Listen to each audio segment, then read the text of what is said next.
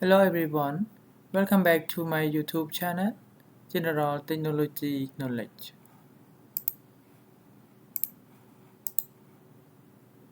Today I would like to show and share about how to use TIA Portal V16 to read data from encoder by using PLC S7-300 CPU 314C to PN/DP.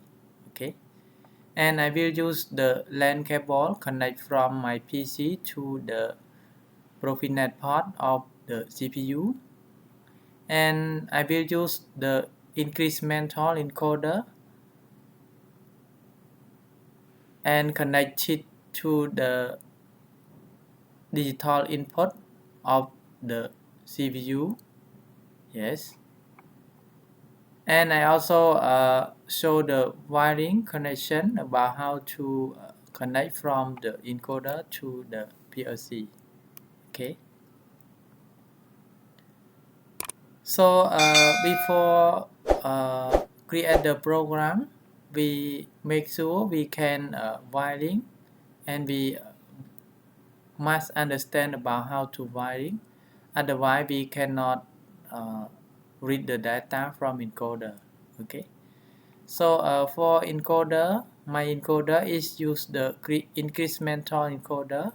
So I have only power for 24 voltage plus minus, and here is the signal from the phase A, yes, and phase B of encoder that connect to the digital input number 0 and number 1, yes. And for this PLC we can use 4 channels of high-speed counter. The first one is connect to the terminal number 2 and number 3. The second channel we can use connect to the terminal number 5 and number 6, and for the third channel we can use terminal number 8 and number 9, and the fourth channel we can use terminal number 13 and 14 connect to the encoder. Okay, so in this section I will test for all channel one by one and step by step for easy to understand. Yes, and here is just summarize the connection about how to wiring, and I would like to detail about my drawing also about how to connection. So let's go. Okay, here is the drawing that I already detailed about the connection, about how to wiring and how to use the address that used with the CPU 314C to PN/DP. Okay, so here is the encoder. For encoder, I have 4 terminals. The first one is UB plus. We connect to a power supply 24 volt DC positive, and for minus we connect to this terminal, and we have phase A connect to input number 0 of terminal number 2, and for the phase B we can connect to the terminal number 3. Yes,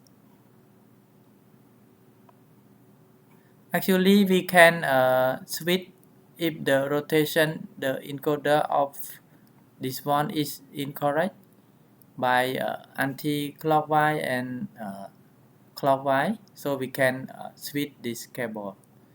Okay, and here is the address of the encoder for channel number 0, because totally we have 4 channels of the CPU for high-speed counter. So channel number 0, it will start from address 816, so we need convert to the hexadecimal. Yeah, so it will be like this. So let's go to calculator. Okay, so this is a decimal, right? So I will use the 816. So when go to hexadecimal, it will go to 330. Okay, so 330. And for channel number 1, channel number 1, right? 820, right? So 820 convert to hexadecimal, it should be 334, right? And for this one, 824, right? So 824 convert to hexadecimal is 338, yeah, 338. And the last one, 828, right? So 828, it should be 33C, right? To hexadecimal. Okay. And I will connect the M, it means that negative, yes, minus 24 voltage to the supply of CPU. And for positive, I will connect to the L plus, it means that L plus of CPU. Okay. So here is the channel that we can use for channel number 1, number 2, number 3, and number 4. So we can follow this terminal. Yes. So let's go to our software TIA Portal version 16 about how to configure and how to read the data from encoder step by step and one by one of channel. So let's go step by step with me. Okay, so let's go to open TIA Portal before create the program. I will create a new folder, example encoder, and then open TIA Portal version 16.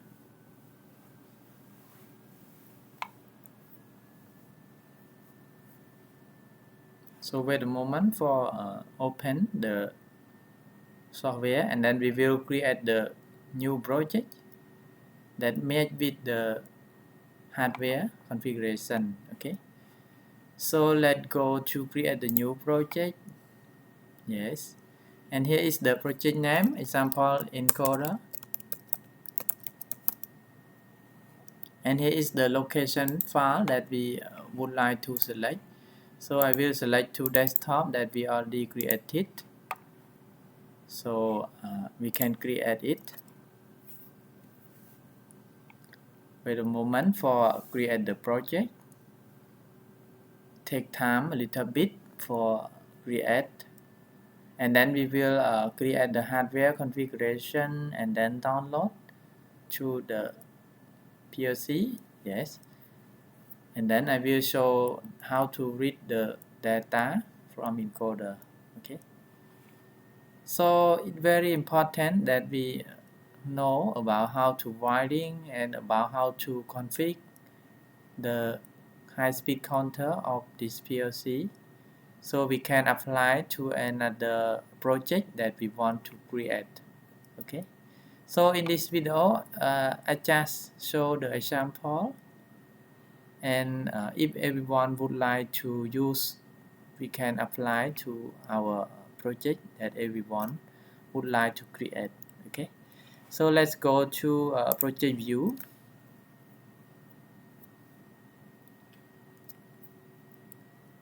Okay, and then go to add new device. Yeah, double click add new device. So go to controllers and then go to SIMATIC S7-300, right? Because right now we use S7-300 module. And then go to 314C 2PN/DP CPU. And this one, it is version 3.3. Yes. And then click OK.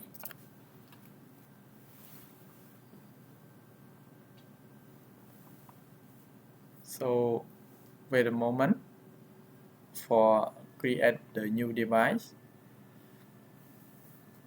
I will go step by step for easy to understand and clearly about how to read the data of encoder. Okay, so follow me step by step. Okay, we will got the CPU like this. Yeah, we will got the I/O built-in with the CPU if we choose the CPU 314C2PN/DP. And there are two parts of Profinet and there is one part for Profibus. Okay, so we can zoom. Yes, okay, like this. Zoom in a little bit. Okay, and then we need to go to hardware configuration, right? Go to hardware configuration, click here and then go to property to enable the counter channel, right? Otherwise we cannot read the data. Okay, so we will go to property. Yes, okay, we can adjust. So the first one, let's go to enable the counter, right? So let's go to the tab counter. Yeah, tab here, counter. So first we need to enable the all channel of counter, right? So the default is, let's see, the operation mode is no configure. So we need to enable, yes, to count continuously, yes, for channel number 0. And for channel number 1, we need to enable also if we would like to use. If we would like to use another channel, we need to config. Okay, so basically I will config to all channel of counter. Okay, so enable channel number 3, enable channel number 4. Yes, and then the address, it will start from here, right? Okay, I will show the address. Okay, IO address here. So it will start from 816, right? The same as the slide that I already show here. Yes, start 816 until 828 until 831, right? Okay, 831 here. So right now we already configure for all channel of counter to be continuously. Yes. So and address, we also know about the start address and end address. Yes. So let's go to the OB block to create the block for read the data from encoder. Yes, because hardware we already configure. So let's go to program blocks and then go to OB1. Basically go to OB1.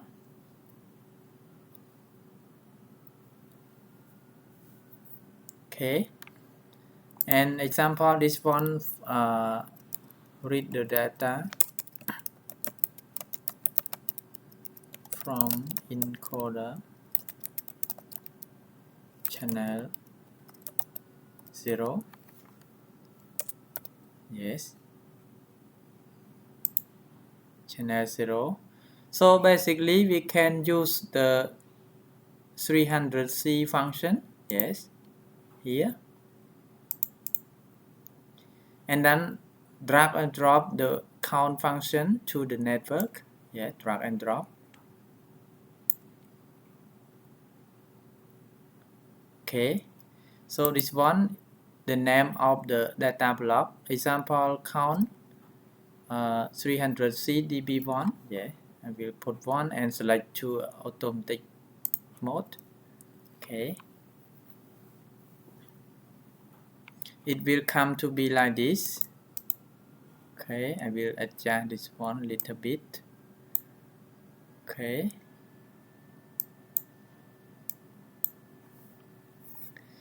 and then here we need to put the hexadecimal that I already explained right here, the address that convert to hexadecimal. So it will start from 816, so convert to hexadecimal is 330, right? Okay, so we can use the 16330, right? Okay, for channel, and for channel we will put 0 for channel number 0, right? And for switch gate we need to put the address, any address that we want. It is the boolean, so I will put m100.0. yes, and here we can rename the text description to be example switch gate for channel 0. yes, and for the count value or PV we can put here. Example, I will put %MD 0. yes, and it is the double integer, right? So here double integer, and this one we can put the name of the text. For example, I will put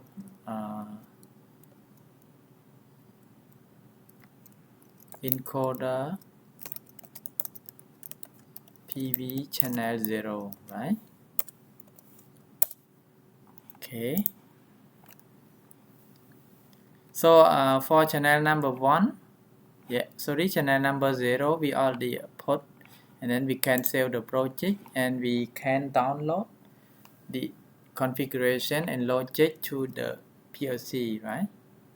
So before go to download to the PLC, make sure we can ping to the PLC. So 192.168.0.1. okay, right now I can ping from my PC to the PLC.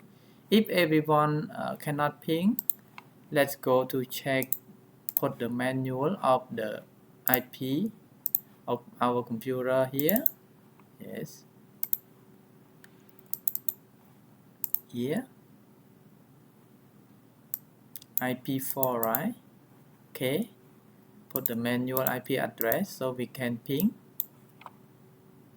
or we can go to control panel. If we cannot ping, we can go to control panel and check the window firewall. yes, we can turn off the window firewall first. yes, so right now we can download. The first one is download hardware configuration to the PLC. So I will select here and then click download.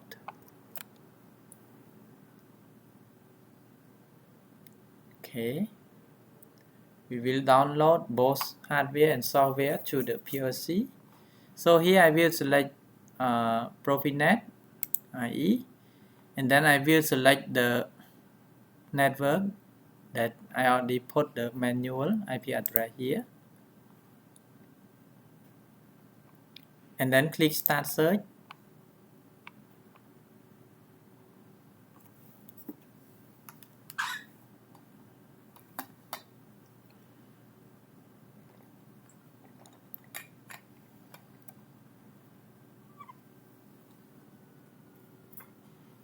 Okay, so right now it found one CPU 192.168.0.1. and this is a device type. yes, so we can click load. During that time we need to stop the CPU, otherwise we cannot download the hardware configuration to the CPU, right? So we need to stop the CPU. Okay, let's see, stop all, and then load. So right now the CPU is stopped. So after that, after we download it, please finish to start the CPU back. Okay, and let's go to the block, yeah, and then we can download the block to the PLC again. Okay, and then we can online. Okay, can online, and then check the status. Okay, I will zoom a little bit for easy to see the status.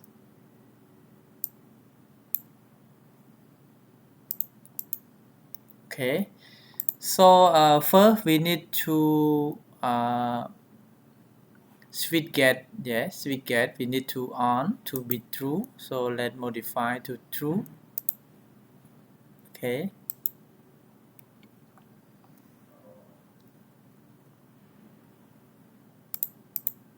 Okay, and then we can start to adjust, rotate the encoder, and let's see the data here. It will come. Yes, let me show.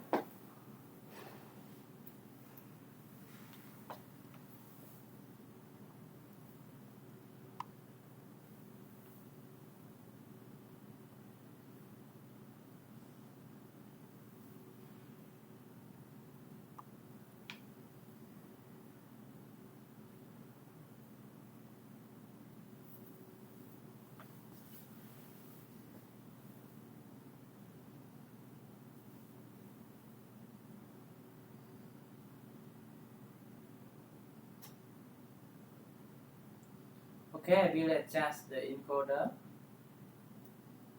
Okay.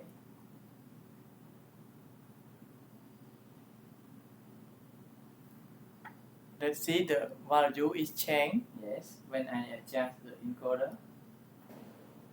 Yes. You see, it changed the value, right? So it means that the data is sent from encoder to the PLC.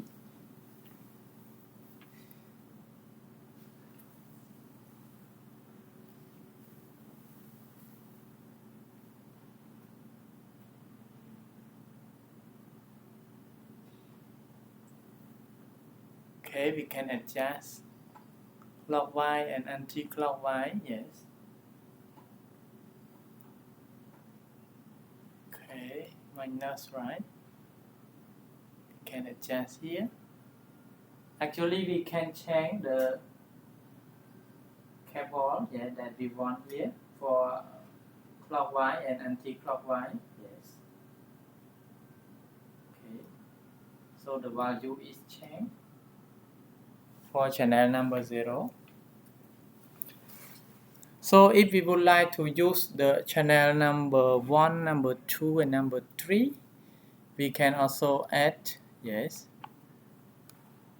Okay, let me show. But we need to switch the drawing connection to be this channel also. Yes. Terminal number 5 and number 6 for channel number 1. Yes. Okay, I will show. So let's go offline first. And then we can use the channel number 2, right? Channel number 1, sorry.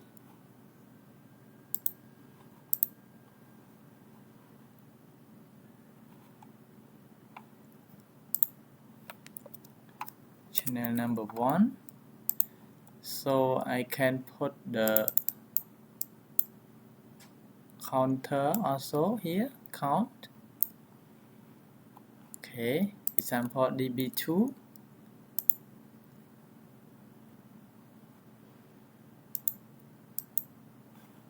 Yes.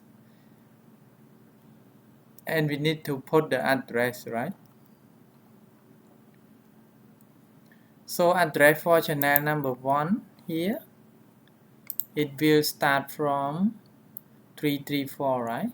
Okay, 334. So this one should be 16 shaft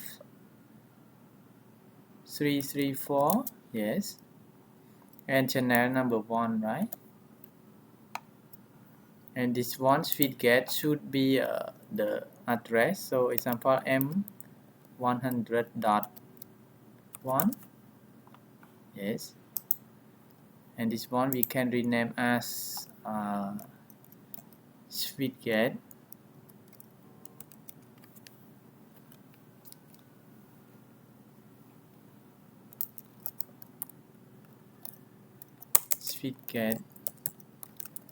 channel 1,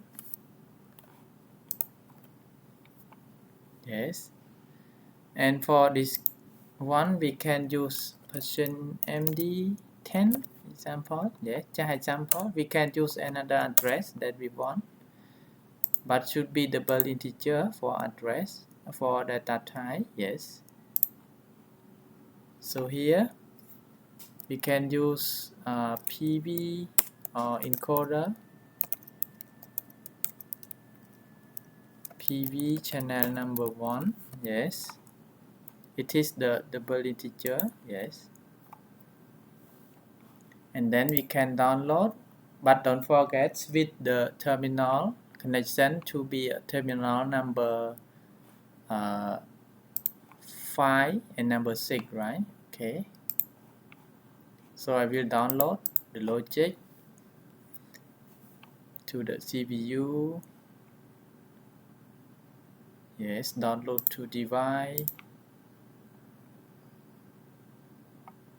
Okay, then we can online, and I will switch the terminal connection to be terminal numbers 5 and number 6, right? So wait a moment for switch. Okay, so now I have done for switch the cable from terminal number 1 and number 2 to number 5 and number 6, yes, follow the drawing. So let me show the data if I adjust the encoder. Okay, so let's see together.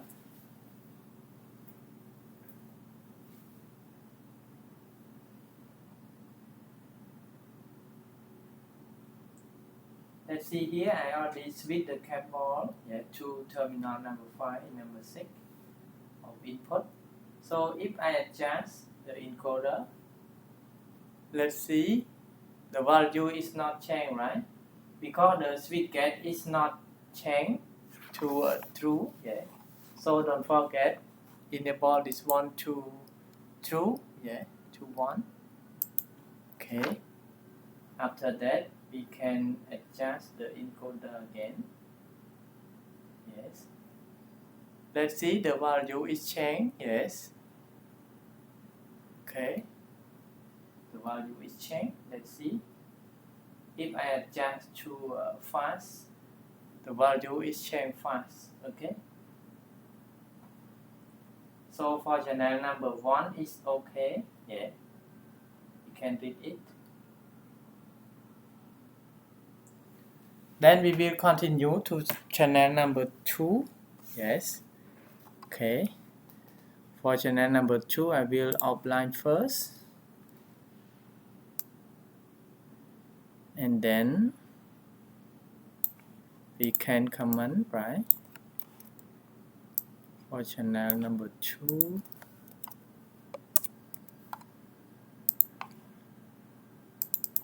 Then we can use count from the 300 function, and this one should be channel number 2.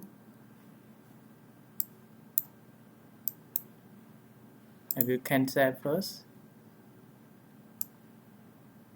This one db2, right?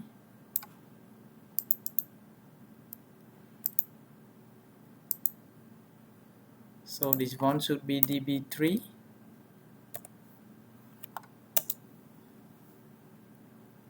yes, db3. And then for this one we need to follow the hexadecimal here, right? So 33H, okay, so 16 sharp 33H, yes. And this one for channel number 2, this one M100.2, okay. So switch gate channel 2, and for the counting we can use encoder PV channel 2, yes. Or we can use %MD20, yes. We can rename, yes, channel number 2. And then we can save the project, and then we can download to the project. But don't forget switch the terminal wiring also, yes. Okay, so we can go online, and don't forget switch this one to true, right?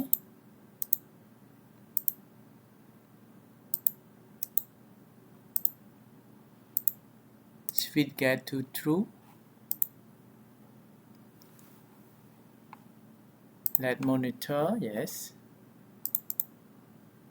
And then switch this one to true, right? Okay, true.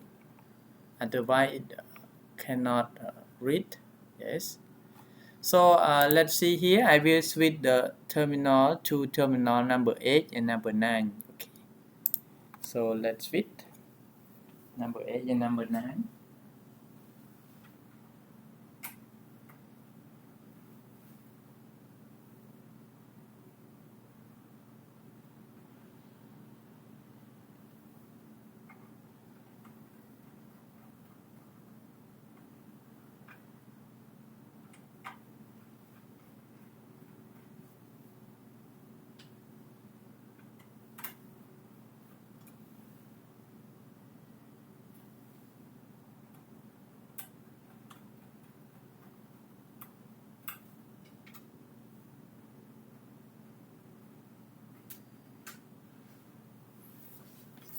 Okay, right now I already switch.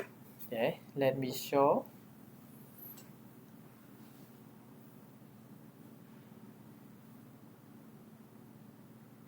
Okay, I already switched the cable of encoder to terminal number 9 and number 8.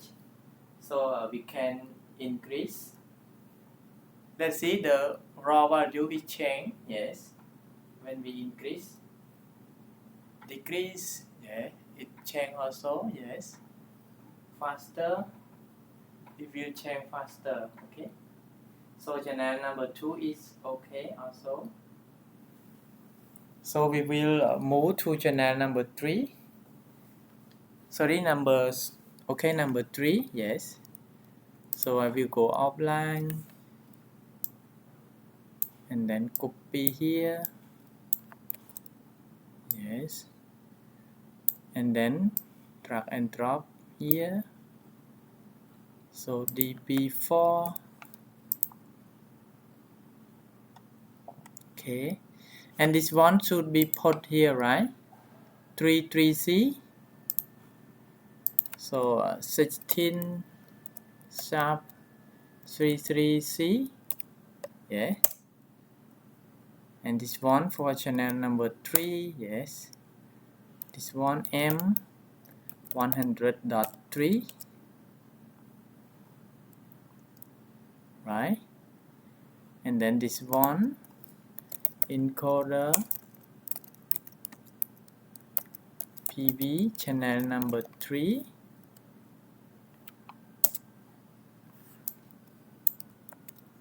Then %MD empty. Yes, and we can rename the text to be like this. So this one should be a switch gate channel number 3, and then we can save the project and then download to the CPU. Yes, download to device, and don't forget switch the wiring also, yeah, for cable. Okay, switch this one on, yes, true, and then switch the cable to be terminal 13 and 14, right? Okay, I will switch.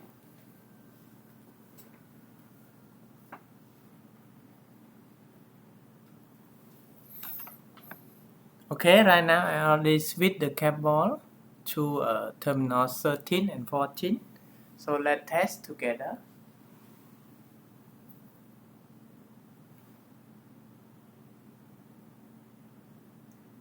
Okay, let's see here. I already switched the cable, yes, to this terminal 13 and 14 for channel number 3. So let's adjust the encoder. Yes, the value is changed. Let's see. For clockwise and anti-clockwise, it will increase and decrease. Yes. Okay. So it works perfectly. So if you would like to link this one to the HMI, we can also simulation, yeah, for HMI.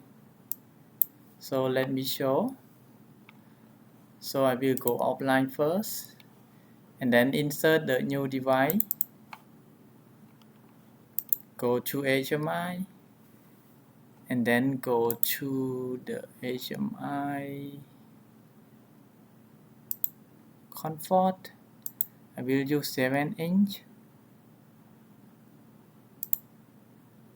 Yeah, this one.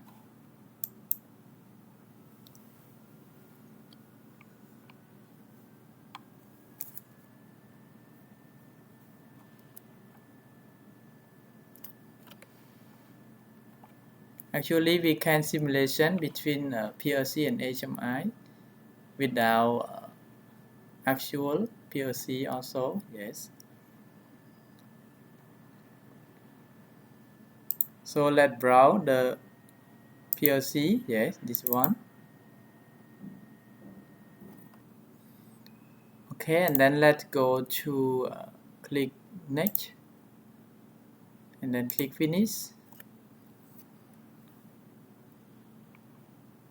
So wait a moment for creating the HMI. Yes.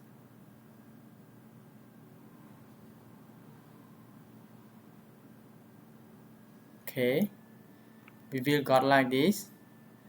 So first let's go to see the connection, right? Okay, let's go to see the connection. Yeah, here, because we need to cross-check the connection. Yeah, so this connection name, and we will connect to S7-300 400. Yeah, and this is IP address. Yes,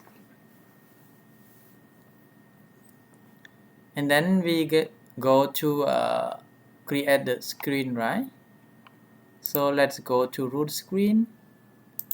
Okay, I will rename this one to be rename. I will adjust this one a little bit.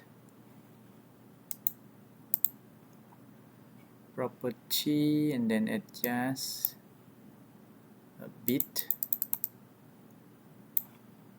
Go to the text. Then we can change read data from encoder. Okay, go to property, go to the text format. We can change the font size.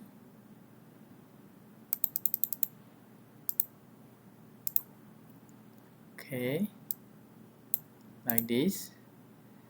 And we can also use the IO file for read the data. Right now I already connected the cable to channel number 3, right? So this one, we can go property, go to property,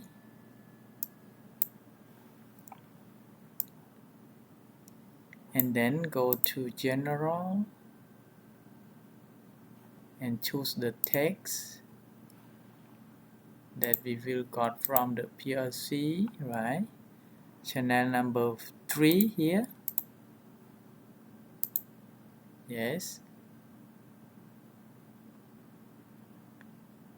Decimal place. Okay, we can set 0. And this one we can use another format that we want. Example, I use this format. And we can adjust the text format to be center, middle, and center. And for the font size, we can also adjust to be example 27. Yes, like this. Then we can simulation. Yes. Wait a moment for simulation. Yeah. So if we go here, we can online. And then open the simulation.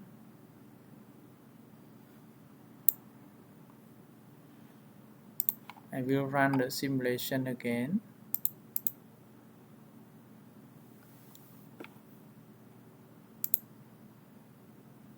Full screen.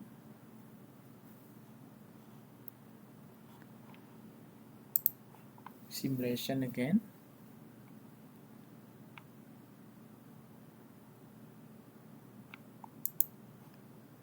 This should be output, right? So let's change to be output. Escape and then change to be output. Go to general. And then change to output.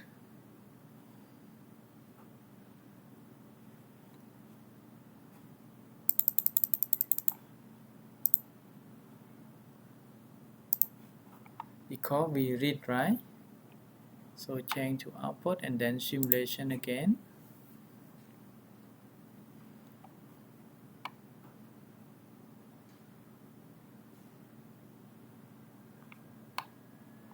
We still cannot read, right? Okay, so we can go to control panel.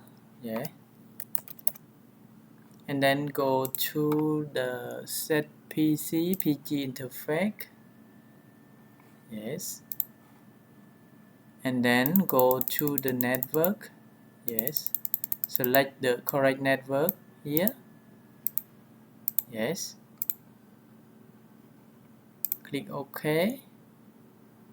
And then save the project. And then let's go to simulation again.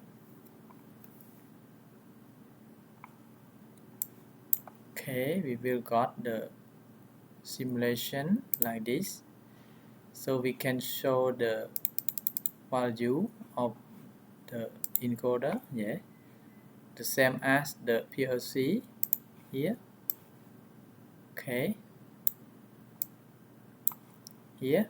So if I adjust the value of encoder, adjust, increase,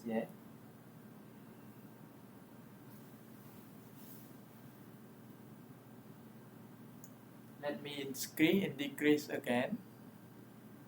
Yes, increase. Let's see, the value is changed for channel number 3. Decrease.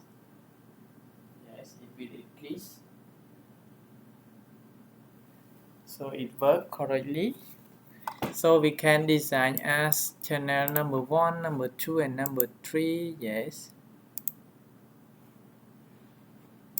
Go to root screen, and then we can adjust, can copy and paste to be 4 channel, right?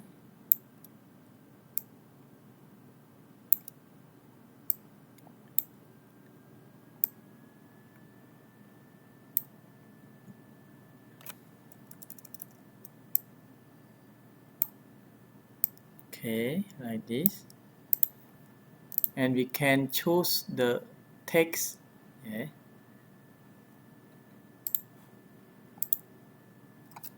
So encoder PV channel number 0.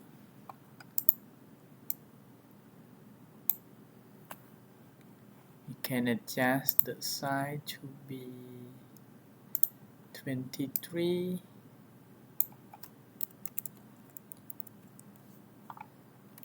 And we can copy channel number 1, channel number 2, and channel number 3. Yes. And we can align to be a center for this one. Yes. And we need to change the address, right? This one for channel number 0.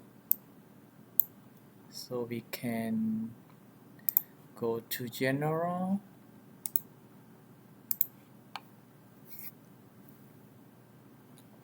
and then browse the text here.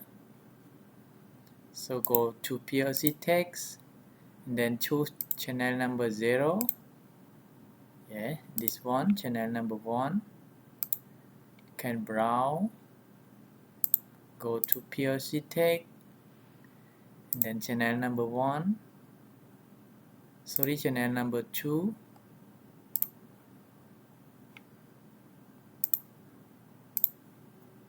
Channel number 1, right? Okay, channel number 1. And this one, channel number 2.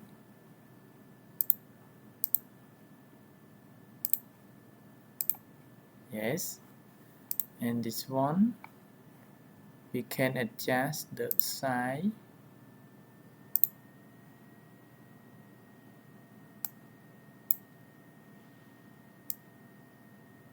Okay. Then we can save the project, and then we can simulation again. Yes. Okay.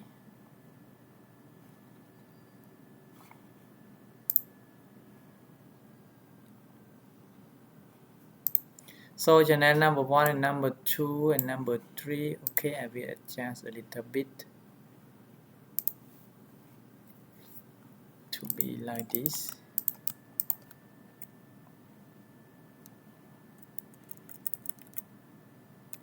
Okay. And we can simulation again.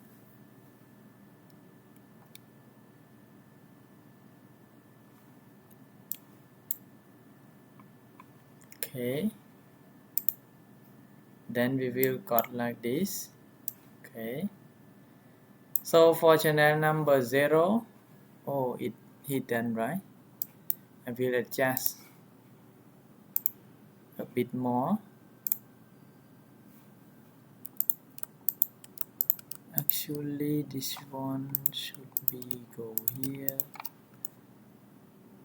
Adjust to be like this.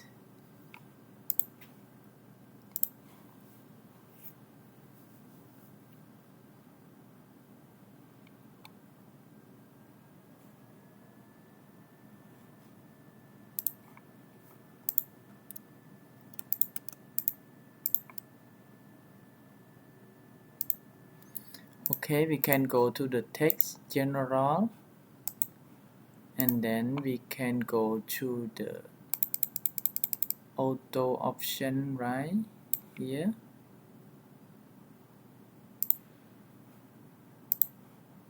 And then we can uncheck to adjust the size that we want. Yes. So we can draw.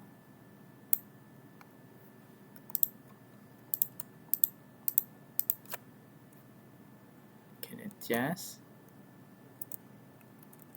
Okay. Then we can simulation again. Actually, we can design the screen style that we want. I do like this. Just example, yeah, about how to link. So if we can link, we can do everything. Yes. Okay, I will adjust this side also to be a good looking.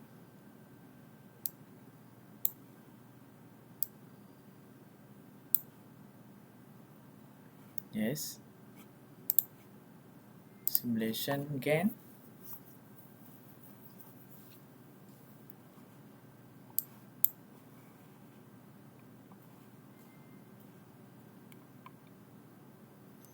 So we can link it. So this is just example about how to read the data from encoder by using PLC S7-300 CPU 314C 2PN/DP that has 4 channels of encoder. Okay. So thank you very much for watching my video, and if everyone have any question, please kindly drop comment under my video. I will reply soon. And I would like to request all of you to like, share and subscribe my video also to get more notification and more new videos that I will create step by step. So in this time, I would like to say thank you very much again and see you next videos. Bye bye.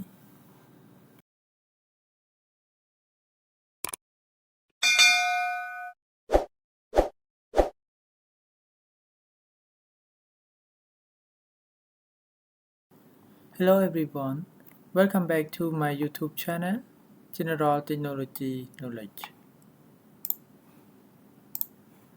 Today I would like to show and share about how to use TIA Portal V16 to connect with the PLC S7-300 CPU 314C 2PN/DP.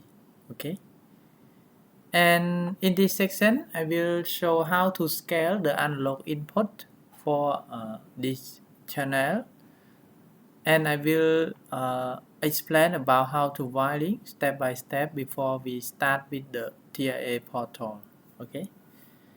So first, we need to have the current loop calibrator or current loop source, and we series with the milliamp meter to measure the milliamp that source from the standard source to the module. Okay, and I will use the Profinet port for connect with my PC by using the TIA portal. Okay, so before go to create the program, I would like to show about how to wiring, and I will explain step by step. Okay, so let's go. So here the drawing that I already explained in the previous video about how to connect the encoder, but in this section we not discuss about encoder, but we discuss about the analog input module. Okay, so here is the CPU 314C 2PN/DP, and here is the memory card, and here is the switch stop and switch run, and here is the Profinet port, and here is the terminal blocks that we will connect the power supply 24 voltage to the CPU. Okay, and for in this CPU it has only one for profit bus port. Okay, and here is the analog input. Totally there are 5 channels. That 4 channel we can select the option milliamp or volt, yes, that we want. And here is the drawing how to connect, yes. If we would like to use with the volt, we can connect with the terminal 4 and terminal 2. And if we would like to use the milliamp, we can connect terminal 4 and terminal 3. Okay, for channel number 1. And for channel number 2, we have 3 terminals also. So the first one is terminal number 7. We can connect the voltage, the common, yes. And for terminal number 6, we can connect milliamp. And if we would like to use the volt, we can connect the terminal number 5. Okay. And AI1 to AI4 is the same function that I already draw the terminal number. So we can connect follow this one. But for the last one of analog input, it is the input with the PT100 or ohm, yes. So we cannot use volt or amp, but we can use with the PT100 or RTD. Okay, so it is the special channel, and we will check the address when we create the hardware configuration on the TIA portal. Yeah, and I will explain more about this step. So right now here is the wiring connection. Yes, so we need to know about how to wiring before we test the module. Okay, so let's go to our software to create the new project of TIA portal and test with the real PLC. Okay, so let's go. Okay, here is the TIA portal that I already installed in my PC, and the previous video we already learned about encoder, and for today we will learn about how to scaling AI, right? Scaling analog input. Yes. So let's go to open the TIA portal version 16. And I will explain step by step about how to configure the hardware configuration and check the address and create the scale, or we can use the library of scale that we want. Okay, so let's follow me step by step. So the first step, we need to create the new project. So let's create the new project here. Click. And then this is a project name, example scale AI, yes. And here is the project file location that we would like to keep. So I will browse to keep on desktop and then go to scaling AI that we already created the folder, yes. And we will click create. It will create the project automatically, yes. And then we will create the hardware configuration. Okay, so let's follow me step by step, because it is the basic of TIA.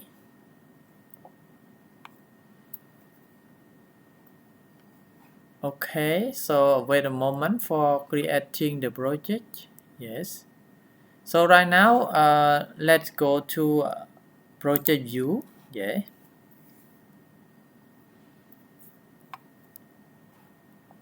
and then we need to create the hardware configuration, right? So to create device, let's go to add new device, double click, and then go to controllers, go to PLC S7-300, right? Because right now I use PLC S7-300, yeah. And then go to see the CPU 314C2PN/DP here, yes. And here is the picture of device, and here is the serial number, yes, and here is the version. So we can click OK.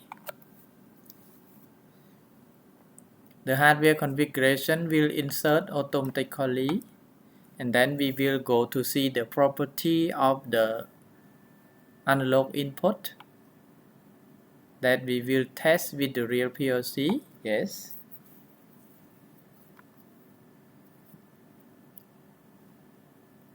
Okay, so we already created the hardware configuration here. Because this CPU it built in the input and output, yes, with the CPU, yeah. And we can zoom a little bit, zoom in, yes. Okay, zoom in a little bit.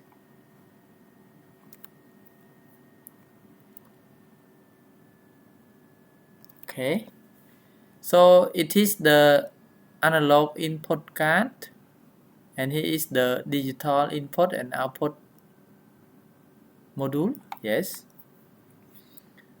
So in this section we not discuss about the digital input and output, so we discuss about analog input only, okay.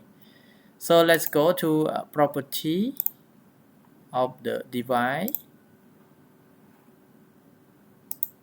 Okay, go to property of the device, and then let's see here. We will find the channel number 0 until number 4 because there are totally 5 channels, right, that I already show in drawing. So the first one is channel number 0, so we can select the option for milliamp or volt that we want. So basically I will select to current, yes, and my current is 4 to 20 milliamp, yes. And for channel number 1 I will select to current also, 4 to 20 milliamp also, because I have only a standard source with the current, okay. So I will select all input with the current. If everyone have the volt, yeah, use with the input volt, example the VFD use the volt, so we can select here volt, and wiring the connection follow my drawing, yes, follow here. If we would like to use the volt, so we need to use the terminal 4 and terminal 2. And for the option we can select here, yes, 0 to 10 volt or plus minus 10 volt, yes. But in this case I will select to current, yes. And this one, channel number 3 is current also. And for channel number 4, it has only 2 options. The first one is resistant 2 wise, and the second one is thermal resistant 2 wise, okay. So we can select like this first, or we can select with the standard PT100 or RTD like this. And for analog output we will discuss in the next video, okay. So right now the option we already created, so we save the project, and then let's go to connect my LAN cable from the Profinet here to my PC. and we can use the command prompt to ping 192.168.0.1. sorry. Okay, we can ping. If everyone cannot ping, let's go to see the Ethernet. Yes, we can put the manual of Internet. For me, I already put the manual. Yes, provide the manual for IP4 here. Yes, example 192.168.0.253. Yes, so we can ping. It means that we can communication between the PLC and PC. Okay, so we can go to select the CPU and then go to download to device. Yes, download our configuration to device before create the logic. Yes, create the scale. So here we can select the Profinet, and then here we can select the network card that we already put the LAN cable. Okay, for me I select this one because my network card is here. So we can go to start search. It will detect the one CPU here. Let's see here. The device type is CPU 314C2PN/DP, and for the IP address is here 192.168.0.1, the same as I ping. Yes. Okay, and then we can load. Yeah, it means that download the hardware configuration to the PLC. And for the hardware configuration download, we need to stop the CPU. Yes. So waiting for compile the program. And then let's stop all. Yes. We can select no action and stop all. In the first time, we need to stop all. So click load. And then we will start the CPU again. Yes. I will show if we press the finish, the CPU will start automatically start.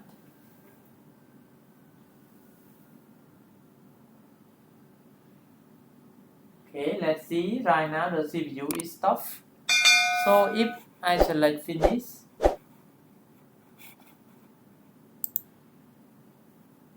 the CPU is warming start. Yes. Okay.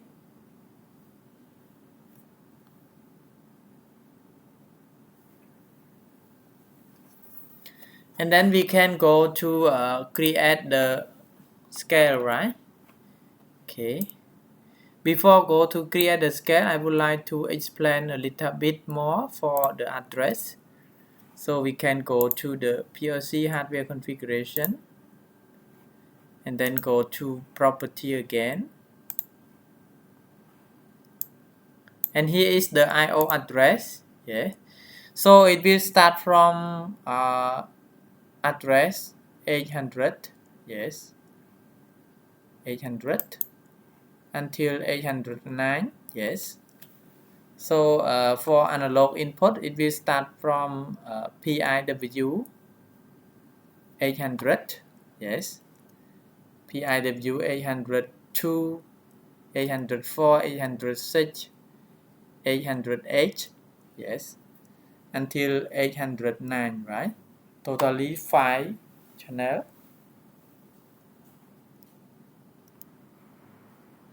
Okay. So we can go to create the block. Yeah, program block. Go to the program blocks. And then go to the main program.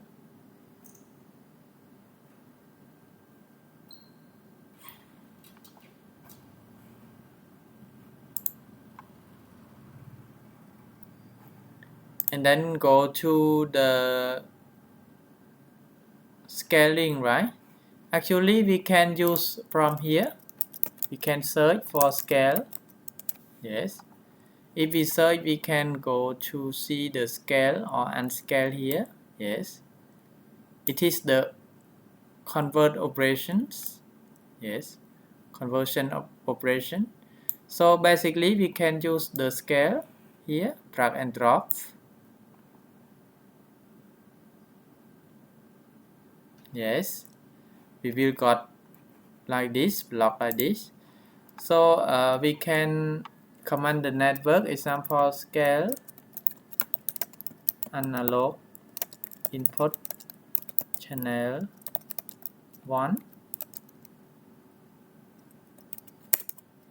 connect with temperature transmitters. Okay.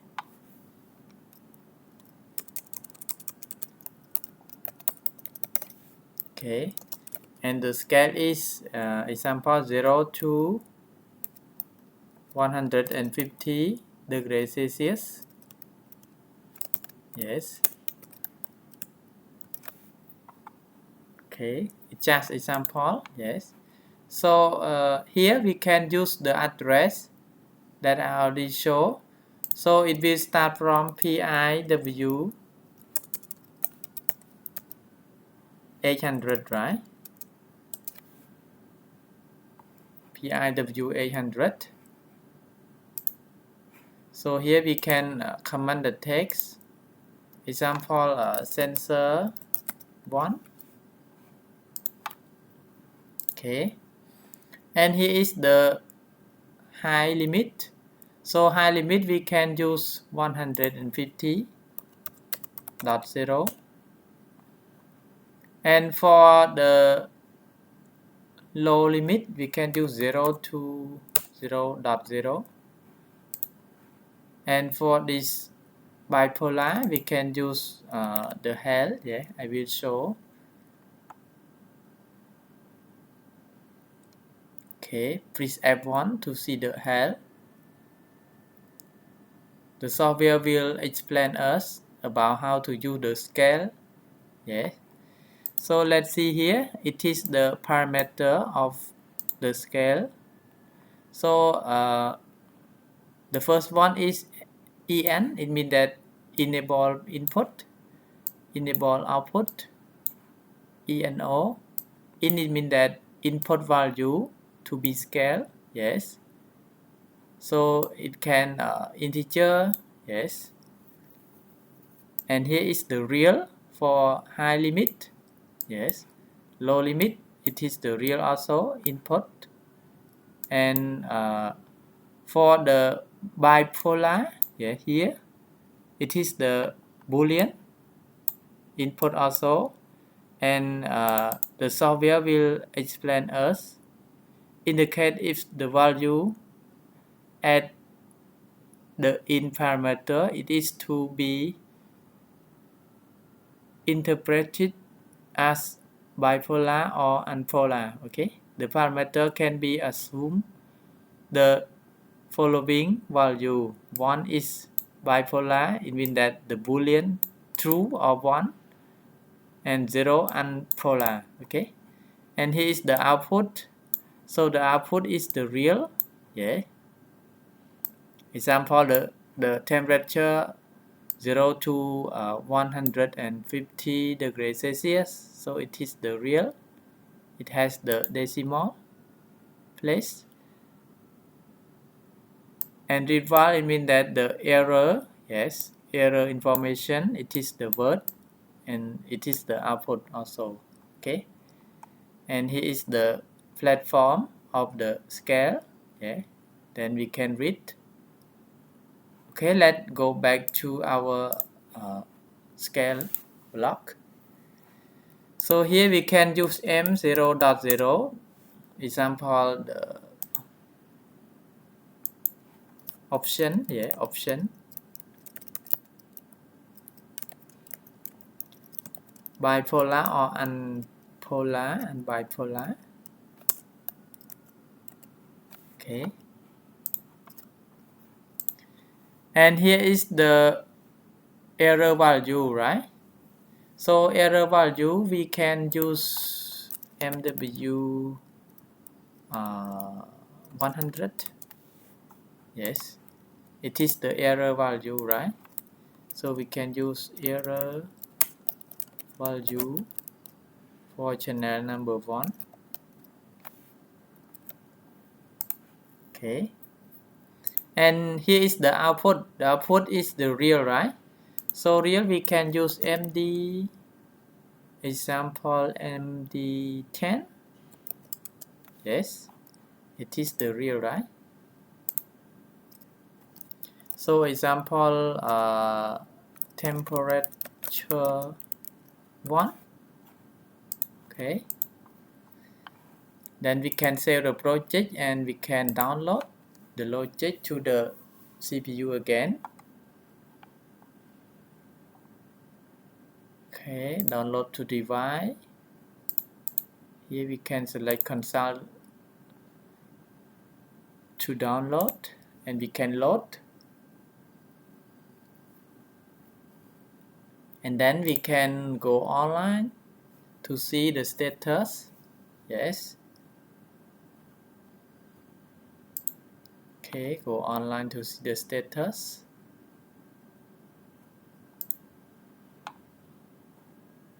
And then it will show the status for us. Okay, let's see here. The milliamp is half because I already connected the standard source, yes, current loop to the terminal. So let me show.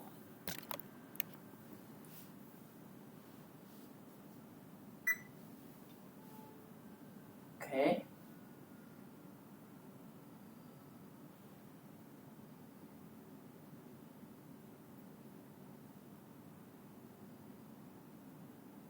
So we can adjust the milliamp to 4 milliamp. Yeah, 4 milliamp it is 0, right? 0 it means that 0 degrees Celsius.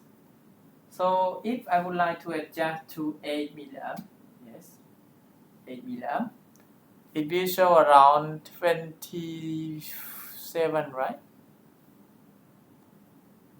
37, sorry. 12 milliamp. It will show around 74, right? Okay. 16 milliamp. It will show around 112. Yes. If I select to 20 milliamp, it will show around 149, nearly 150, right? Because the error a little bit for my current loop. Actually, this one should be 22,648, right? Let me adjust a little bit, okay? Because it is error little bit.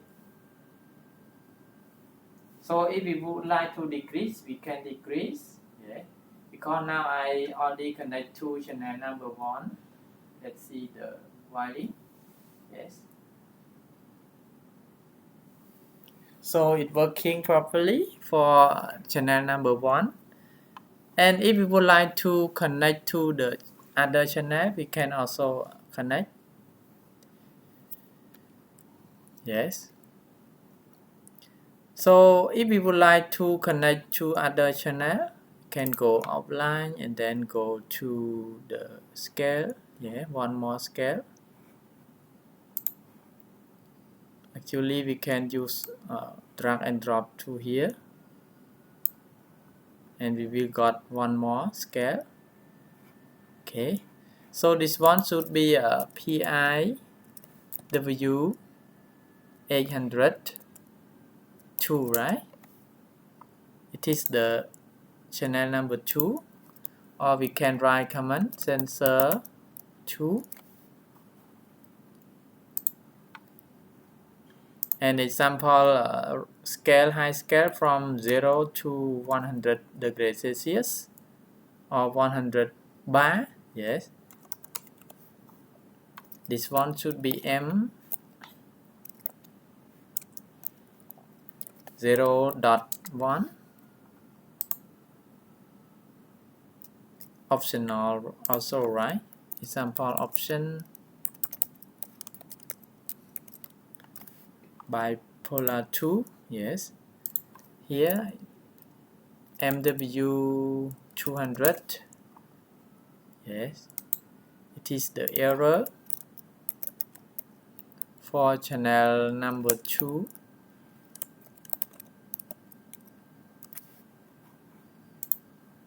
And here we can use example MD20. It is the temperature number 2. Yeah, temperature 2. Then we can go online and then go to download. Okay, and we can go the monitor to see. Let's see, right now the connection is not yet connect, right? So I will connect the milliamp to the channel number 2. So channel number 2 is terminal number 7 is minus, number 6 is plus. Okay, so I will disconnect from channel number 1 and then connect to channel number 2.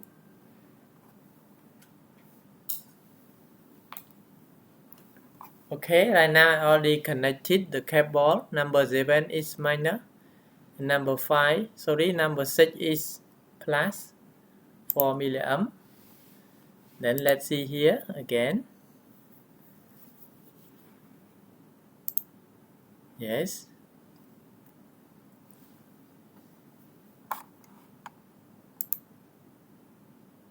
let online again.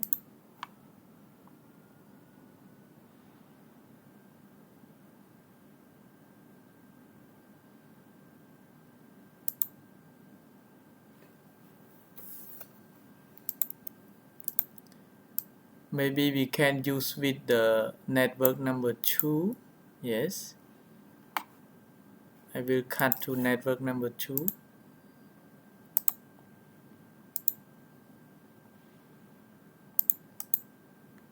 Paste. This one should be channel number 2.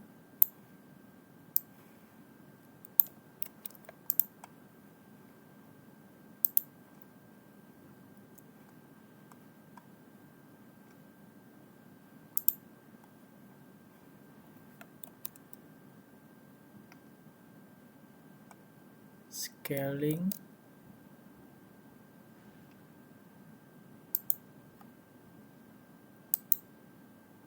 We can cut and then we can paste. We can save and we can copy from here.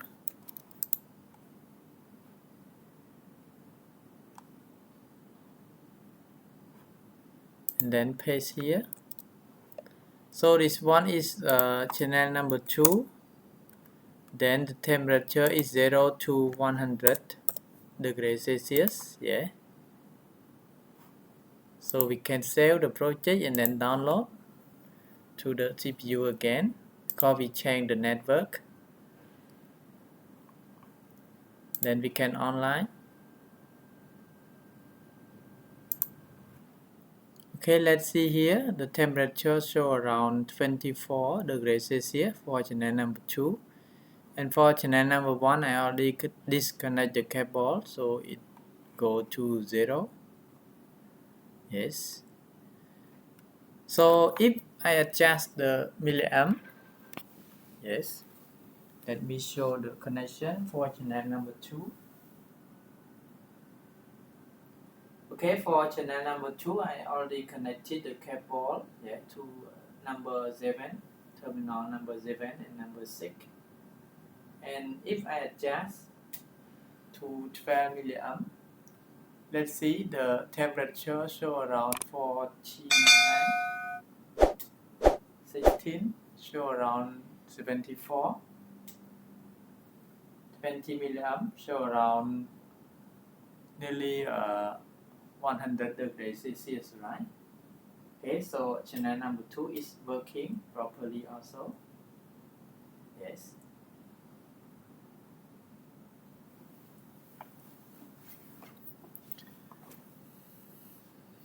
So if we would like to connect to the HMI, we can also insert here.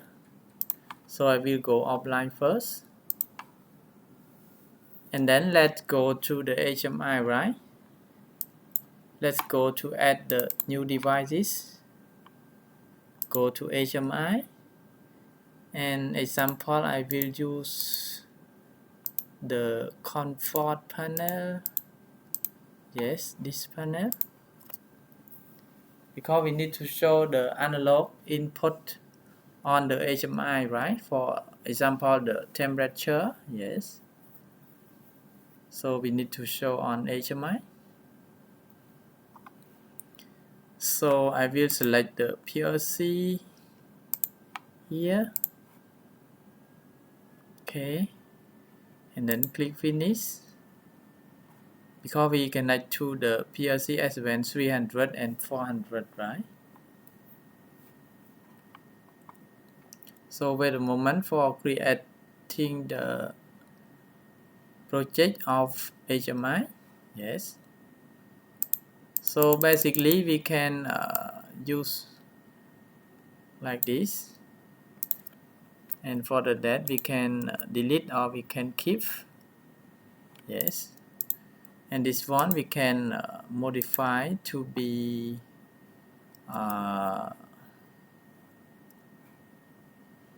go to the text.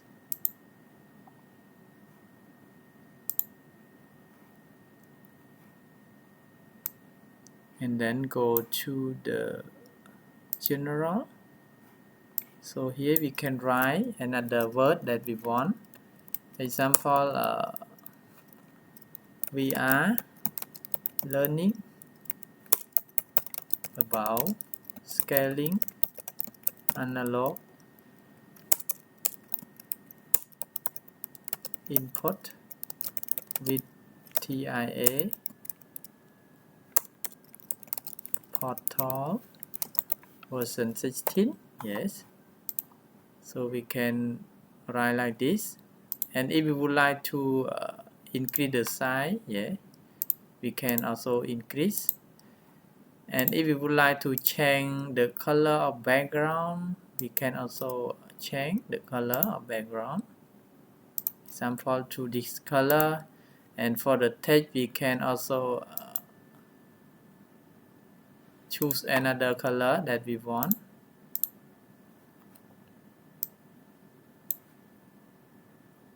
And then we can adjust the area. Yes. Then we can align to be center. So the first step, we need to create the text, right? So let's go to the connection to see the connection that we connect from the PLC S7-300 to the HMI, right? So let's go to the text here.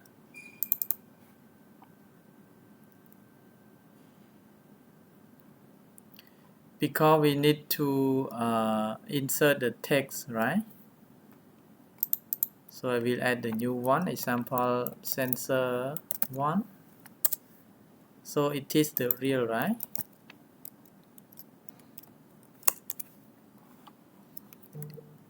It is the real, right? So it is the connection. Yeah, we can choose the connection of PLC because we need to use the PLC, right? And for the address is let's see here for the address. For channel number 1 is MD10, right? And channel number 2 is MD20. It's just an example. So I will choose this one is MD10, right? Okay. And for sensor number 2,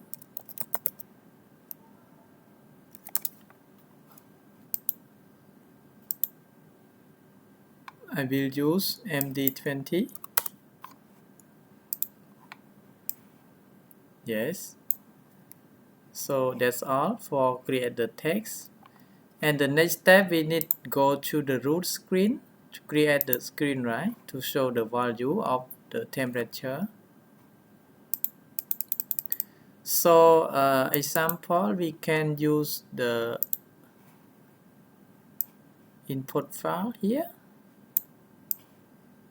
for sensor number 1. So here we can choose the text that we already created for sensor number 1 here. Yes.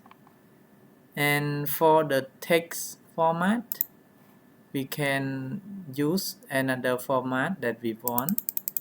Example, for the font size, I will change to 25. Yes. And the alignment, I will set to central and middle. Yes. Okay. And for the format, let's go to see the format like this. Example .99. Yes. So it will come to like this. And we will go to the layout, apparent. We can change to another color that we want. Example, this color. And for the text color, I will change to the green. This one I will change to black. It is the black, right? And for the outline, I will change to white. Okay, like this. And for the text, I can copy from here. For the unit, right? For the unit, I will change to the degree Celsius. Yes.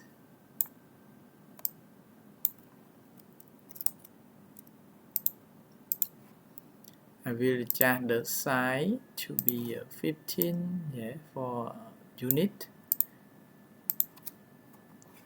This one I will change to 27 something. Yes. So for sensor number 1, we can copy. Yes. For sensor number 2, we can copy and paste here.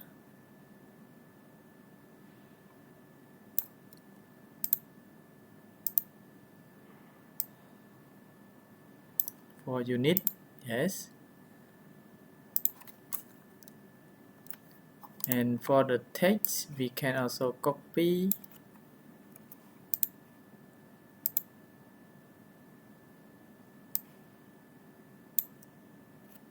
Yeah, example sensor, temperature sensor.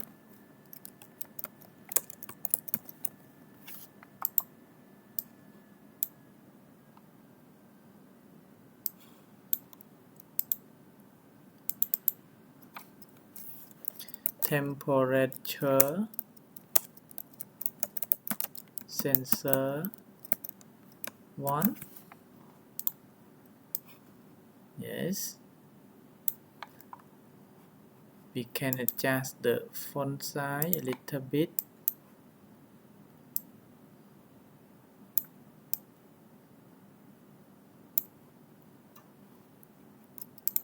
and we can align this one to here.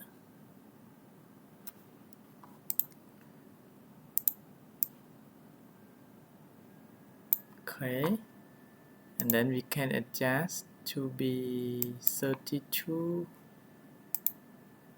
27, 25, yes.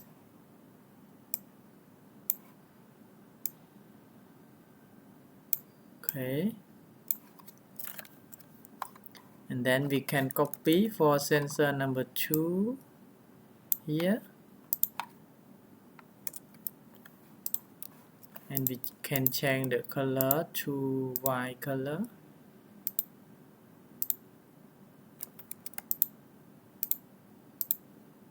You can select by click shift and then go to the color, right?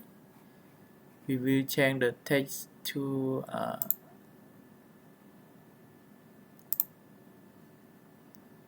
white color.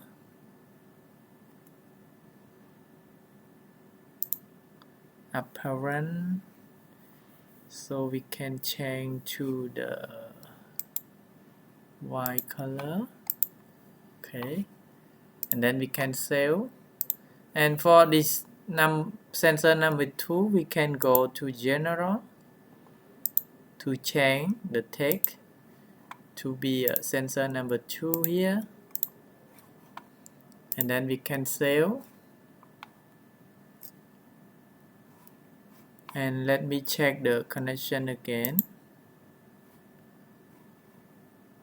Okay, so we can simulation.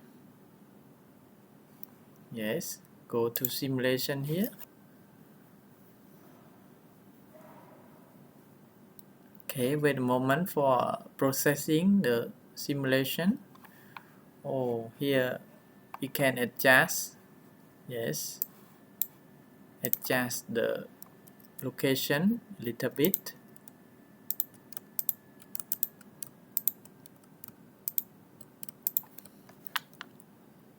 Adjust to be here.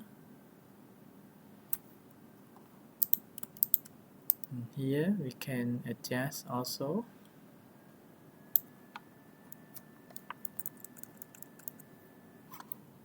Okay, this one we need to adjust also.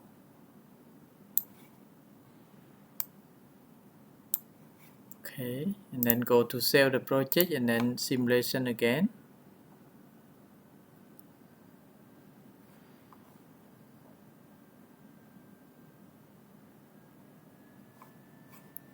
This one, right? We will adjust.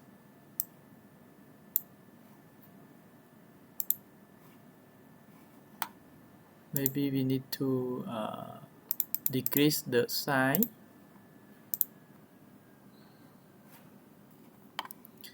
Okay, so we can simulation again.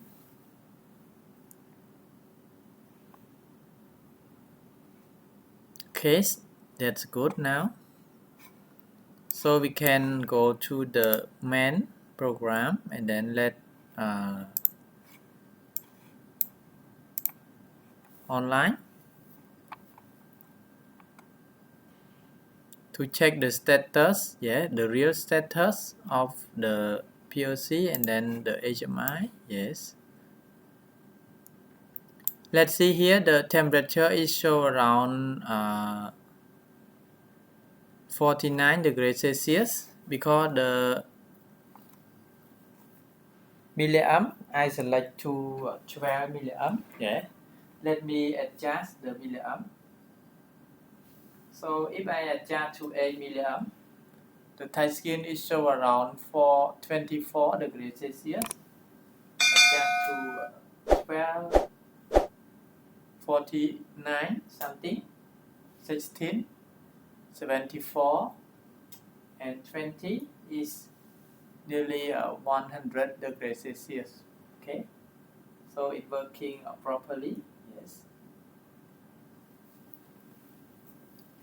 So this is just example about how to use the scale analog input on the TIA Portal version 16, and also simulation with the HMI, yes, that I already showed step by step about how to create the project, how to create the scale, yes. So I hope this video is useful for everyone for basic configuration the hardware and test with the HMI, right? So thank you very much for watching my video, and if everyone have any question, please kindly drop comment under my video. I will reply soon. And I would like to request all of you to like, share, and subscribe my video also to get more notification and more new videos that I will create step by step. So in this time, I would like to say thank you very much again, and see you next videos. Bye bye.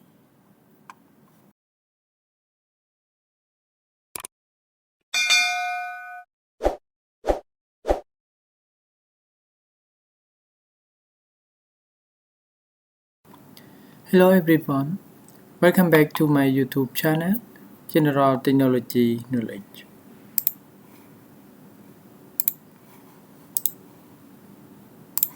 Today I would like to show and share about how to scale the analog output of PLC S7-300 by using TIA Portal version 16.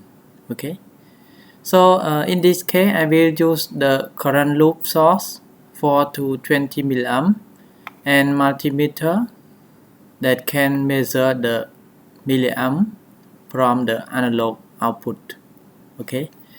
And in this case also, I will use the same as the CPU in the previous video, CPU 314C2PN/DP that has built-in the analog input and output module on the CPU. Okay, and I will use the LAN cable connect from the PLC to my PC by Profinet port. Okay. So in the previous video, we already learned about how to scale the analog input with the TIA Portal, and we also tested with the real PLC also. Okay, and we include for test with the HMI simulation with the block, yes. And for this section, we will continue to analog output scaling and also simulation with the HMI. Okay, so let's go. But before go to the software TIA Portal, I would like to share a little bit about how to wiring the analog output for a channel of the module. Okay, so I will show. So here is the drawing, the existing drawing that we already learned in the previous video about how to connect the analog input. Yeah, totally there are 5 channels of analog input. That 1 channel, 2 channel, 3 channel, and 4 channel we can select with the volt and current. And for the last channel, channel number 5, we can select only PT100. Okay. And in this section, we will continue with the analog output. There are 2 channels of analog output in this module. The first one, we can connect the COM, it means that the minus, if we connect with milliamp or volt. So we can connect the terminal number 20 for minus, and for terminal number 16 it is the volt. If we select volt, we can measure the volt on terminal 20 and terminal 16.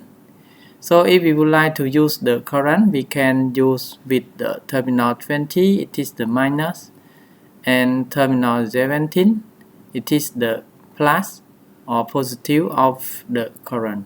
Okay. And for channel number 2 of analog output,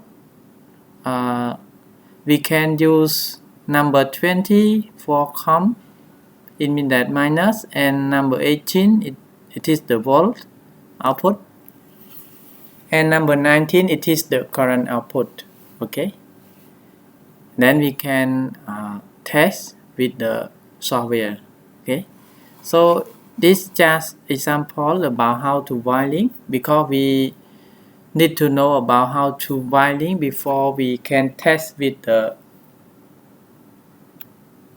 software. Yes, otherwise we cannot test if we cannot wiring. So the wiring is very important for test with the real PLC and software. Okay, so right now let's go to TIA portal and then open the existing project that we already learned in the previous video. So let's open. We will see the existing project that we already learned in the previous video about how to scaling the analog input. Okay, so let's open the existing project. Yes, click open and wait a moment for open the project of TIA portal. Then we can test with the example that we can create the function or scaling, or we can test directly with the analog. Okay, go to project view,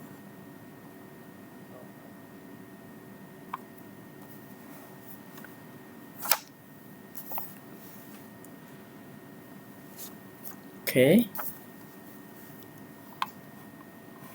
and then go to the hardware configuration. Okay, first we need to know about the hardware selection. Yes, the same as the analog input. Yes, because we have two functions for analog output. The first one is current. Let me open and explain step by step. So here is the input we already learned in the previous video, right? The measurement type is current or volt that we can select. Yes, or we can deactivate. It means that we can disable for each channel. Okay, for analog output it is the same. Yeah, we have two functions that we can select, two options. The first one is voltage.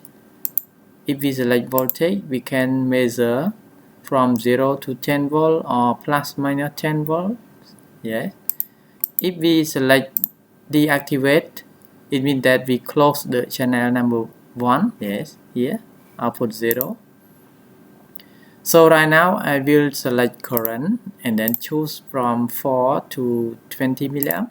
Yes, okay, and for channel number 2 I also select from okay, I will test with 0 to 20 milliamp. Yes, so channel number 1 4 to 20 milliamp and channel number 2 is 0 to 20 milliamp, and then we will test together step by step. Yes, so let me save the project and then download the hardware configuration to the PLC. Okay, so download.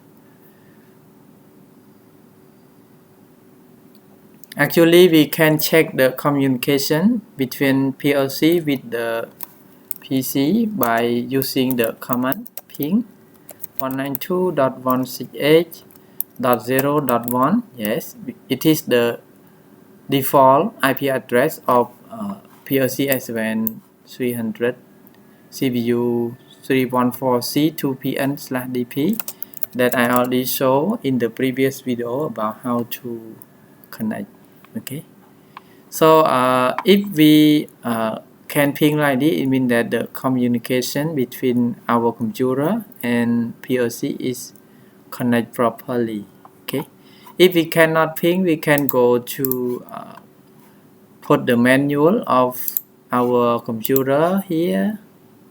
Yes. Right now I put the manual already. Yes, here. Example 192.168.0.253, and for subnet mask is 255.255.255.0. Yes, and don't forget close or disable the Windows firewall. Yeah, by go to control panel and then go to Windows firewall, and then we can close or we can disable the Windows firewall for temporary. Okay, so right now we can ping, then we can download. Yeah, I will stop all. Yeah, it means that stop the CPU during we download. Yes, I will load. It means that we can download this hardware configuration to the CPU. Yes, and then click finish to restart the CPU back. Yes, okay, so can start, and then we can test with the channel. Yes, that we already select. So please remember the first one we already select to the current, right, for analog output. So default is 4 to 20 milliamp for channel number 1.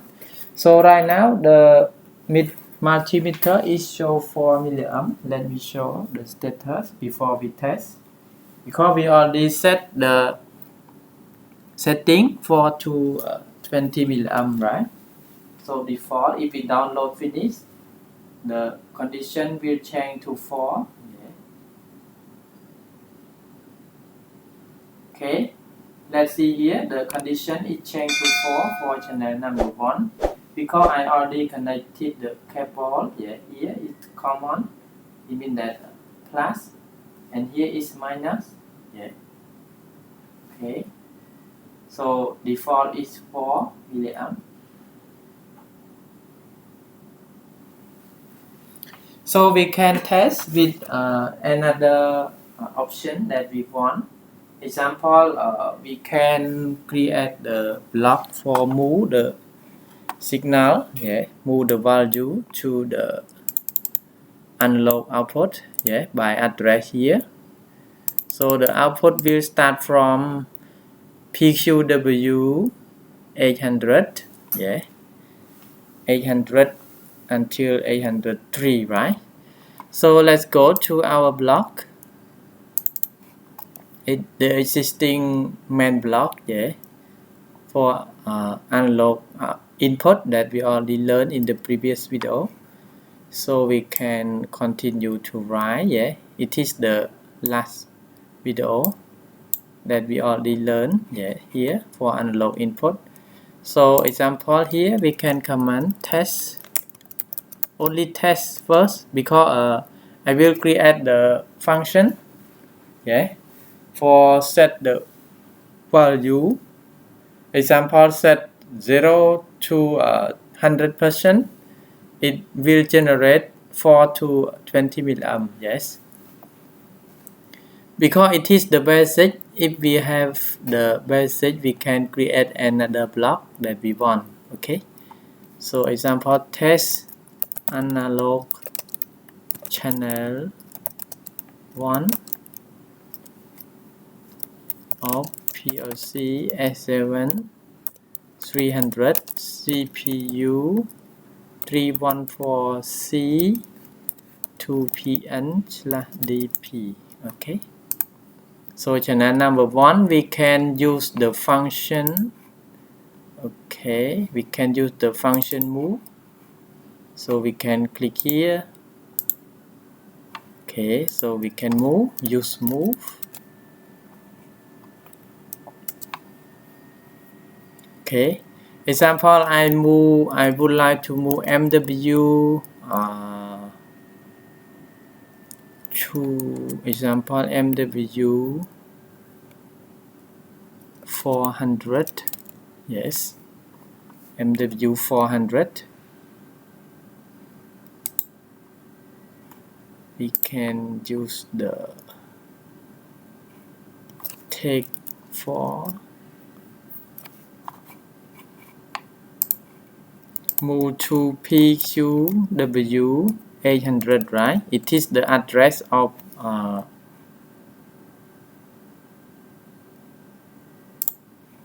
valid rank. I will move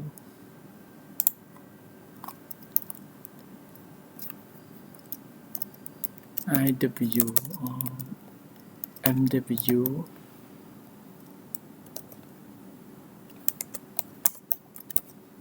15.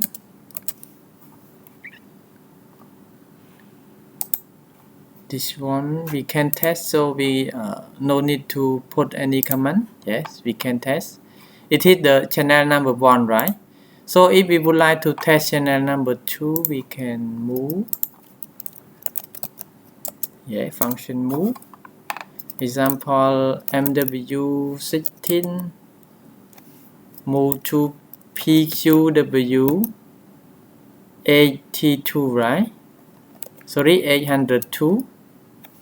It is the channel number 2, right? And then we can download and then test together.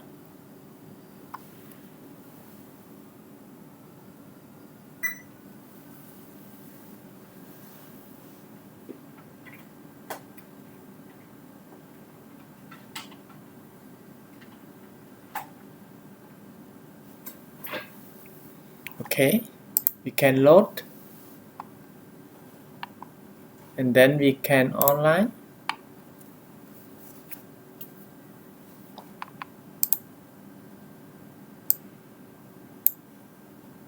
Okay, wait a moment for online.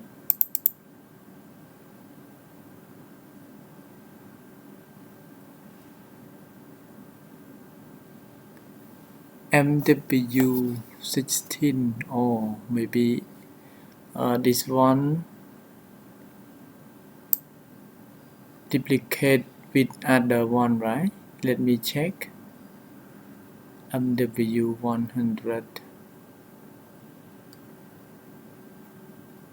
It is the word, right? Maybe I will change this one a little bit for channel number 2.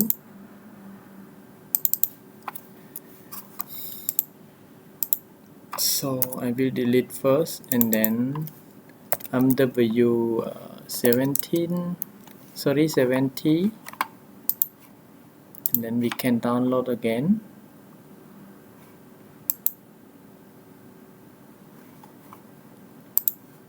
Then we can online again.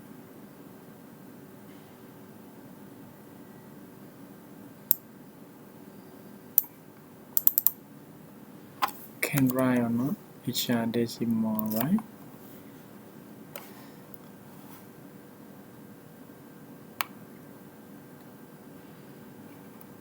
So we can test the channel number 1 first. So right now it show 4 milliamp because the PQW is 0, right? Let me show the status.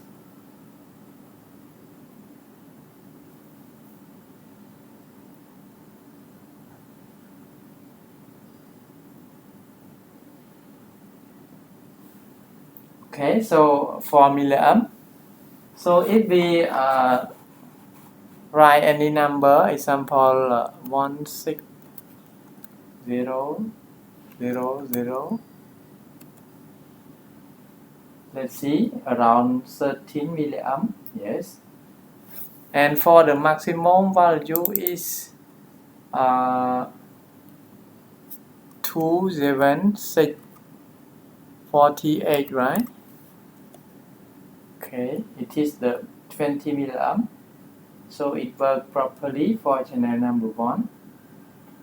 So we can also test channel number 2. Yes, I will reverse the power, the cable to channel number 2.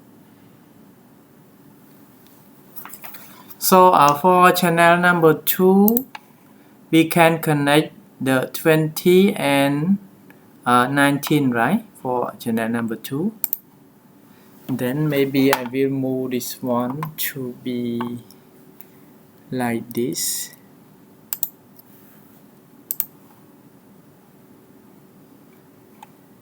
Okay, I will cut this one to here for channel number 2.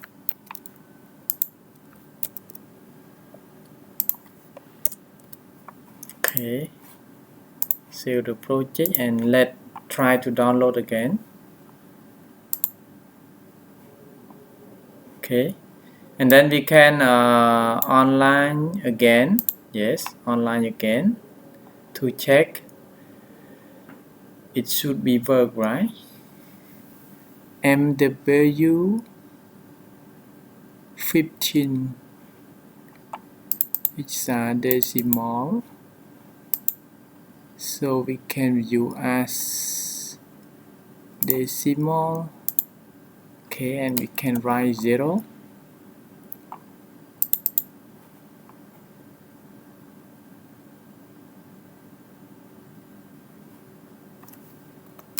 $100. Okay, we can view as decimal.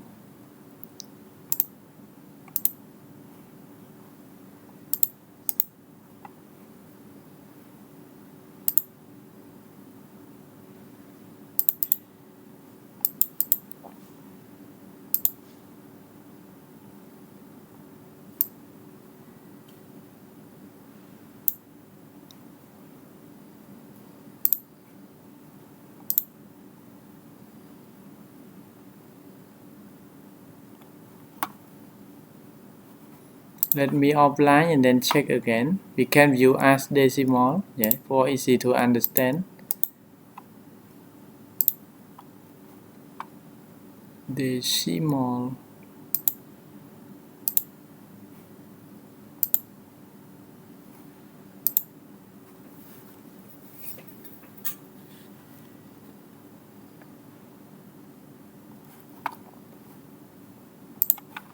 Okay, we can online.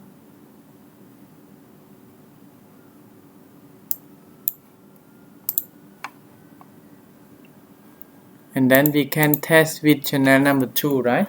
Okay, let me reverse the power to channel number 2. So terminal 19 and 20.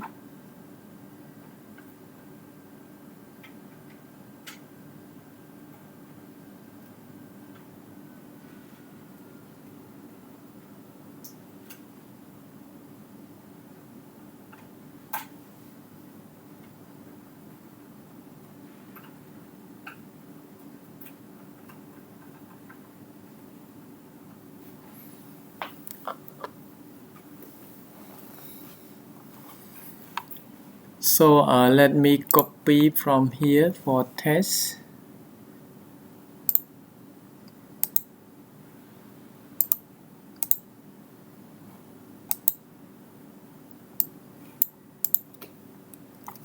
MW 15.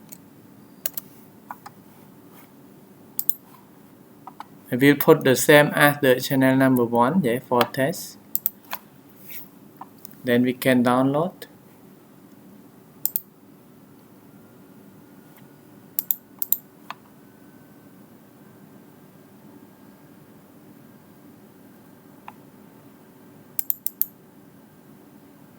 Okay.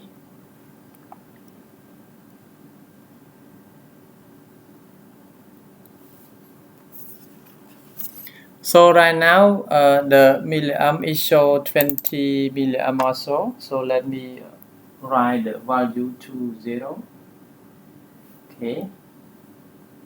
Write value to 0. It will 0 milliamp, right? Because the setting that we already set is 0 to 20 milliamp, right? Let's go to hardware configuration. And then go to property.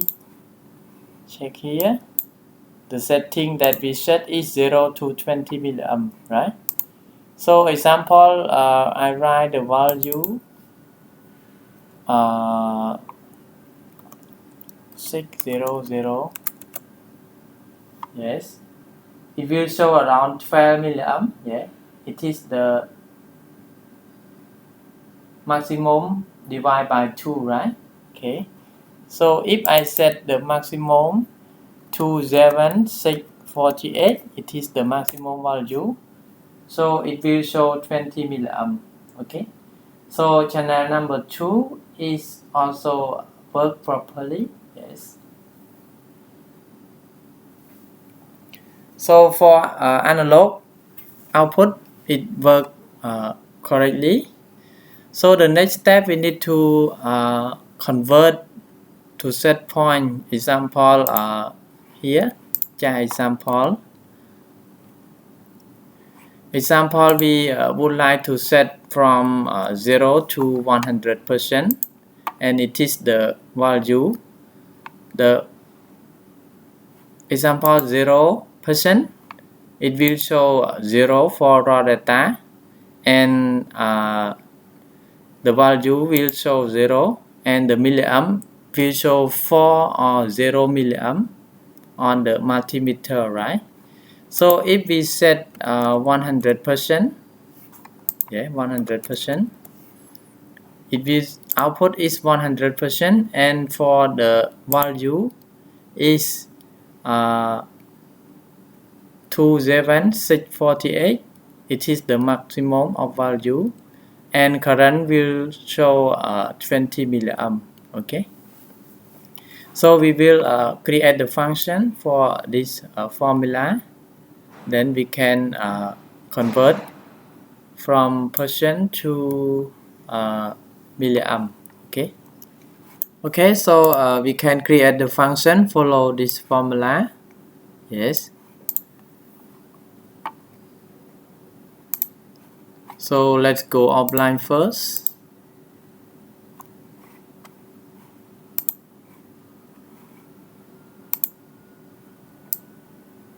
And then let's go to create the blocks. I will use function block. Actually, we can use a function or function block that we want. Yes. Now I will use function and the ladder. Yes. I will choose the ladder for language. And for the block, I will choose FC1. Yeah, automatically for FC1.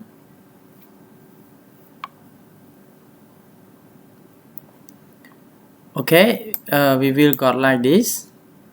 We have input, output, input and output together, and we have temp, we have constant, and also have return. Okay, so the parameter that we would like to write, we have output and input, right? Low scale and high scale. Okay, so we can copy this one.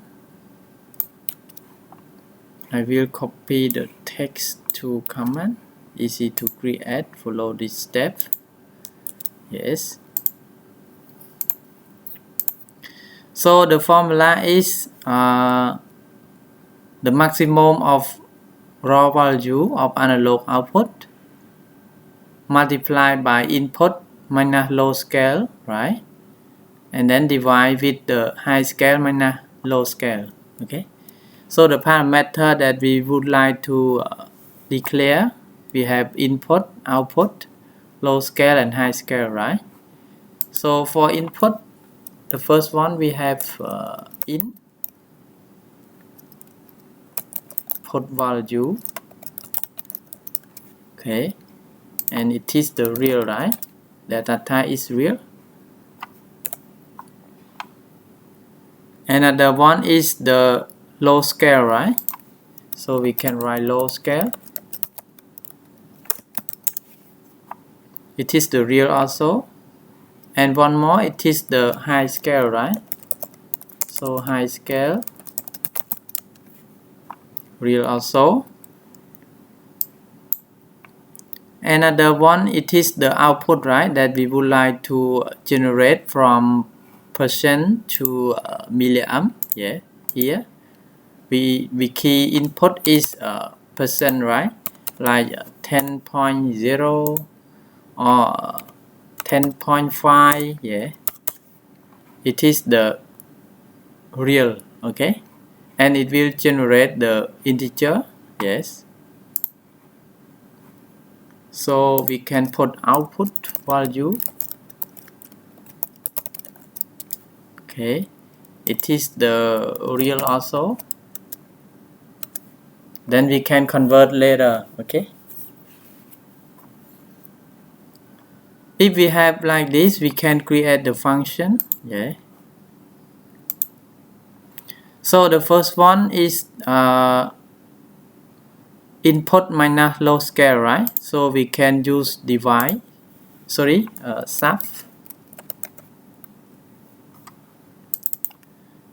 between input. Yes, input. So we can drag and drop here input value, right? Input value here, and then subtract with the low scale, right? So low scale here.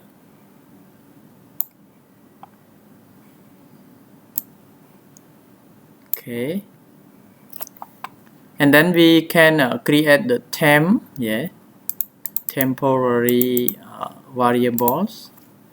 So example, I can use value 1, or we can use temp 1. It is the real. Yes, the data is real. So we can drag and drop.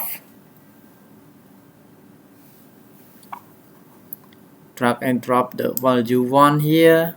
Yes, to here. And then the value will multiply by maximum of the raw value of analog output, right? So we can use maybe we can use the multiply. Yes, or we can divide this one and this one first. Yeah, so we can use divide. So the first one is subtract also. So subtract between high scale and low scale. So let's go to high scale.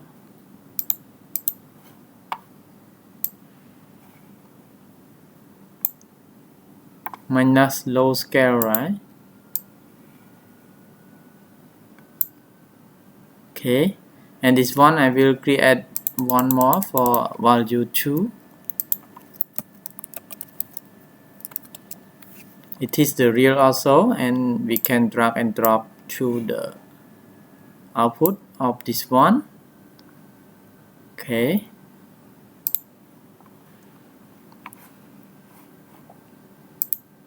and then we can divide this one and this one, right?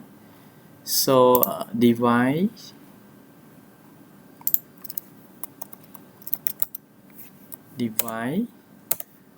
between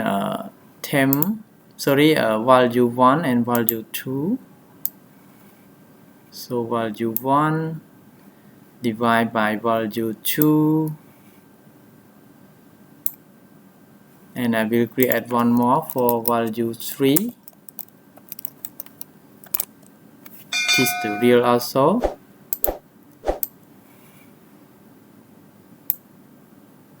And then we can okay, I will connect here for network 2.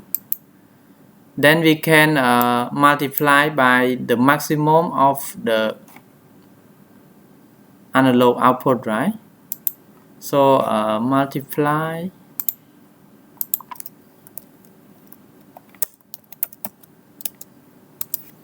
between the maximum is 27 648.0 because it is the real, right? Multiply real, yes, multiply by value 3. Okay, sorry, we can drag and drop from here.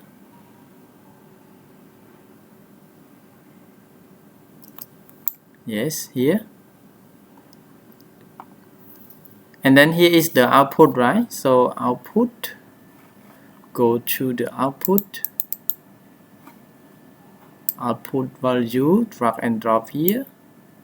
Okay, and then we can save our function. And if we would like to use this function, we can go to this one. I will delete first because we not use. We just test the channel of analog only. Yes. So this one, use function 1, UFC1 for convert from percent to milliamp.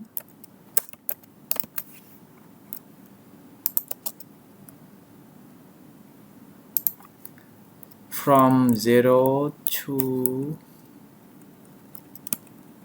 100%,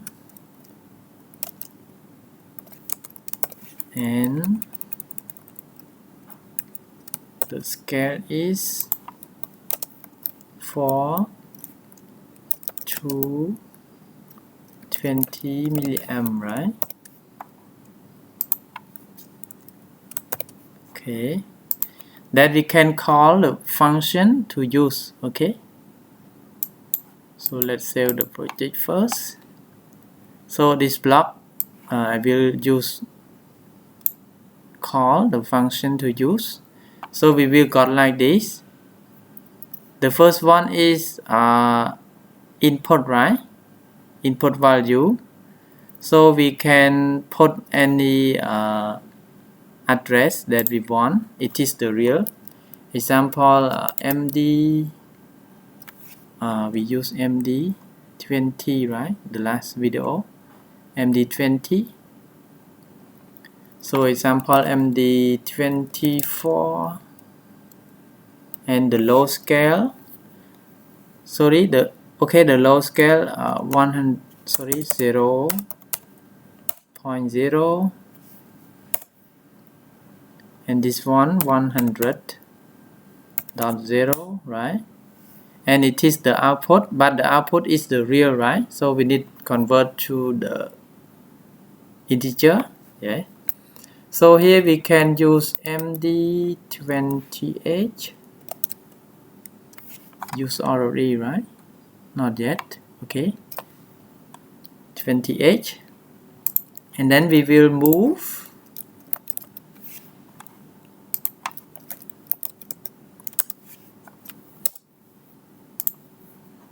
MD20H to P to W 800, right, for channel number 1. Let's see here, the data type is incorrect, right? So let's see here, the red color. So we need to convert first before we move like this. So I will use one more function we call func.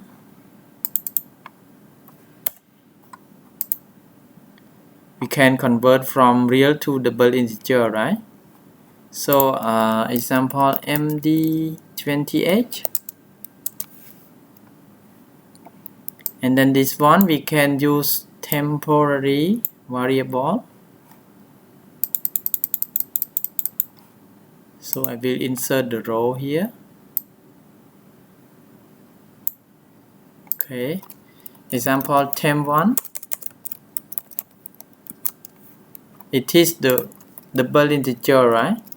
DINT. So we can drag and drop here, and then drag and drop here. Okay. and then let's see again. So the color is normal color, so it's not error. So we can save the project and then compile the project. Oh, we have some error, right? Error 1. Let's see what is the error. Compile error. Let's check what is the error. Block underscore 1 is error, right?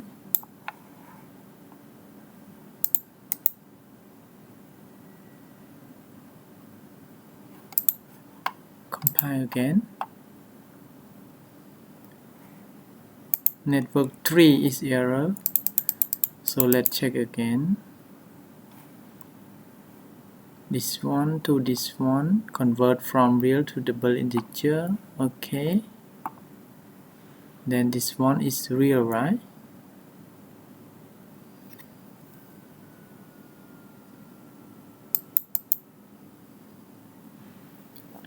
FC1. Okay.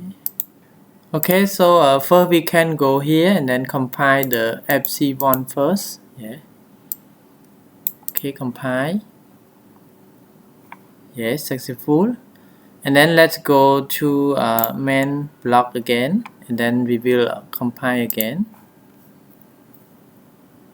Okay, no error occur, so we can save the project and then download to the PLC, right? In this case, I will stop consider to download. Yes.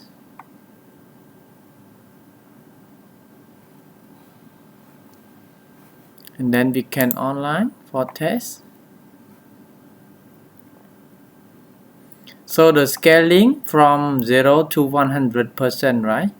So if I put 50%, yes, it will generate like this. Yes.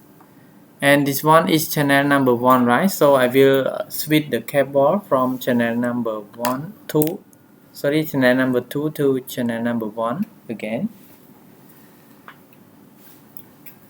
So the terminal should be 17, right? I will put 17.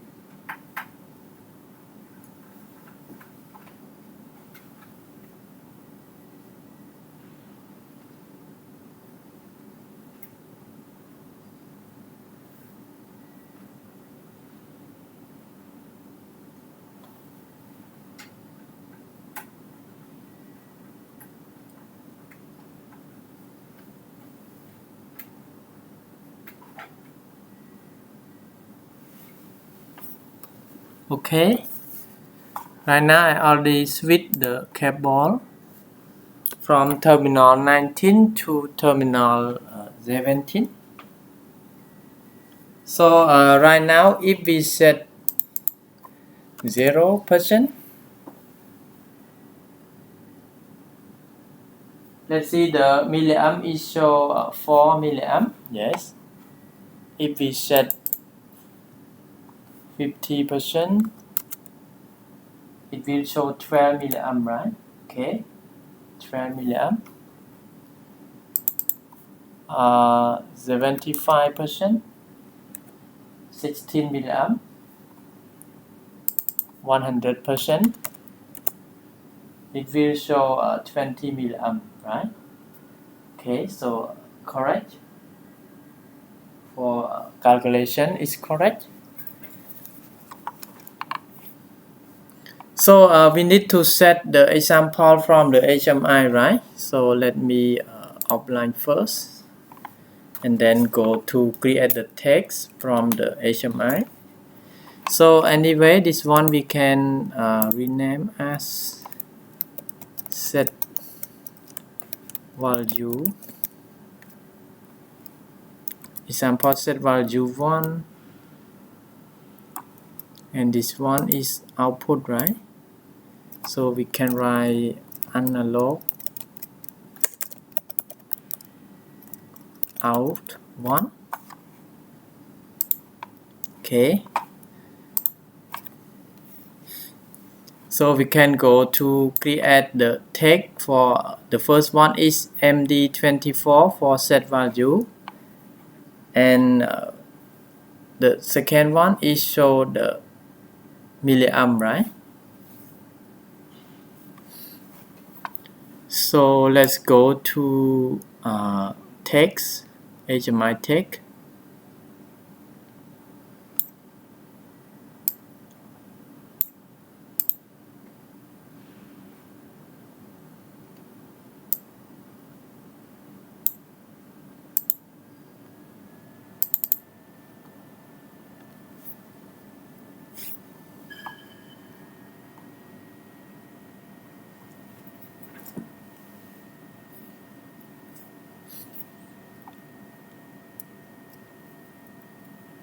Okay, so we can create the new tag. Example, set value 1. It is the real, right? So real,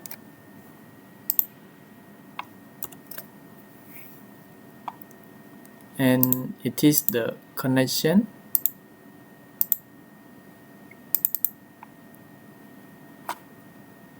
So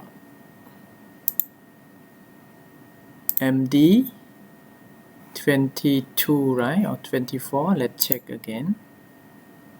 Okay, 20 MD 24. So we can select MD 24.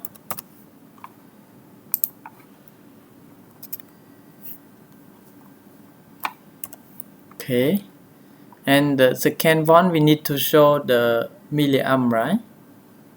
So this one example, raw analog raw 1. It means that raw data of analog channel number 1, it is the integer, right?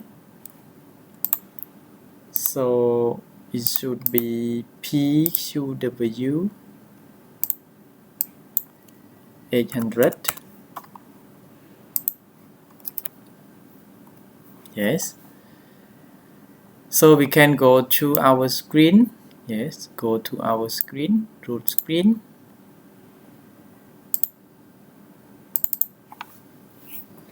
Then we can create the set point and show the milliamp.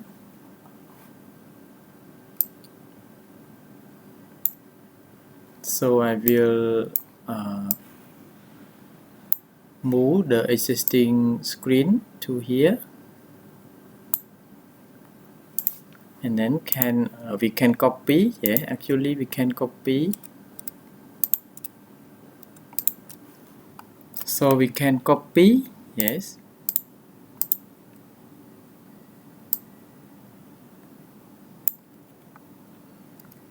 And then we can rename as set value.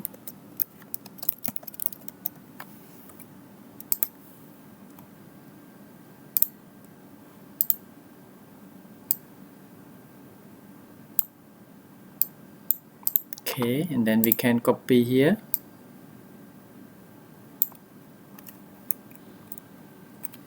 Actually this one we can comment as like this, from 0 to 100%, right? 0 to 100%.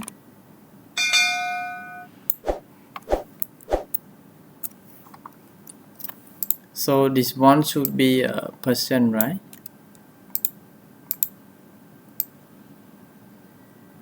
The unit is percent.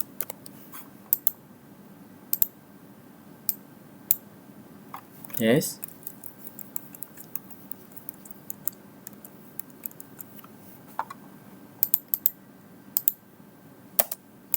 And for the output we can also show, and we can convert output, analog output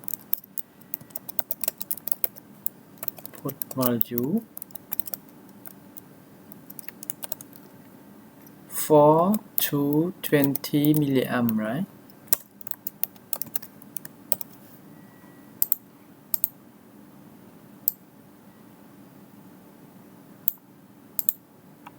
Okay, and then we can copy here.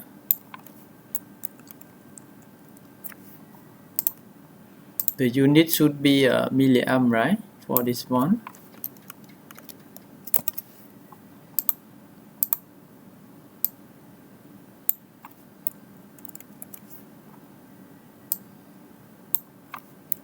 Okay, we can align to be good looking. And then for this one is output, right? This one is input that we can write from 0 to 100%. So we can go to property. The first one, we can select the text that we already created here. Set value, right? Okay, it is the real, and it is the input, right? So we can select input. Okay, so we can set. If we select input, we can set. And for this one is output, right? So the first we can select text, and then this one should be output. Okay, and for the text, we can go to the text and then go to edit, right? So here we can edit as the linear scaling. Example, the PLC so from 0 to 27,648. So the HMI will show 4 to 20 milliamp, right? Okay, so we can select like this,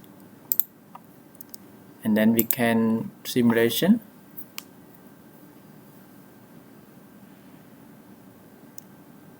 Wait a moment for simulation start.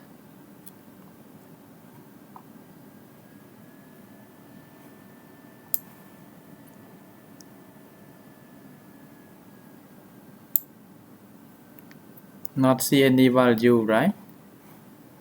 Because we are not yet online. So let me online.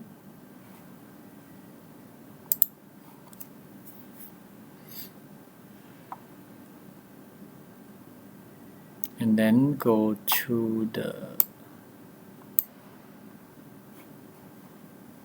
maybe we need to download again because we have some change for configuration.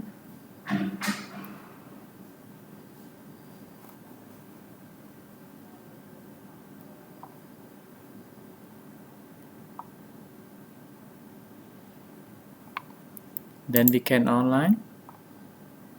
Okay, and then let's check the simulation again.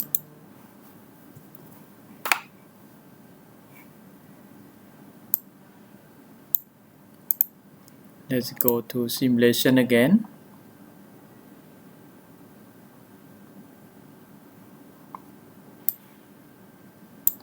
Not see the value, right? So we cannot simulation with the module, right? So let's go to see the control panel,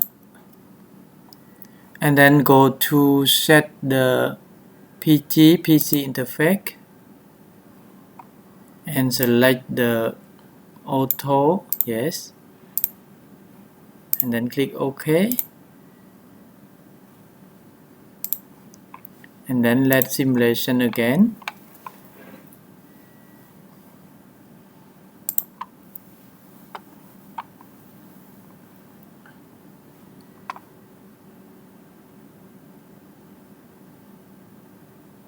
Okay, we have the value right now. Okay, so actually for the output we can also use this text.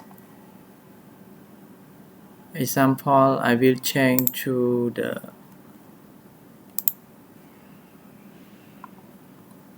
raw value to real also, example real.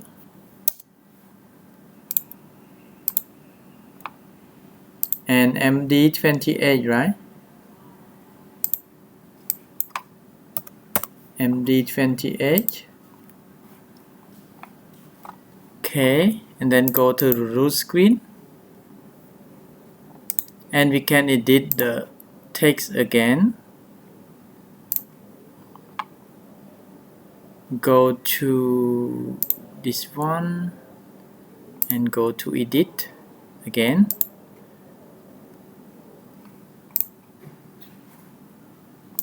And we can save. We can simulation.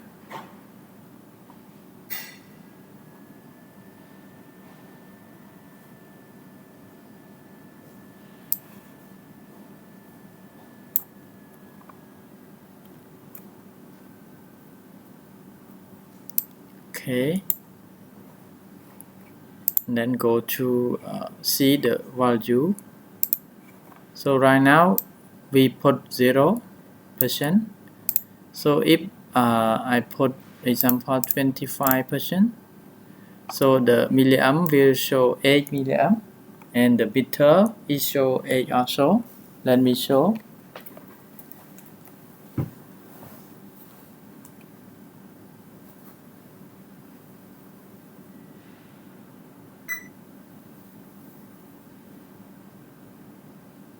Okay, right now 8 milliamp, the same as our screen. So if we put 50%, it will show 12. Yeah, here 12 also. 75%, 16 milliamp, and 100%. It will show 20 milliamp. Okay.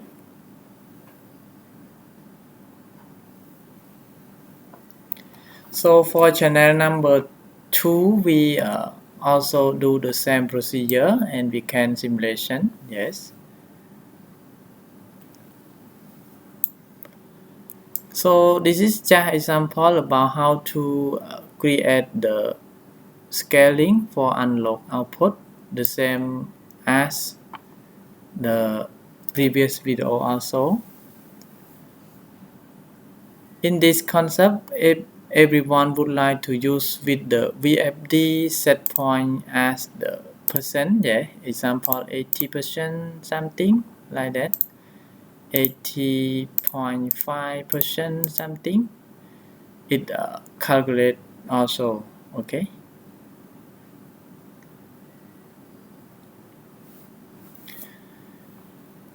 So this is just example about how to create, and everyone would like to apply to another project, so we can use this concept to modify, yes, or install a new project. So we can create the scale output for control the some electrical devices like actuator, VFD, or something. So thank you very much for watching my video, and if everyone have any question, please kindly drop comment under my video. I will reply soon.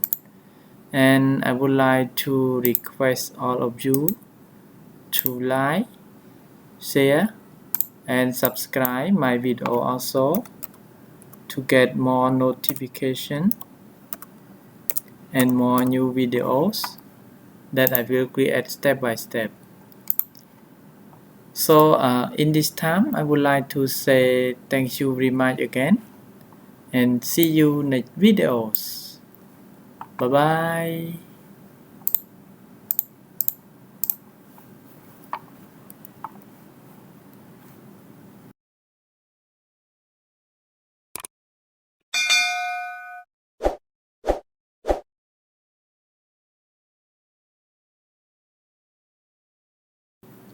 Hello everyone, welcome back to my YouTube channel, General Technology Knowledge. Today I would like to show and share about how to create the PID control by using the TIA Portal version 16 and use the PLC S7-300 CPU 314C 2PN/DP. Okay. So if we talk about the PID, we must have set point and feedback and output, right? So if we would like to set point, example the temperature, so it will got feedback the temperature, and then the temperature will it means that the output will control the damper or valve or another devices to follow the feedback control. Okay, and we have some parameter like the gain, TI, TD, yes, something to adjust the PID to make the process bit smooth. Okay, so it is just the concept, and here is the block, the PID that we will create. Yes, and we also have the train for see the set point, feedback and output that we would like to view. Okay, so I will detail when we go to create the project for the PID. Yes, so now let's go to our project that we will use the existing project that we already learned about how to scale the analog input and output in the previous lesson. Okay, so now let's go to open TIA Portal version 16, and I will go with the slow step by step about how to create the PID block. Actually, the library, when we install the TIA Portal, we will got the blocks already, so we can drag and drop the block to use, then we can control the process. Okay, so let's open the existing project. So wait a moment for opening the project. Okay, and then go to project view.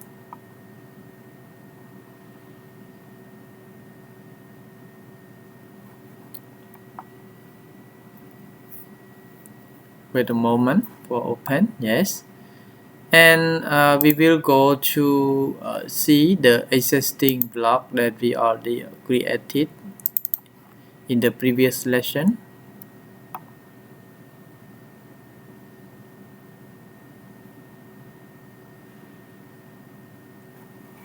Okay,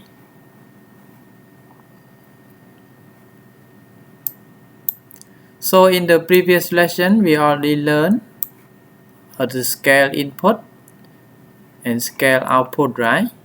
And also simulation with the HMI panel. Yes, and if we have the scale input and output, so we can create the new for the PID control. Yeah, example create PID control process. Okay, so to insert the PID control, first step, let's go to instruction. Yes, and then go to the PID control, and then go to basic function. We will got any blocks that we can use. Yeah, normally we can use the different block that we can choose. Yeah, many block, yeah, of PID. Yes, so right now I will choose control continuously control here, so drag and drop.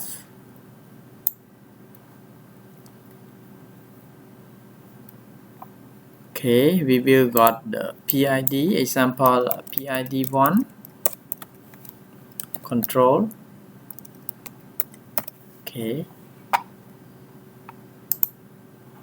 and then click OK. We will got the block like this. Yeah.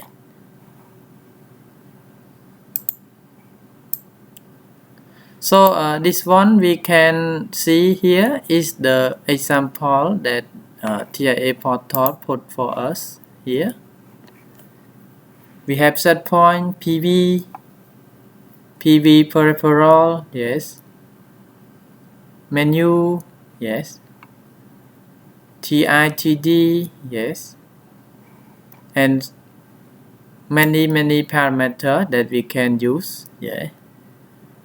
So the same as my slide that I already showed, we have PV, we have set point, PV, and output, right? So the first we need to enable or disable the manual auto, right? Yes, I will show a slide that we have here. Yeah, we have manual.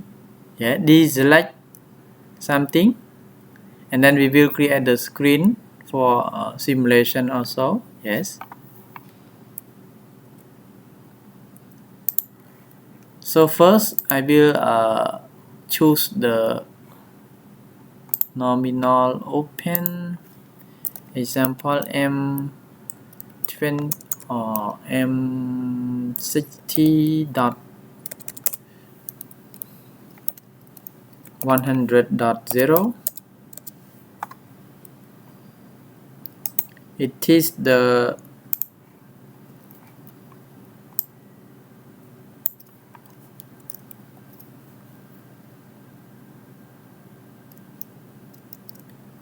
enable man on, right? Okay.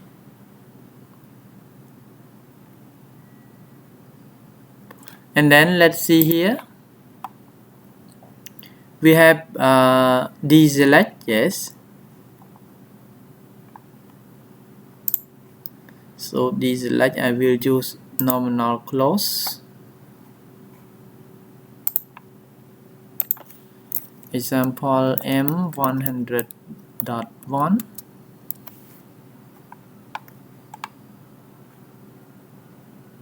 Then I will rename the text as deselect.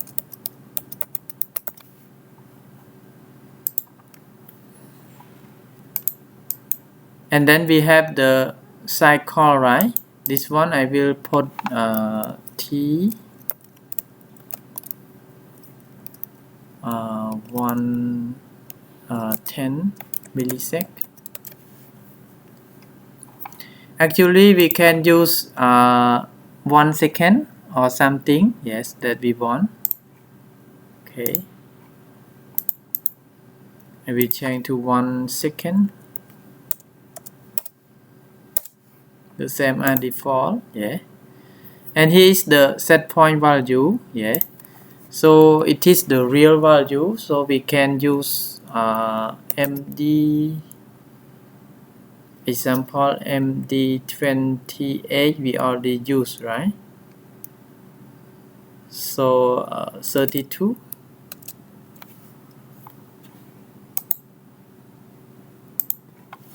It is the PID set point, and we will have the PV, right? PV in. So PV in we can use from this signal. Example, we use this signal for PV in. Yeah. So MD MD10, yes, we already learned. Yeah, because example temperature number 1, so we can use MD10. temperature 1, yes, because we need to control the temperatures. And for gain, we can use PID1 underscore CTL dot gain, yes.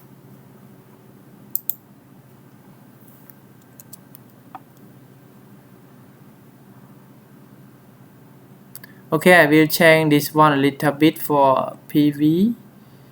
For PV, we can use 100, right? This one is from the analog. Okay, we'll generate here. And then this one we can change to be PID1 underscore CTL dot PV, yes. So when the input come here, example 150 degrees Celsius, it is a scale, so it will generate here, and then here we can use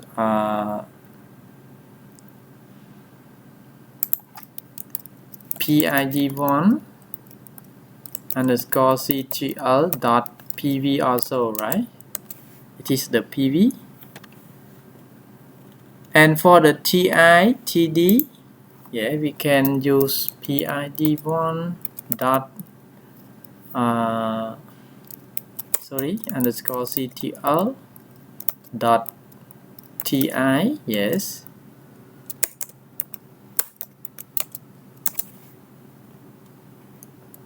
And TD also PID1 underscore CTL dot TD, PID1 underscore CTL dot MT, yes. So for the output, we can use this one, right? It is the real. For output, it is the real. So we can use MD 32, 34, right? 32 MD 38. Sorry, 38.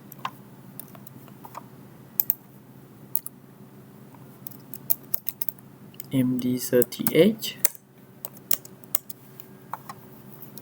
It is the output, right? Output of PID. PID output. Yes. So it will generate from 0 to 100% here, and then we can take this one to analog, right? Because we need to use the analog, so we can change here, yes. So this one I will change to MD 38, yes. So when the set point here, it will generate the output, and then output will convert from 0 to 100% and go to the output milliamp, right? For control the damper or some the electrical devices, yes. So let's save the project, and then we can download to the PLC.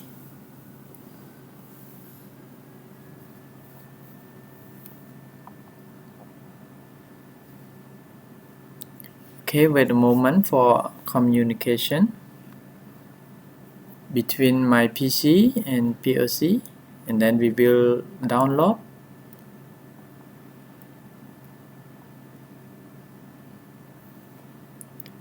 Okay, consider to download.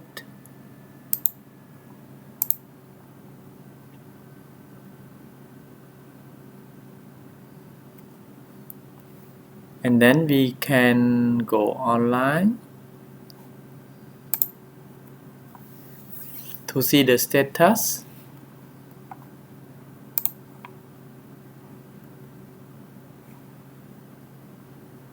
Okay.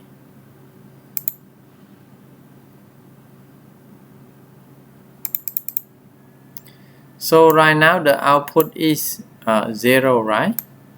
So we will revise the touchscreen a little bit.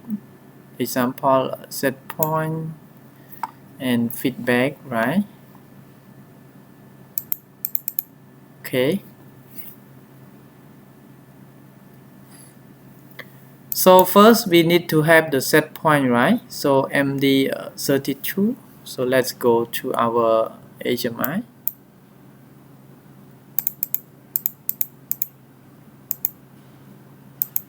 Let's see right now around 74 degrees Celsius. Okay, because the input is here. I already connect the standard source loop milliamp to here. Okay, so PV it show. So we will go to create the text more on the HMI text.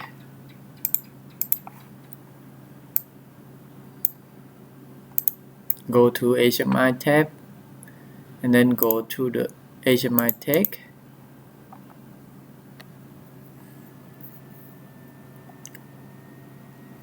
And we will create the new text, right, for PID set point.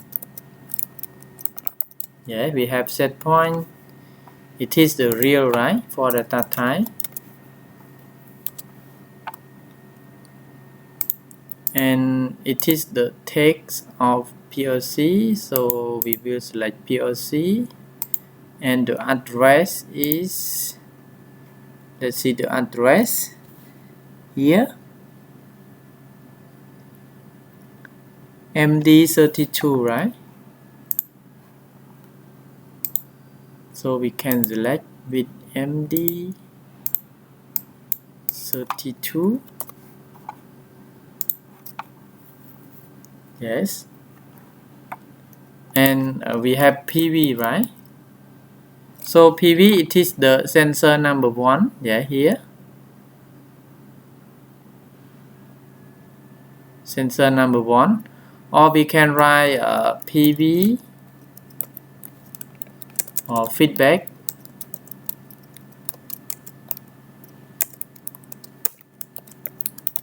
PID, right? So we can use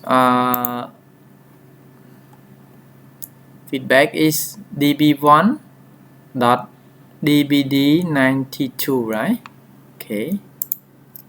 So address is db1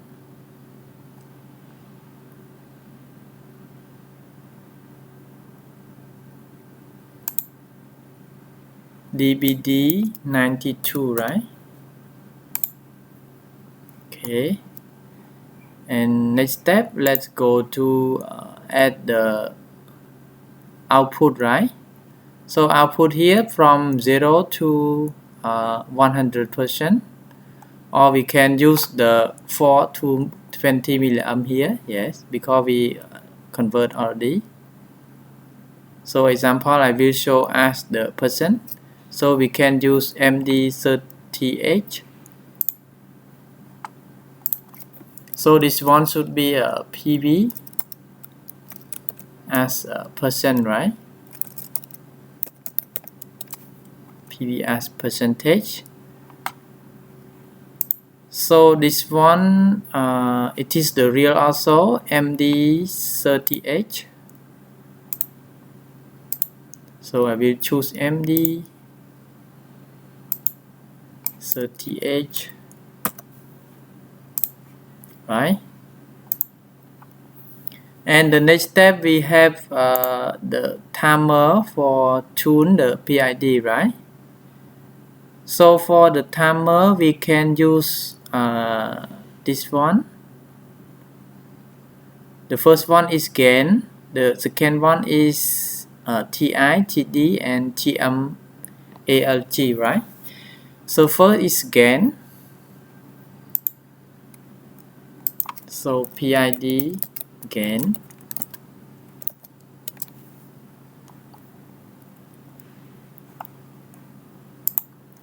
And then this one is db1.dbd20. So we can use db1 dbd20. Yes. And the next step is TI, right? TI db1.dbd24. So PID TI, okay, automatically, and then PID TD, PID T, TM ALG, right? Address is correct. 32, yes, it is correct.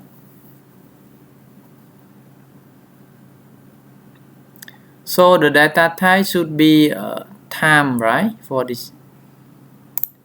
So I will change to time for TD, TI. It is the time, because we need to set the time like 5 seconds or 2 seconds or millisecond, yeah, something like that. And we have more for enable the selection, right? The first one is man on, yes. So M100.0. So PID man on. It is the boolean, right? So boolean and %m 100, right? .0. And the next step we will create deselect.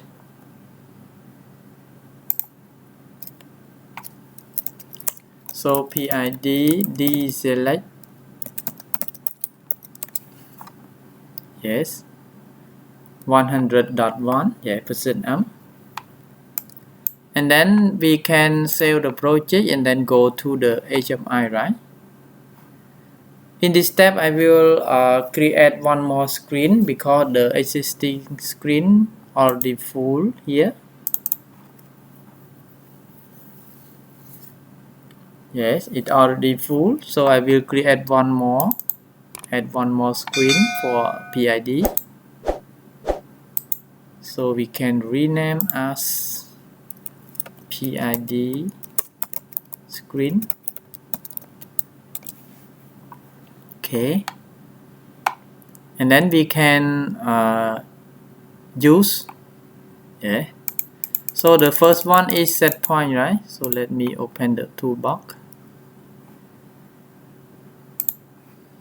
Okay, set point. Actually we can copy the text box from the root screen we already learned in the previous video. Copy the text and some unit here, yeah, copy, and then go to paste on the new page here. And for this page we can go to property and then we can change the background, this color, yeah, to be the same the PID screen, sorry, the root screen, yes. And this one should be set point value, right? PID set point value, yes. So example we set 200 or 100 degrees Celsius. So we can set point, and we have feedback, right? So I will put here example for PID control using TIA Portal version 16. Okay.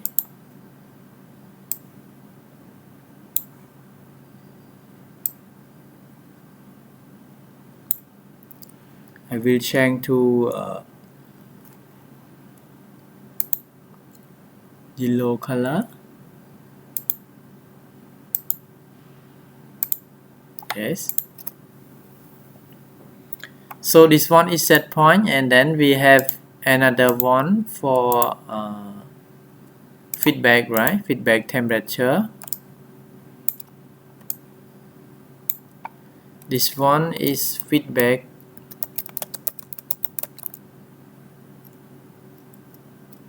from sensor.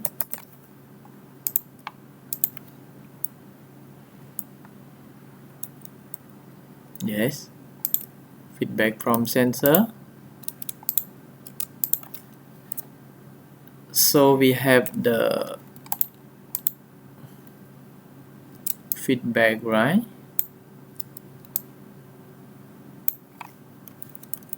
Can copy first.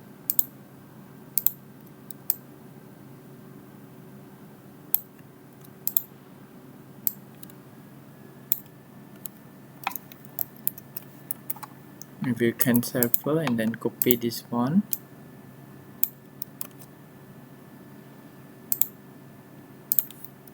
Control C, Control V. Okay. And we have output, right? Output. Example 10% or 50%. Yeah. So we have output. We can copy output value. Output value. It is the percentage, right?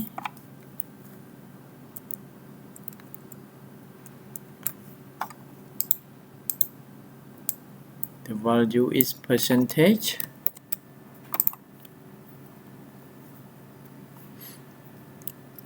Then we can show as the milliamp also, right? The same as the previous video. So this one output with the percentage, and we have one more for output with the milliamp, right? So we can copy.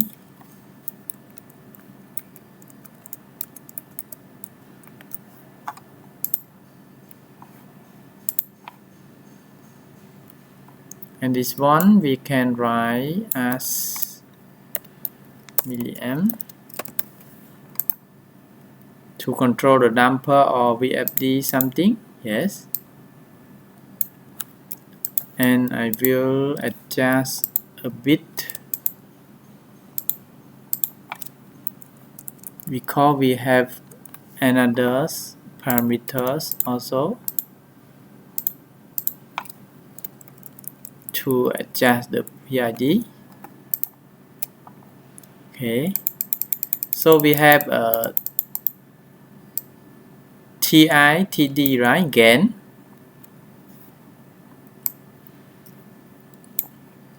So I will put gain here.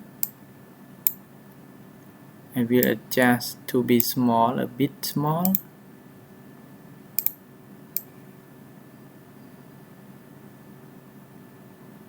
So here gain and TI,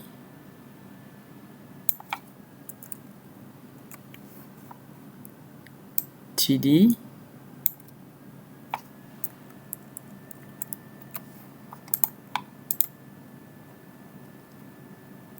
and one more TM, right?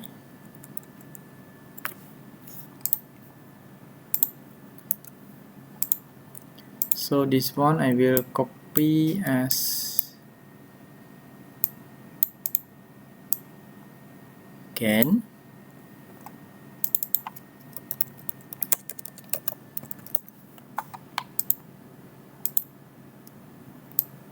And we will adjust together.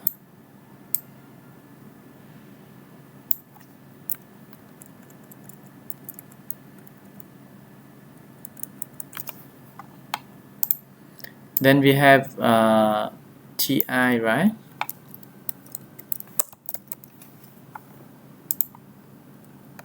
TD, GM,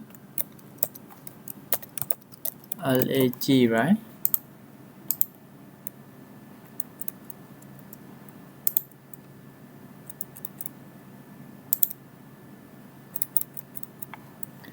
So the unit is millisecond.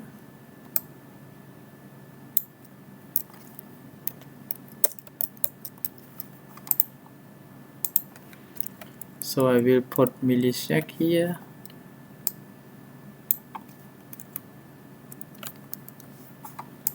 Okay, millisec also.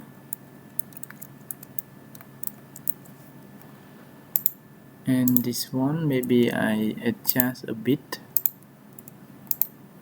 to be the same as the format. Okay, millisec. Okay, I will save first.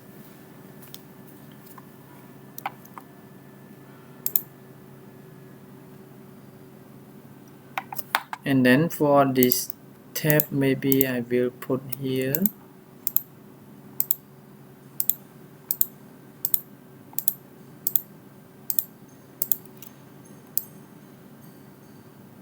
It is the PID parameter, right?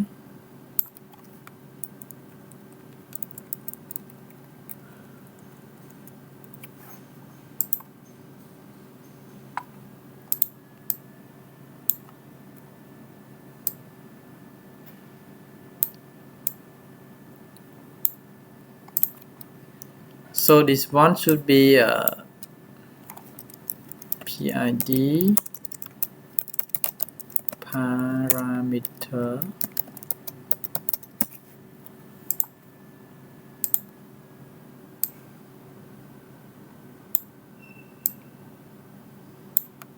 Yes, PID parameters.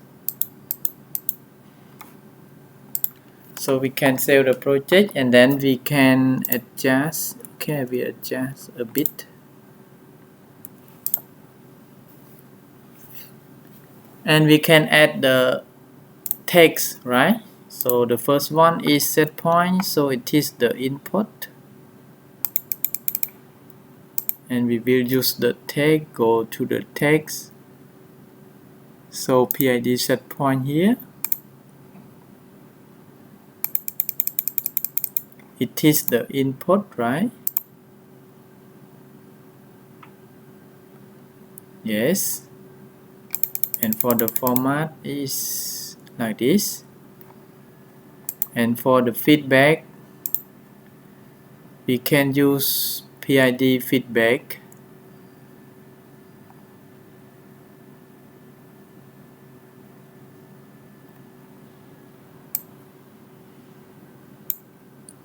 Yes. Feedback of PID, yes, here. And it is the output, right? So we can choose output. Okay.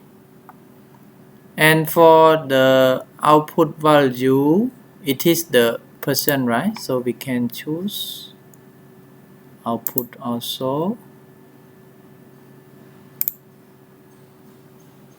And then we can choose output, right?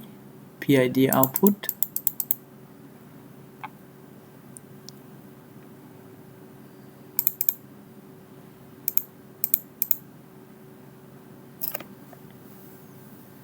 PID output, we already created, right? Feedback output.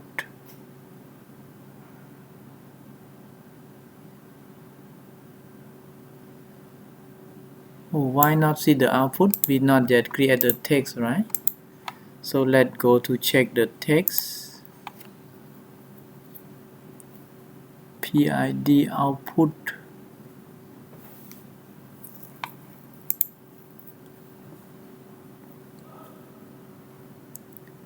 PID output is MD38, right? MD38, let's check here. Already created, right?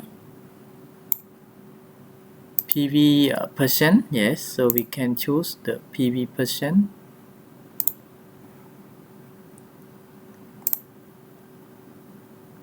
So PV percentage here, and it is the output.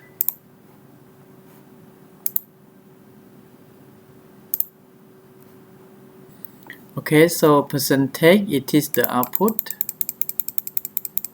Okay, and for milliamp output, we can choose the existing text here. Yes, MD28, right? So let's check the text. MD28 we already learned in the previous lesson. MD28 here, analog raw 1, right?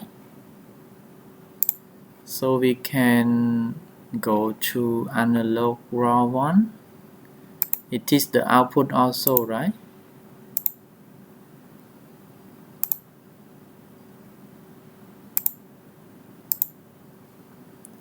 Go to analog raw 1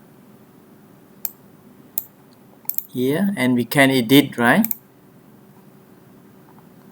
Because we need to edit the text 0 to 22,648 on the PLC.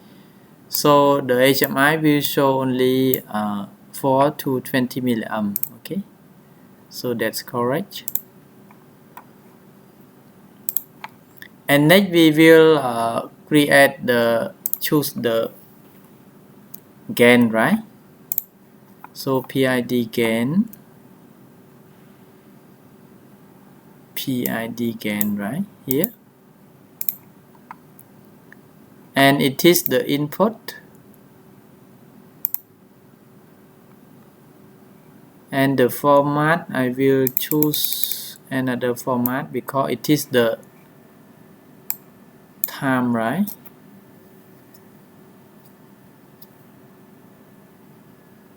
So this one I will choose this number first, and for the TI, let's see the TI,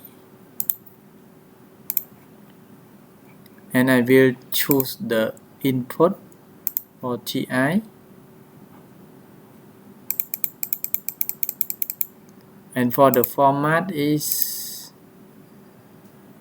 maybe around here because we use millisecond. This one we can choose TD, and it is the input also, so we can choose input, and for the format we can also choose here. The last one is TM, right? PID TM, it is the input also,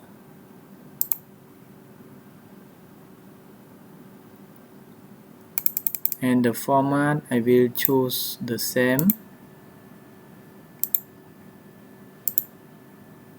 Okay, and we have also switch for enable, right? Here, switch for enable here, mains on and deselect, right? So let's go to add the button, we use the button here, PID main on,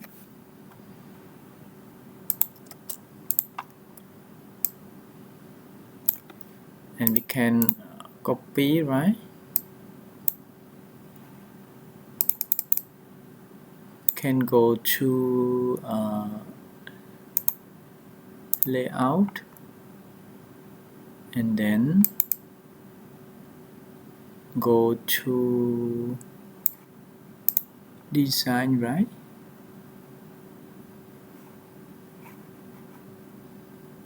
Actually, we can put the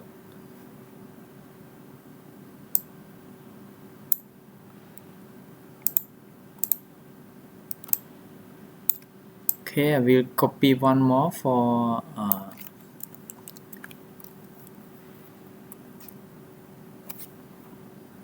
deselect, right? PID deselect.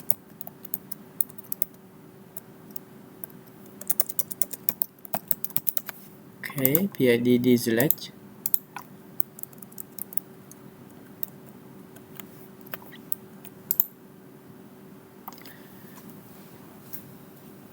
So for this one, we can go to property and then go to event and choose the click, and we can use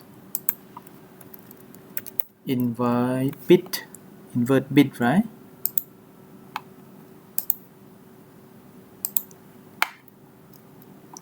So PID mains on, and one more, we can choose also invert bit, PID deselect, right? Okay.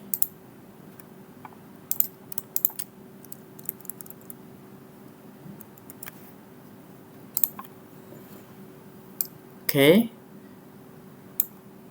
It's an example, but everyone can design the screen that everyone would like to design. Yes.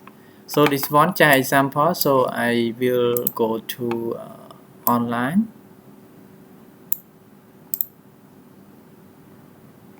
Maybe we can download the project to the PLC first. Okay, I will stop all,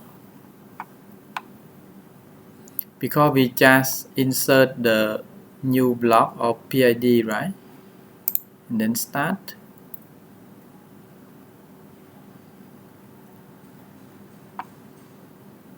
And then go to see the blocks here. We can online.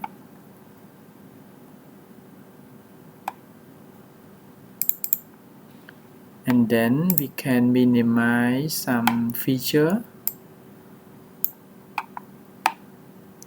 So let me go to HMI, and then simulation.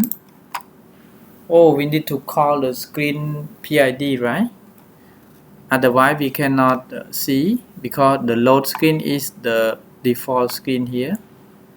So I can go to the screen to call the screen.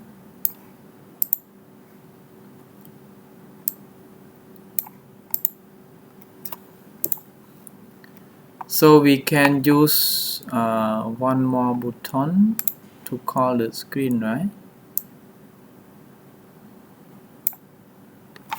Example, call PID screen.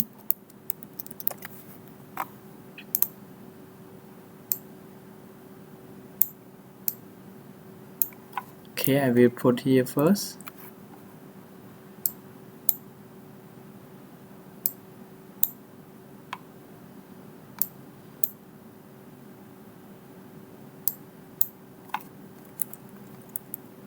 Okay, and go to event, and then go to click and then activate screen. and activate the screen PID, right?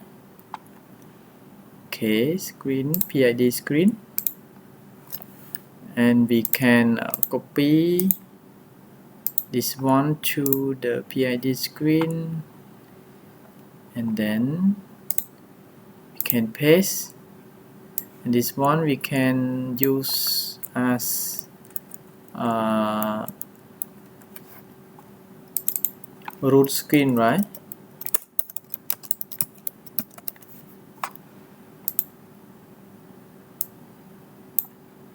Okay, root screen, and then go to event, and then go click and activate the screen also, and activate the screen root screen. Okay,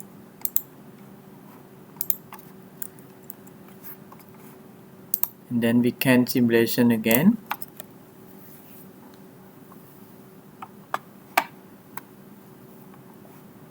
Then go to see the PID blocks.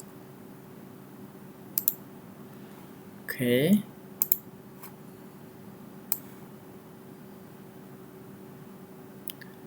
so let's see here. Okay, I will minimize this one, and then here.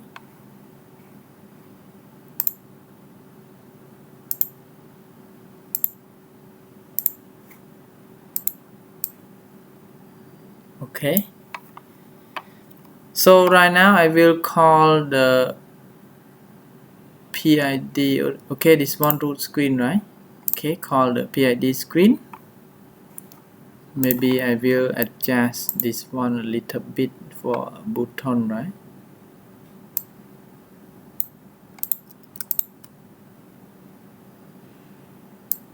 Should be like this.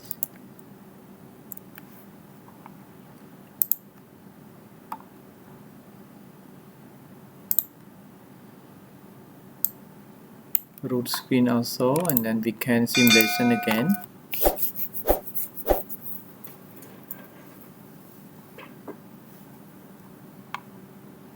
Okay, I will call the screen PID.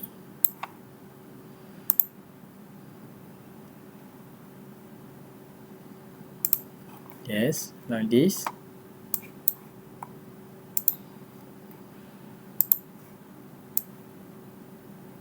Okay, so right now if I set point example, I set 100 degrees Celsius. Let's see, the milliamp is 20 milliamp and the output is 100%, right? But the time adjust is so fast, so I will adjust again to be example 1, and this one should be 5 seconds. Yeah, this one should be 5 seconds first. Yeah, for the first tuning. Yes, so the target that I want is 100 degrees Celsius, but the sensor is show only 74 degrees Celsius. So I will adjust the current loop.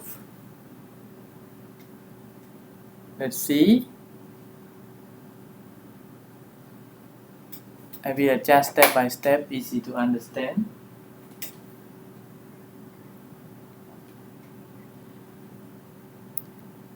Okay.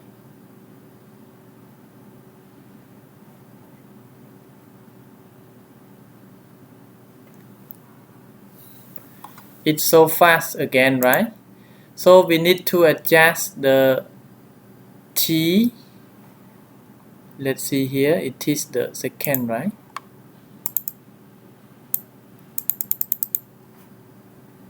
One second, 5 seconds, right? We can adjust to big for time, for easy to see. Yes.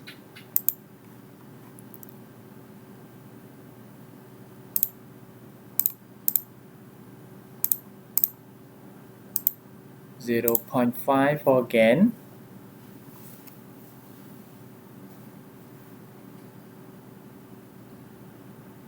So fast, right? So we can adjust the TI to be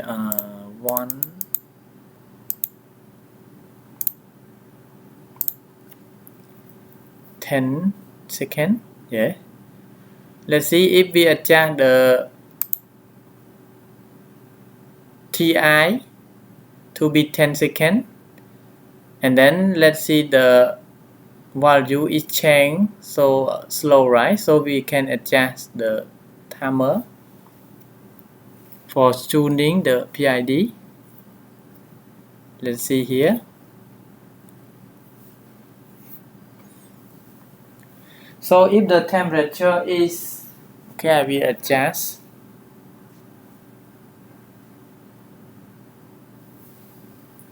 Let's see right now the milliamp is show 20 milliamp, right? Because it is 100% and 20 milliamp also here. So if I adjust the current loop,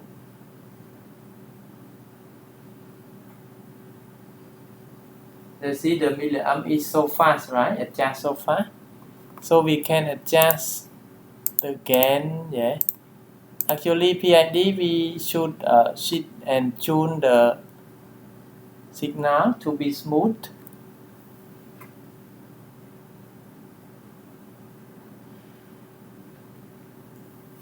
So fast, right? Adjust so fast.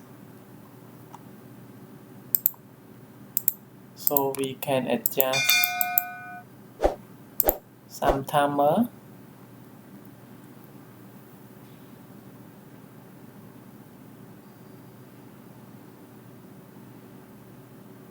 Yes.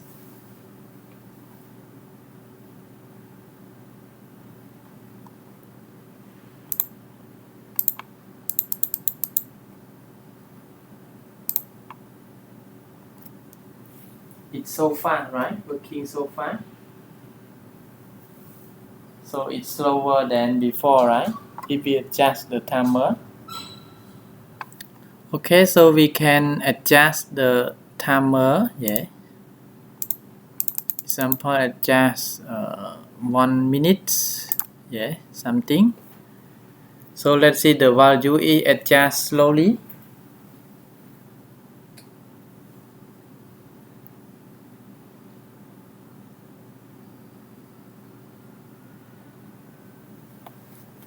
Yes, adjust slowly. And we can also see the trend. Yes, see the trend.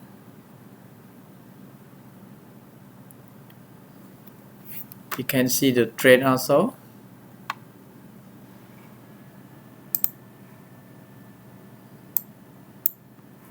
Yes, we can online to monitor.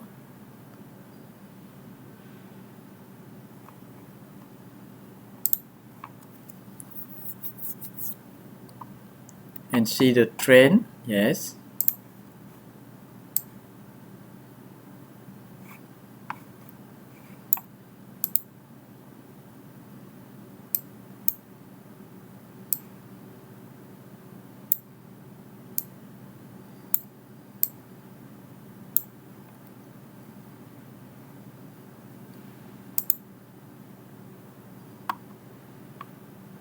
I will adjust to be 1 second. Yes.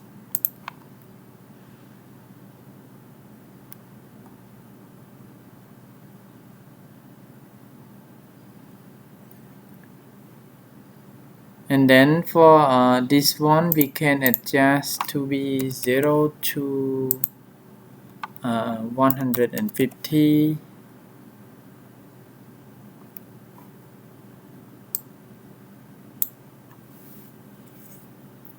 And then we can monitor the set point in PV and output here. Yes.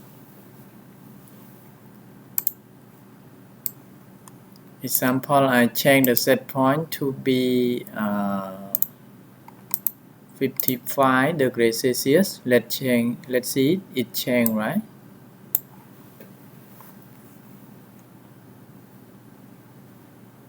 I will adjust the analog input.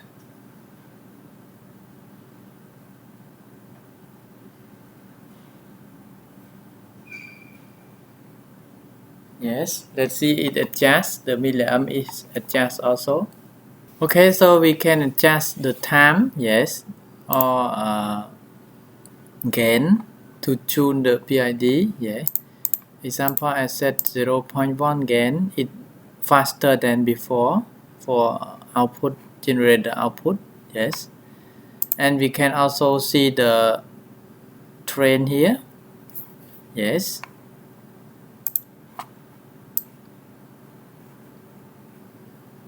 Yes, it will working.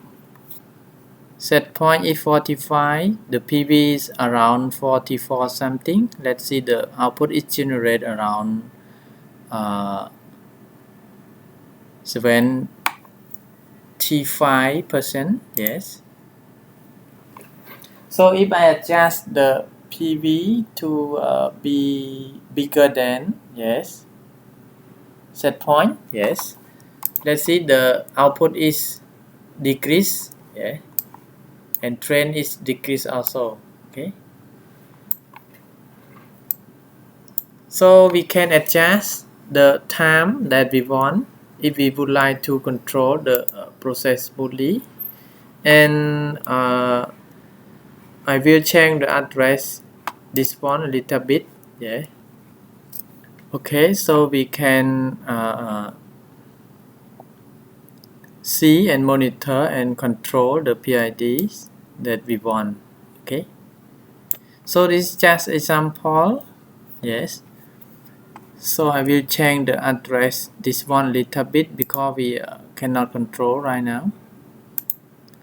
When I push here, it not work right because M 100% we already use here. Yes. So we cannot control. I will change the address a little bit. I will change to be M 2.0.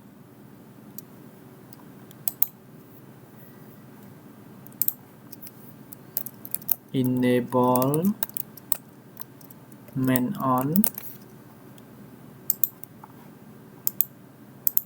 and this one I will change to M 2.1.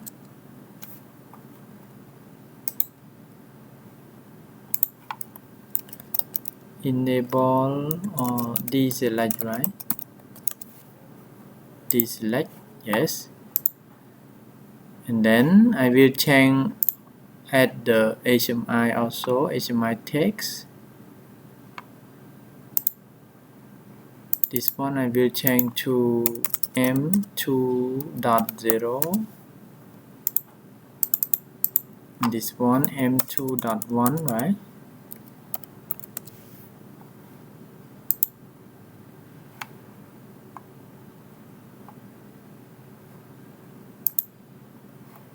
Then we can download to the PLC again, and we can online again.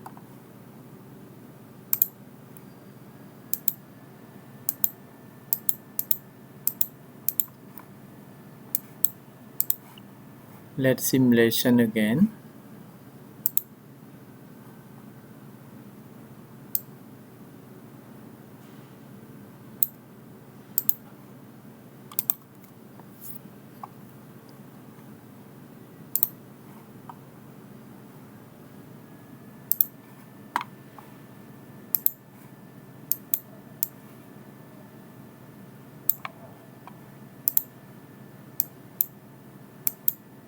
Okay, let's see. The button is working because the address is double or complete with the block on the top, right? Okay, so now we can control the button, yes. So I will adjust the set point again, example 45, and this one 0.1, this one 8000, 20,000 6,000 5. Yes, it's just example because we can control it by timer. Yes, that we set. So example, I adjust the set point to be 120 degrees Celsius. Let's see the PID is working and adjust the output to be 100% because the PV is feedback only 48 degrees Celsius. So if I adjust the milliamp, let's see the milliamp is show 20 milliamp, right? So if I adjust the PV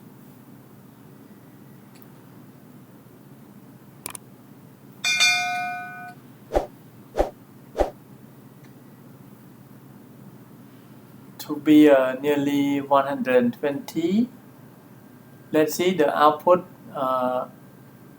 is decrease, yeah, followed by PV, and the milliamp is decreased also. So we can take this milliamp to control the control valve or damper or VFD something. We can use it.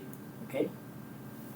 So it will working by timer and gain here that we can adjust to be process is smooth. Follow the PID trend here. Yes.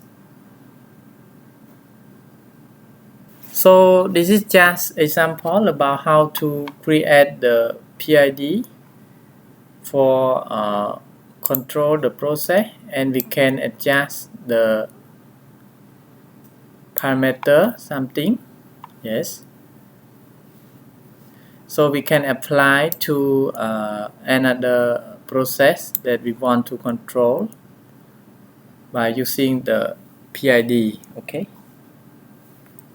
So thank you very much for watching my video, and if everyone have any question, please drop comment under my video. I will reply soon. And I would like to request all of you to like, share and subscribe my video also to get more notification and more new videos that I will create step by step. So in this time, I would like to say thank you very much again, and see you next videos. Bye bye.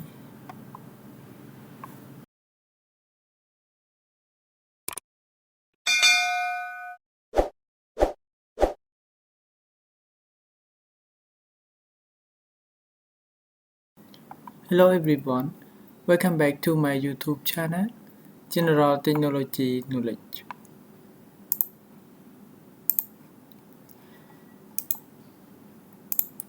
Today I would like to show and share about how to read data from encoder by using PLC S7-300 CPU 314C to PN/DP and use the FM350 Kit 1 module for a high-speed counter module. Okay, so actually we can use the high-speed counter option that built in on the CPU that I already show and share in the previous video, but in this video I will add more for how to configure the counter module, high-speed counter module with this CPU also. Okay, so this is the model number of the high-speed counter module. Yes, 3501AH030AE0. Okay, and I will use the WinCC Flexible and SIMATIC Manager to configure the software and then download to the PLC. Okay, and here is the incremental encoder that I already connected the cable from the encoder to this module of counter. Yes, and I will detail how to wiring of counter and how to selection the hardware configuration of this counter. Okay, so let's follow me step by step. Otherwise we cannot do it. Okay, so let's go. So first I would like to show about how to wiring this counter. Yes, so this is a CPU 314C to PN/DP. Actually we have a counter also in this CPU, but in this section we don't use it because in the previous video I already show how to configure and how to connect the cable to this CPU. Okay, so today I will add one more for FM350 1A8030AE0. It is the counter module high speed. Yes, and here is the 24 voltage. Yeah, positive and negative, and I will connect to terminal number 1 for positive. Yes, and for negative I will use the terminal number 20 because totally it has 20 terminals. Yes, so if we choose the encoder with the 5 volt DC, we can use terminal number 4. Yeah, because it has 24 or 5 volt DC if we provide the 24 volt to this module. Okay, so right now I will use terminal number 5 because my encoder is 24 for supply. Then I will use terminal number 5. Okay, so terminal number 5 has volt 24 volt that connect to the UB plus of encoder, and for the signal ground or minus I will connect with the terminal number 20. Okay, and I will parallel to supply the CPU also for M is minus and L plus is positive. Okay, and I will use the cable to the supply the CPU. So for channel of counter, signal A terminal number 6, signal A bus terminal number 7, and right now I will use terminal number 6 and number 8 for increase and decrease the value of encoder. Okay, so this is just wiring the diagram because it's very important. If we cannot wiring the terminal from encoder, we cannot test with the counter also. Okay, so it's very important.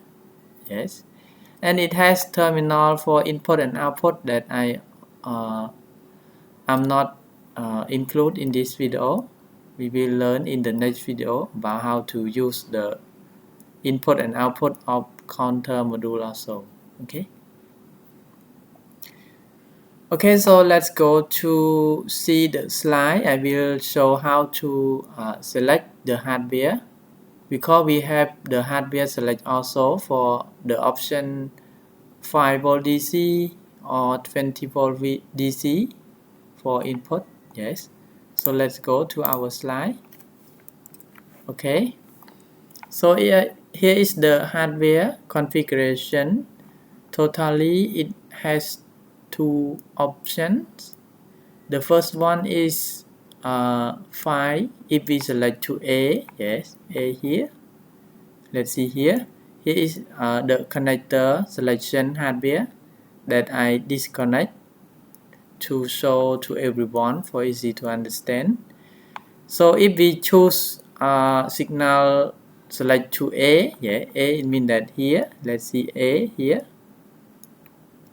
So input is 5 volt DC for terminal number 6 and number 8, right? Input. And if we would like to use the 24 DC, please select to D. Okay, here I select to D because right now we use the 24 voltage for input, right? So I will select to D here, this option. Let's see, 24 volt DC. Okay, so it's very important also for this step. If we connect to it means that we select the wrong selection, so it can damage the module or it cannot work. Okay, so it's very important. Okay, so for how to wiring and how to select the hardware, I already explained. So let's go to next step. Yes, the next step we need to install the library. Yes, otherwise we cannot do the project. Okay, so the first I will show without install the library. So what happened? So first we need to create the new project, right?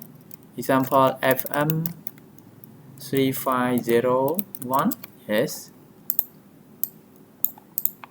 I will explain, yeah, and practice the project without install the library. Yes, because we need to install the library, otherwise we cannot insert the object or something. Okay, so let's open the SIMATIC Manager first, and then let's create the project without install the library, and then everyone will understand why we must install the library of this module. Okay, so let's go to create a new project. Okay, I will choose the new project and then browse to find the folder that we already created. So my folder here, FM3501 and encoder. Okay, and then click OK. And first we need to add the rack and CPU, right? So right click, insert the object and SIMATIC 300 station, right? And then we will insert the hardware configuration. Yeah, open the hardware configuration.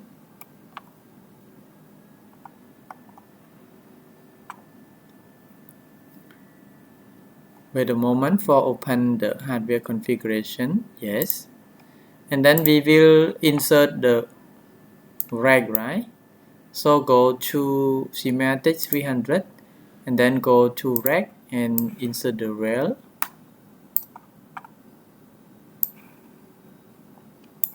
Okay, and we need to add the power supply or CPU, right? So first let's go to add the power supply. If everyone use the power supply, we can add here. And let's go to insert the CPU 314C 2PN/DP, right? So let's insert, drag and drop, and here is the IP address default. Yes, okay. So for the CPU we already created, right? So let's save the project. Okay, and then we need to insert the counter, right?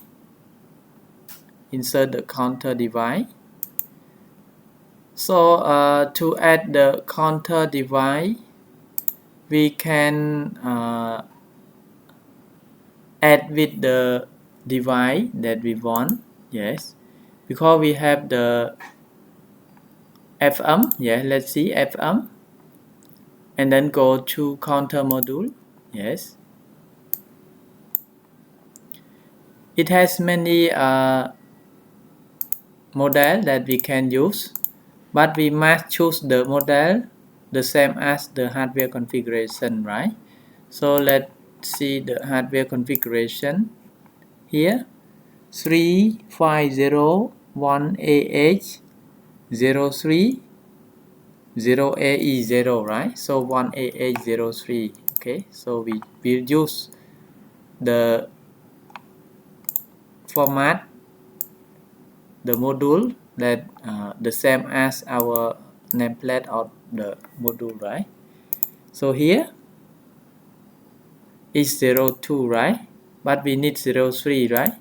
So we need here. Okay, counter module 1 channel, also for configuration with active bus module, support clockwise, support clock cycle. Okay, so drag and drop this one here. Okay, and we cannot do anything. Yeah, here we can just go to setting some parameters. Okay, so we can adjust only like this. So we can save the project first, and we can also download. Yes, example, we download the hardware configuration to the CPU. We will got fault. Yes, after download, let me show. After download, we will got fault.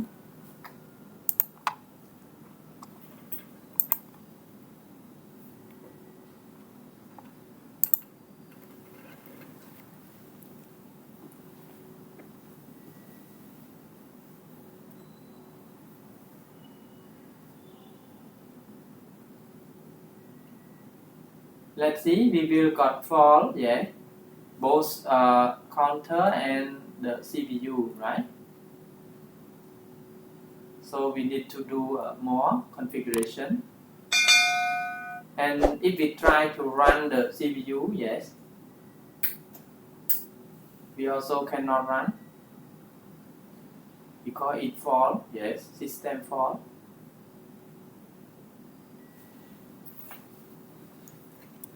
So we need to do more configuration. Yes.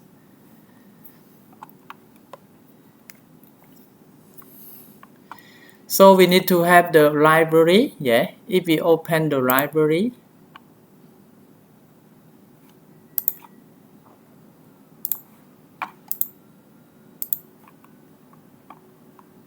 yeah, we try to open the library. So we not found the library here, right? So we need to install the library of this counter. Otherwise, we cannot configuration. Okay. So I will close the project first, and then install the module of library of this module. Yeah. And I will drop the link for download this library under my video. Yes. So let's install the library first. Let's see SIMATIC FM configuration package. If we will check the module of this counter, we will got the DVD of this software. Okay. So let's set up. Yes. Okay. Basically, we can install all. Yeah. So check all for install, and it will automatically install step by step. So wait for installation, and then after that we can restart our computer and then configure again.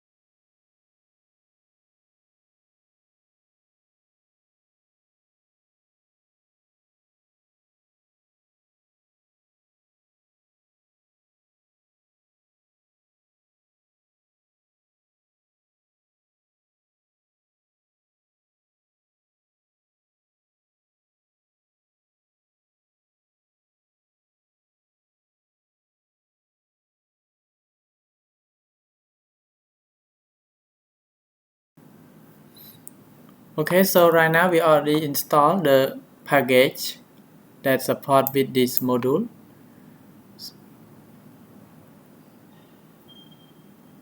So we can click finish and then click restart our computer.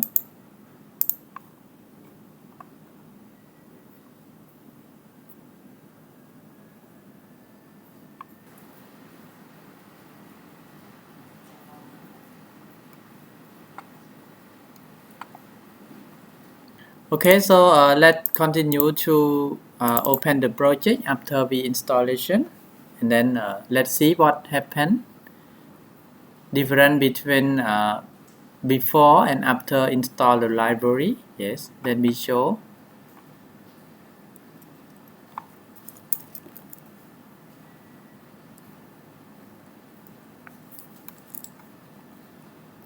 Okay, go to our project again, because we already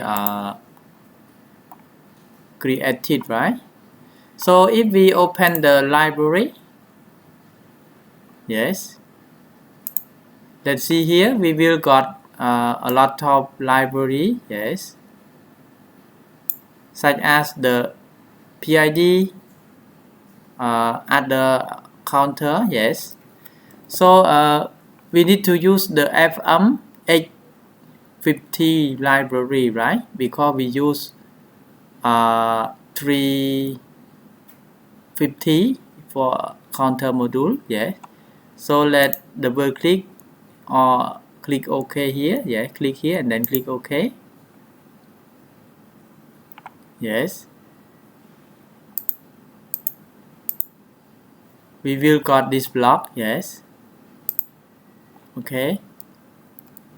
And then we can copy, yes, copy FC2 and UDT1, yes, from this block. Yes, we can copy and then go to our project.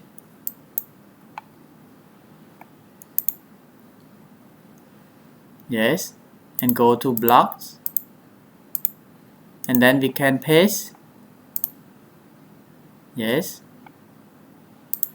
Okay. We will got this block because we need to use it. Okay. So the next step, we need to create the data block for this data. Yes. So right click and then go to the insert block and then choose the data blocks. Okay, example DB1 data block 1, and here is the symbol name. Example FM350-1, yes. And for data type, I will choose the DB of type and use the UDT1, yes. And then click OK. We will automatically create the counter, yes, data blocks. Okay. So the next step, we will go to the hardware configuration again. So go to hardware configuration.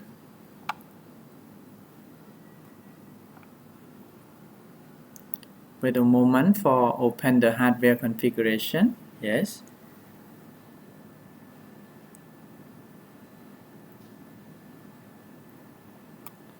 And then go to the FM again. Yes. If we install the parameter, sorry, the library already, so we have this option. Okay. So we need to install the library, otherwise we cannot configure anything. Okay. So first, let's go to input. For input, it is default. Go to encoder. Go to encoder. I will choose 24 incremental encoder. Yeah, here. And if we choose the, if everyone use the 5 voltage, we can use the 5 volt. But for me, I will use 24 volt. And for the operation mode, I will use 0 to 32 bits. Okay. And choose the continuously, yeah, for counting. And get control, I will use none first, okay, and then let's save. Okay, for this one we will use this and then go to save. After that we will download again, right? So the first I will download this one again.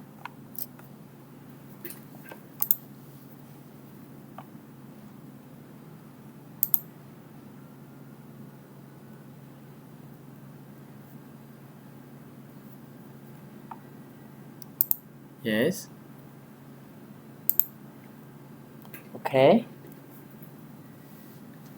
And then after that, let's see, the CPU is not full right now. Okay, let's see, the CPU is not full because the configuration is correct properly. And we can also download this one.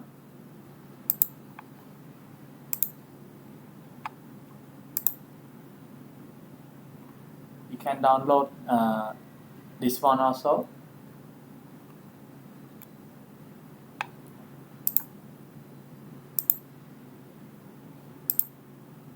Stop and start again. Yes. So the fault is not happen, right? So if we adjust the encoder, let's see, the signal is working properly. Yes. But we need to read the data, right? We need to show the data.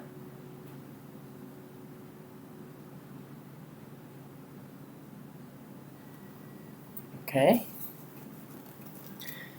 So we need to write the software, right? Because the hardware configuration we already complete. Yes. So let's save our project and then go to the software, right? Go to the blocks. So first, basically go to OB1. I will choose later. Yes. Okay. And first we need to initial the data block number 1, right? So we have address, because here the encoder also have the address, right? Let me show the address here. Yes, this one 256, right? Address until 201 for input. So we need to choose the address. So this one we can say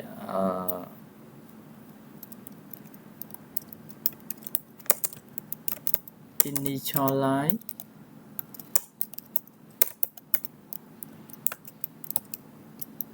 session of counter data block.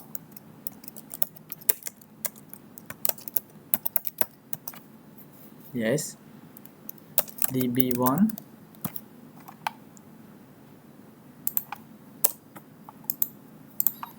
And then I will choose the static language. Yes. And we can type L 256, right? Because it is the address. T db1 dot dbd, sorry, dbw6, right? It is the module address, right, user. Yes. And then we can type L, it is the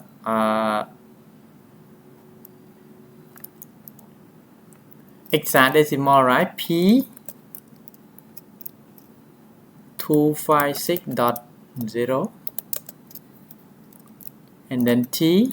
I will put this command under my video also. Yes, for easy to choose to use.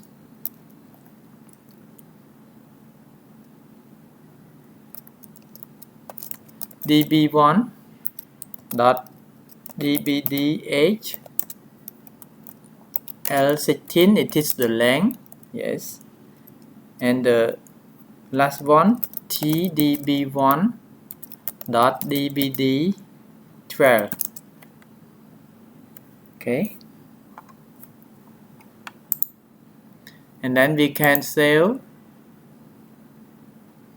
and then we can download to the CPU, yes.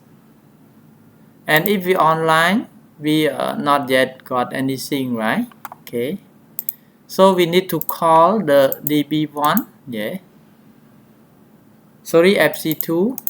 So I will insert the one more network and then change to later this one called fc2, yes, because we have fc2 here, right? Okay, counter, so we can use the fc2 block here, yeah, we can drag and drop.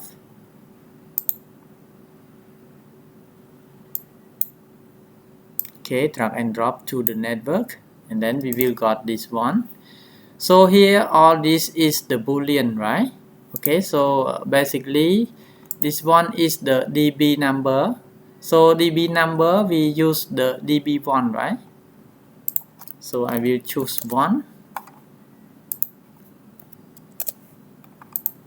and this one we can put the boolean, yes, example m0.0, m0.1, m0.2, because we can use any address that we want here, yes.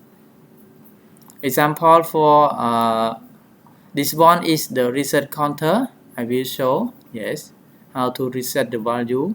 Example, we increase the counter to any number. So if we let this one true, it will reset counter to 0, yes. So m0.3, m0.4, m0.5, m0.6,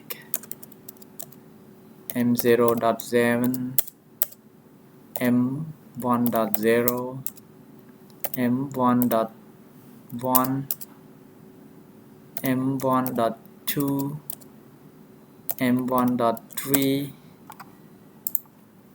m1.4, yes. Okay, we can save the project, and then we can download to the CPU again, yes. We will got like this, and the next step we can go to save the project, and we need to download all, yeah, all the block to the PLC again,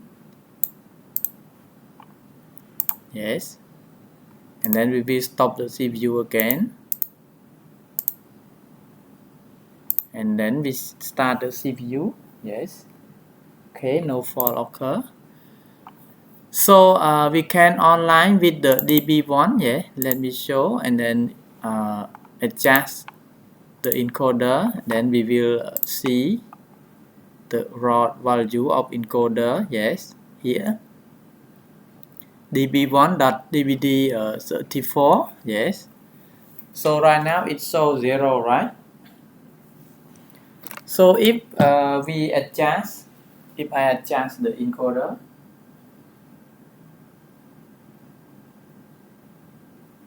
so let me adjust the encoder. Let's see, the value is changed, right?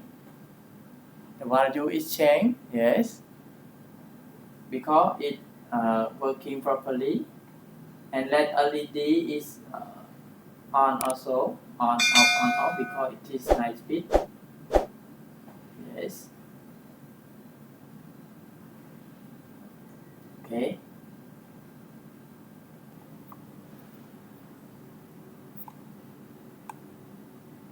Okay, so to read the data with the real value, we can go to the blocks. Okay. go to OB1,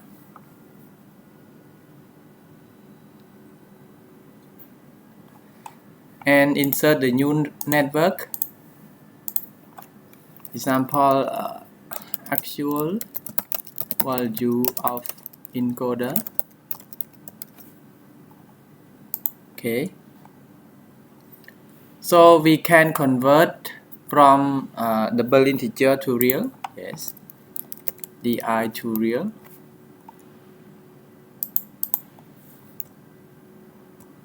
Okay, I will zoom a little bit. So di to real, let's see here, db1, right? So db1 dot dbd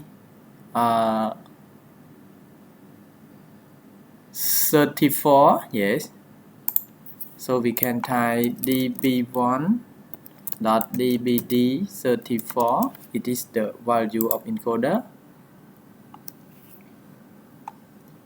And here we can use example md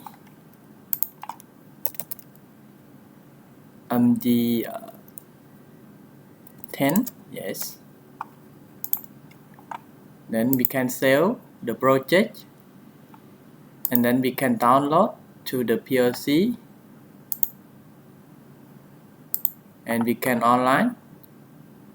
Yes. Let's see here the actual encoder. So if I adjust, let's zoom a little bit. Yes. So if I adjust encoder,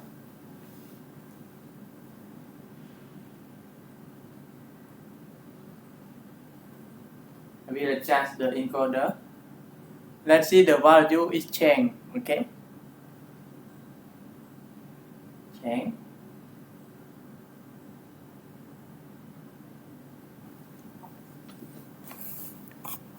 So if we got this value, we can convert to meter or convert to the angle that we want. Yes. If we got this value, we can do everything. Okay. So right now, if we would like to reset, yes, we can also reset for this function, because here, yes, M0.5, if I turn on M0.5, it will move to 0. Okay, so we need to create the logic. So I will insert the new network here, reset how to reset value of encoder. Okay, so I will choose. Right now I already connect with my button.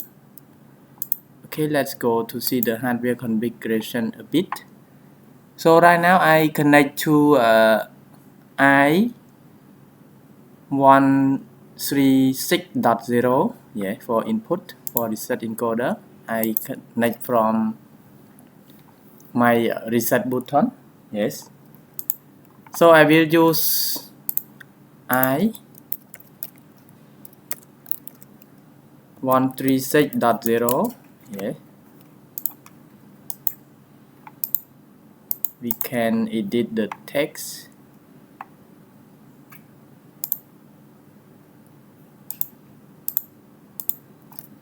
Reset 1. Yes. And when this one is on, I will let M. Yes, let this one is turned on for reset. M0.5. So M0.5. It is the reset command, right? So we can reset command. Okay. Then when this one turn on, I136.0, I will move 0 to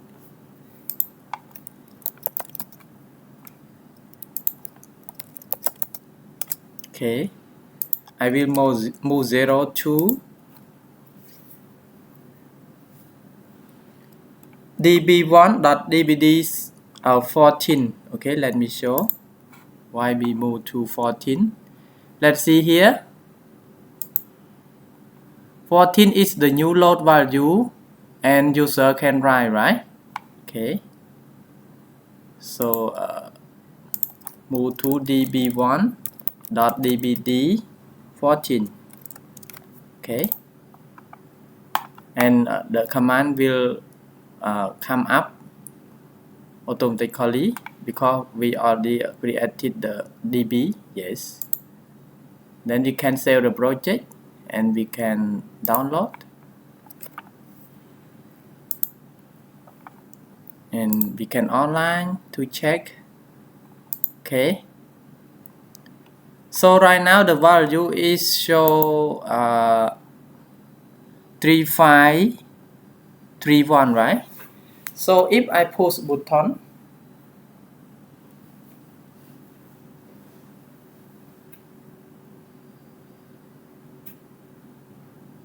okay, let me push button reset.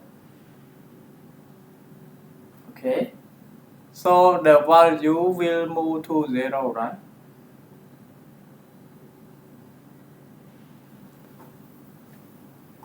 Let's see the value will move to 0 or not. Let's check.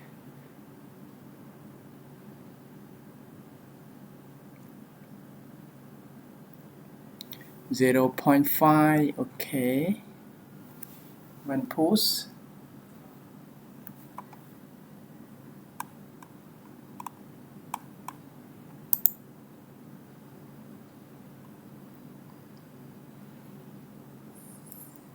not come to 0, right?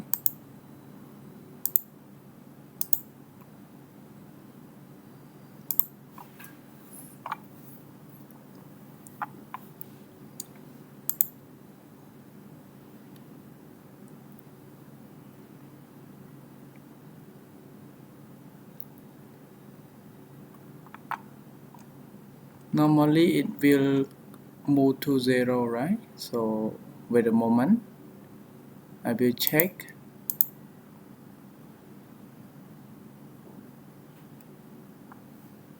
Okay, so we will download the alt block again. Yes, so I will close this one first and then go to select alt block and then download. Yes,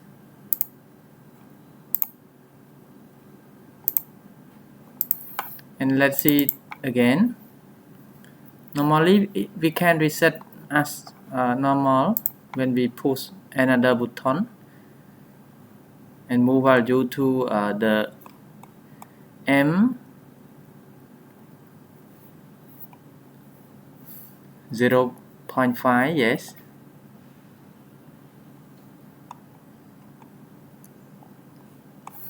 okay, so let's test again. Let me zoom a little bit. Okay, so right now the value of encoder is 0. So we will increase and decrease the value of encoder.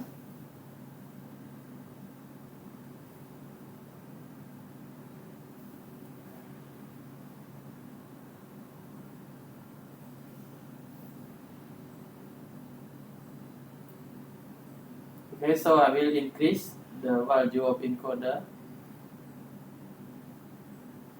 Yes, then we can reset. Yes, so the value move to 0. Okay,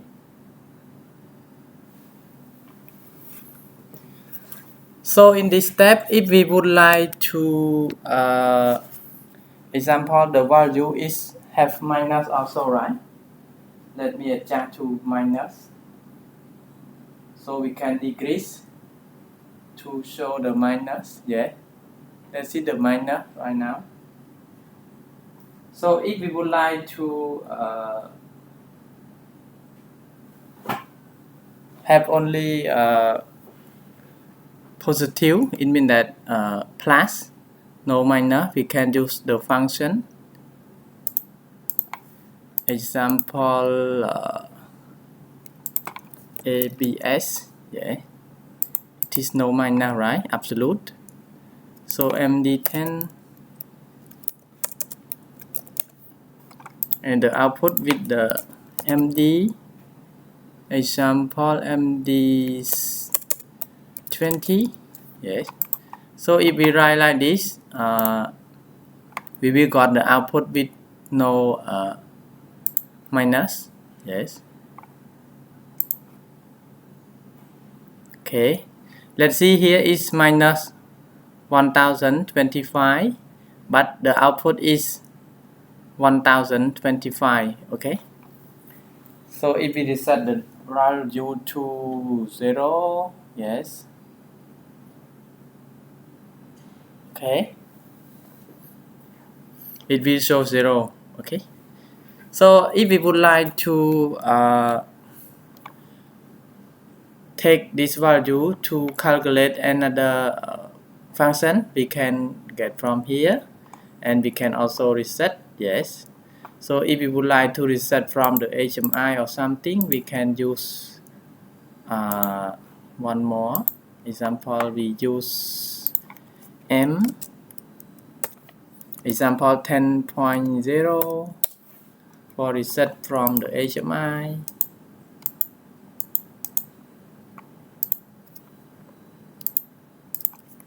Reset button from HMI.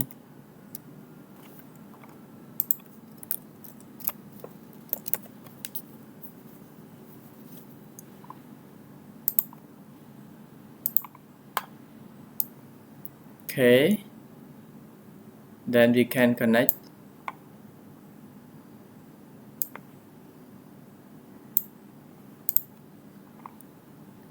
Then save the project and download to the PLC, and we can online, yes.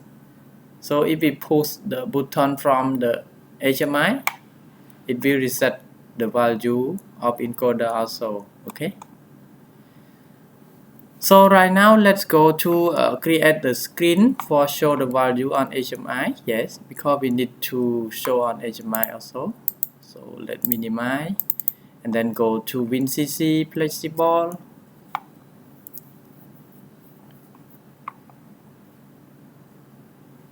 Create the new project, and I will use the panel, multi-panel. Okay, I will use this one because it has Ethernet port, yes.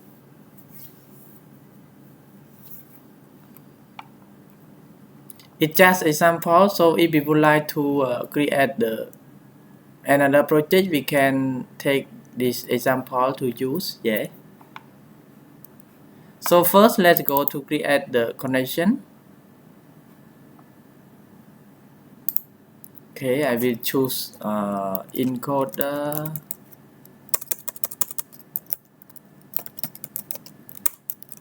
connection, and then connect to the PLC S7-300, yeah. And I will use the Ethernet, yeah, 192 IP address of computer 168.0.253, yes. And for PLC 192.168.0.1, yes. And next step, we need to create the text, right? So the text have two options for choose. If we would like to show with the minus, we can use this one. And if we would like to show only positive, yeah, no minus, we can use this one. Okay, so I will show example PV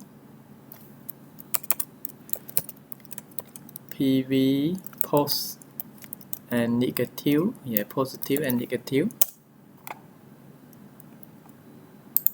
So connection here, and we will choose the real, right? So MD10,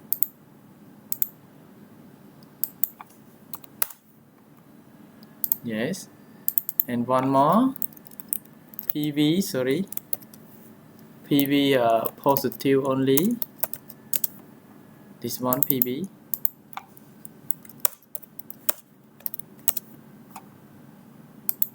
MD20, okay. Okay. And then we have one more button for reset, right? Example, reset button. It is the boolean, right? So I will choose boolean and then M 10.0, right? Okay, 10.0. Okay, 10.0. Yes. And then go to the screen and then we can create the IO file. Yes. We can choose the text file. Can read data from encoder using FM350-1. Yes. Module.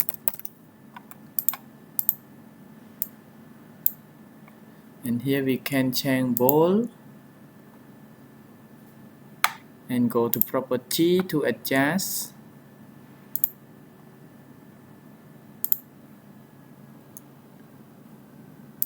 Yes, and check the auto resize.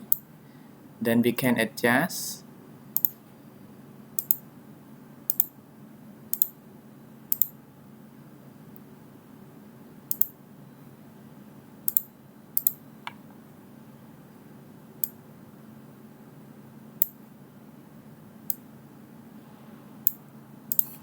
Okay. Then here we can use example show with the. Okay, I will change the screen. Okay, we can use the PV post and negative. It means that plus and minus. Yes. And then it is the output, right? So post and negative here. Then go to property. For text I will use this color, and for the background I will use this color, and for the text alignment I will use center and top. This one should be middle. Yes. For the apparent I will use solid and white color, and for the text I will adjust with the boolean bold 20, and for the this one 99999.999. Yes.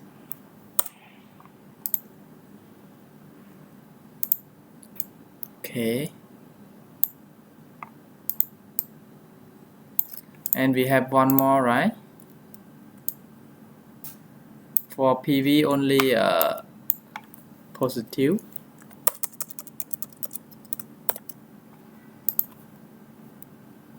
So we can copy from here and then change to be PV positive. Yes. And we have one more for button reset, right? So reset value.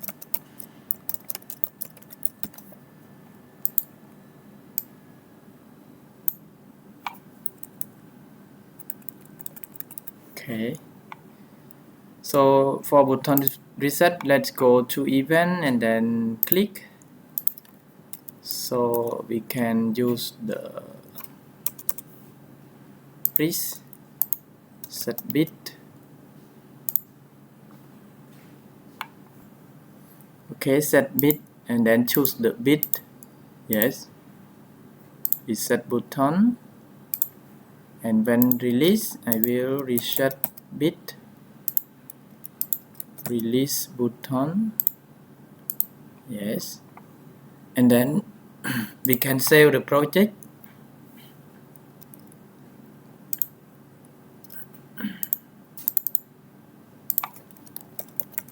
Okay, HMI.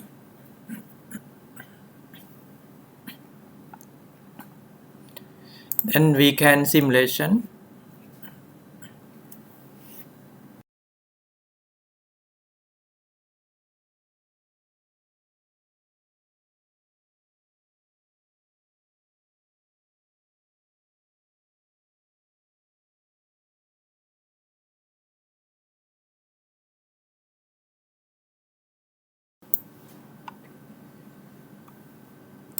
Okay, right now it show 0 for value of encoder.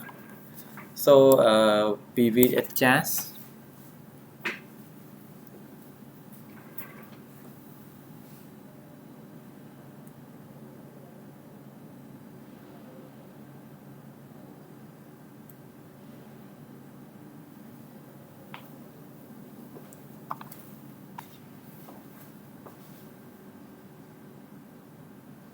Okay, I will adjust the encoder. Yes.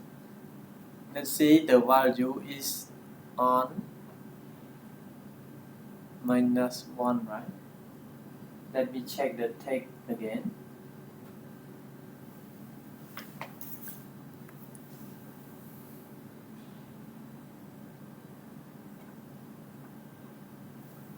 Zero and 1, right?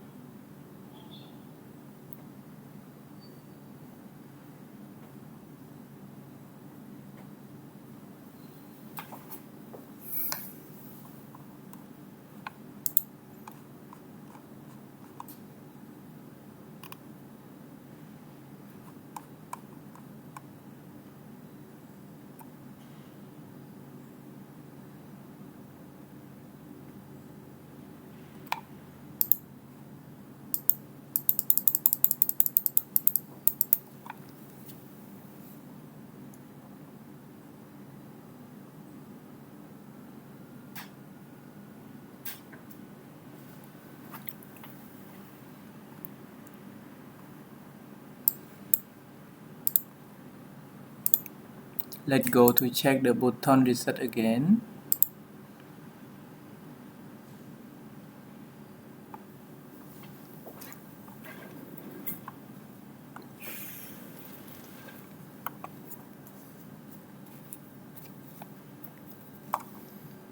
Please set bit, release, reset bit.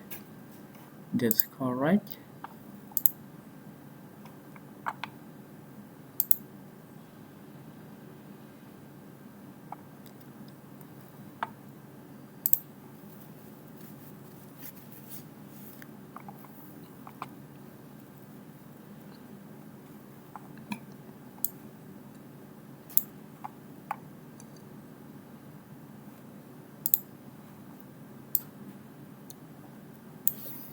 Adjust the encoder again.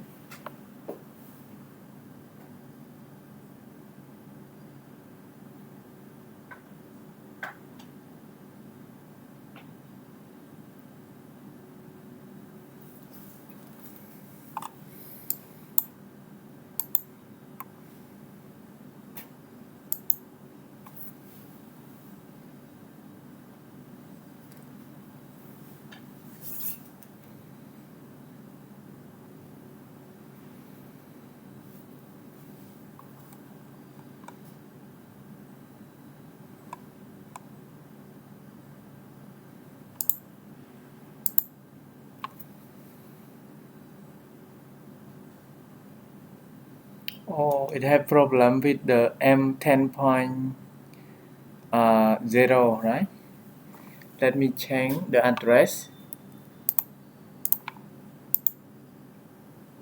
I will change to M100 100.0.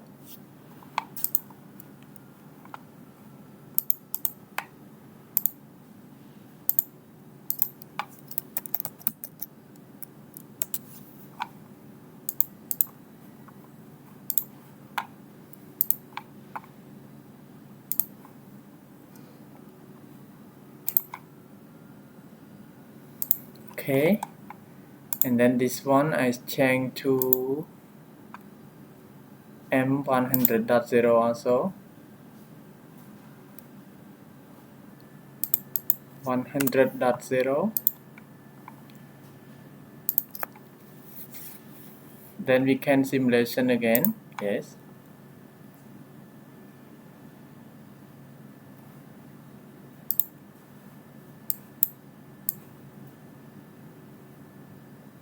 Okay, let's check again. Okay. Yes, it worked properly. Because M10.0 maybe duplicate with another point. Yes.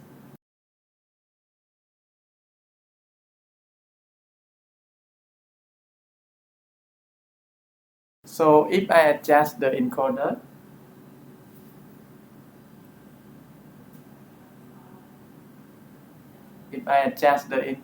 let's see, the value is changed. Yeah. Decrease the value. Let's see, it have minus also because we use minus. Yes. So it works properly. So if we would like to reset, we can reset here. Yes.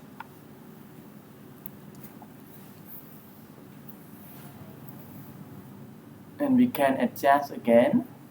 Yeah. So this is just instruction about how to read data from encoder by using counter module of PLC S7-300 that I already showed step by step. So thank you very much for watching my video. And if everyone have any question, please kindly drop comment under my video. I will reply soon.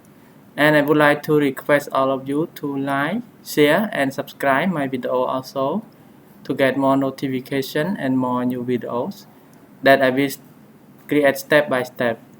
So in this time I would like to say thank you very much again and see you next videos. Bye bye.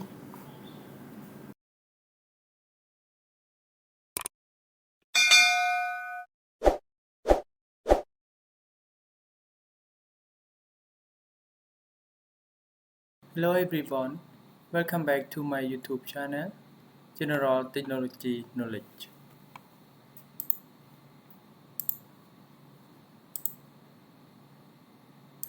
Today we will go to part 2 about how to read data from encoder by using FM350 module. It is the high-speed module, yes. In the previous video, we already learned about how to read the data from encoder by using high-speed module, only one encoder and only one PLC S7-300 module. And already know how to connect and how to select the hardware configuration, yes, for type 5 volt DC or 24 volt DC. Okay. So today we will use two encoders and use two modules of high-speed counter to read the data and show on the HMI. Yes. And I will use the SIMATIC Manager and WinCC Flexible to create the new project and HMI. Yes. So let's go to make the hardware configuration more for module number 2 by using the existing project. Okay, because in the previous video we already learned for model number 1. Yes.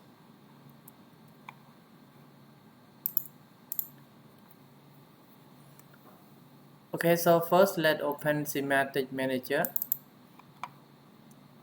and we will use the existing project.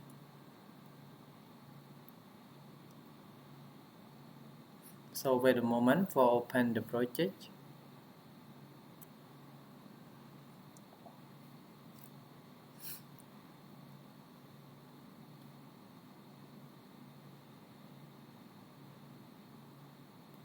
Okay, so this is the existing project. We already add the hardware for the counter module number 1. Yes.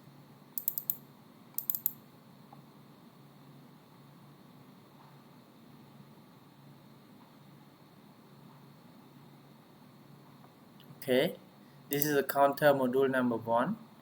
So we will add one more for counter module number 2. Yes.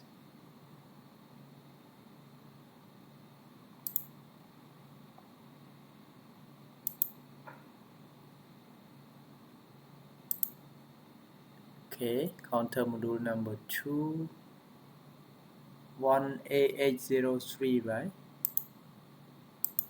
Okay, this one. So drag and drop to the rack.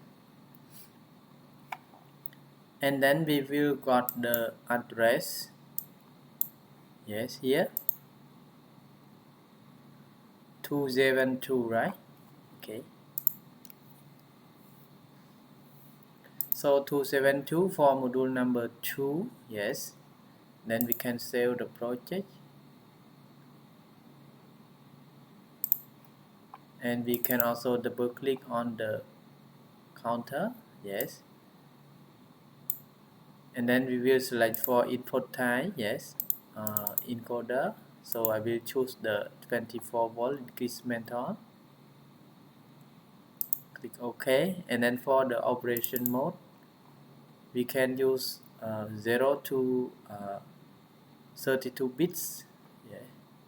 And select the continuous for counting. Yes. And then save the configuration and then exit. Yes. Okay, so we can download the module to the PLC. Yes. So first I will download the hardware configuration. Okay, we try. Oh, maybe have problem with the ZPG PC interface. Okay, so let me check.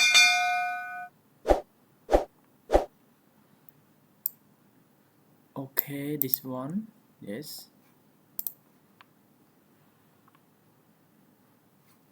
Then we can try to download the hardware configuration again. Okay, use.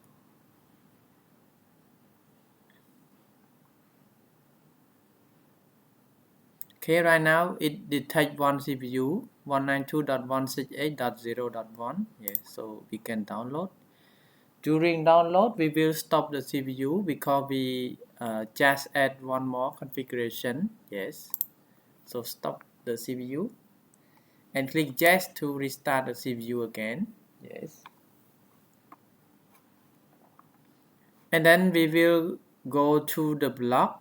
And please remember the module number 2 is address 272, right? Okay. So let's go to the blocks. Okay. So we need to add one more for a data block, right? Example DB2, because DB1 we already learned in the previous video. So let's go to insert new object and then choose the data block. Example DB2. And for this one we use data type for DB, right? And here is the UDT1. Yes, it is the library. Yeah. And then click OK. we will got the new data type, new block for DB2, right? Okay, let's open to see the status. Okay, we will got these parameters. Okay, and then let's go to OB1.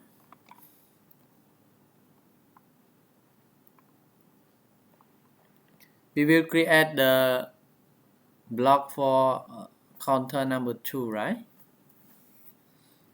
So I will insert one more network for initial the counter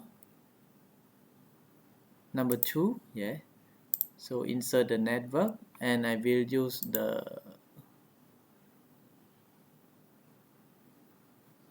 STL, yes, structure text, and then we can command this one, copy and paste and change to DB2, yes. And first we can write the structure text language. So this one we just change, yeah, from 256 to 272, right? Because it is the address of module number 2 here, yeah, 272. So basically we can type L 272, right? It is the address, and then press enter, and then we can type T db2, right, dot db w6, and then lp shaft 272.0, right? It is the address. The next we can type T db1 dot dbd h, right? The channel address, right user, yes. The command will come automatically, yes. And this one is the length, so L16. And the last one for T db1 dot dbd12, yes. Sorry, db2, because we use data block number 2, yes.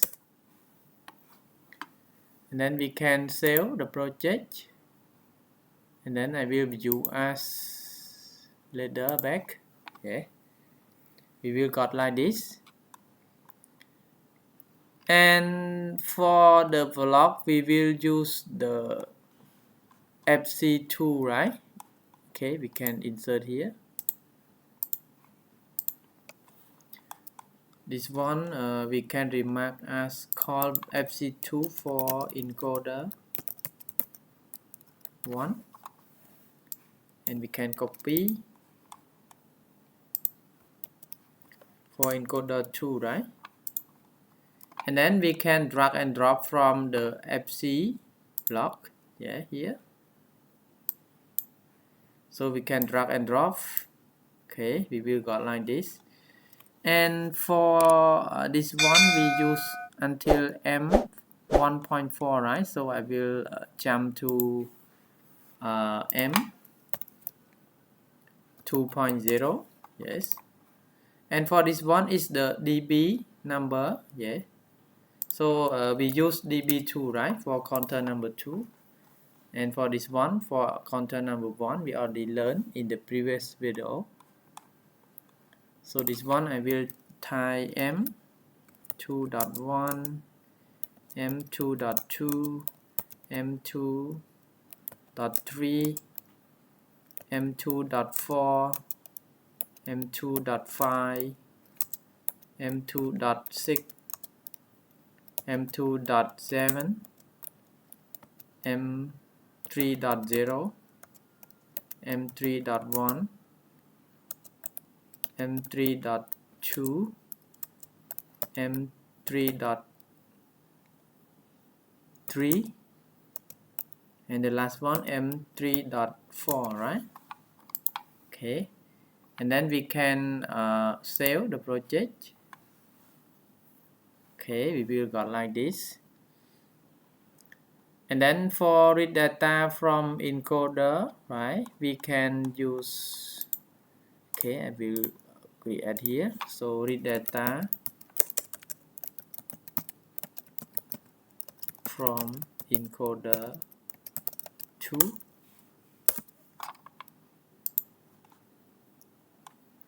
And then we can use like this, yeah, the same as this. So basically we can convert from double integer to real, right? So we can use di to real here. And for this one we can type db1 dot dbd 30, sorry, db2, right, dot dbd 34, yes. And for this one we can use another memory that we want. Basically I will use MD50. We already used, right, 50s.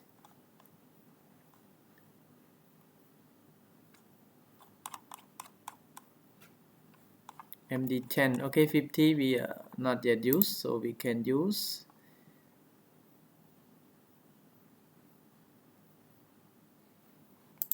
So we can save the project.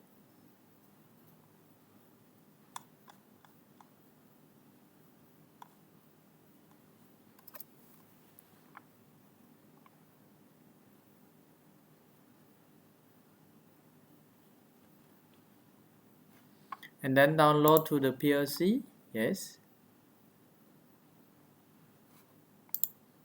And monitor.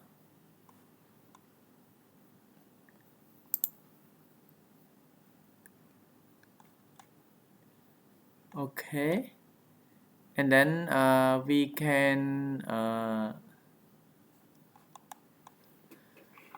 adjust the encoder to see the status. Yeah.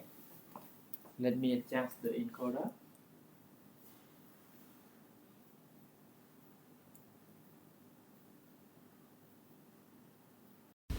Okay, for this one, encoder number 1, yes. Okay. And this one, encoder number 2. So we can adjust. And we can see the status on the PLC, yes. So it's working properly.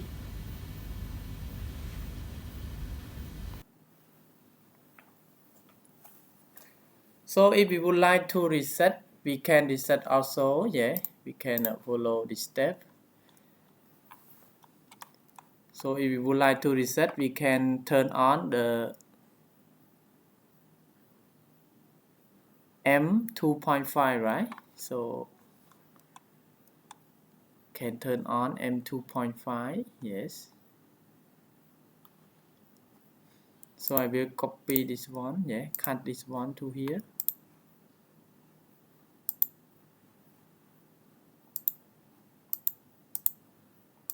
Paste here, yes. And then for reset the counter, I will insert one more network. Reset the counter.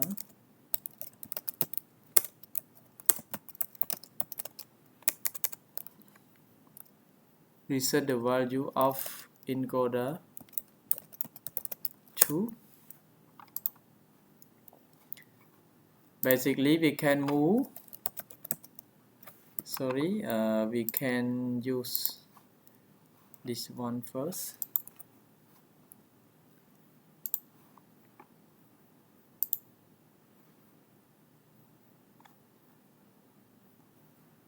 Example, I will use M200.0, or we can use M100.1, yes, 100.1. Command reset counter number 2, right? reset counter 2,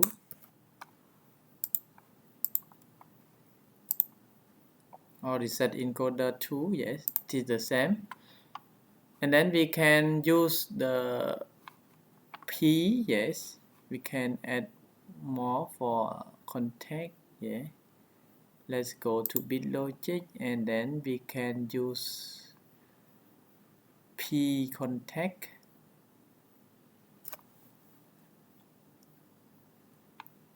logic, right? Okay, example M100.2, yeah, it is the PAL, right? And then I will turn on the M 2.5, right here, M 2.5 here. So M 2.5, yeah, it is the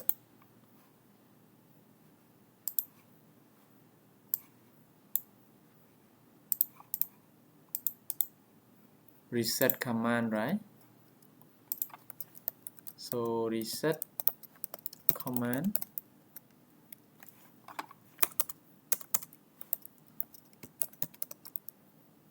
encoder 2,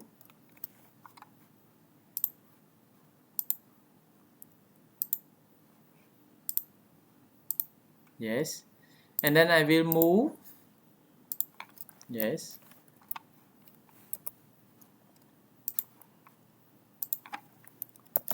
I will move, right, 0 to db2.dbd14, right?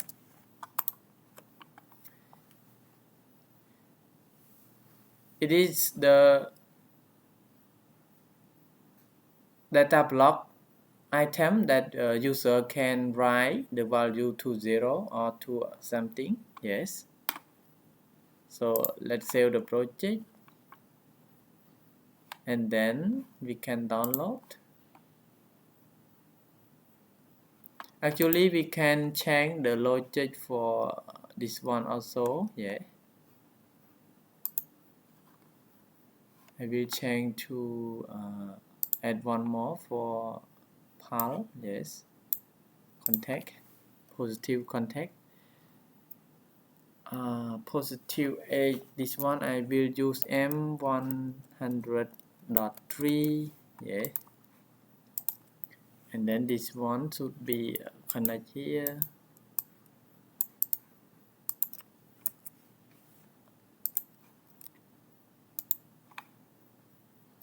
We will cut this one to here, and here we can delete, yes. Then we can download to the PLC again,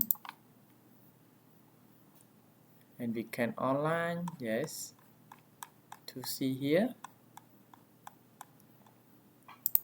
So right now the counter number 2, encoder number 2 has value, right, 1488. So if I push reset, I put reset here,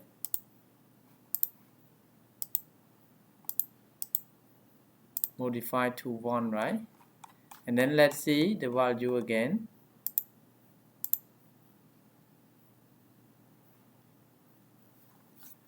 PAL value, right,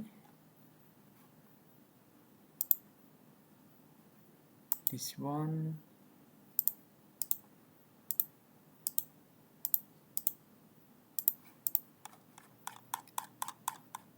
it will reset to 0, right?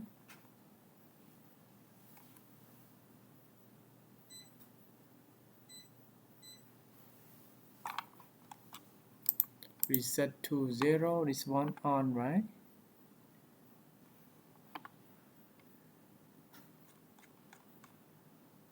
db2.dbd14, yes, it should be 0, right?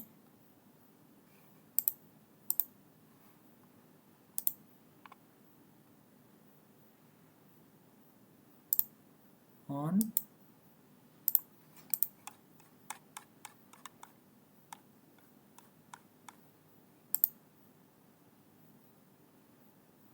Actually, we can use the push button for reset. Yes, I will add push button for reset, or we can delete this one first for test. I will delete this one first. Actually, we can reset to 0.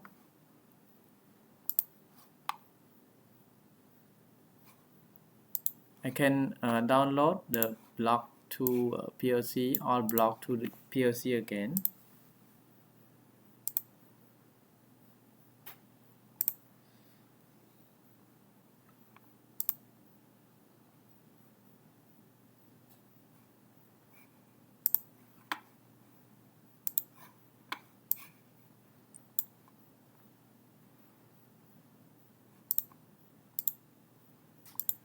Go to hardware. Let me download the counter number 2.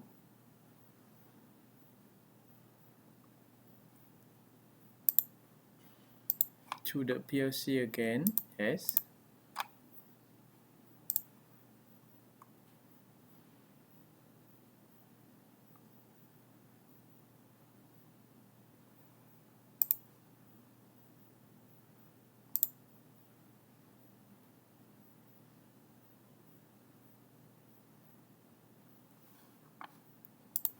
Okay, let's check the block OB1.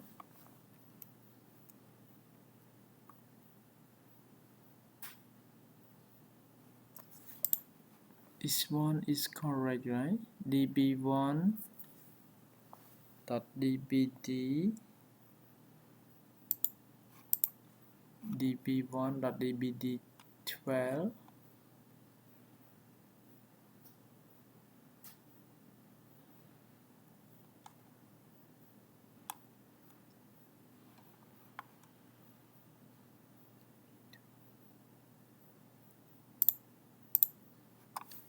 This one should be db2 dot dbw 6.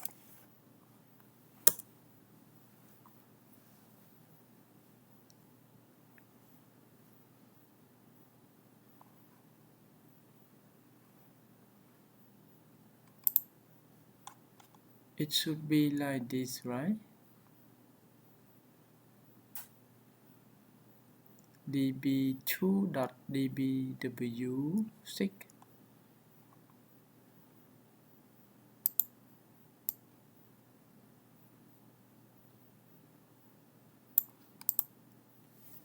db2 dot dbw 6.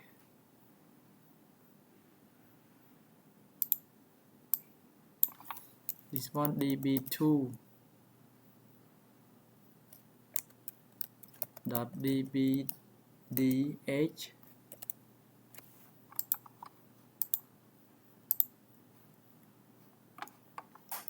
Let me check the db2 again. db2, right?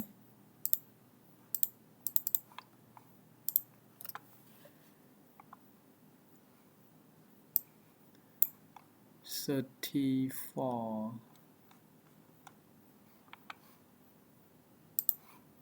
That's okay.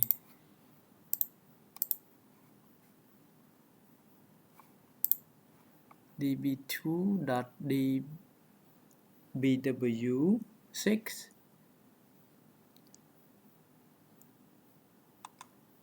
Okay, let's download again.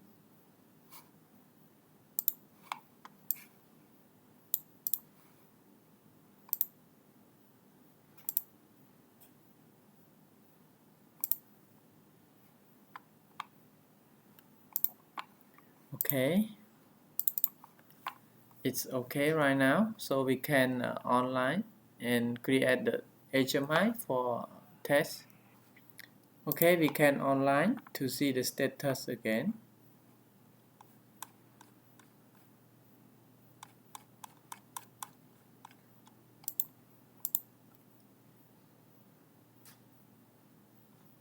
Okay, so the value is 0 right now. So we will go to create the HMI project, yes, to show the value of encoder on HMI, and we can also reset, yes. So let's go to WinCC Flexible.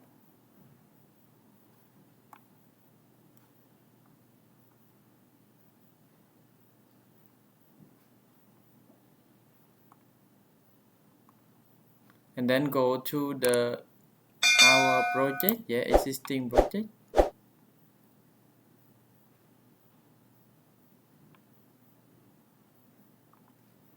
And then we will create one more text, right? For see the status of encoder number 2 on the HMI. Yes, this is a existing project for encoder number 1. So I will delete this one first because we use only both negative and positive, right? So I will change this one to be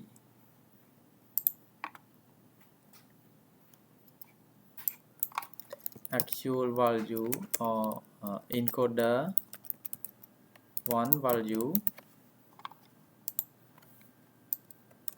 Can copy and paste.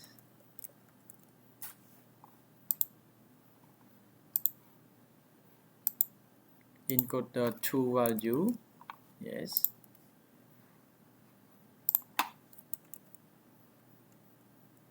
Okay, and then we will create the text for encoder number 2, right? So MD50, it is the real, right? So go to text,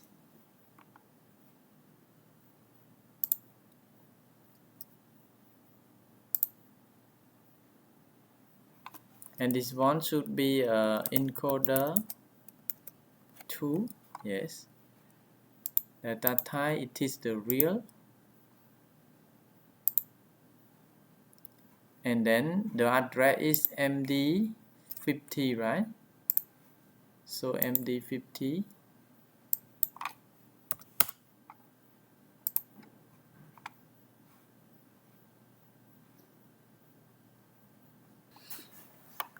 Okay, so we can create the text, yes.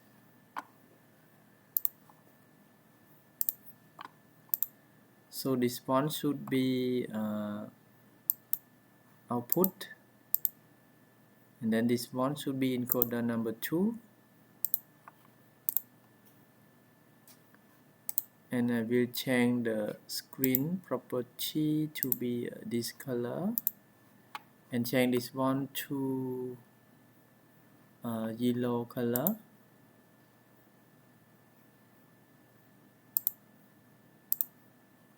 Yes, and this one should be a white color. Yes, and we need to put the button for reset, right? So let's go to the text. For button for reset, yeah, button for reset M100.1, right? So one more button, reset counter or encoder 2, and it is the real, sorry, it is the boolean. So M100.1, right?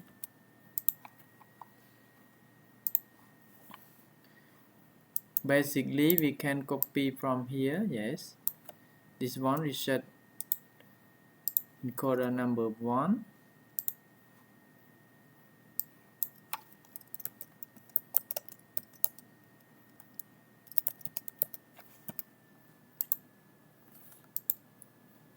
and we can copy for reset encoder number 2, and we can go to the event. This one should be reset encoder number 2,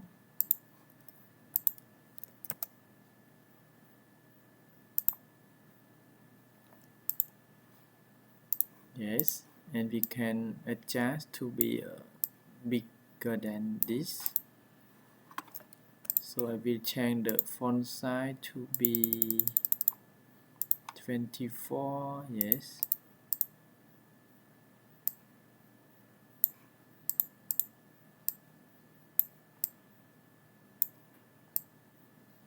Okay, we can put here.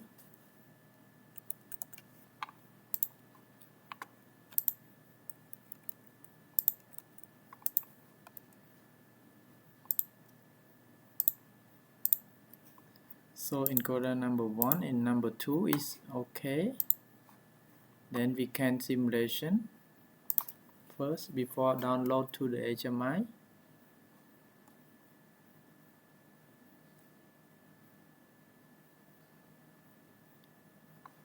Okay, let me check the format a little bit. Okay, format is okay.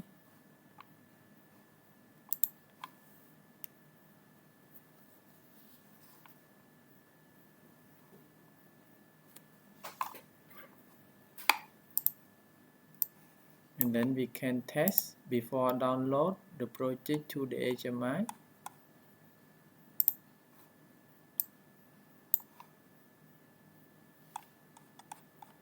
Number 2 right here.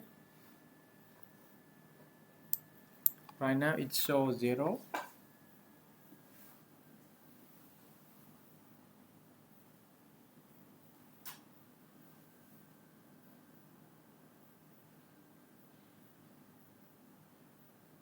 So if I adjust,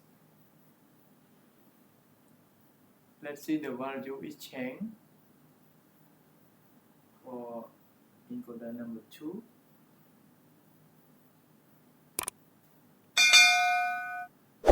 And for encoder number 1, it changed also, right?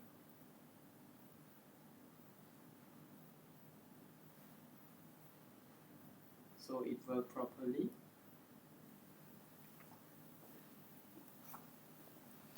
So we will download this screen to the HMI. Yes.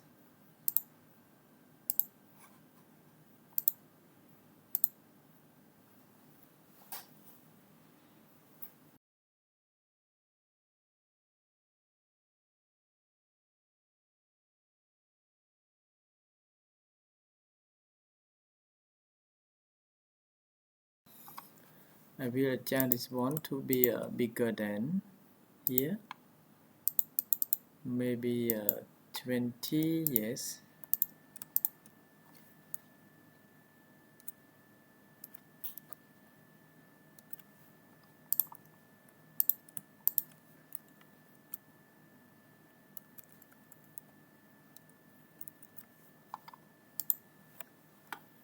Okay, this one should be 16. And then save the project again.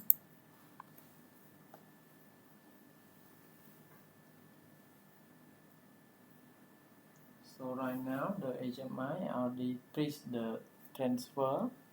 Yes. So let download. And then choose the Ethernet. And for the IP address is 192.168.0.2. Please transfer to transfer the data to the HMI.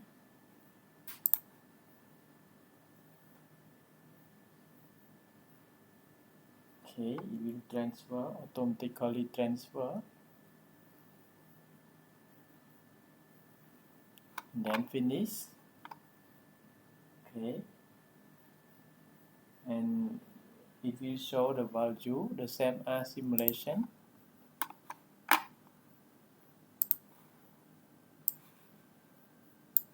Yes.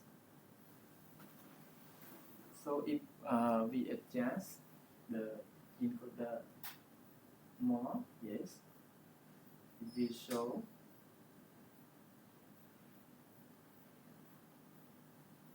Yes. Encoder number 1 also.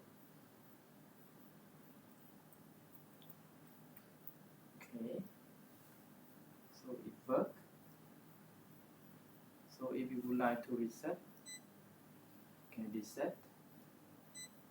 Yes.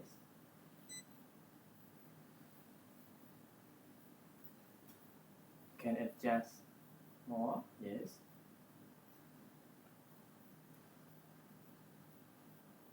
Okay. If we adjust so fast, the value will change fast also. This one.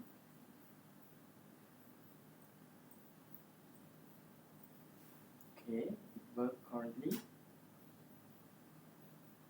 Both HMI and PLC and encoder.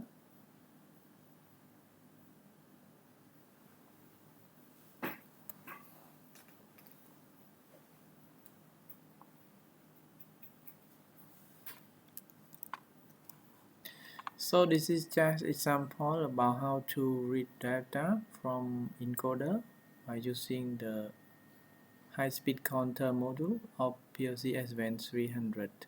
Okay. So thank you very much for watching my video. And if everyone have any question, please kindly drop comment under my video. I will reply soon. And I would like to request all of you to like, share and subscribe my video also to get more notification and more new videos that I will create step by step. So in this time I would like to say thank you very much again and see you next videos. Bye bye.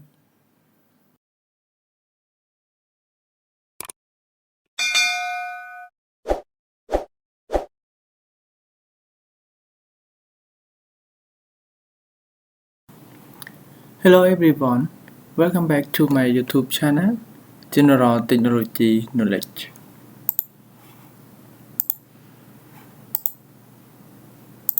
Today I would like to show and share about how to link data between CPU and expansion rack module.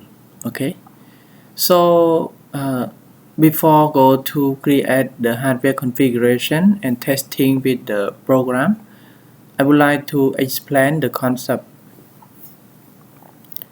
So this is a picture of IM365 and for this one is IM365 receive. Okay, so why we use this module? Because if we have many I/O, it means that we have many module card input and output. It means that the rack that we can install here only 12 slot, right? Plus power supply and CPU, we have 12 slot. So if we have more than 12 slot, we need to use the extension rack module to extend more I/O by control with this CPU.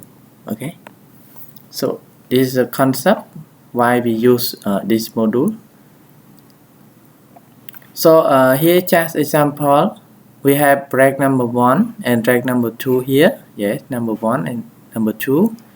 So this one linked by IM365 module. Yes, and we can see here we can connect with if we insert this module, this one will appear automatically. Yes, so if we have many I/O here and here, so we can extend, yes, the module. Okay, so it's very important. We no need to use another CPU or another memory. Yes, no need to install. We just install this module so we can link 11 rack more. Okay, 11 slot. Okay,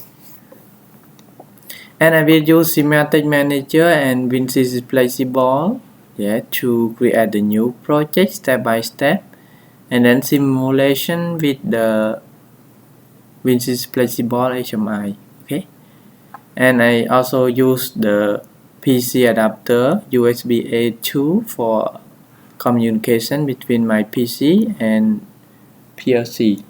Okay, so this just concept of how to link the data between CPU and extension rack module IM365. Okay, so it has send and receive, or we can send from here, also receive here. Okay, so let's go to our software to create the new project. So first I will insert one more folder, extension rack. Yes, and then open the SIMATIC Manager. Right now I will use version 5.6. Yes, so let's go to new project, and then this one example extension, yeah, IO, extension IO, right? Okay, and then browse to find the folder that we just created on desktop here, and then click OK. So we need to add new object, right? But before add the new object, let's set the temporary or PG interface. Yeah, let's see here is connect with the gigabit network because it is the existing project that we already learned about how to read data from encoder with the other CPU that use the LAN cable. So right now I will use the PC adapter USB, so we need to set the PC interface. Yeah, so go to option and then set PC interface, open it up,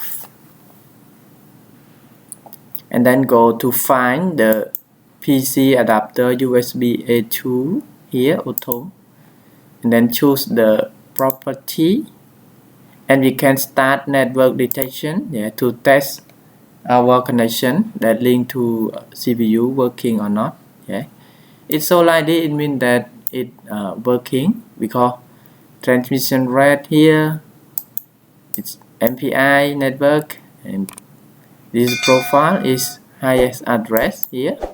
So we click OK, and then click OK, and then click OK one more time. Okay, so it means that we can communication. So the next step, we will insert the new object, SIMATIC 300 station. Yes, and then go to hardware configuration, right? Go to hardware,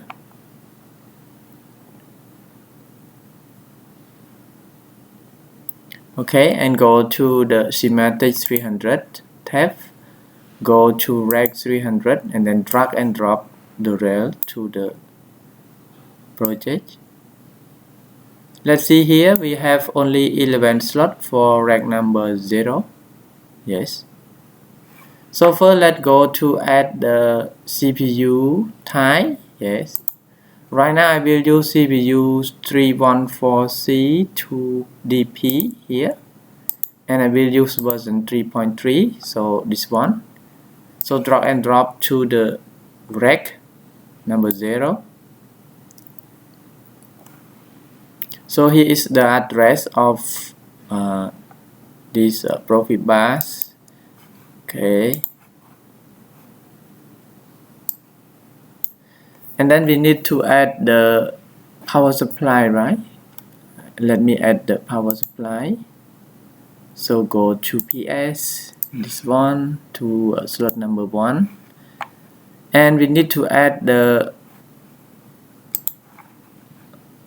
IM365 send and receive module, right? And for the nameplate, we need to put the same as here. Yes, nameplate, because if we put the wrong part number, when we download it will fall the CPU, right? So here I will insert here. So this one is 365 OBA 01 0A 0. Okay. Let me go to the font. Yes, run. So this one is this module. Yeah. So we need to add the same this one, otherwise it will not working. Yes. So 365 OBA01, right? So let's go to IM. Yeah, IM 300 here. Okay, this tab. And then go to IM 365, right? And find the part number the same as I show. So the part number here, let's see, 365 OBA01, right? The same our part number OBA01. Yes. So this one we can drag and drop to the rack number 0, and we got like this. Okay. And we need to insert one more rack, right? For rack number 2, this one. Yeah, this one. And let's go to the rack number 1. Yeah, rack number 1 here. Okay. And no need to add the power supply or something here. We just add the IM 365, right? So go to IM 365. Yeah, this one. So drag and drop here. Okay. If we would like to add the power supply, we can add also. Yeah. If we have one more power supply, we can add also.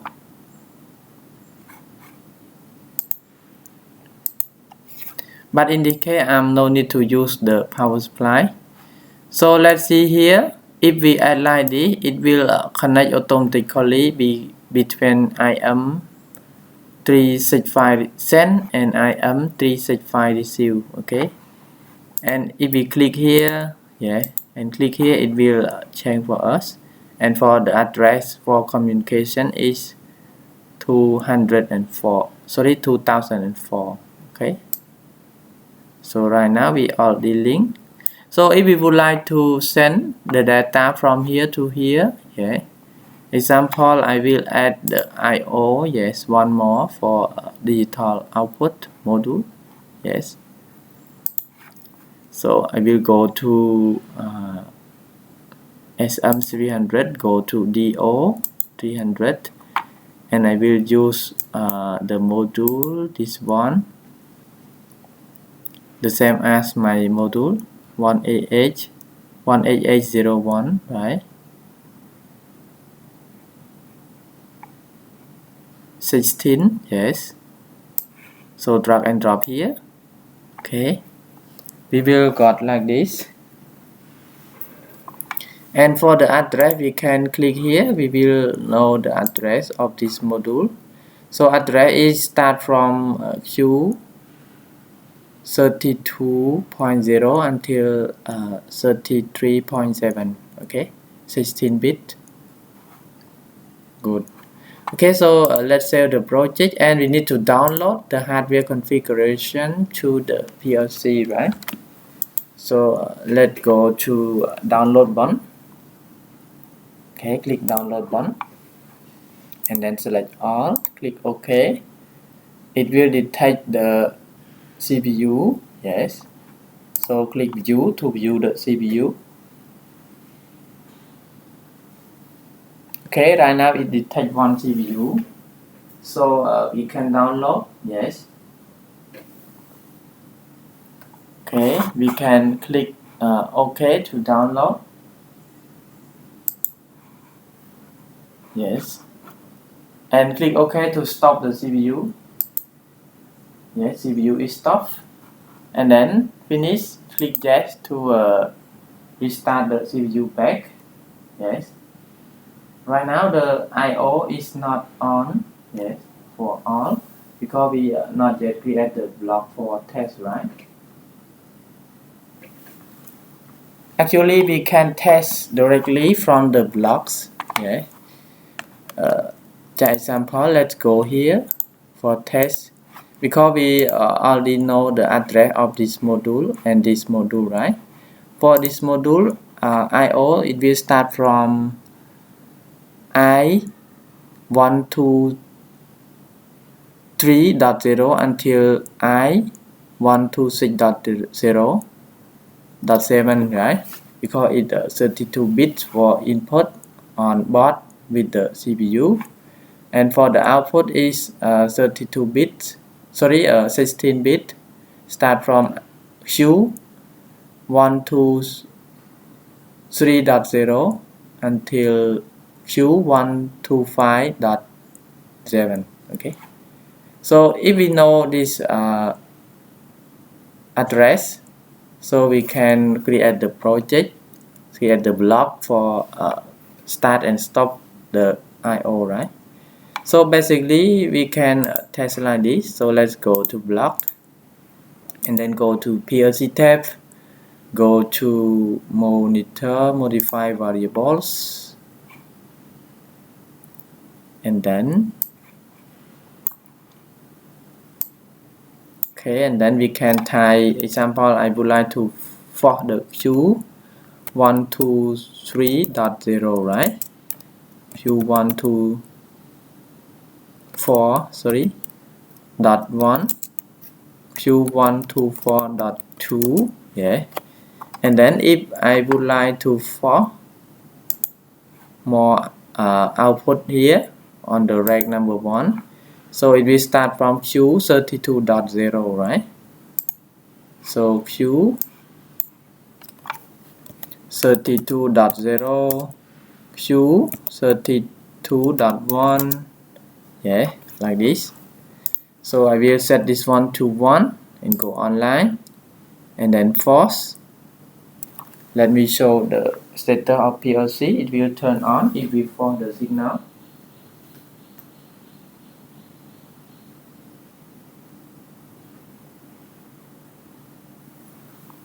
Yes. So if we follow the signal modify to 1, let's see the output is turned on. Yes. For point number 1. Yes. And if we would like to for all, we can select like this. For to true, for to true, for to true, and for to trues. Yeah. We show it will turn on immediately, the same as the point number 1. Yeah.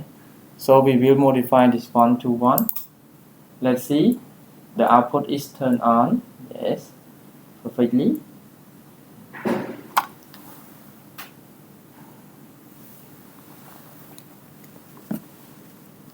Okay, so we can modify to 0. We can set 0, 0, 0, 0, 0, and then we can force to 0.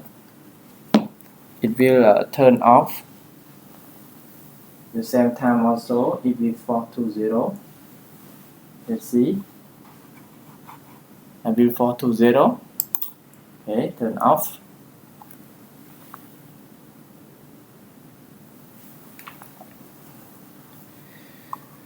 So this just test the I/O. So if we would like to test many I/O, we can write more, yeah, for I/O. But we can create the block for test also. So I will cancel this one and then go to blocks, OB1, and I will use data. Okay.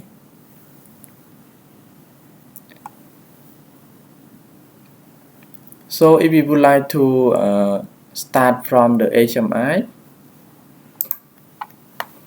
we can write, yes, I will write some command.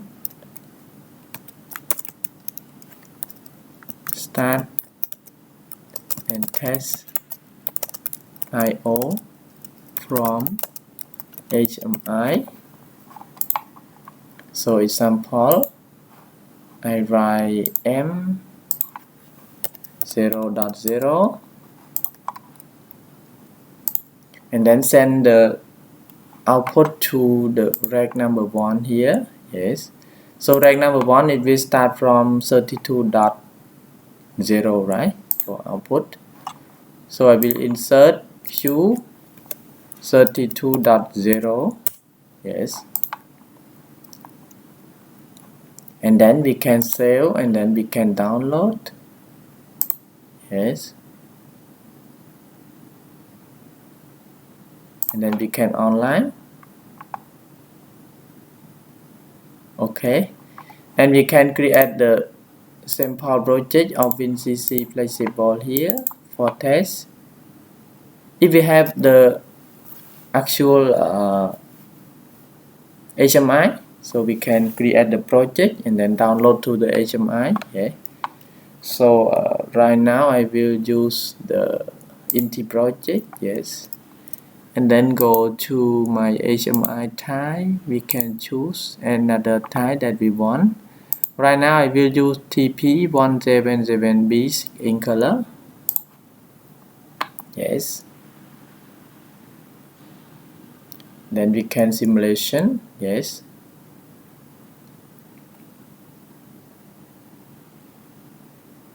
So it's very important. If we have big plant, we can use a lot of I/O, right? So we need to extend the I/O because we have only 11 racks for 11 slot for rack number 0, and if we add more for extend, we can got more 11 slot also. Okay. So let's go to connection. Example, test I/O. IM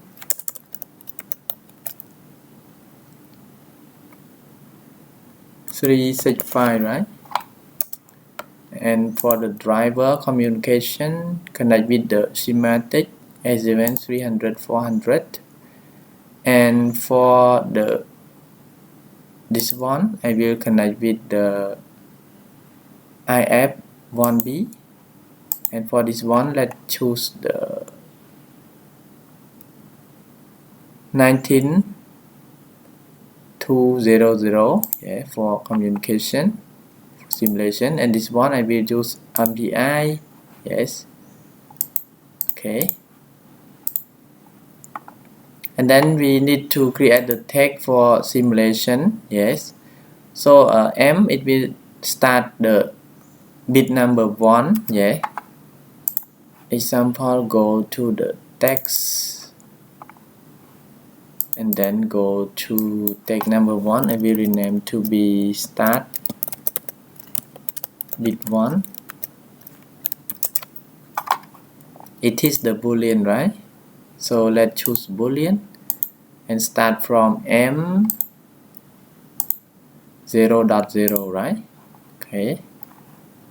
Then go to the screen and I will change the color of background of screen a little bit because I like this color. Yes. And go to the button. Yeah, example button here. So we can tie with the start bit 1. Okay.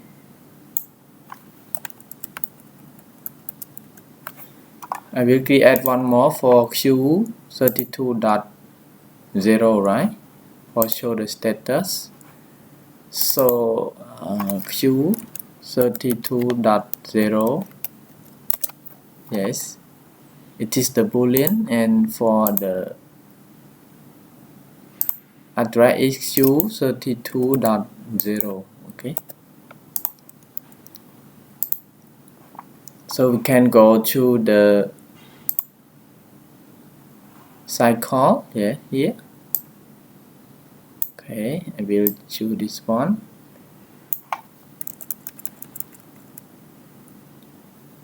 And then here the color I will use red color for status false or 0. Yeah, if I start here it will go to 1 and then change color to be green, right?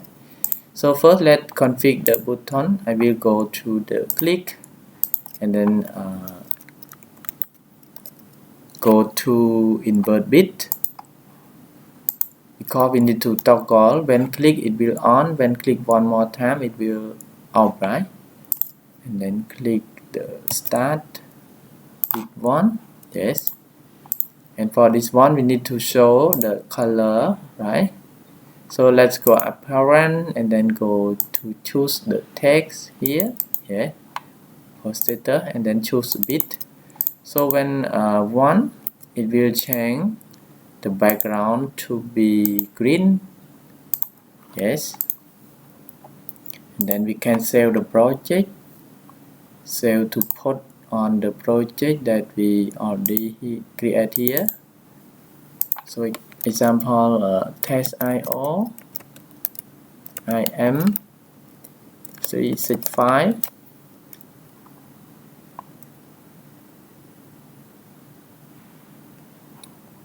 And then we can simulation. Yeah, let's test simulation, because we already online with the PLC, right?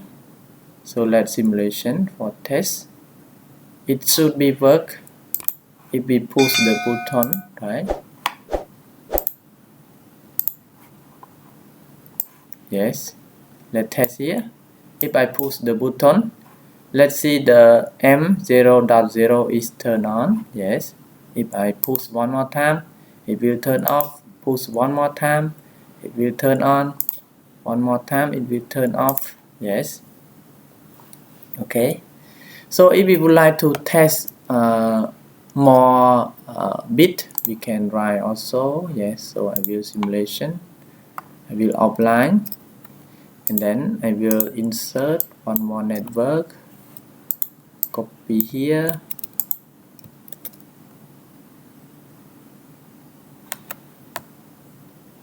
so this one we can mark as bit 2, this one bit 1. Yes, and here we can use example M0.1. yes, M0.1, and this one should be Q32.1, right? Bit number 2. Yes, and if we would like to start this IO, yeah, you can also start. So here it will start from Q 124.0, right? So example, this one we can mark as extension module,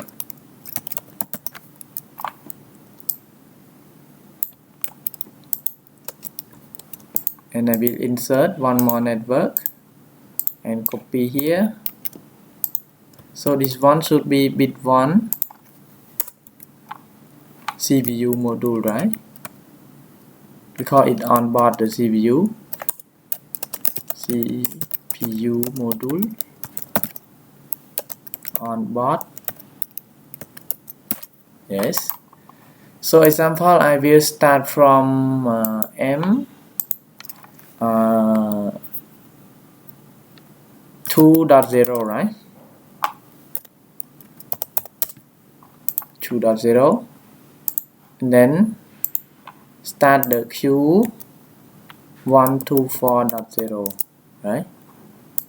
Okay, then we can save the project and then download to the PLC, and then we can online. Yes, and we need to create the start and stop from the HMI also, right?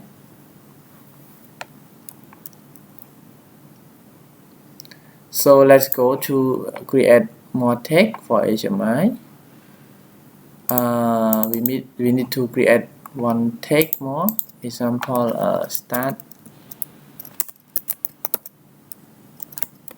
bit 2, the boolean also, and it will start from M, right? 0.1, 0.1 here, yes. And for the stator, Q 32.1, right? Boolean, and for the address is Q 32.1, yes. And one more for M02.0, right? This one should be start CPU bit 1. The address is M2.0, right? And for the stator, we can show here Q24.0. So Q124.0. And for the address, we start from Q124.0 also. And then we can go to the screen. And basically we can copy here, yeah. For bit number 2, we can copy and then change this one, and this one we can copy also, yeah, copy to here. And for button number 3, we can also copy here, and we just change to bit number 3, yes. This one we can adjust to be aligned, yeah. And for this one we can copy also here, yes. And this one we can change the text only, right? So go to event, click, and then change to the text. It should be start bit 2, right? Here, enough. And for this one, it will start from start bit 3, bit 1 CPU, right? Okay. And for the color animation, we can change also to be, okay, we adjust align a little bit. Okay, this one go to color animation and just change this one to Q32.1, and for this one should be Q 124.0, right? And then we can save the project, and we can online simulation, yes. Okay, so if we push, if we push the button start and stop the button, we can see the status of the PLC here. I will push, yeah. If I push off here, let's see off here, it off. I will turn on this one, yeah. The output is turned on. Start this one, yeah. Oh, this one I'm not yet change the status, right? So let me change the text a little bit. It should be green also, right? So green Q24, yes, it's correct, right? But why not green? Let's check the text. Oh, this one Q, no M, right? I'm sorry, I'm confused here, yes. So change this one and then save the project again. and then we can simulation again. Yes, sorry, compute for the address. That's why it's not green. So right now it's green, right? Let's see here. Yes, it's green. So let me show the PLC again.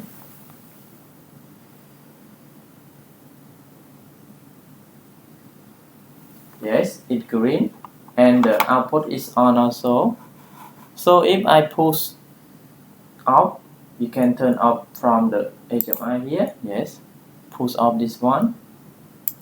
Yes, push off this one, turn on this one, turn on this one, and turn on this one.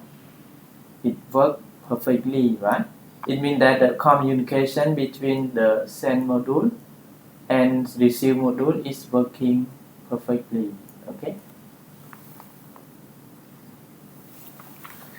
So this is just example, and if everyone would like to simulation another bit, we can simulation. Follow my step. Yeah, we can connect to PLC, and then we can create the HMI project, and then we can test on and off the bit that we want. Yes, so it's very easy. If we have the expansion module for add more extend IO. Yes, so 11 plus 11 it will 22, right? 22 slots. So many IO that can use with this only one CPU. Okay. So thank you very much for watching my video, and if everyone have any question, please kindly drop comment under my video. I will reply soon, and I would like to request all of you to like, share, and subscribe my video also to get more notification and more new videos that I will create step by step. So in this time I would like to say thank you very much again, and see you next videos. Bye bye.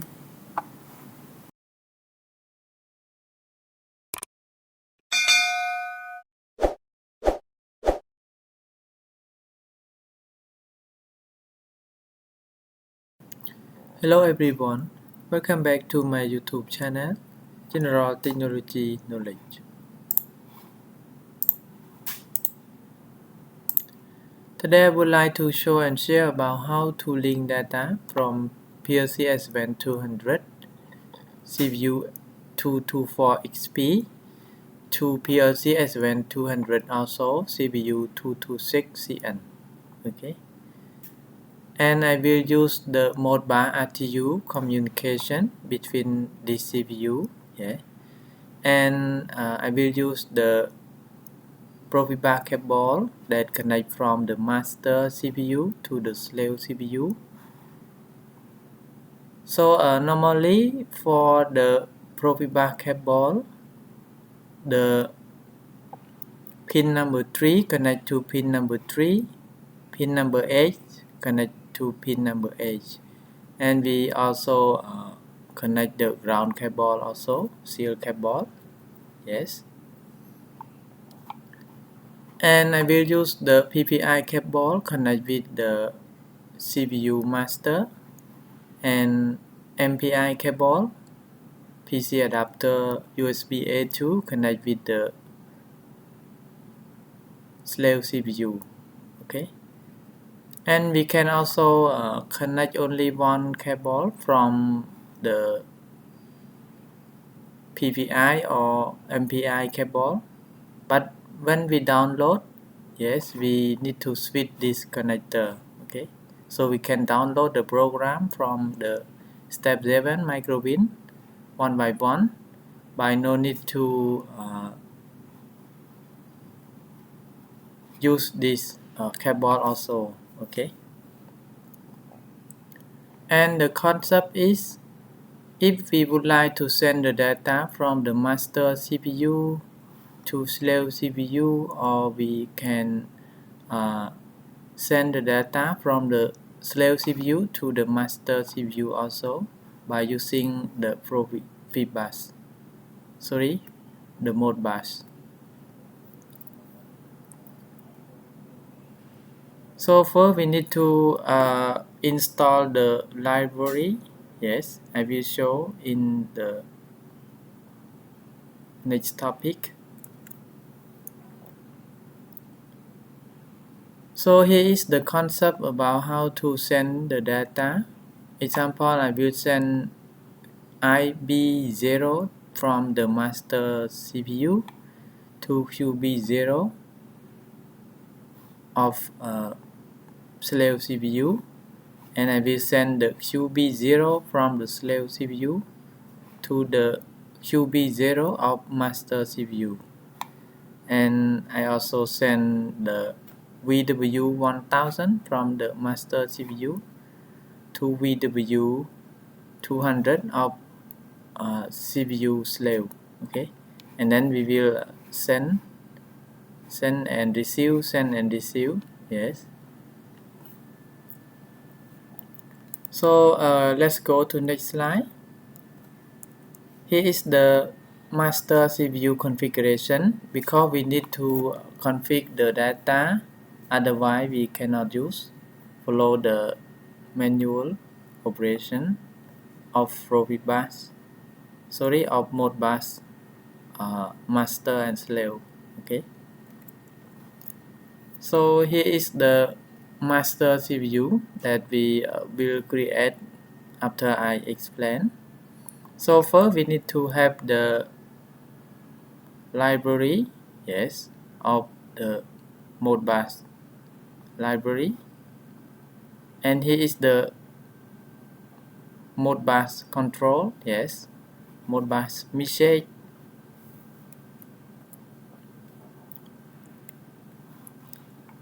and here is the Modbus message that we can send the data from the CPU master to CPU slave, yes, and here is the testing data, yeah, the same as this one, yeah, we can test the data.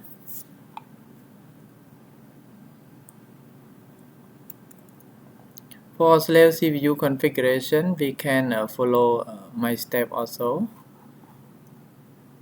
So first we need to initial the Modbus, and second we will create the Modbus slave, yes,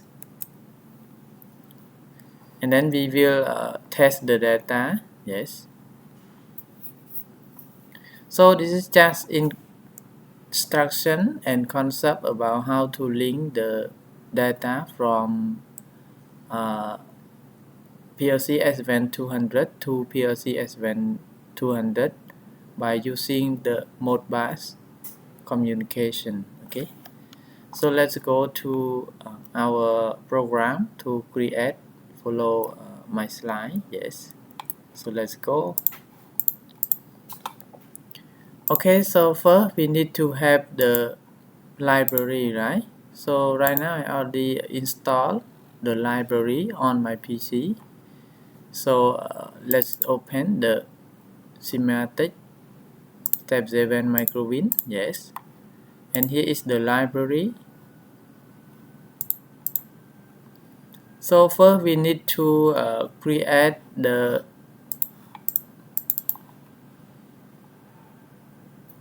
program. Follow my slide, right?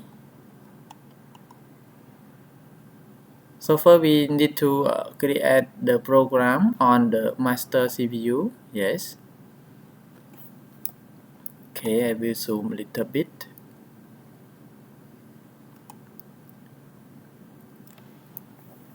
Basically, if we would like to send the data from the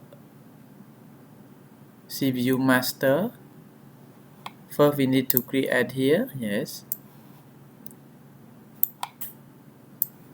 Okay, I will open like this because it will easy to understand, yes.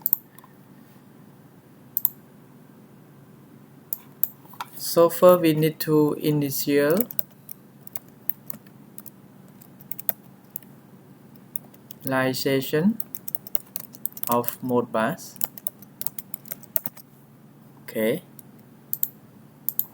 so let's go to library. Right now we use the port 0, right? So drag and drop the port 0 to the project, and here we need to put the always on, right? Yes, the same as the picture. So I will put SM0.0. The second is mode. Mode, it means that the enable mode. If we use true, it means that we enable the Modbus communication. Okay, so I will put the always on also for mode. So SM0.0, and here is the baud rate. Normally, if we press the Held F1 button of keyboard, and then we can search the Modbus master. Yes. Okay, here initialize the Modbus master. So we can read here, we can follow the step. Yes, what is the mode, what is the baud rate, what is the parity, what is the timeout. Yeah, so example is the baud rate. Yeah, follow this step. Parity, follow this step. If we set 0, it means that no parities. We set 1, it means that ODD parity. 2 is even. Yes, so we can read and follow this step for configuration. Yes, so right now I will put 9600 for baud rate, and parity I will choose 2 because even, and timeout I will choose 1000. It means that 1 second. Yes, it is the millisecond, so 1 second. And this one I will put M0.0, follow my slide, MB1. Yes, and for the network 2, yes, we can choose, it will send data, right? So network 2 send data from master CPU to slave CPU.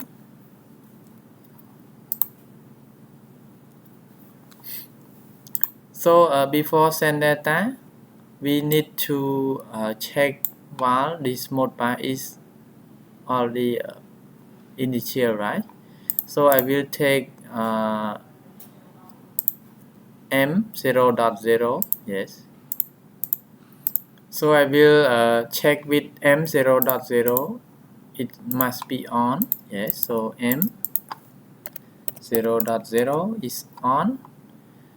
Then I will use the one more library. Yes, so Modbus message here. Yes,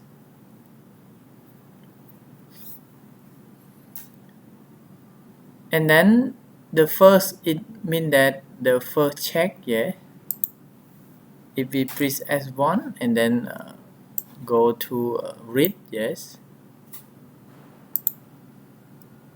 Modbus message, right?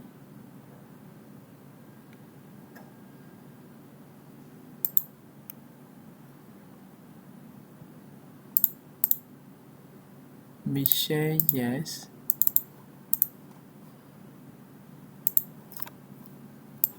we can read from here.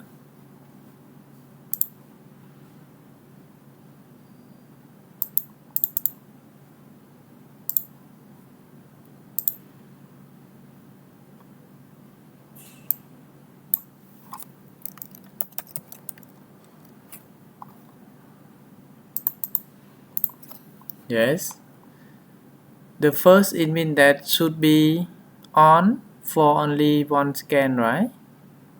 So should be on only one scan. So here we can put the another clock memory. Yes.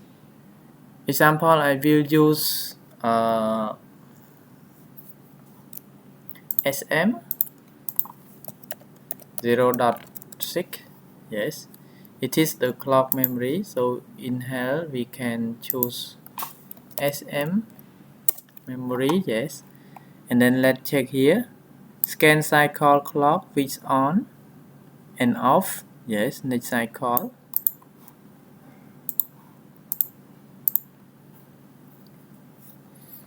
So we can use like this, and I will use the positive edge contact. It means that it on immediately only one pulse. Yes, and for the parameter I will use H, yeah, for address, and RW, it means that read write, we can force the signal. Yes, read write, and here is the address. For the address, we can also see in here. Yes, Modbus address.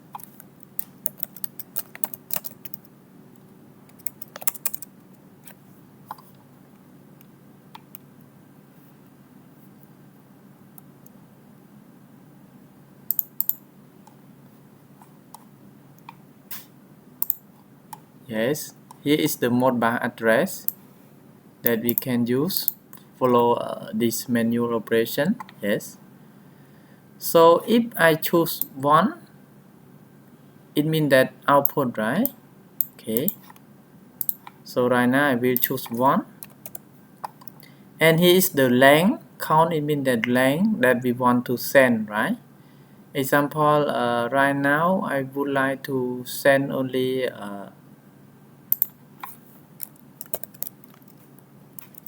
IB0. Yes, so I send 8 bits only, so I will use H. Yes, it means that I will send the 8 bits from the CPU master to CPU slave, so I will set H, and it will start from IB0 to IB1, right? So only 8 bits. This one I can use M0.1, MB2,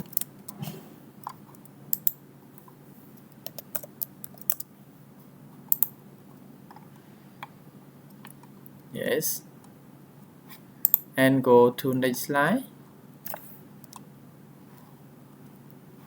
Here, right? So here we can use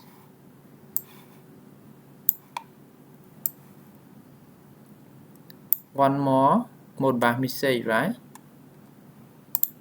So this one should be got data from CPU slave, right? So we can follow this step, okay, and then we will test the step 1 first. Only send IB0 to QB0, yes, and then get the data from IB0 of CPU slave to QB0 of CPU master. Okay, so the same as here, we can use one more Modbus message. Yes, and here should be use the M0.0 also, right?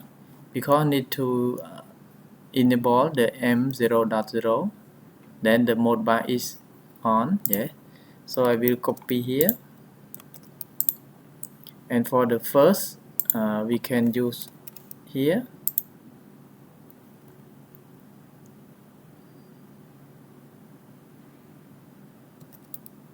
Okay, and here we can use the negative edge. Yes, and for the slave, for the slave we will put the address number 8 also, and read write is 0. It means that cannot read, sorry, cannot write but can read. And for the address I will put 1000 and 1, right? 10,001. Yes. And for the length count, it means that length receive 8 bits also, and should be 0, right? And here we can put M0.2. Yes, 0.2 we already used, right?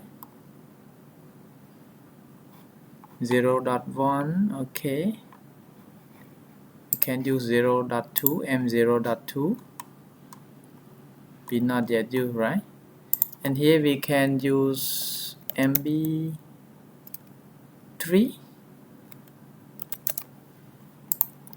I will use 0.3, the same as my slide, yes. And then we can go to enable the memory of library, right? Because when we compile like this, let's see, it error 117. Yes, so many error because we not yet put the memory library, right? So to put the memory library, let's go to program blocks and then go library, right click, and then library memory, yes, and then we can put VB, and we'll put VB1, sorry, 5000. Yes, and then try to compile again. Yeah, let's see here, error 0. Yes, so it means that we can compile successfully for CPU master. Okay, so that's all for configuration for CPU master. So let's save the project. Okay, I will save to put on desktop, and I will put the master CPU. Yes, so save, and then go to set PG-PC interface before we download, right? So I will choose the PVI cable, yes, and make sure we choose USB, and for the transmission rate, yeah, we select 9.6 kilobyte per sec, yeah, and then save, click OK, and then go to communication and double click to check, yeah, recheck communication between our PC with the PLC. Okay, and then we will click OK. We will got the CPU XP 224 XP, right? And then we can download.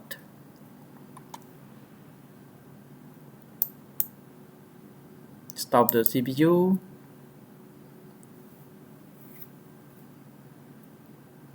Okay, waiting for download. Okay, finish. I will run the CPU back. Okay, I will show the status when we run the CPU back.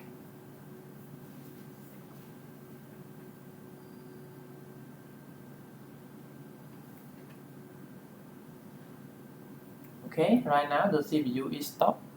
So if I push, I click OK, it will start the CPU master, right?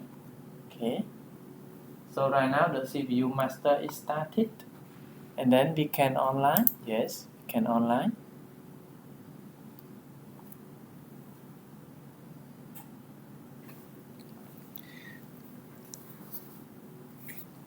So let's check here. It has some error. Yeah. If we follow the manual operation, we will read the error follow here. Yes. Because we not yet config the CPU slave, right? So let's save this one first, and then we will go to config the CPU slave, right? Okay, I will minimize first. This is a CPU master program, and we will create one more for CPU master, right? So let's click step 7 microwin. Yes. So for CPU slave, we can follow my slide. Yes, here. CPU slave configuration. Yes. Yes, here. So first we need to initial the Modbus slave. Yes. So let's go to CPU slave, and then go to library, and then go to Modbus slave port 0 because we use port 0, and then initial the Modbus. Yeah. So Modbus slave initialization. Okay. So I will use always on. Yeah. Okay, I will open like this. Easy to follow my slide. We have two step, right? So first step, I will send only IB 0 to QB 0 and send from the slave CPU IB 0, and then the master CPU will got QB 0. Yes. And for the next step, we will. Okay, so we can follow my slide here. So first is the mode, right? But we can enable this one first. I will choose SM0.0 because we initial only one time. Yes. So when first scan, it will on and then out, right? For mode, I will use mode 1. Yes. And here is the address. Address is address number 8 also because the master CPU we choose number 8. Yes. Okay. And then the baud rate, I will put the same 9600. Parity, I will choose 2. Yeah. Delay, I will choose 0. And for the maximum of IQ, I will choose the same as the manual operation. Yes, we can follow the manual operation. So 1 to 8, and this one 32, this one Mark 2, and this is the address, the data that we will got from the. It means that we will got from the CPU slave, right? Sorry, CPU master. So we can choose QB 0, right? Okay. Or we can choose VB 200. Yeah, the same as my format. And here I will choose M0.0, MB1. Yes. And for the network number 2, we will use the library Modbus slave, right? So first is always on SM0.0 and choose the Modbus slave. Yes. And here I just put M0.1 MB2. Yes, that's all.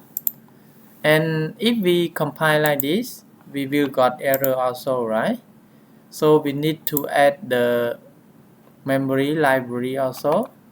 So let's go to program blocks and then right click on library and then library memory. So we will put the same as the CPU master. So VB 5000, and then we will try to compile again.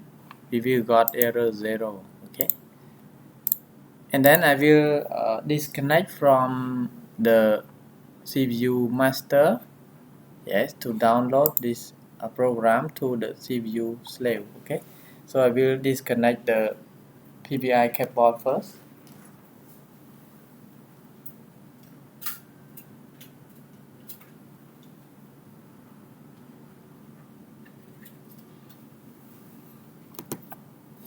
Okay, so right now I already connect the PPI cable from my PC to the CPU slave. So let's check the communication. Before check communication, let's go to save the project first. Okay, here I will save to desktop also. So this one should be slave, CPU slave, right?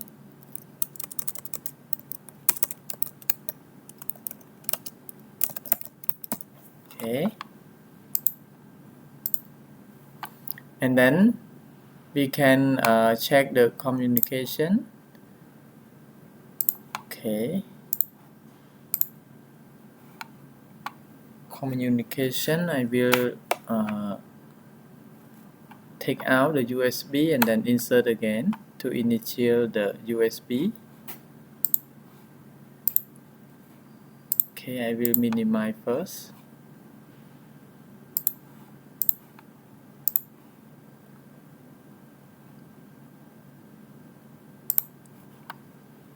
Okay, let's compile and then save again. And I will close this project first.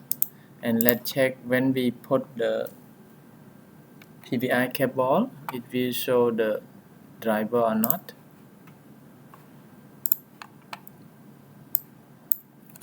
Okay.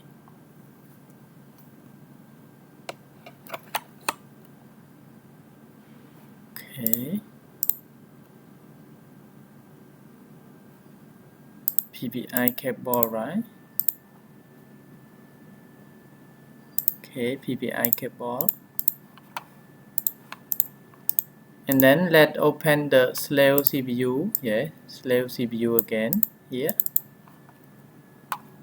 Then we try to set the PC PG interface again. Okay, choose the USB also. And then go to communication and then refresh. Okay, we will got the CPU 226, the same my slide, yes. And then click OK. And then let's go to download, yes. I will show the status during download.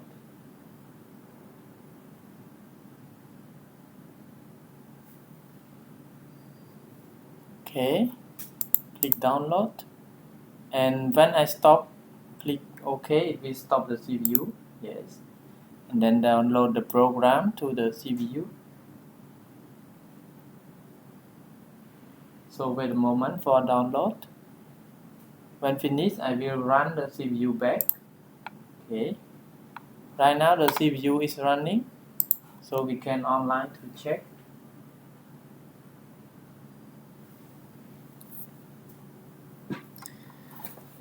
So it show like this. It means that no error occur. Let's see here.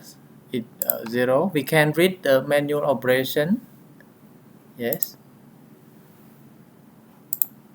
So like this, it means that it work perfectly. Yes.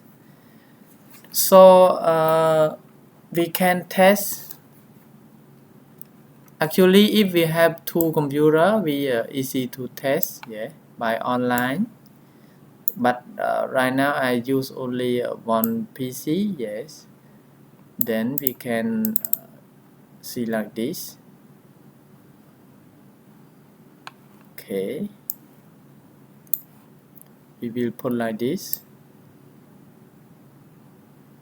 but we cannot online, right? We can online only one project. So the concept is when I send the IB0, right, to QB0, so we can push the button. Yes.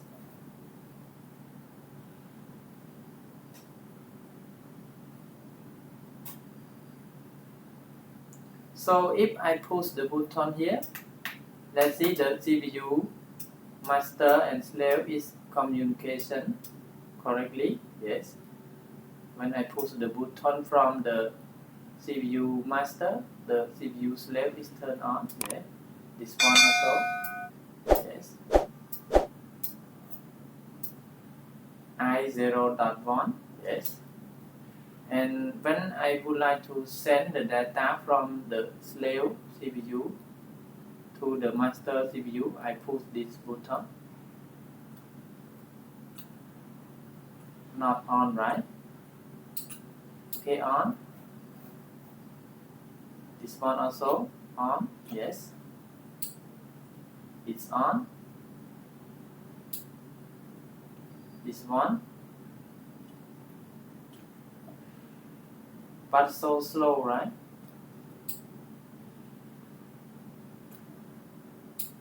Okay, it's on also. This one is on.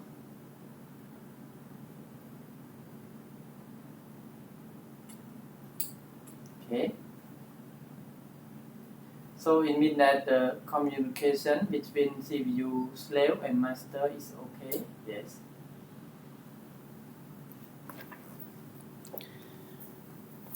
Let me disconnect and then disconnect from here first,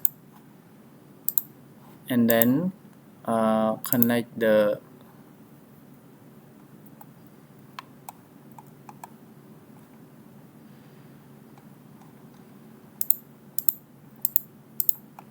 PVI cable to this CPU, yeah, to check the communication.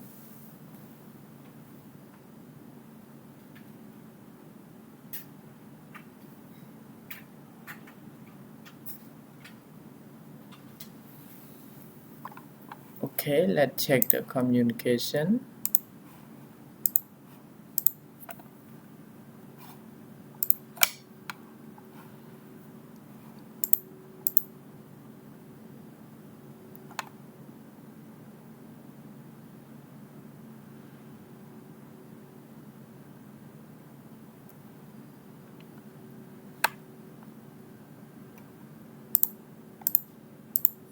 Okay, check the communication again.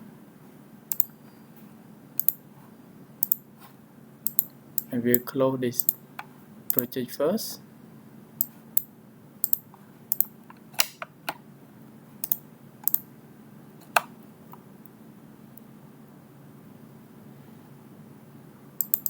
Sorry, go to the CPU master.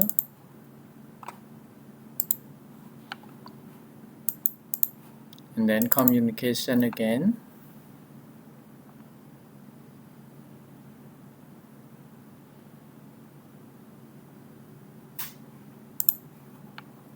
And we can online to check.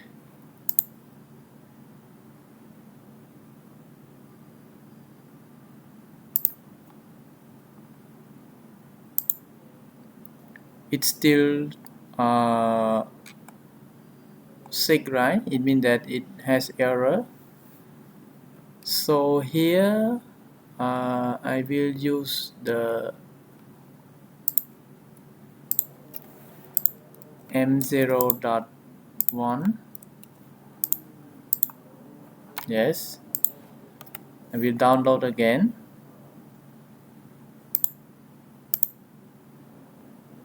Yes.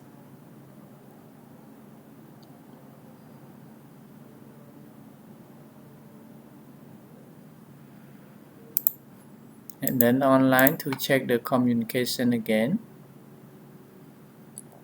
Yeah, it's still okay right now.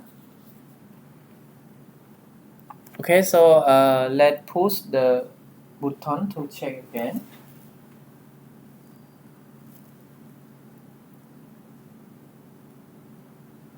So right now I will push from here. Yeah, it works faster than before, right?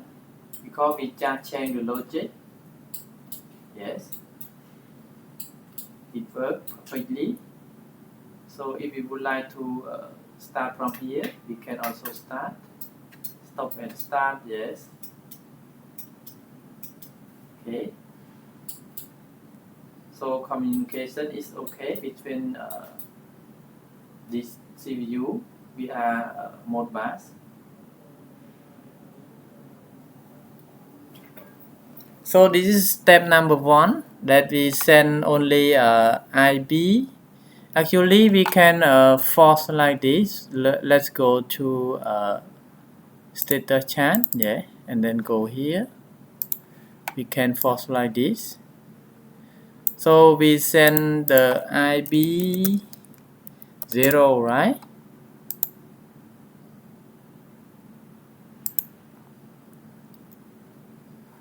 It is binary, yes, so binary. So here we can online to view, yes. So if we would like to force the signal, example, I force the signal with 8 bit, yeah. So I can force like this. 1111 underscore 1111, yes. So if we force the signal, let's see the CPU slave, it will turn on 8 bits of output. Yeah, I will show.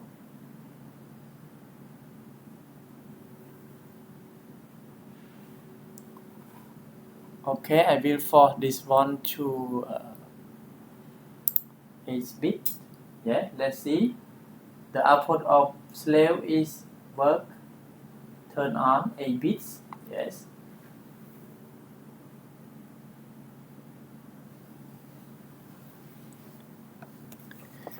Because here is the master CPU, right? When we force from master CPU, and then the slave CPU is turned on. Okay. So I will turn off this one first, and then go to open the CPU slave, right? Okay, I will open the CPU slave, and then we need to communication again.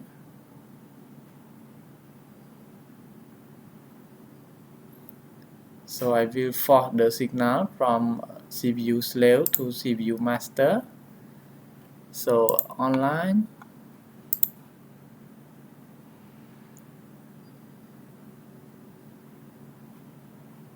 Okay, we need to download again, right? Okay, let's download.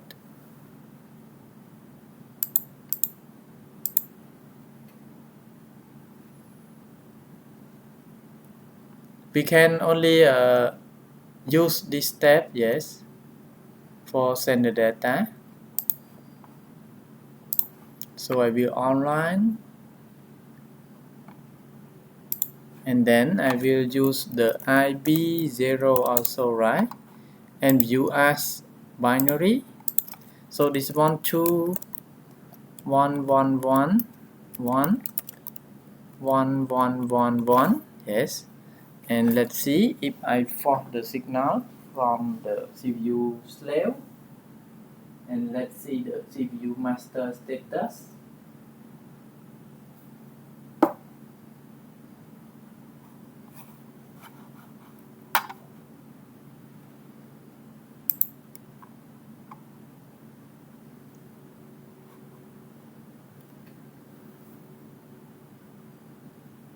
Let me check again. Oh, 111 binary, yes.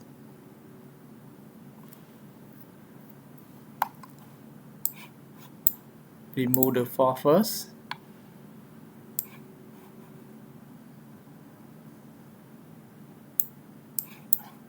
So let me close this one first.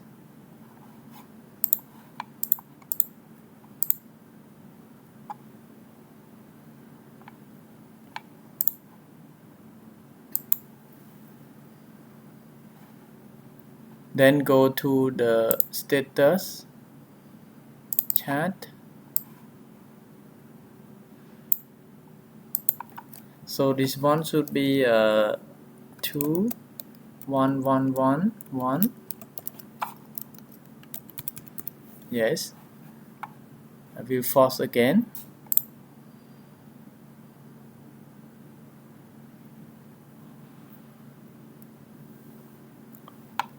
This one is slave CPU, right?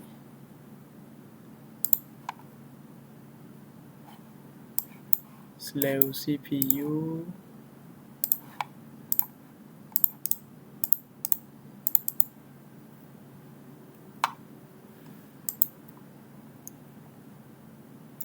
Oh, I'm not yet take out the PPI cable. Yes, so I must download the program to the master CPU first, because we need to disconnect the PPI cable from the master CPU to slave CPU, right? We need to download to the slave CPU. Okay, so I will stop this one first, and then open the CPU slave program.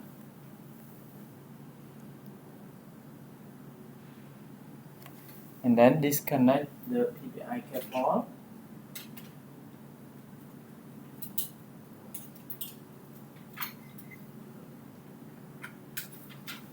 Okay.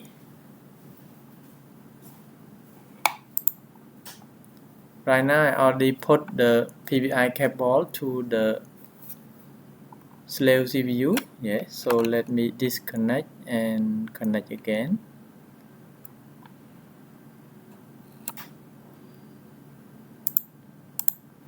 And then check the communication.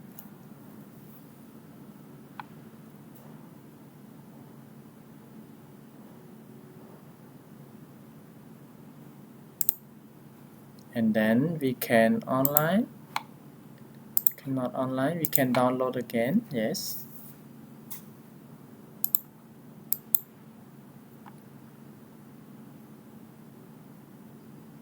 So waiting for download. Okay. And then we can forward the signal. Yeah, let me forward the signal. So let's go to status chart and go here for the signal, right? So 2, it is the binary 111 111. Yes. And if I forward the signal, let's see the status.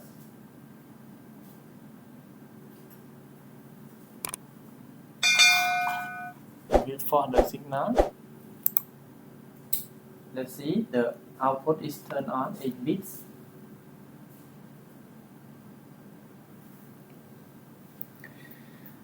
So if we would like to turn on more bits, yes, we can configure on the master CPU. Yes, let me show.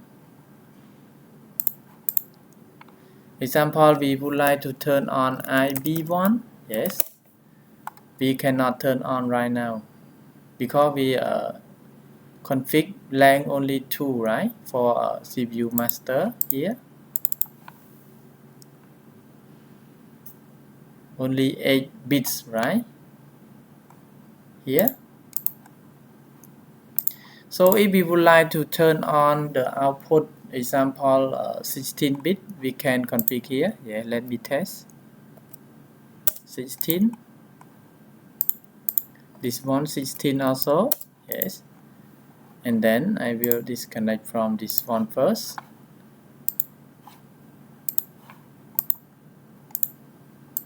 And then connect to the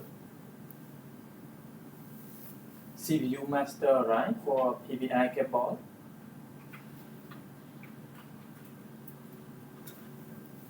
Okay, and then I will connect the PPI cable from the CPU master to my PC. Yeah, let's save first. Okay, and then let's check the communication before download.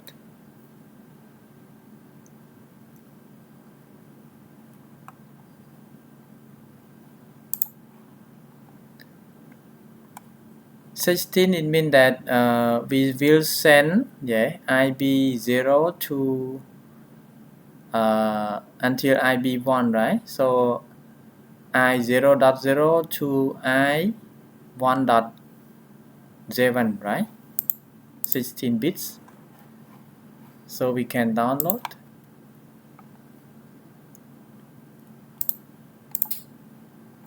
Stop the CPU and download the new configuration to the PLC master. Turn on, yes. So right now we can turn on bit 16 bit from CPU master to CPU slave, right? Let me show. So go to status chart again.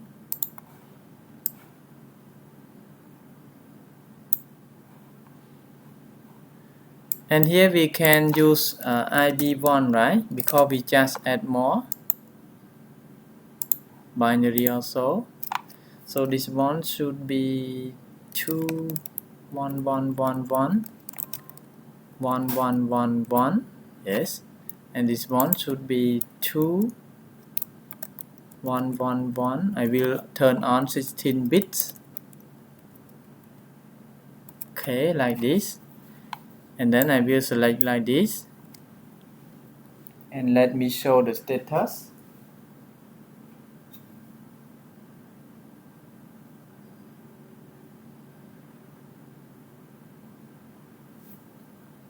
Okay, so right now I click for the signal. Let's see, the output is turned on. Yes, 16 bit. Okay, send from CPU slave to CPU master with 16 bit. So here we can wiring with the I0.0 until I1.7. So it will work also when we push the button.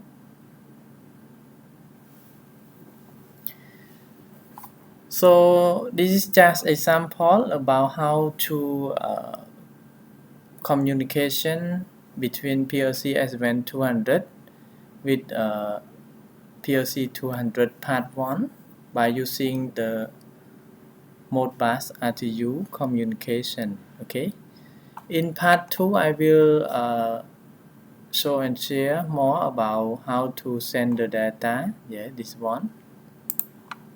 Let me show. Send this one. Yes, VW10 VW1000 to VW200 and get the data from the CPU slave also. Okay, so thank you very much for watching my video, and if everyone have any question, please kindly drop comment under my videos. I will reply soon. And I would like to say I'm sorry if I have mistake in this video.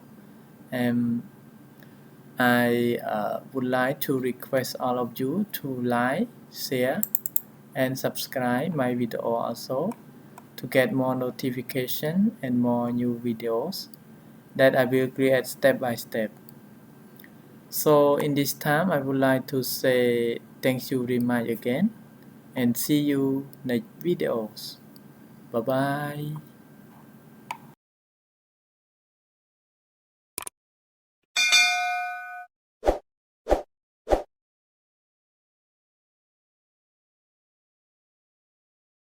Hello everyone, welcome back to my YouTube channel, General Technology Knowledge.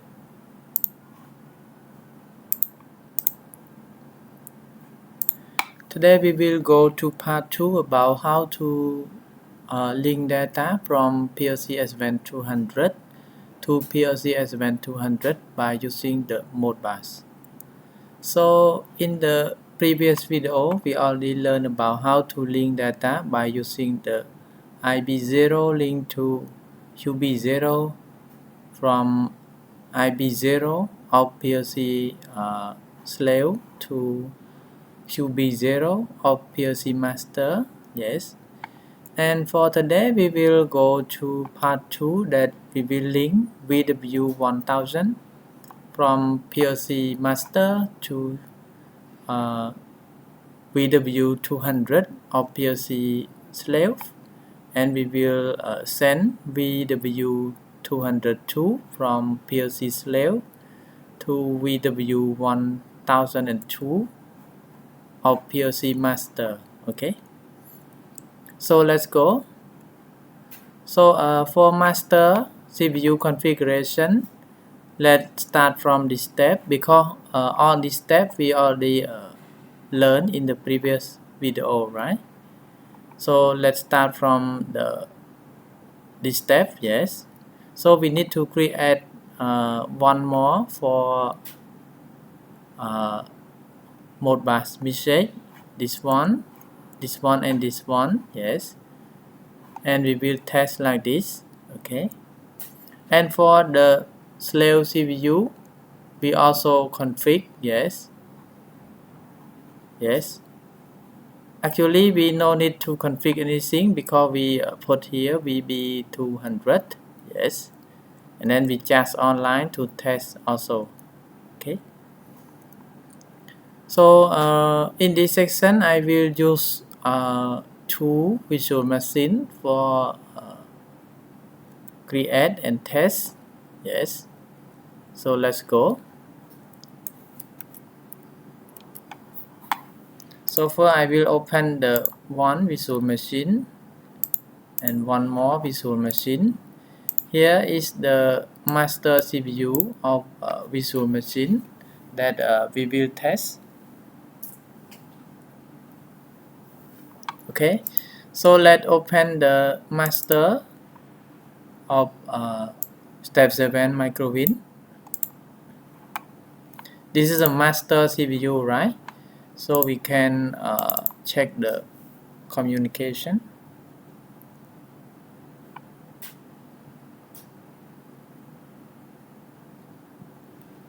Okay, then we can online to check the existing program.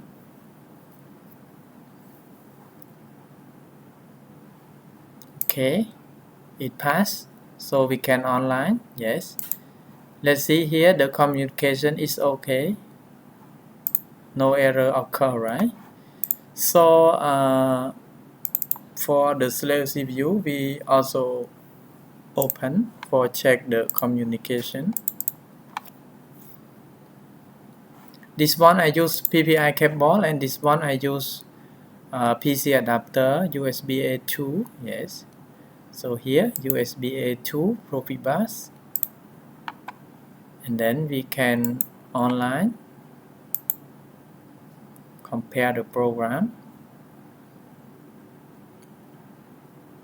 Okay, that's okay, so we can online with two CPU together. Yes, because we easy to test when we run like this. So I run visual machine 2 visual machine. Yes, okay, so we need to modify the master project only, right? Master CPU project only. So for the logic, we need to verify. Yeah, we need to modify. So follow this step. Okay, so first I will reset the M0.0 when we power on. So SM. Okay, I will open the master first and then open this slide. Okay, put this slide here, easy to follow. Okay, so this one we should create a new network. Okay, this one reset, right?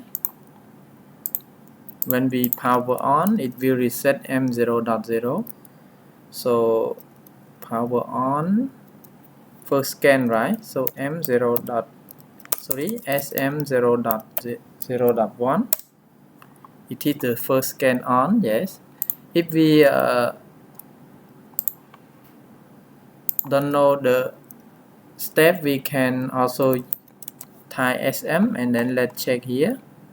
SM0.1 on for first scan cycle only, right? Okay. So when the first power on, I will reset. Yes. M0.0, right? So copy and paste. 255, yes, reset all. And for the next step, we will change the logic for this network because the Modbus is work only one by one, right? So let's follow here. So this one I will keep the same, but this one I will modify later. So first we need to put one more, send data VW 1000 from master CPU, right?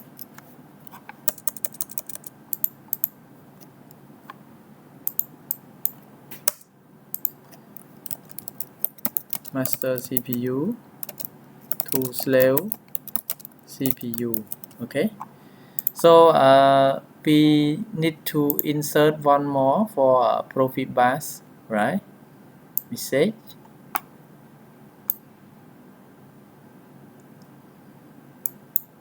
Okay, this one, so drag and drop here, and we need to check from the other network, right? Let's check this one. I will adjust a little bit.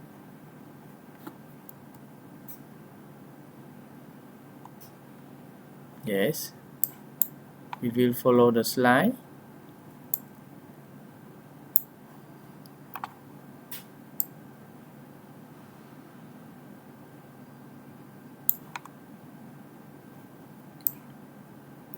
Okay, this one, right? So we will continue from the M0.1, right? Okay, M0.1.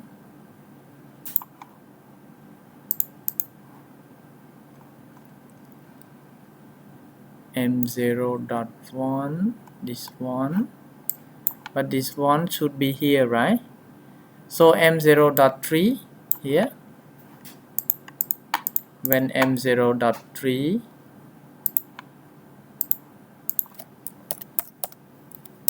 finish, it means that this one on. Then I will use the positive contact.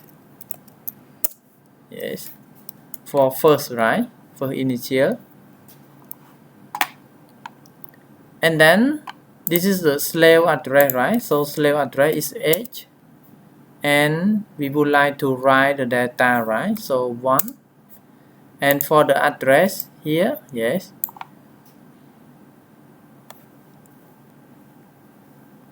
for 0001, right? Okay, so for 0001, yes, and for count we use only 1, yes, and for the address we will start from VB 1000, right? So VB 1000, it is the format, right? 1000, and here we can put example 0.3 MB3, yes, and this one should be M0.0 turn on, right? Okay, and we need to receive the data from the CPU slave also, right? So let me copy here and just change got data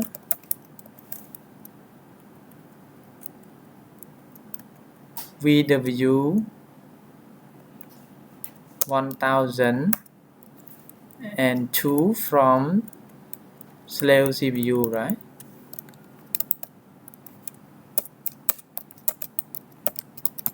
Okay, from slave CPU.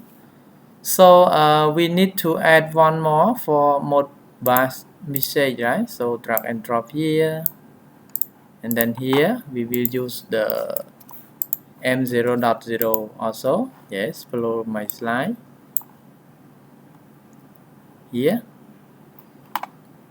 And then for this one, the first, right? So first we can use M0.4, right? Here, can copy and paste.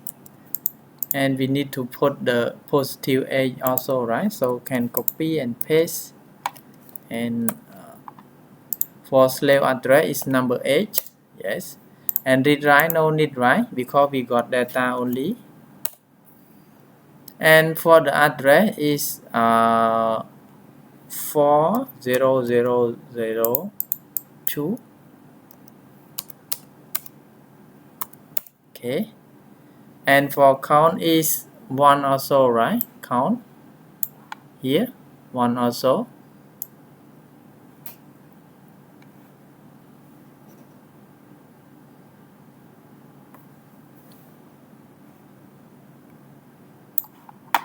Okay, count 1. And then the data is VB, right? 1002. Okay, sorry, this one 1002. Okay, and this one I will put M0.5 MB5, yes.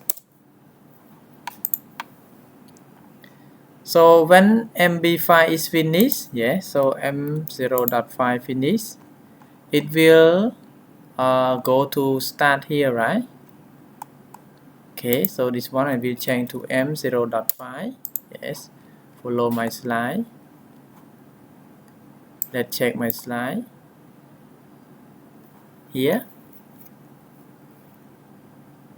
Yes. And for this one I will use the positive edge, yes. So I will change to positive edge, copy and paste. Yes. So that's all. And then we can compile the program. Okay. Let's check. No error, right? There is no error, so we can save and then download to the master CPU, right? So during download I will stop the CPU again, yes. So this is a master CPU, right? So I will show the master CPU.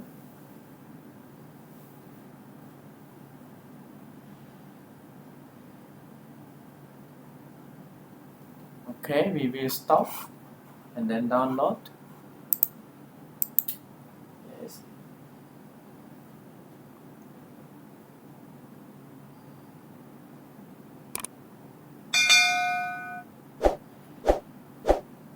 And then start again. Yes. It will run because the existing program is run to the false signal, right? Okay, no problem.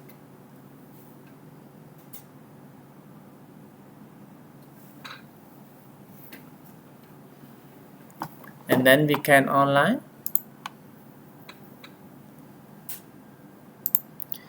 Okay, let's go to the CPU slave. Yes, no need to change anything because we put here VB 200. Yes, so we can test the communication by writing the value, right? Okay, so to write the value, let's go to the status chart, and then here we can write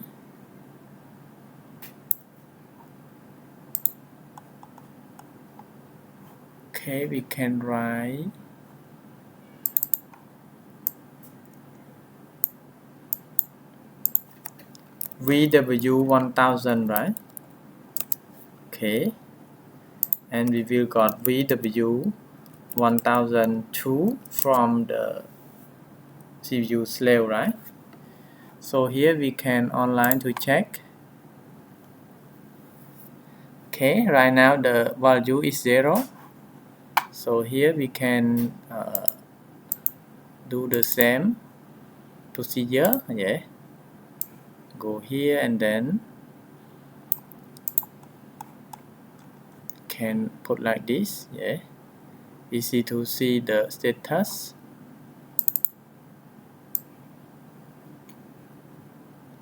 Okay, I will put like this, and this is a VW100, right? Sorry, 100.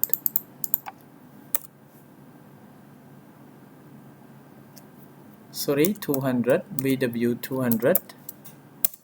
Yes, here. And this one should be VW202, right? Then we can online. So right now the value is 0, right? So when I put here example 1, 2, 3, 4, 5, yes, and then write the value for the value and see the status here, we will got 1, 2, 3, 4, 5. Okay, so the communication between slave and master CPU is working. So if I would like to force the value from the slave CPU, this slave CPU, example 460, yes, I will 460, and then write here, and let's check here by monitor. We will got 60, yes. I will change this one to 8000, yes, and then force again, and let's check again here. We will got 8000. Okay, so I will change this one to example 7896, yes, and then force, and then let's check the for the signal, and then let's check here. We will got 7896. Okay, so we can communication between CPU to CPU of PLC S7-300 by using Modbus. Yes, it have many benefits if we use like this, because we no need to run many cable from the CPU. We just run only Modbus or Profibus cable, only one, from the master CPU to the slave CPU, so we can control the process. Okay, so this is just example about how to communication between CPU of PLC S7-300 by using the Modbus communication. So thank you very much for watching my video, and if everyone have any question, please drop comment under my video. I will reply soon. and I'm also sorry if I have mistake in this video also, because my English is not so good. So in this time I would like to say thank you very much again, and see you next videos. Bye bye.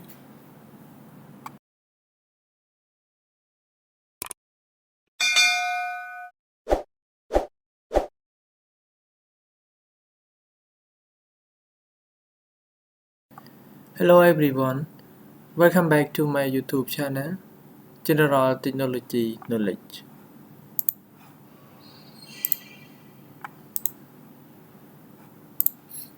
Today I would like to show and share about how to use the analog input module of PLC S7-300 model EM235 connect with the thermocouple. Okay. So here is the example of wiring between thermocouple and transmitter and isolator connect with the analog module. So I would like to explain for detail about how to wiring and why we use the isolator. Yes. So here is the CPU. So we just supply the 220 volt AC to here. We will got the 20 volt DC from this terminal, and then we can connect to the EM module for supply the power to EM module. Let's see here, when we supply 24 voltage, it will show green on LED for 24 volt DC. Okay. And here is the temperature transmitter. That rank specification we can increase to another rank, so we can configure inside here. Yeah. So right now I will use rank from 0 to 100 degrees Celsius, and the output is 4 to 20 milliamp. Okay. And here is the thermocouple that I will use two wire. Yeah. Connect from the thermocouple. It is the minus and it's the plus, because it is the millivolt, right, for signal from thermocouple. And then I will use the terminal plus and minus connect to the isolator. Yes. And then it will provide 4 to 20 milliamp here. I will detail on the drawing of this one. Yes. So if we not use the isolator, the signal will not smooth, because here is the 4Y. Yes, 4Y signal. So we need to isolate, convert from 2Y, because the transmitter is 2Y. So we need convert to 4Y. Okay. Terminal number 5 and number 6 is 4Y signal that we can connect to the analog input module. Okay. So this is just example about how to wiring, and we can follow me if we would like to use the EM235 with the thermocouple. So we need to use one more for temperature transmitter. Okay.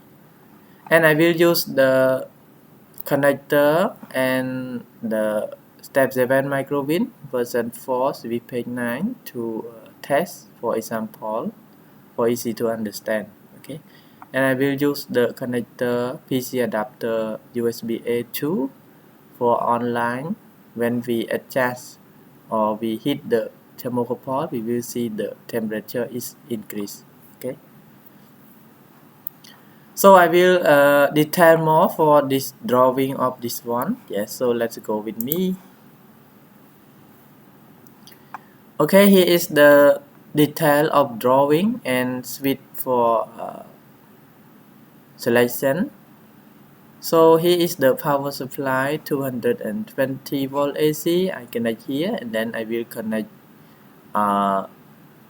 plus and minus of 24 voltage DC to supply the EM module, and here is the resistance for adjustment for calibration. Example, the value here is over or under a little bit, so we can adjust. Yeah, here is the data that I test with the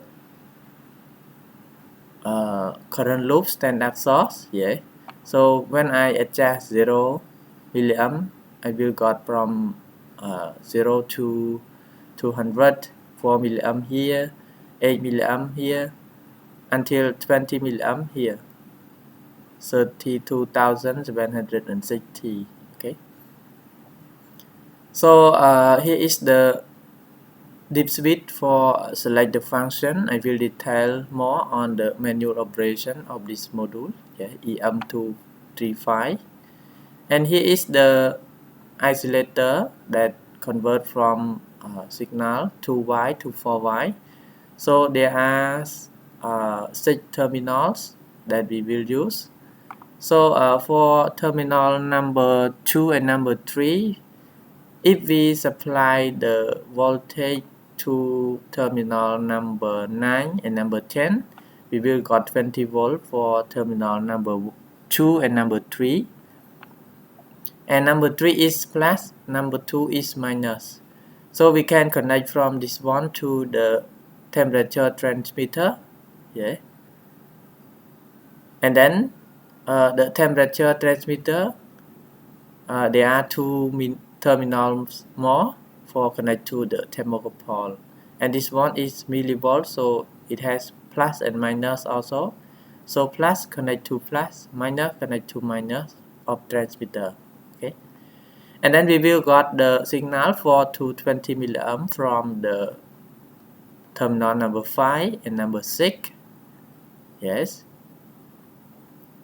And then we will connect to the analog input module. And please follow this dip switch, otherwise it will not work. Okay. So this is a signal that I test. So next we will convert from the scaling for to 20 milliamp, right? Because our PLC is just 0 to 20 milliamp, this terminal. Yes. So we need to convert. I will show in the next step. So let's go to our slide again. I will show.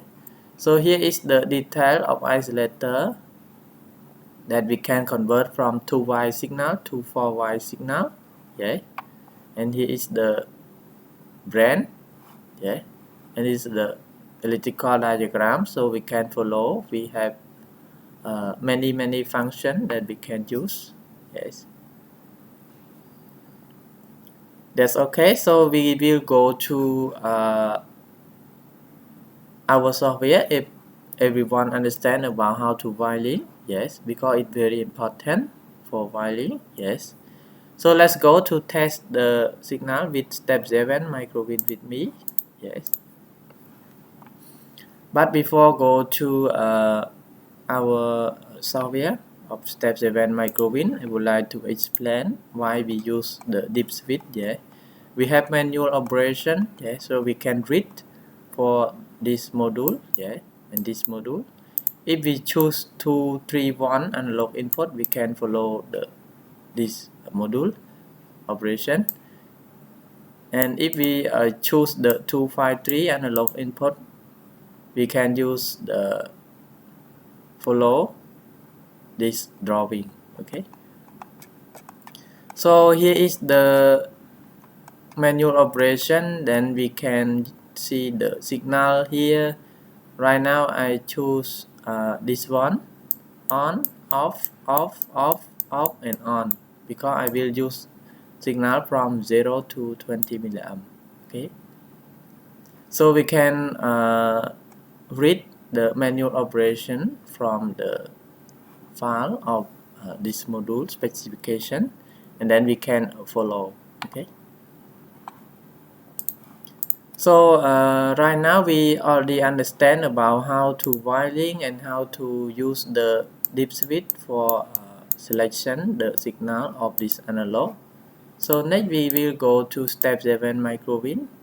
So let's open step 7 microwin program, and then we will convert from signal from 4 to 20 milliamp, right, to 0 to 20 milliamp.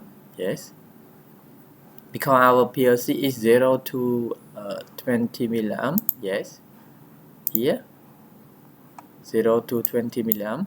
So we need to use the scale, right? For scale, if we have the library that I already explained and create it on the previous video. Yeah, follow our drawing here.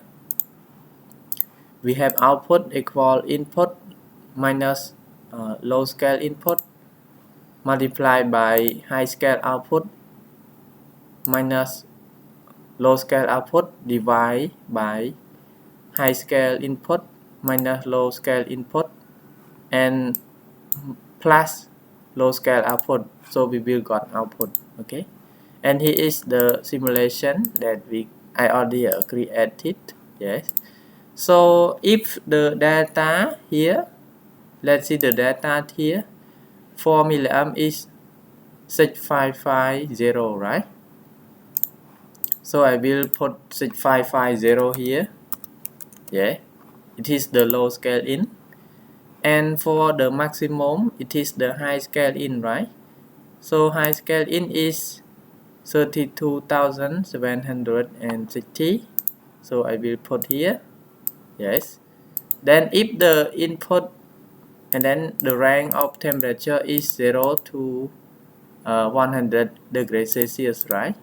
So if the input is show 6550, the temperature will show 0 degrees Celsius. Yes, if the input show around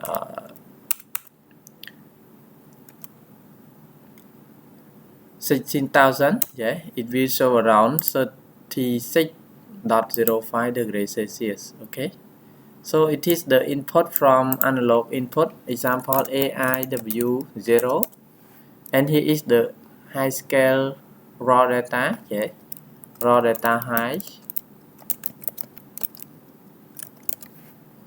Yeah, it means that the maximum when we put the 20 milliamp here. Yeah, 20 milliamp, and here is the raw data loss, 4 milliamp. Yeah, and here is the scale of transmitter, high scale of transmitter, temperature transmitter. Yeah, and here is the low scale of temperature transmitter, and we will got the output. Okay, so when the analog that provide from the transmitter and then connect to the analog input, it will show like this. Okay, so if we would like to create the scale, we can follow me by using the formula. We will got the actual value of temperature transmitter. So I will show again about how to create the scale. Yeah, so we can copy this command to our software. Okay, go here and then we can paste here.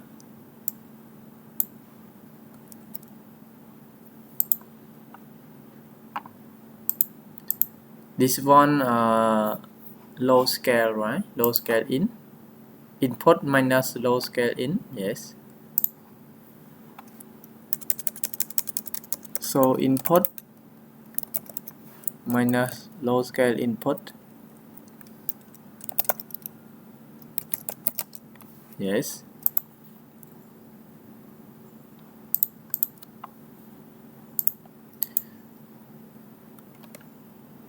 So first we need to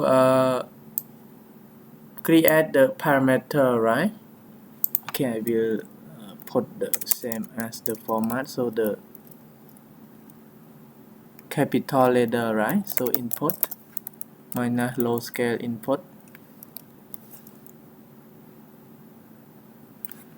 Okay, this one.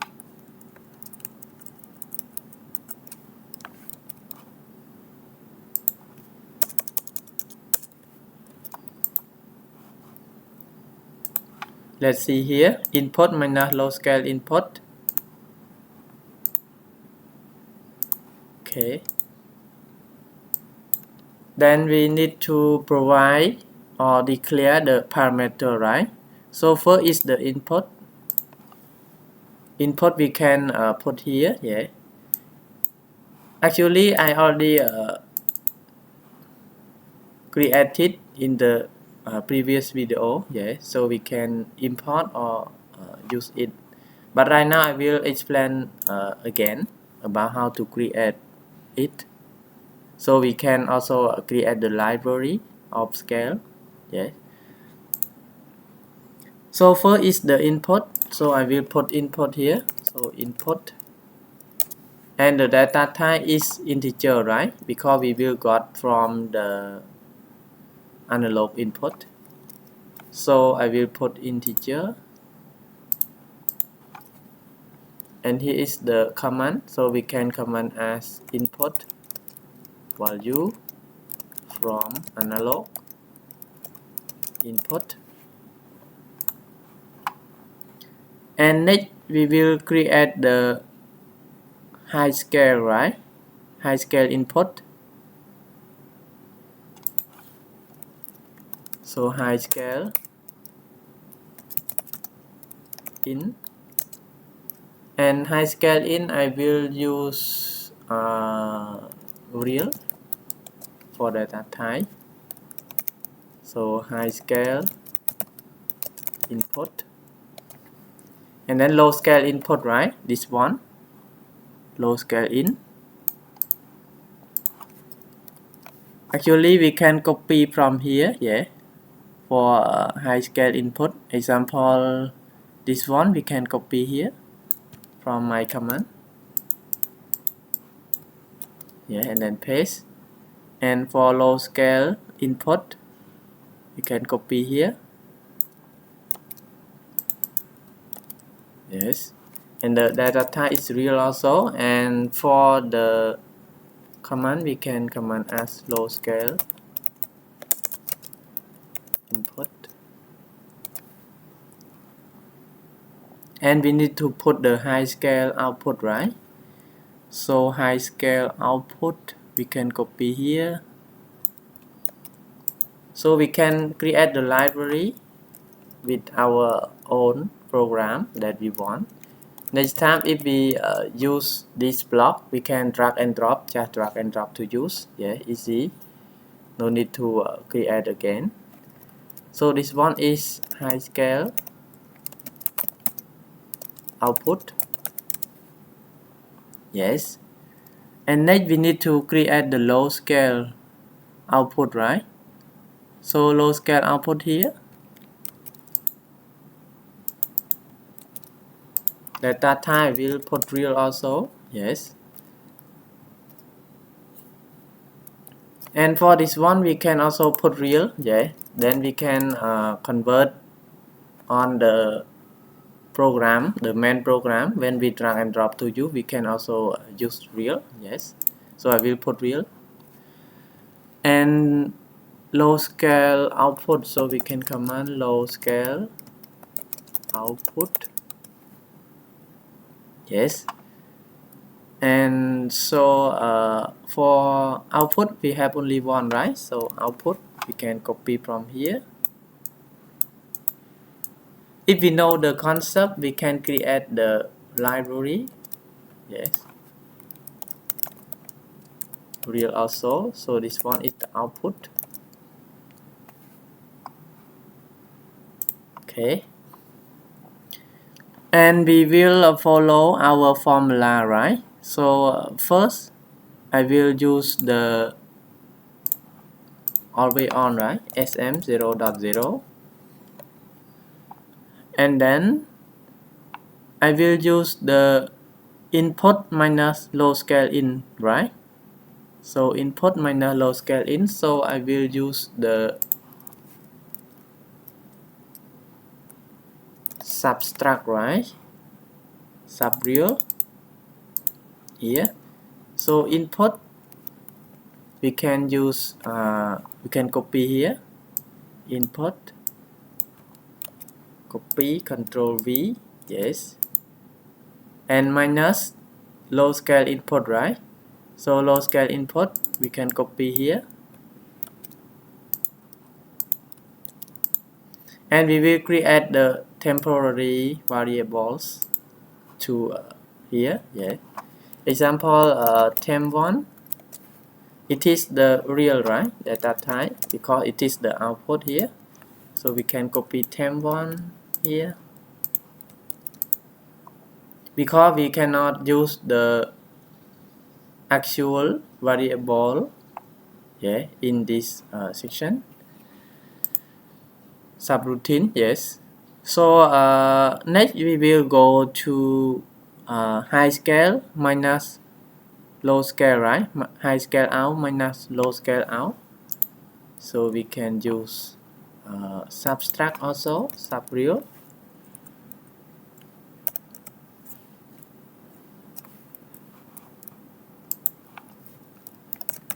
Can use subreal, and we can connect like this. Use arrow key and control to connect the wire. So high scale out minus low scale out, right? So high scale out here minus low scale out. So we can copy and paste here, and we will create one more temp. Example temp2. The data type is real also, yes. So I will got temp2 here, so we can copy and paste. And the next step we can go to high scale in minus low scale in, right? High scale input minus low scale input. So here we can also use subreal, sub between high scale in minus low scale in, right? So high scale in, this is a high scale in, yes. So copy and paste here, minus low scale in, right? Minus low scale in, so we can copy low scale in, and then I will create one more temp. Example temp3, it is the real also, yes. So I will copy temp3 from here and paste here, yes. And then we need to multiply between this one, temp1 and temp2, right? So multiply, we can use multiply real.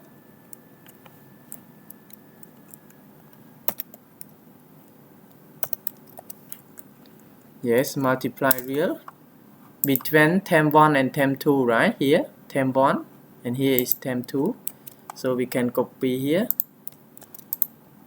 with the temp2, can copy here, and then we can use control and arrow key to connect the wire.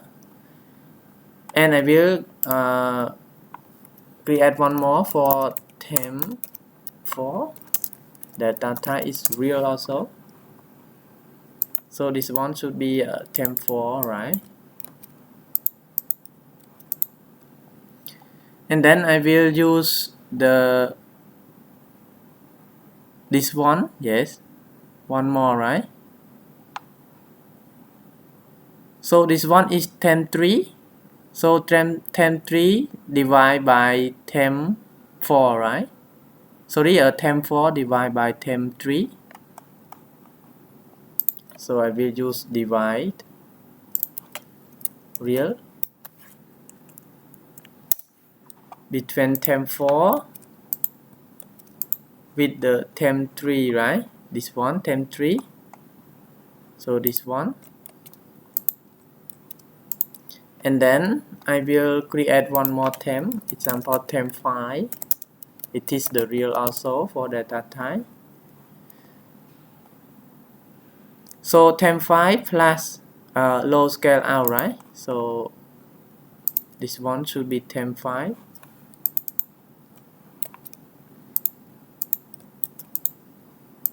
And then temp5 plus by low scale output, right? So I will use add real. Yes. So temp5 plus low scale out, right? So low scale out, which one? This one, low scale out. Okay. And then I will got output. Okay. So output here. Okay. So right now we already create the library for scale. And then here we can comment created by general technology knowledge. Yes. Okay. And then we can compile. Yes. Let's see, no error, right? Okay. So here we can rename the subroutine as scaling. Yeah, example scaling.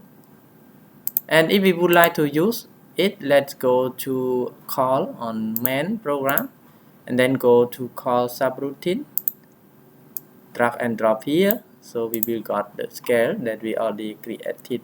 Okay. So I will insert the column, insert the row. So first let use SM0.0 and I will convert from the analog input to the real, right? So let's go to integer to double integer because we need to convert to real, right? So here integer to double integer. Then here is the AIW0. Yes, AIW0 here. Yeah, it is the address of analog input. So I will put AIW0 and I will create the temporary variable, example var1.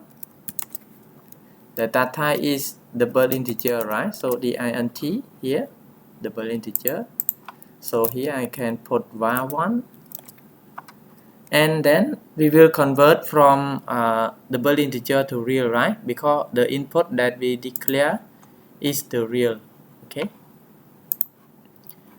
So convert from di to real.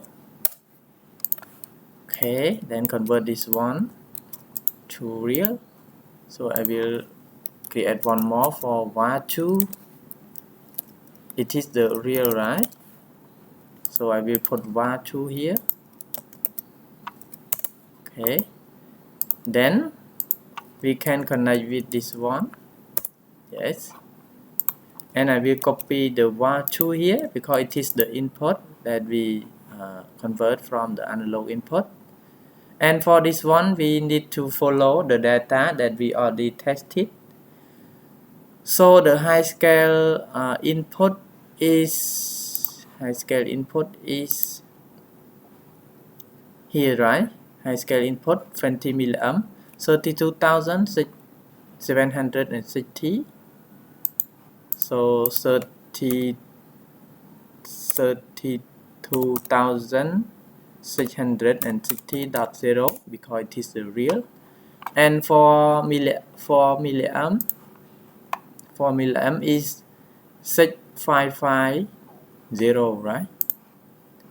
So 6550.0, and here is the temperature transmitter rank. So my temperature is 0 to 100 degrees Celsius. So I will put 100.0 and this one 0.0, and we will assign the memory to show example VD 100. Yes, so we will compile and then we can download. Yeah, before download, let me connect the connector PC adapter A2, yes, to my PC, and then let's check the communication. Yeah, first go to set the PC PG interface, and then choose the driver PC adapter A2 here. Go to property, make sure we check box here.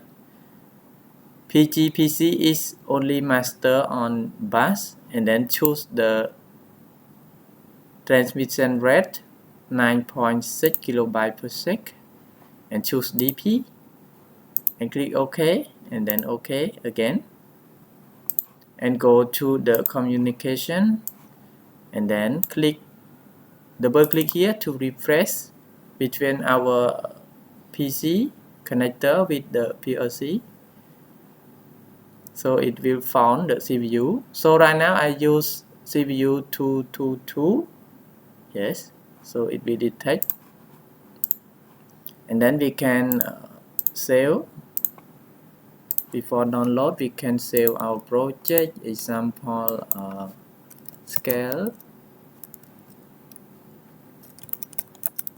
thermocouple. Okay, and then we can download. Okay, I will stop the CPU, and then run the CPU after download. Okay, so right now let's see the temperature. It show around 16 degrees Celsius. Yeah, so I will hit the thermocouple to let everyone see the status.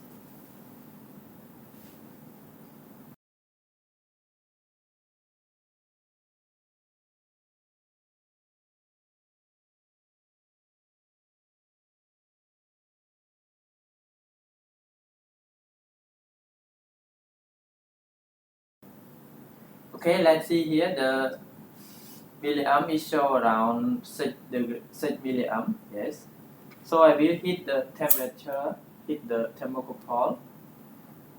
Let's see the temperature, the milliamp is increased, and the PLC online is increased also. Yes, I hit more. Yeah, right now around 12 milliamp. So it show around 51 degrees Celsius. Okay, I will hit more. Yes, hit more. Yes, the temperature is increased around 60 degrees Celsius. Yeah, so it works properly. So here is my transmitter, and here is the isolator that connect with PLC. Okay, so it works. So this is just instruction about how to connect and create the scaling for analog input module EM235 that connect with the thermocouple. Okay, so if we have this scaling library, so basically we can export and import to use next time. Okay, I will show. So right now I save the project first, So if we would like to use this library with the other project, we can also right click and then export. Example, I export keep on desktop, and the folder name should be scale AI, and this one example scale AI also. So when we go to see the folder scale AI folder, we will got this file, right? We will got this file. So if everyone would like to use with other project, example I save this one first. Okay, the blank project will got only like this, right? So we can open and then go to subroutine here, and then we can right click and then import the scale that we already created. Yeah, so we no need to create it again. So go to this folder and then click here. We will got the scaling, and then we can go to the main program and then call this one to use. Okay, so we will got this one. Okay, I will drop the link for download of this library under my video. Okay, easy to understand. So if everyone would like to see the how to scaling this one, please download my file to use or to read. Okay, so thank you very much for watching my video, and if everyone have any question, please kindly drop comment under my video. I will reply soon. And I would like to request all of you to like, share, and subscribe my video also to get more notification and more new video that I will create step by step. So in this time, I would like to say thank you very much again, and see you next videos. Bye bye.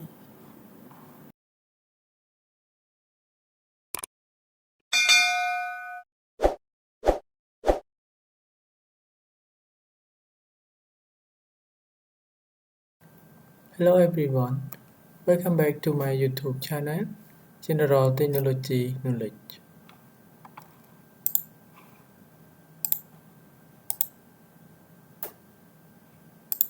Today I would like to show and share about how to use the function put and get data between PLC S7-300 and PLC S7-200 Smart.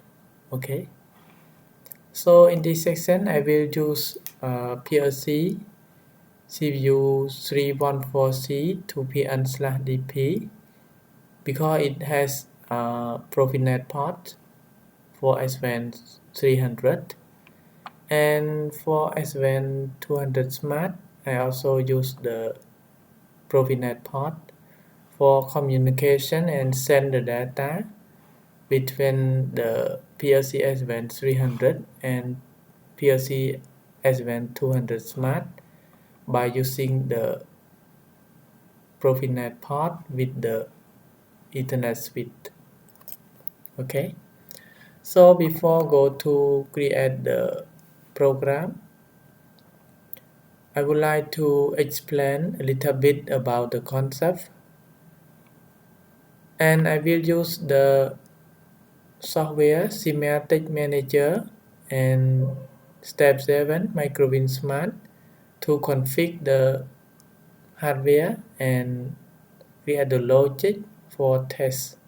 Okay, and here is the IP address that we will fit on the Profinet port of PLC S7-300 192.168.0.1, and I will connect to the Ethernet switch that here we can provide 24 voltage to the switch, and then we can connect to the computer and connect to the PLC.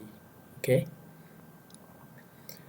so the concept is we will send the data from the PLC S7 SM300 to S7-200 Smart by using the put and get the data. Okay, so we can communication with put and get the data, and then we can test. Example, we can send M0.0 to PLC S7-200 Smart by turn on the output, yes, via Profinet port. Okay, so let's go to next slide.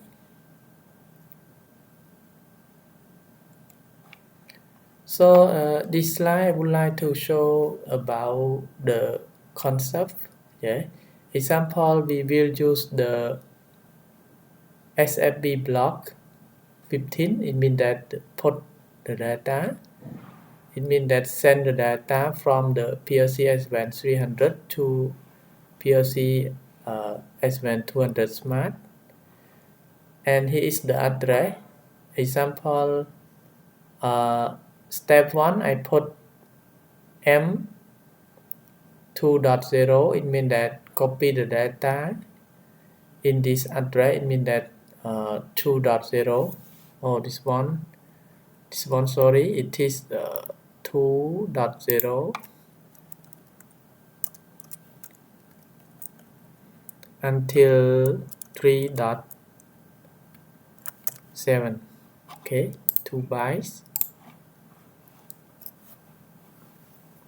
And then the CPU of PLC S7-200 Smart, it will got M0.0, yes, until M1.7. It is 2 bytes, yeah, 16 bits. And this is the data that we tested, yes. So if we would like to send the data from the PLC S7-200 Smart to PLC S7-300 back, we can use MB4 send to here, yes, and then we can test. Let's see MB4 and MB5, it is 2 bytes also. So we can send to the PLC S7-300, and PLC S7-300 will got MB6 and MB7 here. So here is the transfer and here is the get, yes. So this is just the concept. So we can go to test the software together, yes, to clear the understanding of this concept. Okay, so let's go. So I would like to use two software. First is SIMATIC Manager, and second is Step 7 Microwin Smart. And if we would like to link to the HMI for the signal, we can use one more software, WinCC Flexible 2008. Okay, so first let's go to create the hardware configuration for download to the PLC S7-300. Okay, so let's go and follow me step by step. So open the SIMATIC Manager, and I will create a new folder, example put get data. Okay, and let create the new project. So here we can put CPU or S7-300 CPU,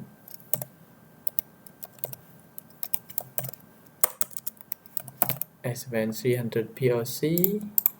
So we can browse to find the folder that we already created, yes. So let's go to put get data here, and then click OK, yes. And we will create the new object, right, of PLC S7-300 station. So here, and here we can rename as put get data. Okay, and then we will go to hardware configuration. So first we need to create the rack, right? So drag and drop the rack to the project. Yes, and we need to insert the new CPU, right? So right now I will use CPU 314C 2PN/DP. Okay, and here is the address that I already show on the slide here. Yes, 192.168.0.1, and here 192.168.0.2, and here is the IP address of computer. We need to fix also 192.168.0.253. Okay, so we will back to our project. So here is the PLC S7-300, so 192.168.0.1. Okay, and we will create the new network. Yes, okay, and then click OK. So for MPI, yeah, we need to create also, yeah, otherwise we cannot communication with the other PC adapter, right? So we need to create and then click OK. So we need to create the network for communication to PLC S7-200 Smart, right? Here. So we need to create the network to send the data from this one to this one via Ethernet switch. Yes. So let's go to create, right? To create the network, first let's go to config network, click here. Okay, and then click here and double click here. So this one we will create network as S7 connection. Yes, and then click OK. And here is the endpoint, yes, of interface. So this is a local IP address of this PLC, right? S7-300. So we need to send the data to another PLC, right? So here we can put 192.168.0.2, right? This is a PLC S7-200 Smart here. Yes, 192.168.0.2. So I put here. Okay, and then click OK, and we need to compile, yes, the network. Okay, no error occur, and then we can save. So done. Then this one I will save also, yeah, compile and save. So right now the hardware configuration we already created and configured. Yes, so we need to download to the PLC, right? Before download, if everyone have the new project, let's put the manual of IP address of your PC here. Example 192.168.0.253. Yes, and subject mark. Otherwise we cannot connect with the PLC. Example, we can ping 192.168.0.1 it means that ping to the PLC S7-300. Yeah, here. Yes, this one. So if we can ping, we can download. Yeah, let me download. U. During download, it will stop the CPU because we download the hardware configuration, right? So right now it detects one CPU that has IP address 192.168.0.1. Yes. So let's click update, click OK to download. Yes. During download here, if we press OK, it will stop the CPU. Let me show.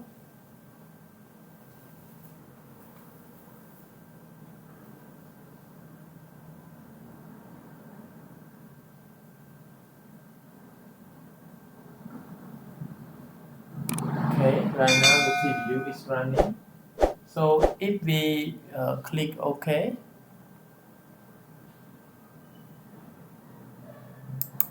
CPU is stopped and then download, right? Click yes to restart the CPU.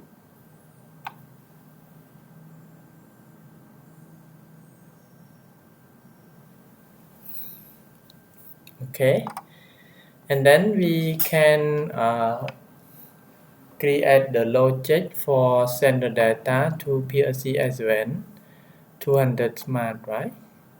So I will save and then minimize and then go to OB1, right? Okay, I will choose the ladder. Okay. So here we would like to send the data from PLC S7-300 to PLC S7-200 Smart, right? So we can comment a little bit. Send data from PLC S7-300 to PLC S7-200 Smart. We are put get function, right?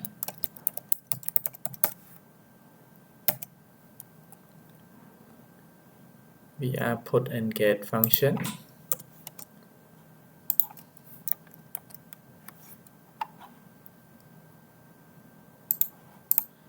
Okay, and here we can go to the library. Yes, standard library, system function block, and go to find the SFB15, right? It is the port function communication. So we can drag and drop here. Yes, we will got like this. So here we can use db1, yes, data block 1 to keep the data. When we put the data block 1, we will got here db1, yes. And here is the request. We can read the manual operation of this block here. Writing data to a remote with the SFB15, it is put, yeah. And then we can see the manual operation. Example request is what does it mean? We can read, yeah. Control parameter request activate the data exchange at a receipt edge, right? So here we can use the clock memory of this CPU to check. Example, let's go to the hardware configuration here. We have clock memory, right? So here clock memory. So if we check like this and put another address, it will working. Example, I put address 100. Yes. So I will compile and save. So here we can use M105.5. Yes, it is the clock memory. Okay, I will show in the next video about how to use the clock memory. So right now use M100.5 first. Yes. And this is the ID. ID, it means that the ID of network. So we can click like this and go to connection, and then we already created the network connection here, right? So we can click here and then click OK. We will go like this. And for this one, I already show on my slide, right here. So step 1, it will copy data to the port CPU, right? So example, we would like to put the M.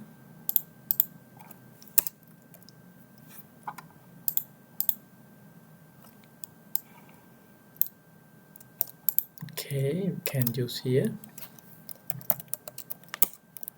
I will send M 0.0 to send M 0.0 from S7-300 to S7-200 Smart.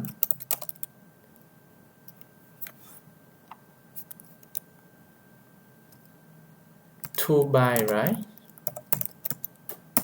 Okay, 2 byte. So it will start from M0.0, right? So here we can put M0.0. So we can write P, it is the format M0.0 by 2. Yes, can write like this. And then click OK. Yeah, click enter. So here SD1, it means that we will copy the data in this address, right? So we can write from M2.0 until M3.7. Yes. So here we can write P sharp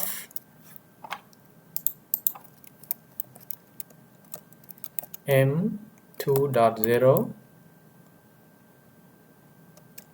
by 2 also, right? Because we use 2 bytes. Okay.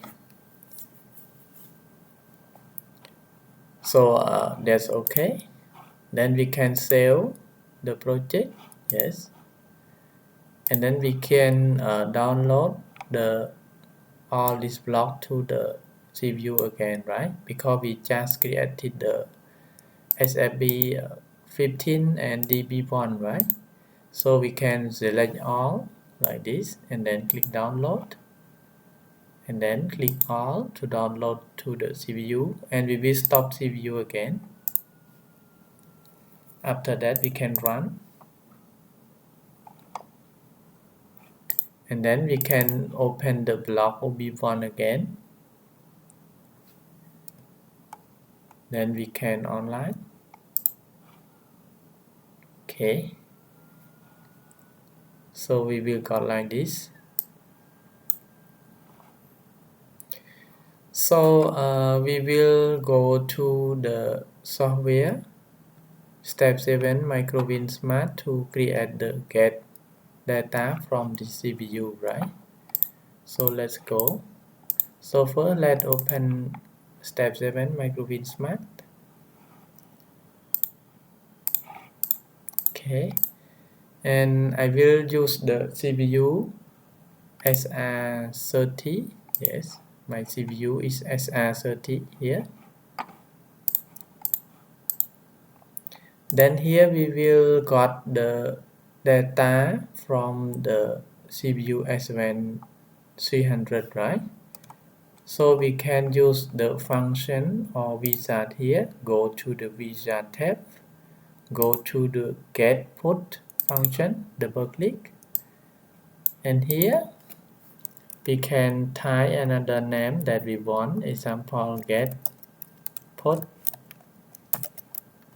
S7-300. Yes, and we can command as get and put data from data PLC S7-300. Yes, and go next.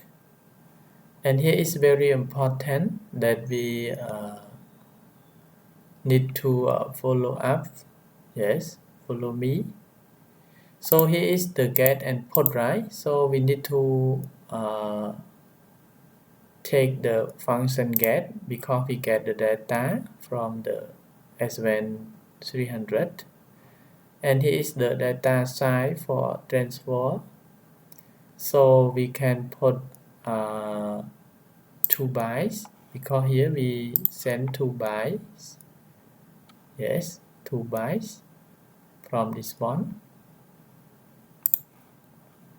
So I will choose 2 bytes and start from MB. Yes,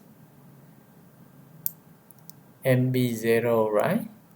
Because we take the data from the CPU S7-300 MB0.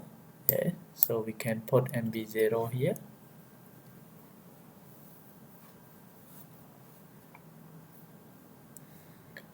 And here is the remote IP address. So 192.168.0.1, right? It is the IP address of this CPU. Sorry, here. Yes, 192.168.0.1. So here 192.168.0.1 and start MB0. Yes. So here we can click suggest to suggest the memory allocation. Yes. So VB50 until VB99. Yes. Click next and then next and then click generate. And then we will got the subroutine. Yeah. NET_EHE. Yes. So we can drag and drop to the main. Yes. And then we can use SM0.0. And here is the timeout. Timeout we can check here. It is the integer. Yeah. We can use another address. So now I will use 2 because it is integer. And here is the boolean, right? Cycle error, it is the boolean. So example M 10.0 M 10.1. Yes.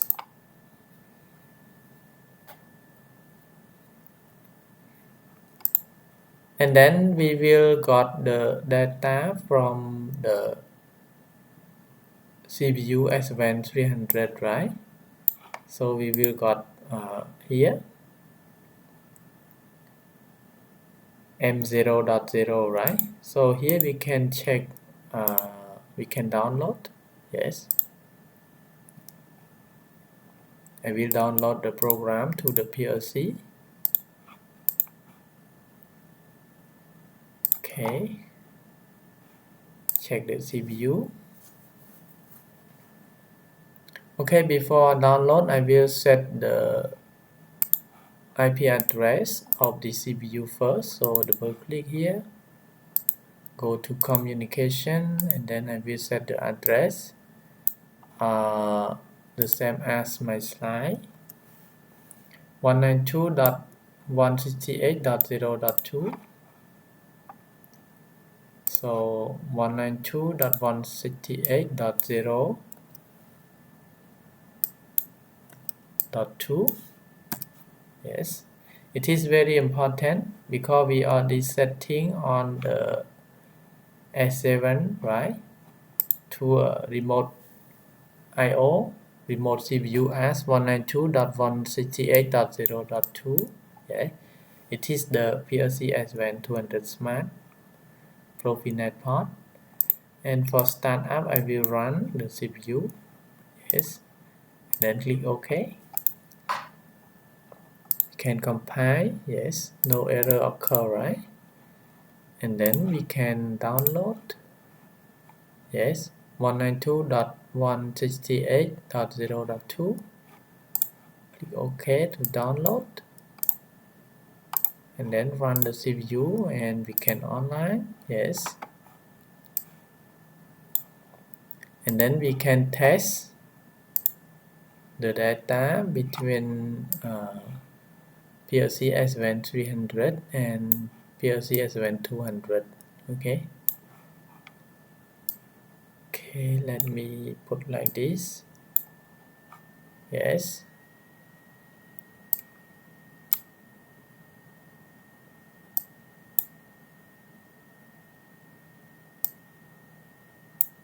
okay, like this. So to test the data, let's go to the status chart. Yeah, I will create the chart one here. Yes, and here I will go to PLC, go to monitor, modify variables.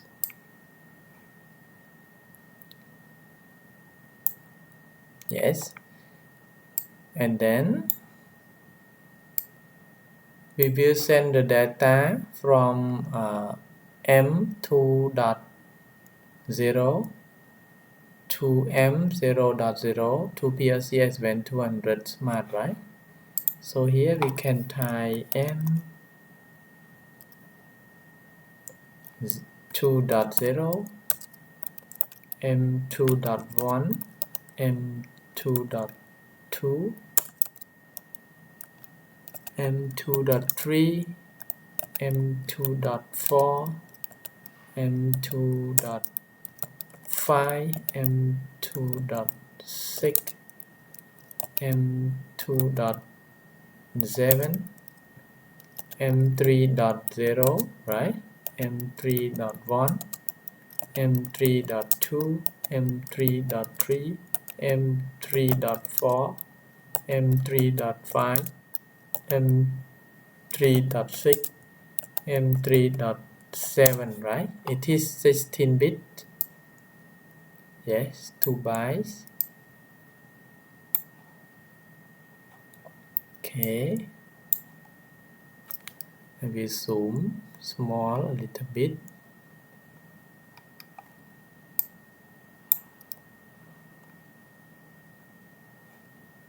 Okay, like this.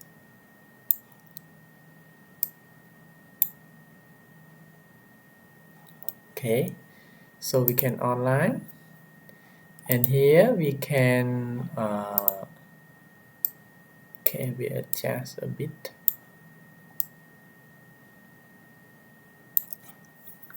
Okay, so here we will got M0.0 until M1.7, right?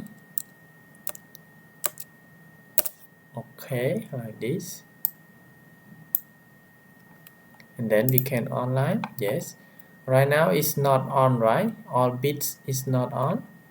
So if I force the signal from this 1 to 1, let's see, here is 1 also. True, yes.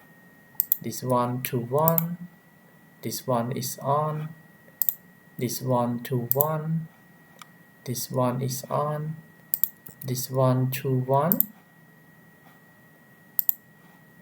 this one is on. Yes, so all bit is on when we forward the signal from the PLC S7-300, right?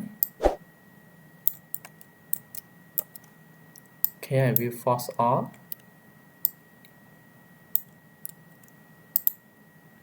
So this one is on. Yes, and then we can force signal like this. Yes, example MB2, right? So we can write like this, MB2, and convert to the binary. Let's see here, 1 2 3 4 is turned on.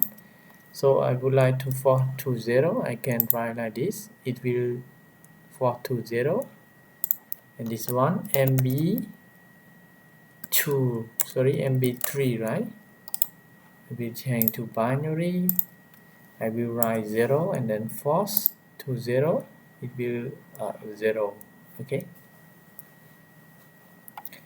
And this one we can monitor as the same as PLC S7-300 also. Yeah. Example MB0, MB1, and I will view as binary. Okay, so example, I would like to turn on all bits, right? So we can put like this, command 1 1 1 1 1 1 1 1, and then we can force here. Let's see, here is change also. Yes, and all bits is turned on. Can force to 0. Yes, and one more thing, we can calculate, right, by using the calculators. So I will switch to binary. So if I would like to turn on 8 bits, I can write 8 bits right here, and then convert to decimal. We will got 255. So here we can write 255 for turn on all bits. Yes, so it's the same, and this one also 255 turn on all bits. Yeah, it will turn on. Okay, so if we would like to forward to 0, we can write 0 and then force to 0. Yes, so the data that sent from the PLC S7-300 to PLC S7-200 Smart is okay. And then we can also test like this. Okay, if we would like to test with the button, we can write. Okay, I will write the program and test with the button. So this one address I3136.0, right, for digital input. So here we can write input. Okay, we can write I136.0, right? And then we will send to M0.0, right? Send to the PLC S7-200 Smart. So we can turn on M2.0. And one more we can insert one more network as I136.1, and then send to the last bit, right? So last bit M3.7, right? Because 16 bit start from M0.2.0, sorry, until M3.7. So here M3.7, and then this one push button for send M2.0 to PLC S7-300 Smart. Okay, and this one we can push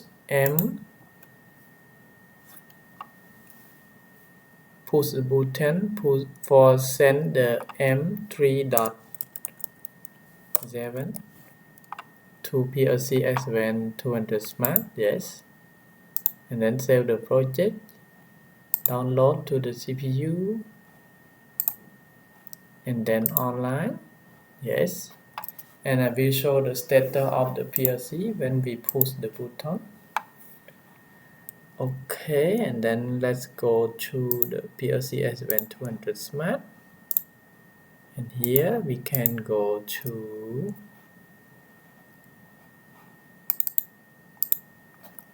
M0.0.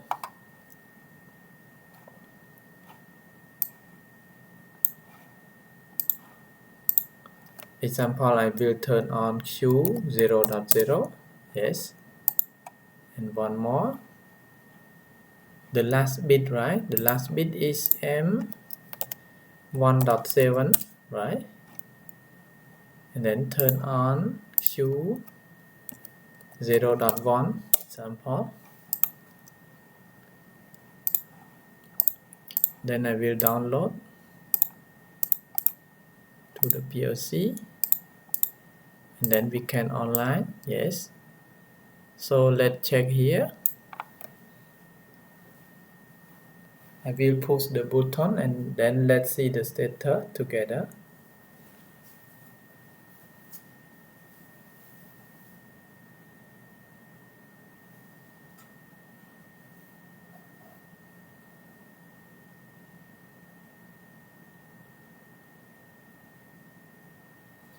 So I will push the button that start from PLC S7-300, right?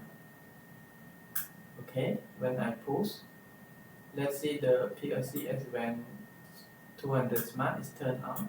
Yes, and the status is turned on also on the PLC. Yeah, I push. So it means that the data communication between PLC S7-300 and PLC S7-300 Smart is okay. Yeah, working properly.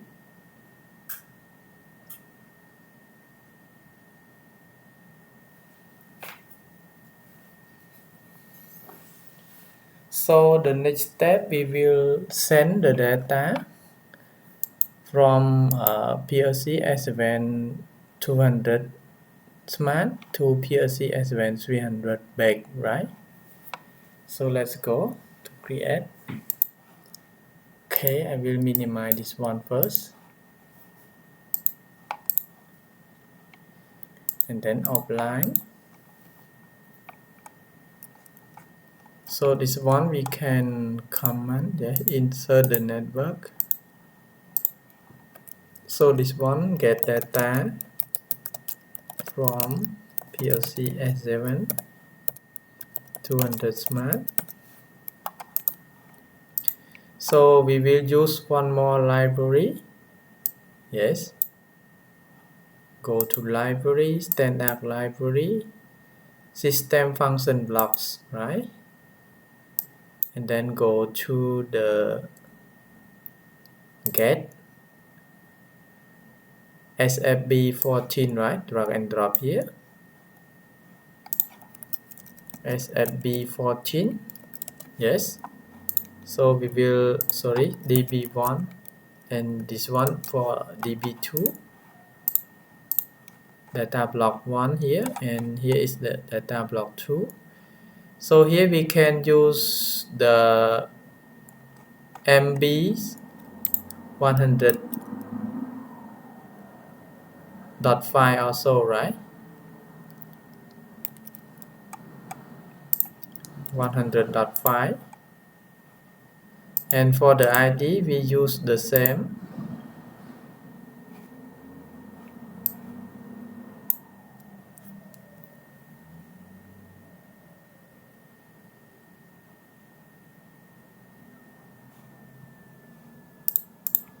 We use the same, the ID, yes.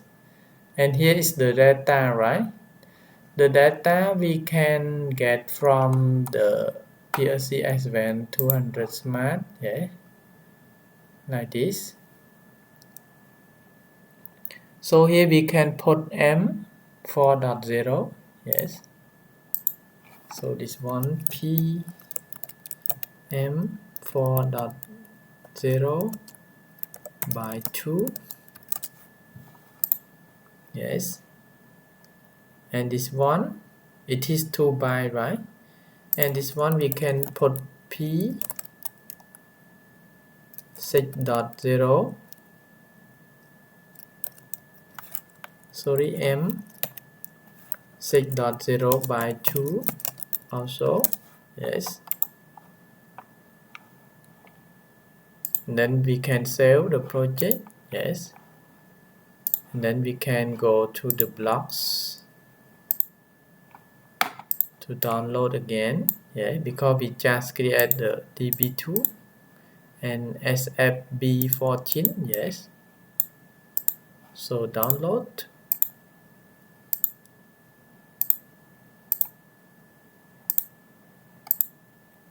Okay.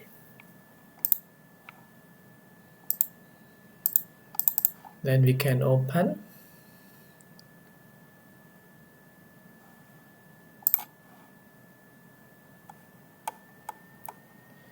So we can test by for the signal from PLC S7-300 Smart, right? So example, I will force the signal.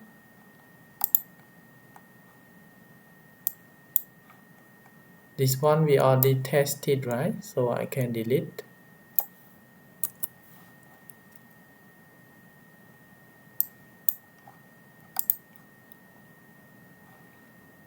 Then we can start from M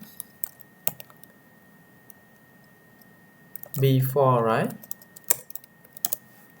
I will go with the binary. Okay. Then I will put 255, right, to for the signal. Then we can view here. We can view.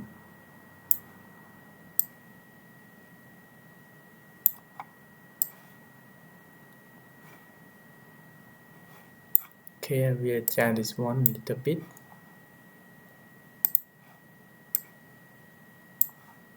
Then we can view like this.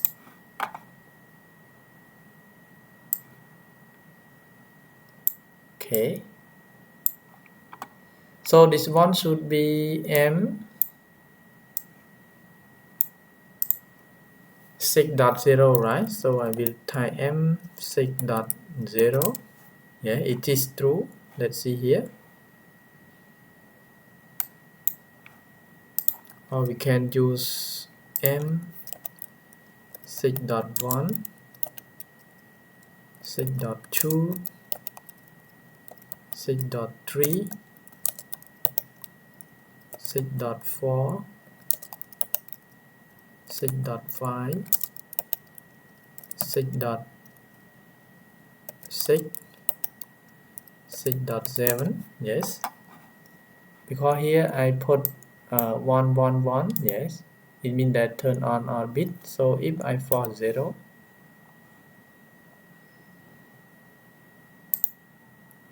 let's see, all bit is turned off. So if we would like to I will force off all first, yes.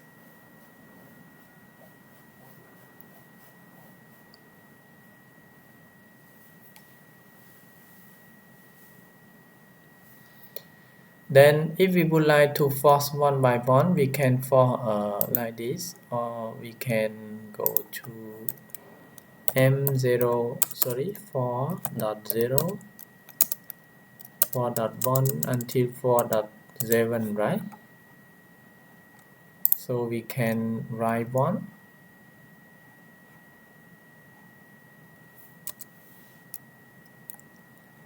and then for signal to 1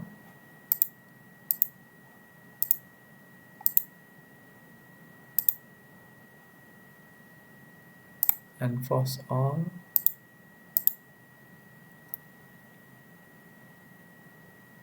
and this one write 1.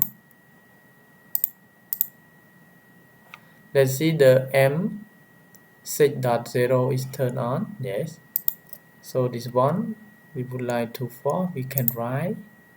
Let's see it's turned on also.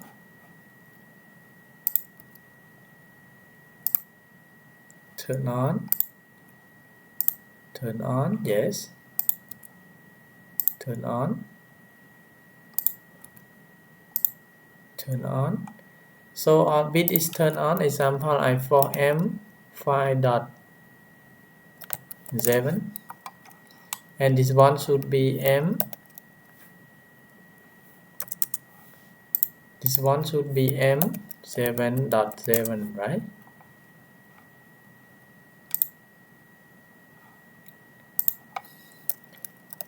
M5.7, yes. I force 0. Let's see it's turned off. So 16 bit is turned on together, right? Okay, so that's correct. So I will go to unforce for all. So MB4,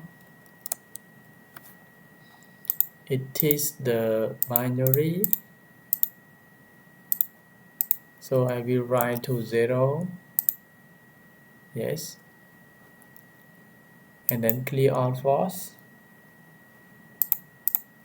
Okay, and if we would like to push the button from the PLC S7-300 Smart, we can write also, yes, the test. So this one we can write I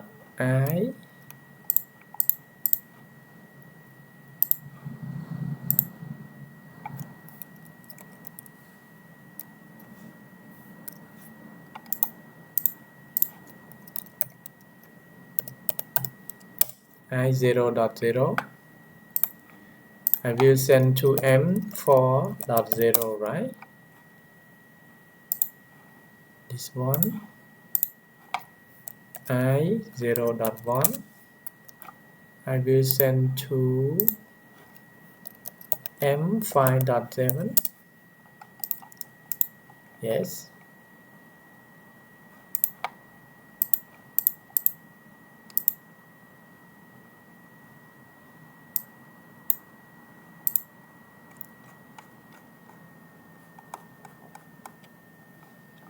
Then we can download.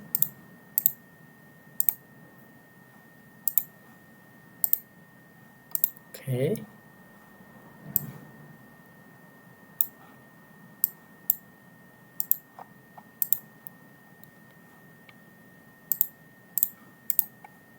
Then this one I will create two network. Yes. This one get data from PLC S7-300 Smart M6.0, right? So M6.0 I will turn on. 6.0 is turned on. I will turn on the output. Yes, the output here Q3136.0. So I will turn on Q136.0 and for the last one, right? Because here I write the last one also. Yes. So for the last one M7.7.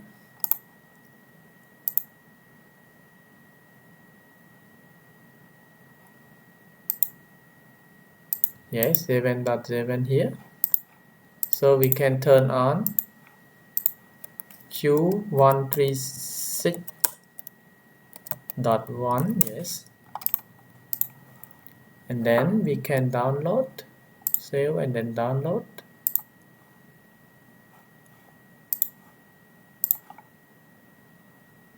Yes. And then we can open like this. And then I will push the button.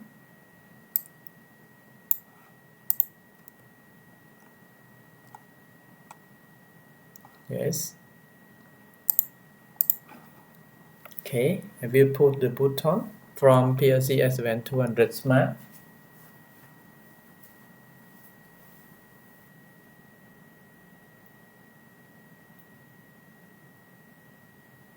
So right now I will push the button. Let's see, I push the button from the PLC S7-300 Smart. The PLC S7-300 is turned on. I push one more. Yes, it turned on one more. And the status of the PLC on the computer is shown also. I will release. Yes. When we release, it turn off, turn on again. Yes. So it worked properly. This one also. Yes. Okay.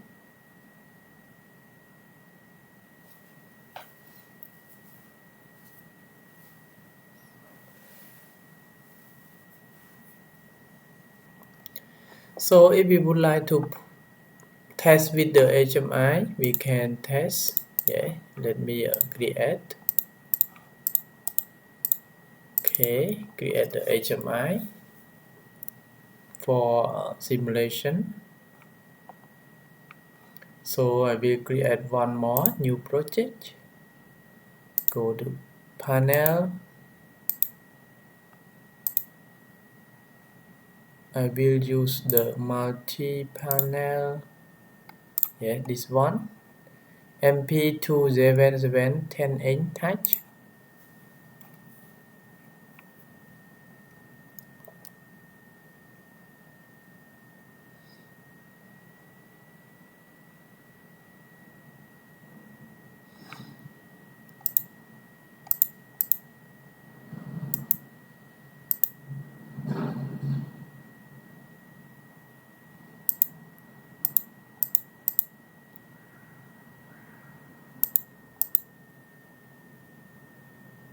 So first we need to create the connection, right?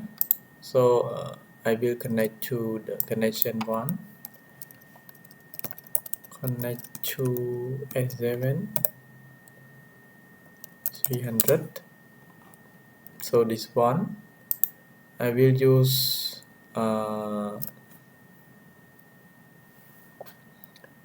Ethernet, yes. So this is the IP address of my PC. So 192.168.0.253, and I will connect to PLC 192.168.0.1.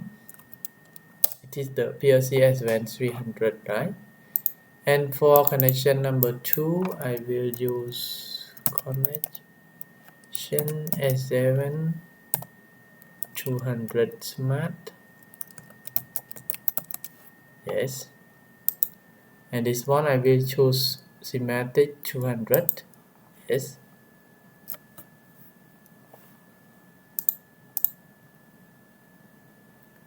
So the IP address 192.168.0.2, right?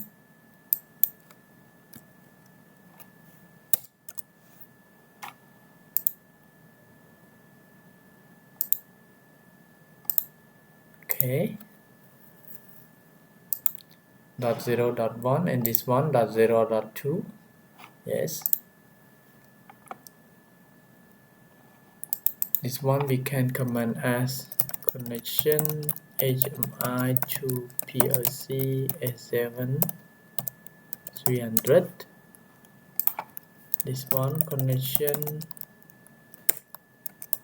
HMI to PLC S7-200 Smart.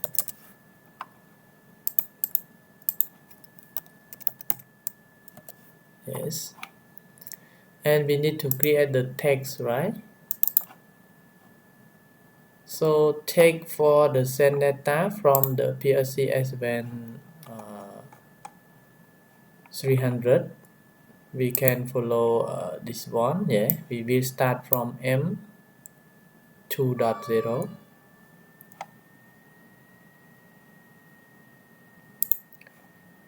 So M2.0,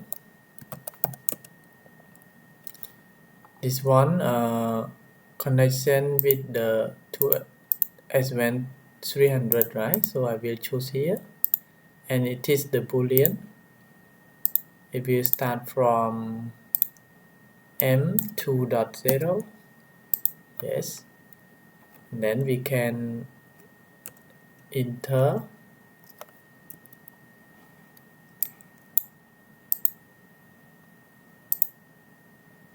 can drag and drop like this. Oh, this one will start from 3.0, right? So I will delete. So this one M 3.0. Yes, then we can drag and drop like this. Delete this one. Yes, so PLC S7-300 we already created the text, so we will create more for PLC S7-200 Smart, right? So it will start from M0.0, right? So M0.0, it is the get data, right? Get data M0.0 here until M1.7, right? So this one I will change to M0.0, but this one should be the connection S7-200, right?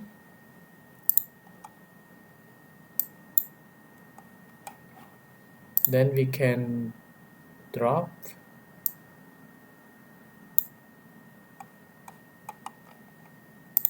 then this one it will start from M1.0. Then we can drag and drop.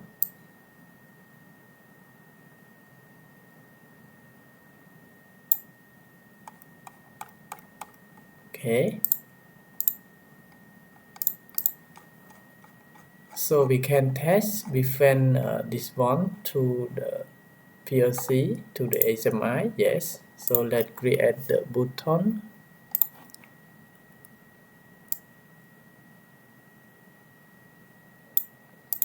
Okay, I will put like this. Yes,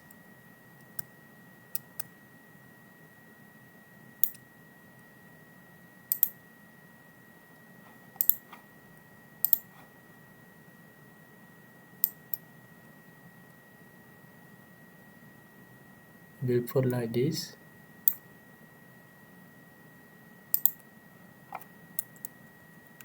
Okay, and this one for CPU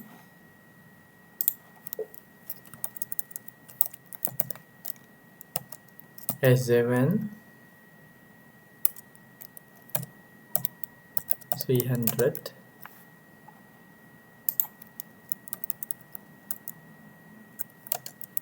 PLC.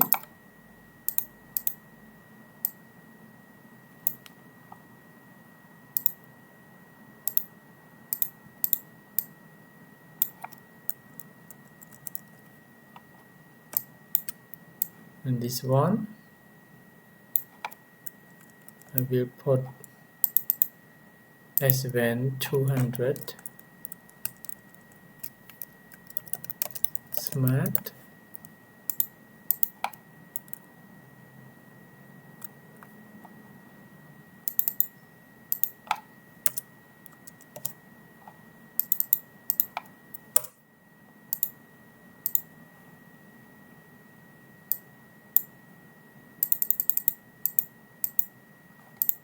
Okay.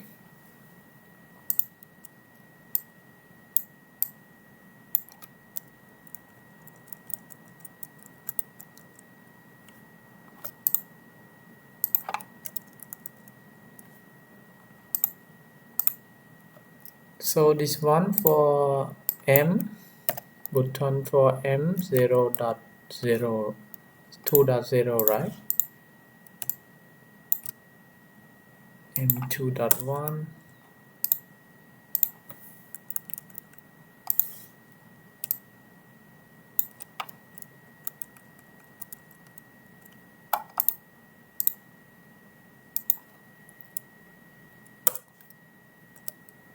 two dot two.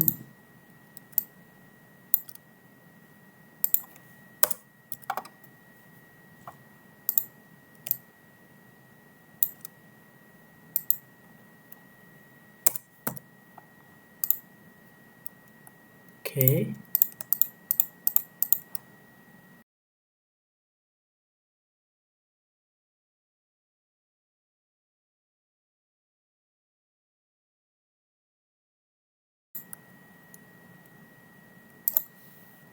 So we can align,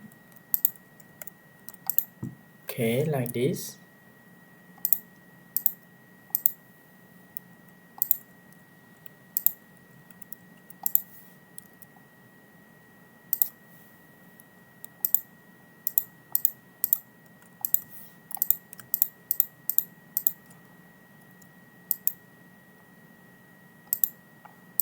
Okay. So totally we have 16 bits, right? So 5,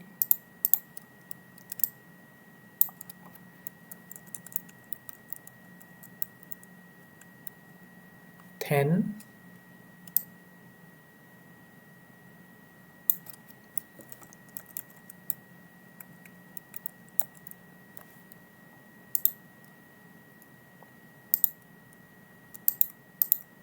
15, right?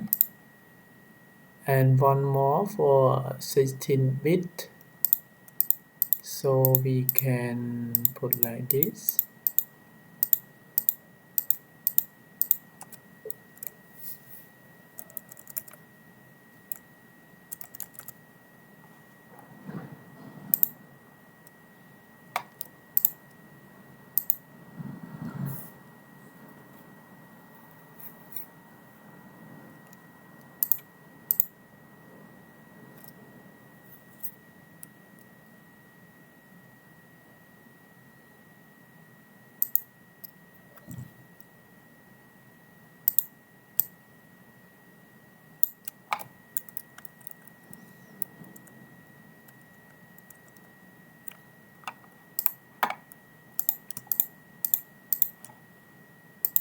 So we can align like this.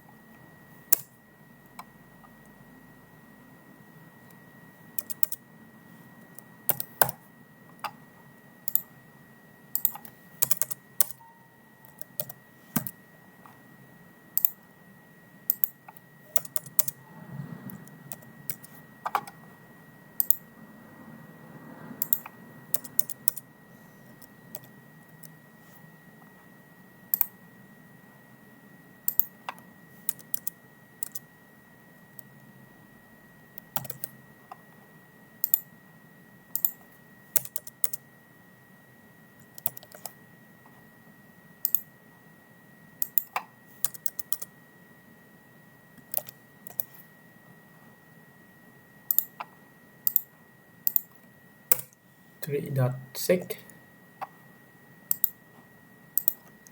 The last one 3.7. Yes.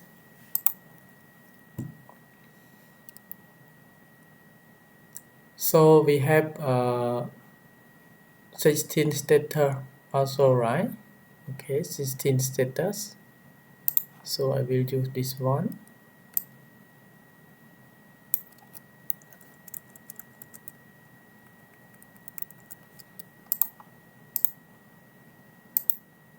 Status number 1.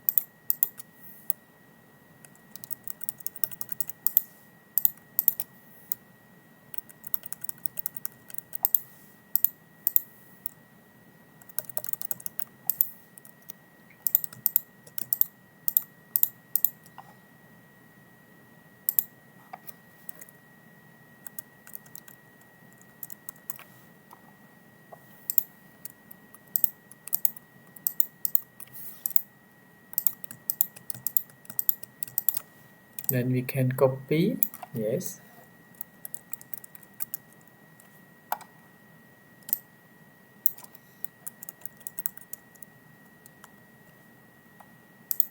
The last one here.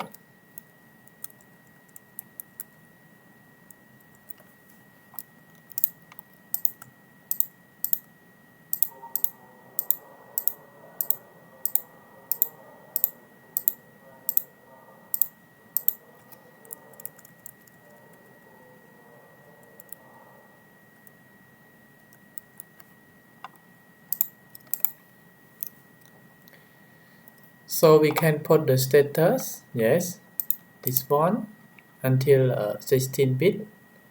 That's sent from the PLC S7-300, right?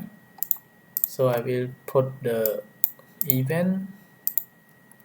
So invert bit. This one M2.0, right?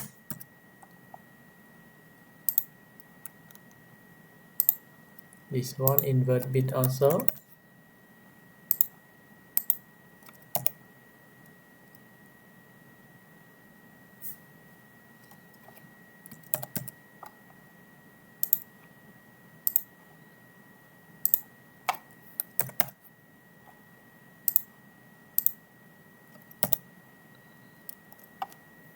.2, right?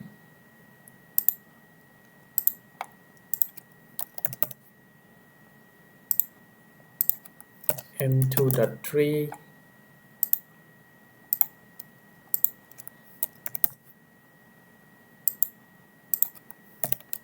2.4.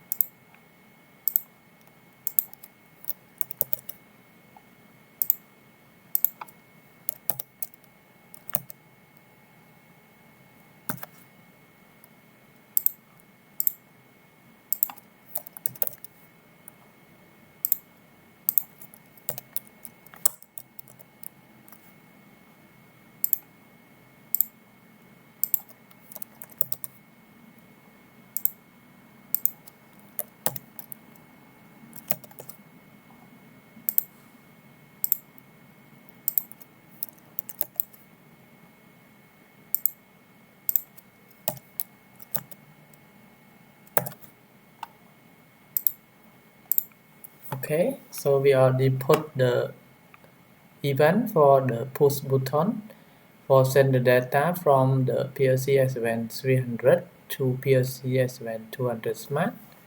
So now we put the status of bits that we got the data. Yes, the PLC S7-200 Smart got the data.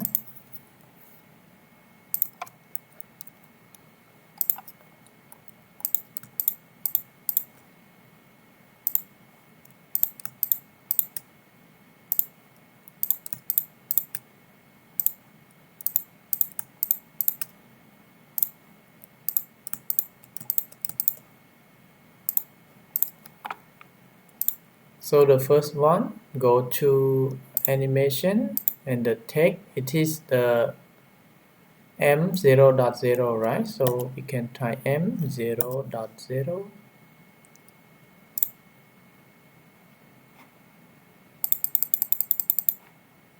bits, right? So when one, I will change the color to be grid. Yes, and then we can save the project, put and get, right? So this one should be put get HMI.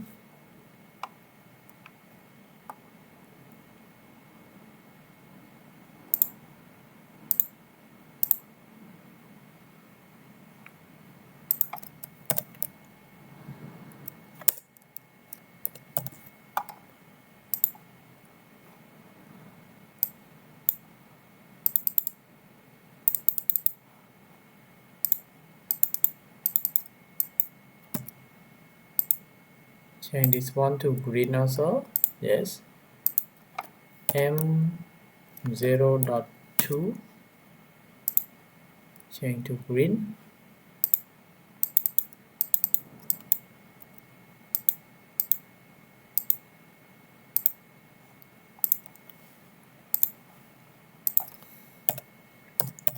M0.3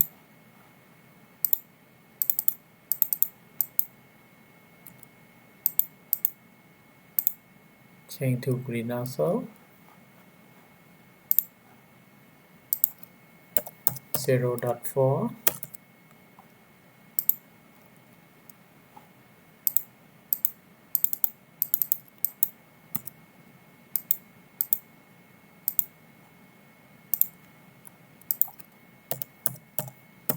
M0.5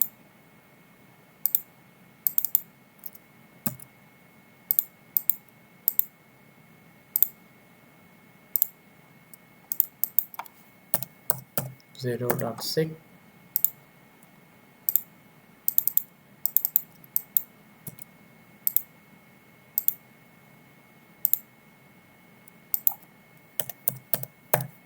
M0.7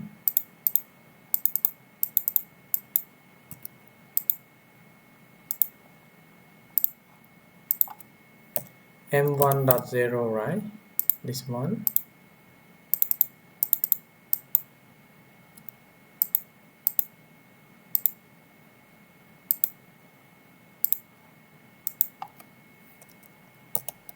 M1.1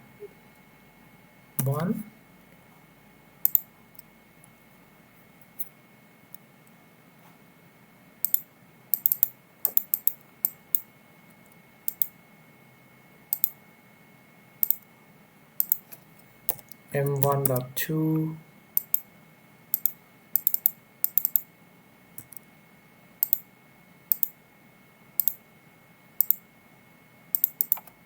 M1.3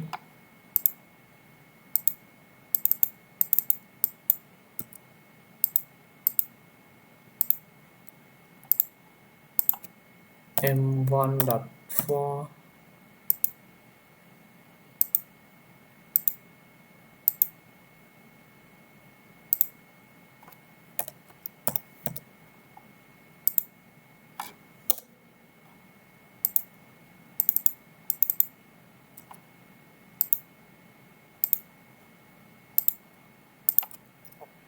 M1.5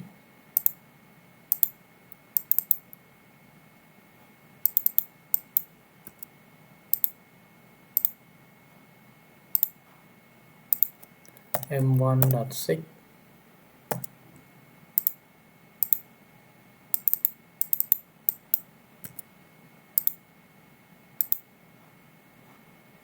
The last one, M1.7.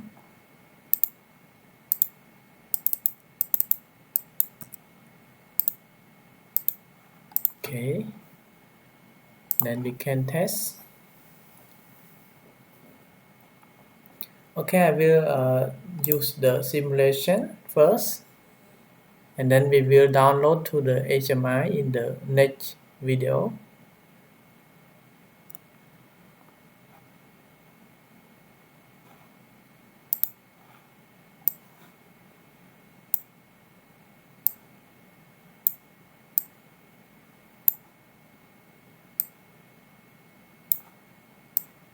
Okay, let's see. Right now the status is 0 for all. So if I click this one, it will not work, right? Because we use I. If we would like to use, we can delete this one.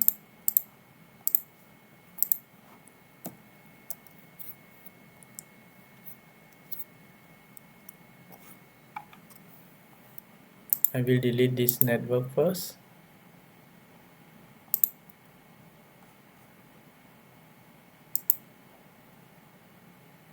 Okay, this one, no problem.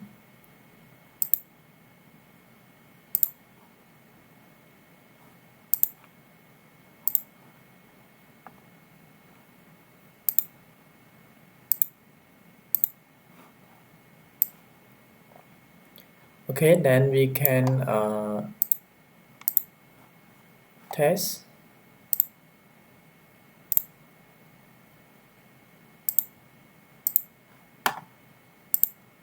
So I push M. Yes, let's see here, it's turned on, and the output is turned on also for this one. Yes, this one turned on. It means that the communication is okay. Turn on, turn on, turn on, turn on, turn on.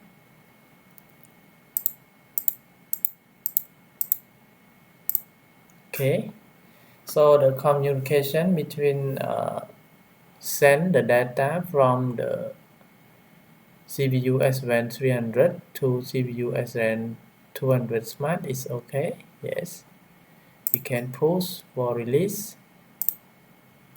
Start again. Yes, and the PLC, the real PLC is turned on also. Yes.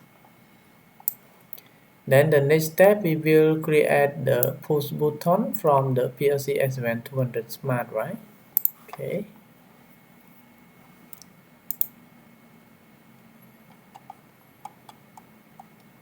So it will start from M4.0, right? So let's go to the text. Okay, this one should be M4.0. Connection for PLC S7-200 Smart, right? And this one should be M4.0. Then we can copy 4.6, one more, right? 4.7, and also M5.0, right?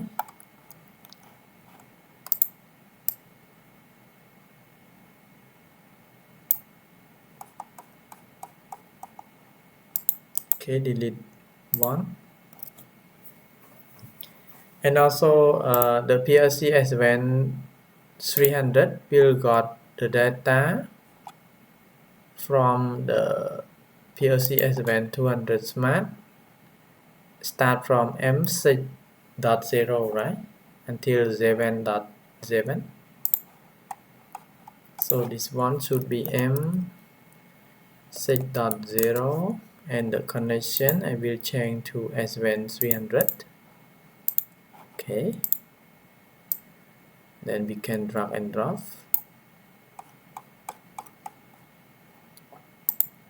This one should be delete, and this one should be M7.0.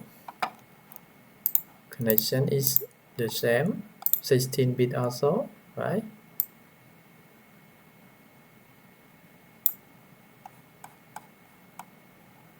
Okay, delete.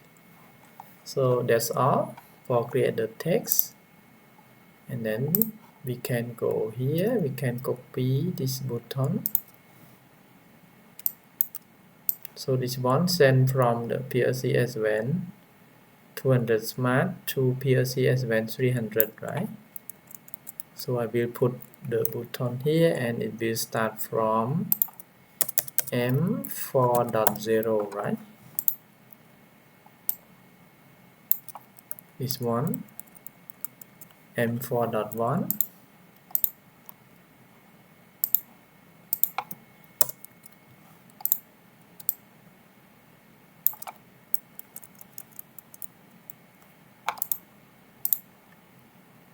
M4.2.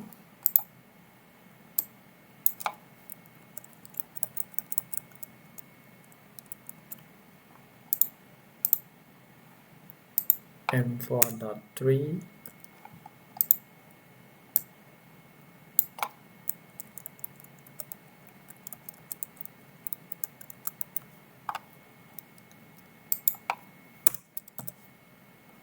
M4.4, right?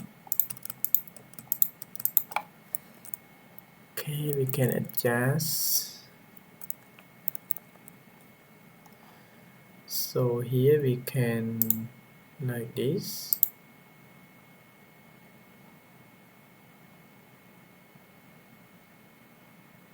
Okay.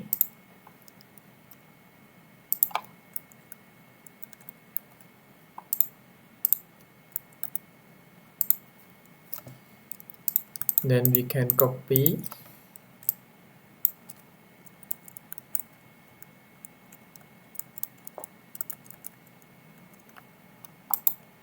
Yes.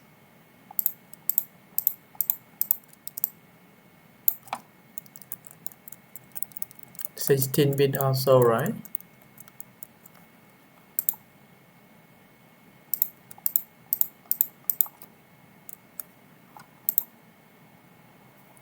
Okay. And the last one.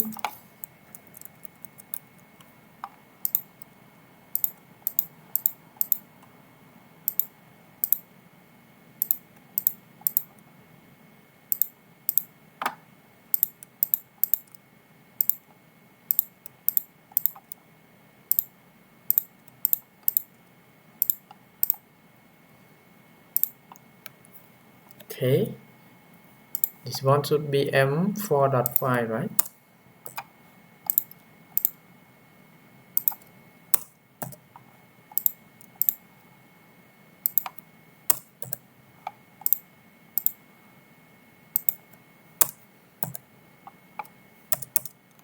M5.0.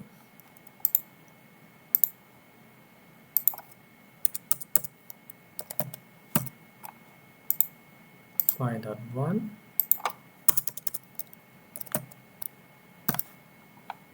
5.2.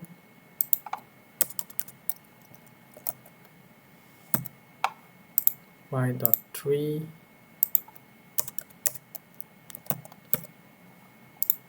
5.4.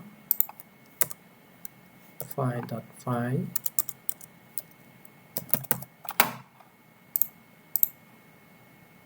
5.6. And the last one, M5.7. Okay. And we need to copy this lamp also.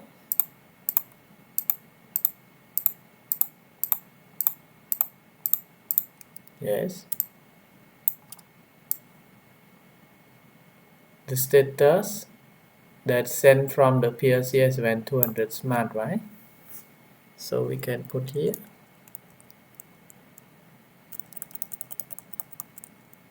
Okay.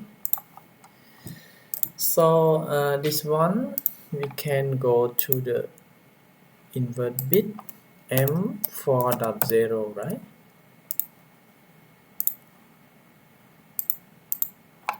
M4.1,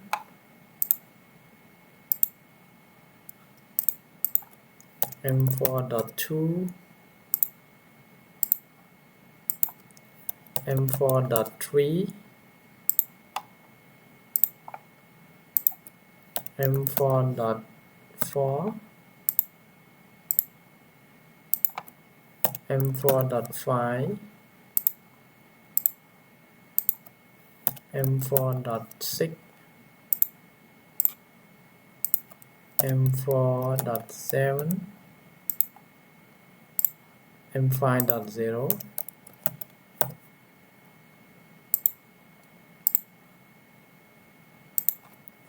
M5.1,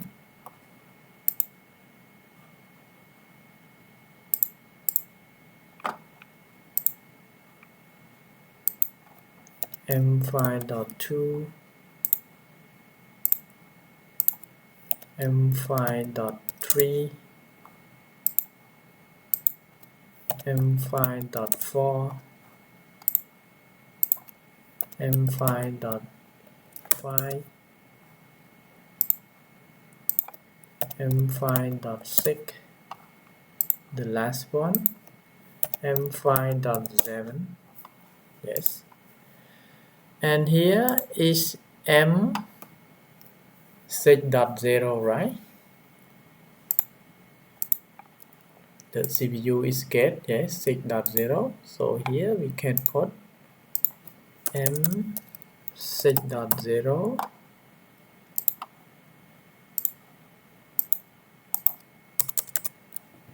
M6.1,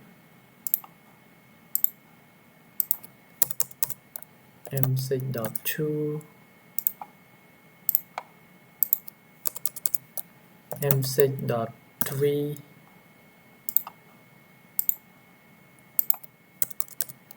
M6.4,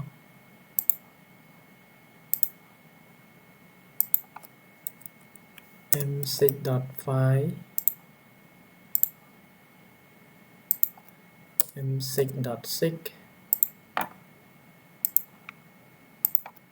M6.7,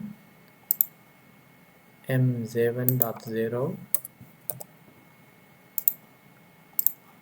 M7.1,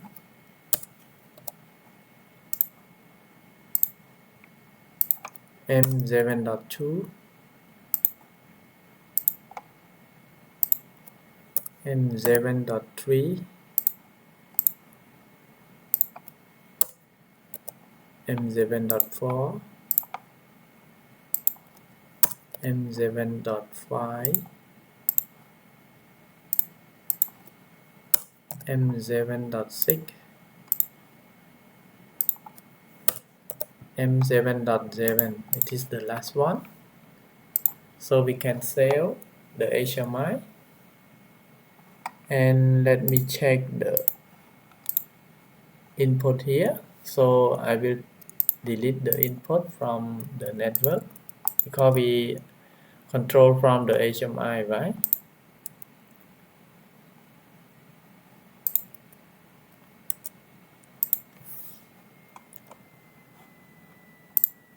Okay, let's save the project to be put get data S7-300 Smart. Then we can download.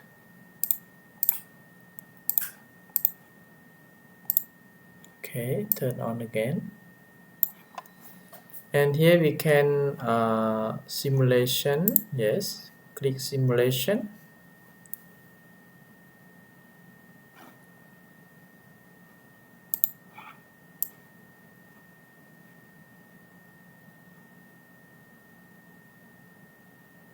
Okay, So right now we can control.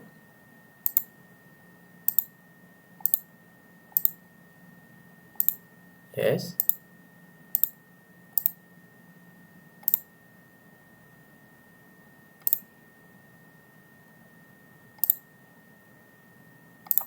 Okay.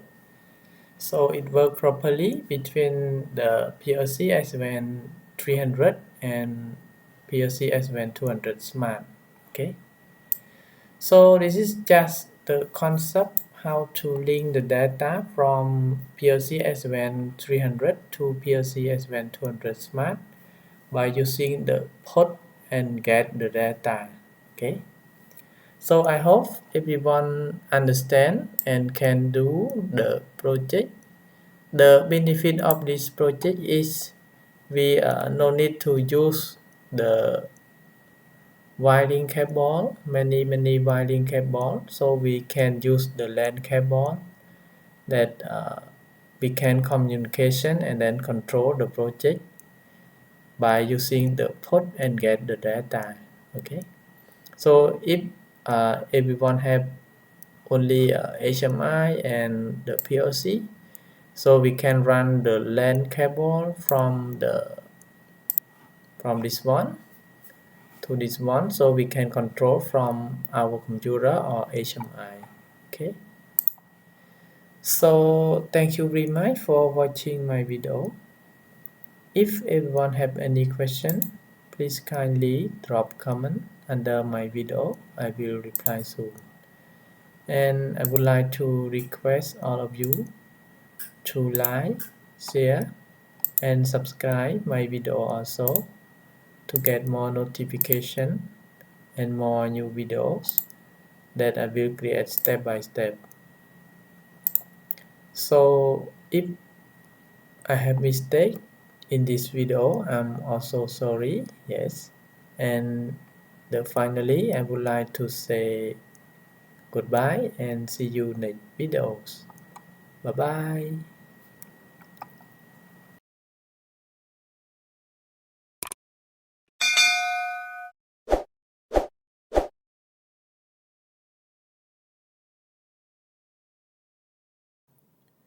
Hello everyone. Welcome back to my YouTube channel, General Technology Knowledge.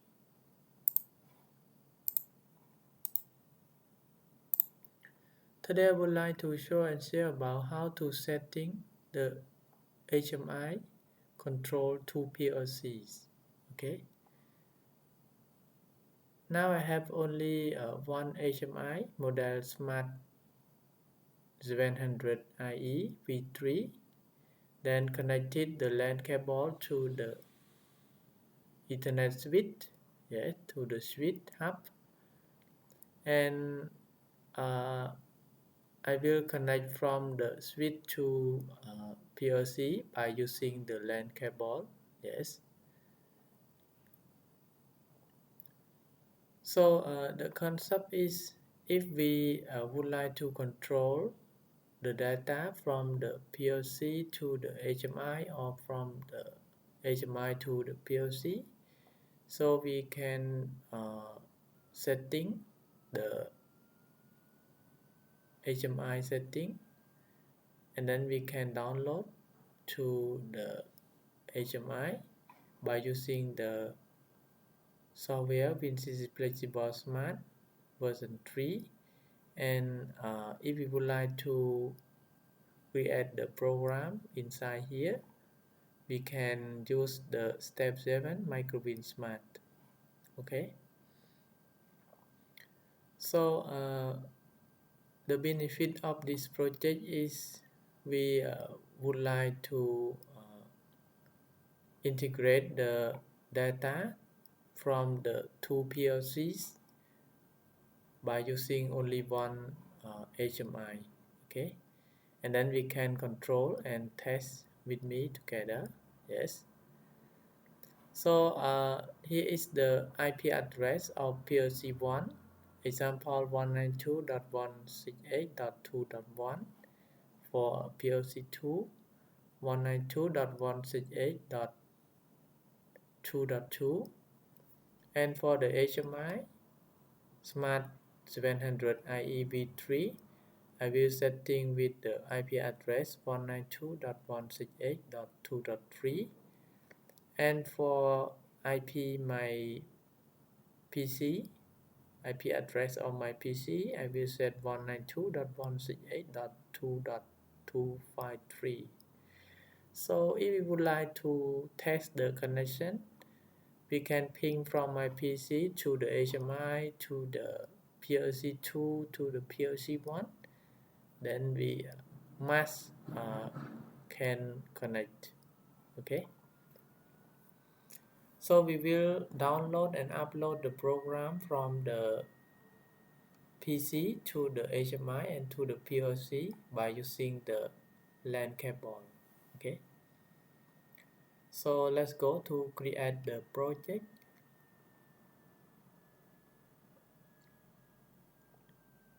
On PLC S7-300 Smart first for PLC number 1 and PLC number 2, and then we will go to the WinCC Flexible Smart V3 to create the example project and then download to the HMI.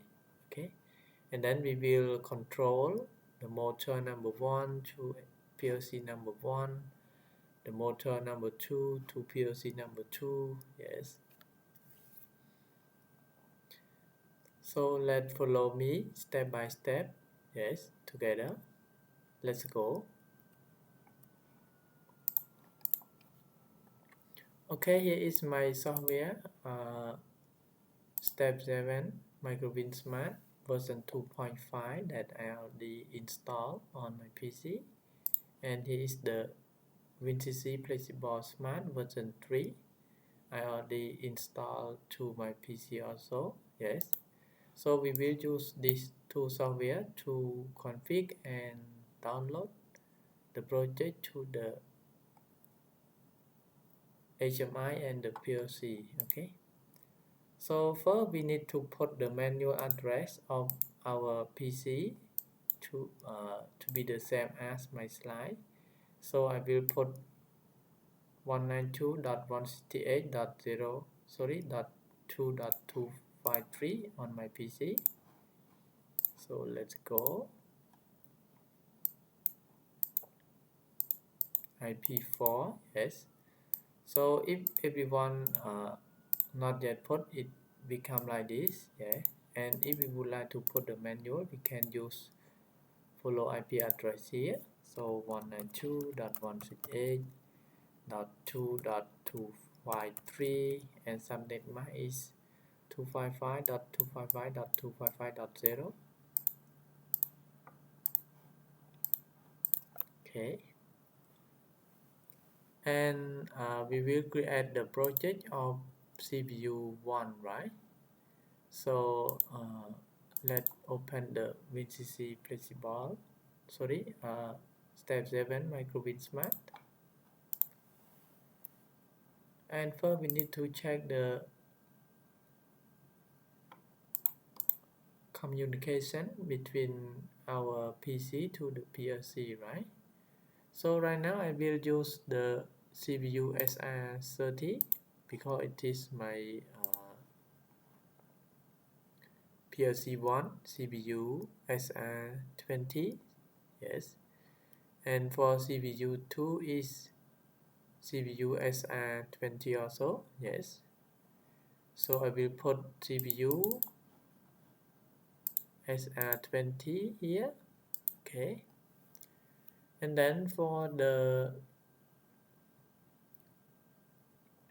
IP address for communication for CPU number 1, I will put 192.168.2.1, yes, and subnet mask 255.255.255.0 because here is the my IP address of my PLC, yes. And then for the startup, we can run the CPU after power on, yes. And here is the input and output of the CPU, yeah. there are 16 for input and there are 8 for output of this module. Yes, and for security we can put the password or anything. Yes, so right now I will keep like this first, so only set the IP address of the PLC1. Yes, and then we need to check the communication after we after we created the program, right? So basically I will use the command example test logic from CPU1 from HMI to CPU1. Okay, and here I can use NO contact. Yeah, example I will use M0.0.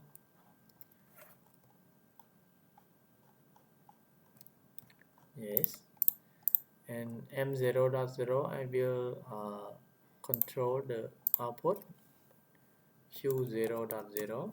Yes,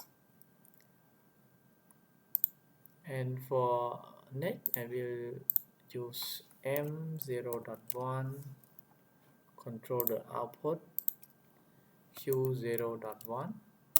Yes, because there are 8 outputs, right, for the CPU, so I will use until H. Yes, so example M0.2 control the output Q0.2. This one we can also bit 1. Yes, this one bit 2.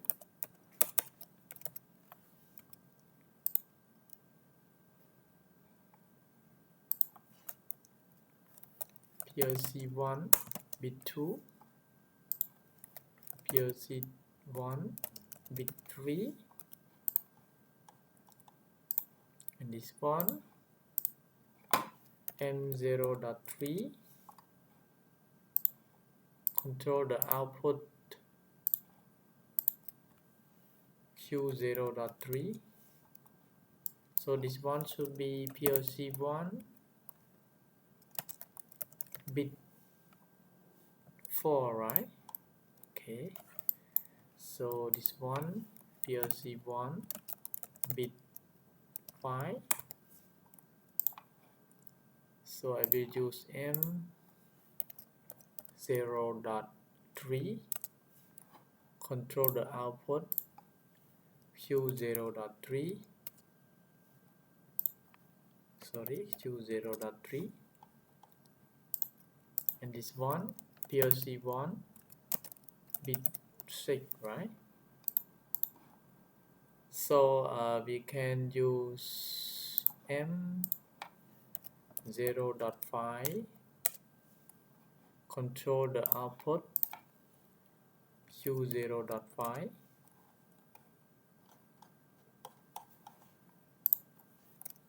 PLC1 bit 7, so I will use M0.6 control the output Q0.7 0.6, and for this one is PLC1 bit 8, right? So the last one I will use M0.7 control the output Q0.7. Okay, so the output only 8 bits for this CPU, so let's keep like this first, and then we can save the project. Yeah, example PLC1. Yes, and then we will create one program that we'll use for PLC 2, right? Okay, so I will open one more for step 7 microwin smart, and then I will go to set the CPU also, right? So this one my CPU is SR20 also. Then the IP address I will set 192.168.0.2. Some landmark the same. And for the input and output, yeah, it is the same as the PLC one because the specification is the same. And then for the startup, I will run the CPU also. Yes. And for the program, we can edit anything that we want. Yeah. Example, I will use command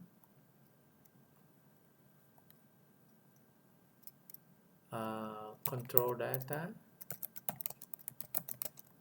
from HMI to PLC 2, right? Because it is PLC 2. So basically we can use the logic the same as the PLC 1. Yeah, example M0.0. We can also create like this. I will use like this SM0.0, and then this one M0.0 control output Q0.0. So this one we can copy like this. This one we can write from bit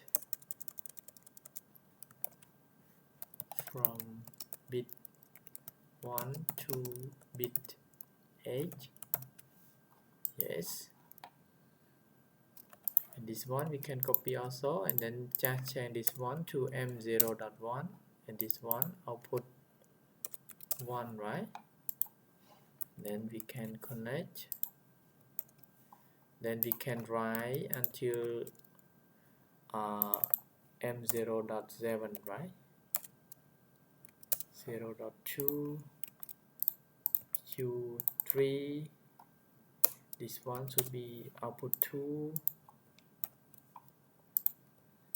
0.2, 0.3, 0.4, 0.5, 0.6, 0.7, right? Then we can use control, press control on keyboard and a row key up, and then we can revise this one to M0.3. This one should be 3, M0.4. Copy and then paste. So this one should be 4, M0.5, and this one should be output 5. So M0.6, this one should be 6, right? M0.5, sorry, M0.6, this one should be 6, and the last one M0.7, output number 7, right? And then we can compile the program. Yes, so there is no error, right? And then we can save our program.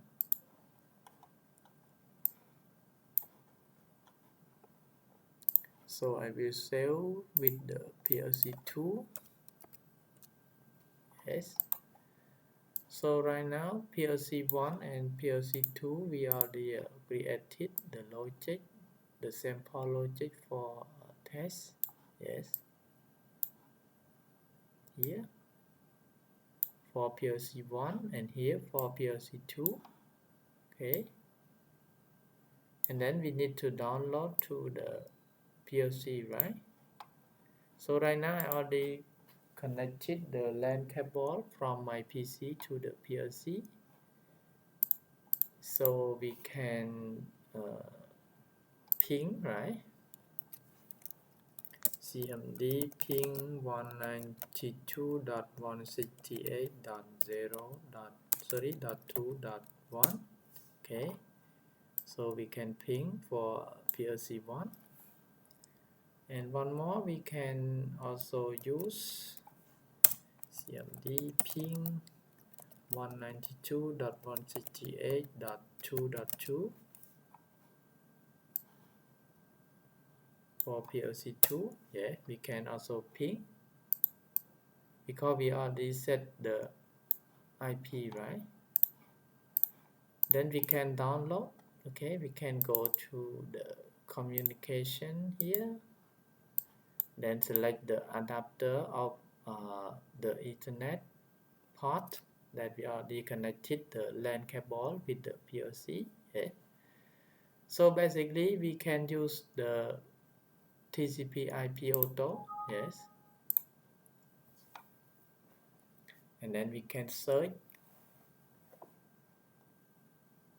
Okay, so right now it found two PLCs.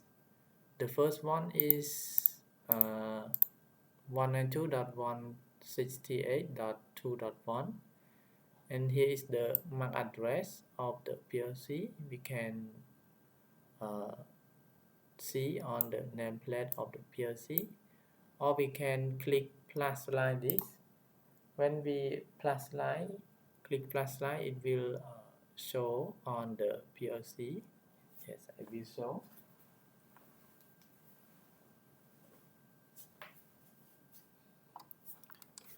Okay.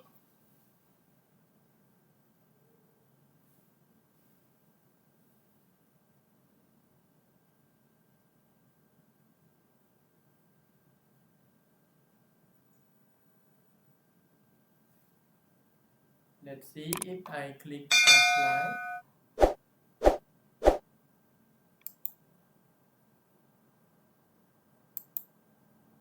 Let's see the CPU, the LED is blink, right? Yes, for CPU number 1.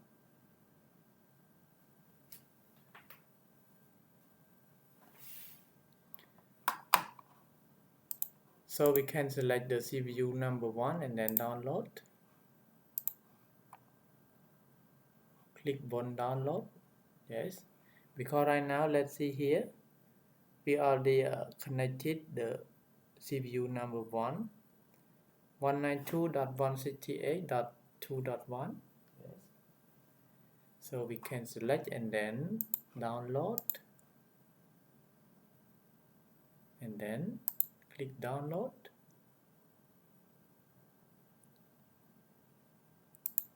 And then we can online and then start CPU.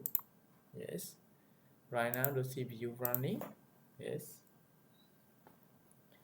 and for the PLC number 2, we can also go to the communication. Yes, and then search the IP address of the PLC also. Yeah, click find the CPU and wait a moment for finding the CPU. Yes, so right now it found 2 also because we use only one Ethernet GAN. Yes, so click the CPU number 2 and then click OK, and then we can go to download button, stop the CPU and then run again. So here is 192.168.2.2. It means that connect to the CPU number 2 also. Yes, so all CPU is running right now, all PLC is running. So we need to control this project from the HMI, right? So we need to create the project on HMI. So let's go. I will minimize this first. And then open the WinCC Flexible Smart version 3. Yes. We will create step by step, yeah. And go to create the empty project here. Click here. And choose the HMI to be the same as our HMI, right? So right now I will use the 7-inch. So my HMI is Smart 700 IEV3. Yes. If we not use V3, we can use this one. If we use V3, we can use this one. Okay. So my HMI is V3. Okay, I will show here. Yes, V3. So I will use Smart 700 IEV3 here. And then here is the version. We can use the version, yeah, another version that we want. Right now I will use version 3.0.2.0 and click here to create the new project.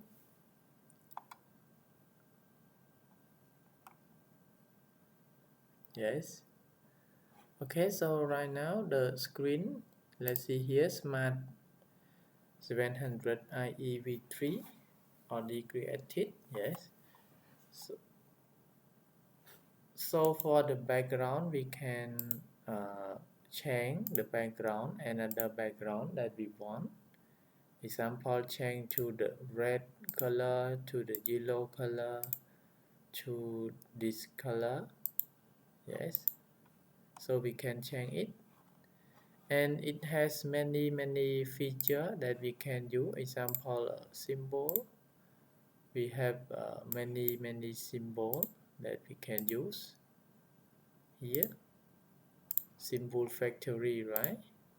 So here many symbol, yeah. Example, chemical, machinery, or pumps, or motors, valve, yeah, tank. So many objects that we can use from here. Yes. The same as my slide, I will create like this also. Yeah, motor. So first we need to test the bits, yes, that we already created here, yes, from PLC 1 and PLC 2 from the HMI, right? So right now I will go to the objects and then I will like this, make like this to separate the HMI, yes. Example, this one for PLC 1, yes. So I will go to property and then increase this one and I will change the color to be red. Yes. So this one for PLC 1, I will choose text and then we can write by property, go to the text, example PLC 1.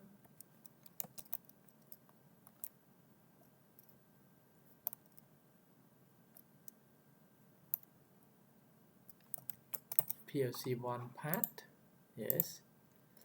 So here I can change the size to be okay like this. If we would like to use the bold italics, we can use, yes.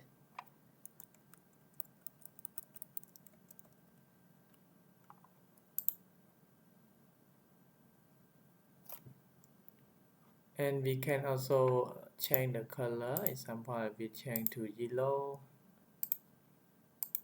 yes. And we can adjust the font side 48, yes.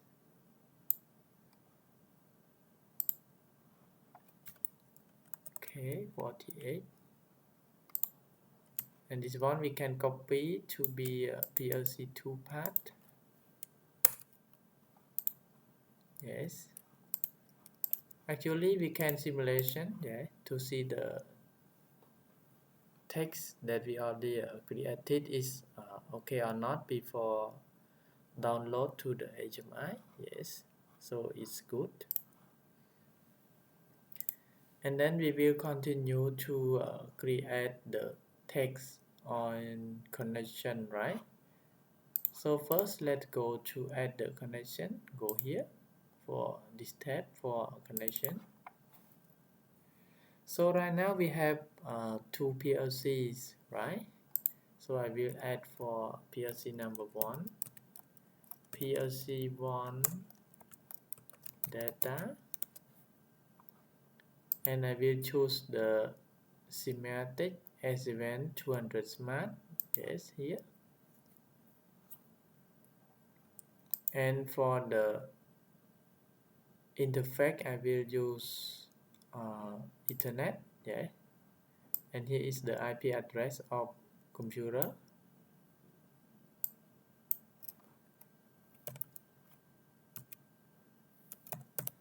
One 192.168.2.253, yes. And for the PLC 1 is 192.168.2.1, yes. So I will put 192.168.2.1, yes. And one more for PLC2 data, right? So here PLC2 data, and the IP address of computer is the same, but this one should be changed to 2, right? Because here 192.168.2.2, yes. So in this step is very important. If we don't know how to setting the IP address of this module, it will not work, right? So here, so PLC 1, let's see here is 192.168.2.1, and for the PLC 2, 192.168.2.2, okay. And for the IP address of my PC, I will fix the same as the PLC 1 and PLC 2, right? And then we can save the project.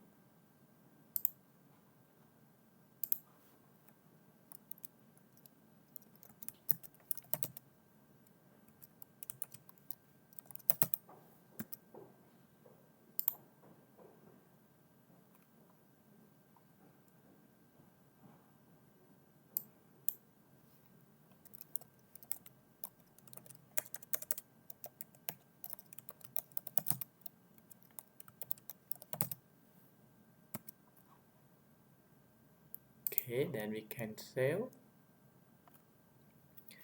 So right now for the connection, we already connect for HMI 1, connect to PLC 1, HMI 1, connect to PLC 2. So we need to create the text, right? So let's click here to create the text. For text, we already define here for PLC 1, right? Let's see. We will start from M0.0 until M0.7, and for Q it is the status. When we push the button or switch, the output is turned on also, right? So we need to show the status of output on the HMI also.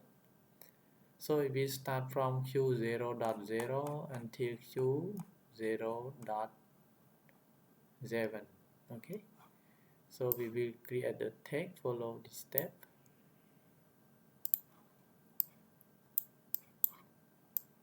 I will put like this.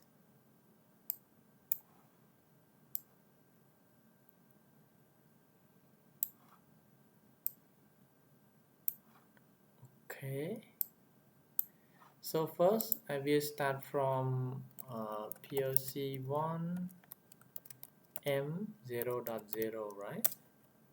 So here is the connection that we need to know and choose the correct connection.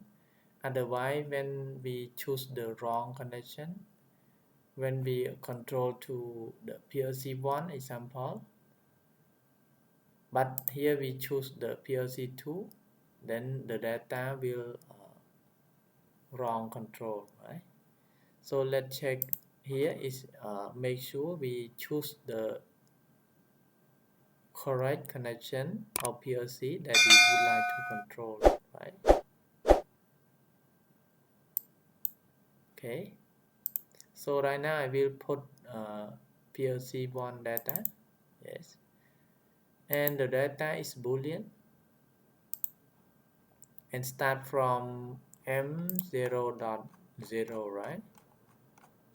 So M0.0, I will choose M0.0, okay, and for the M0.1 until 7, we can drag and drop like this, okay. So M0.0 until M0.7, right? So this one I will delete, this one I will delete, yes. So we can keep like this.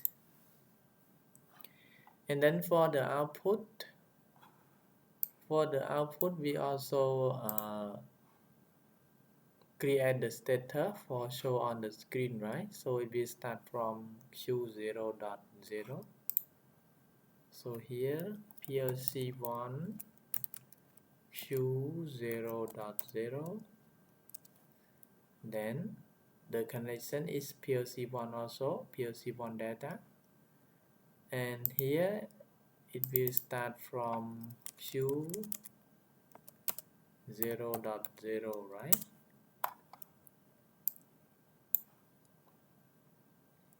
And then we can make like this also, yes. So it will start from Q0.0 until Q0.7, right? Okay.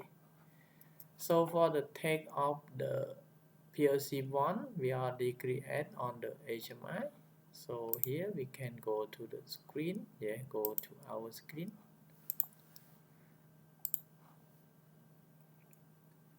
And then we need to create the button or switch and create the lamp for show the stator here, right? So basically we can go to the button here.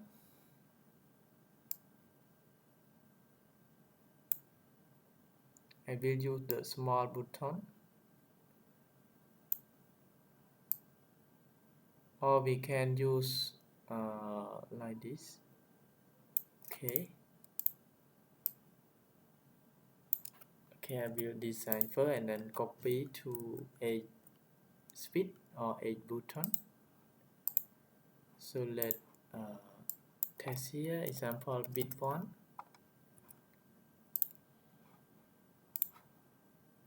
Okay, bit 1.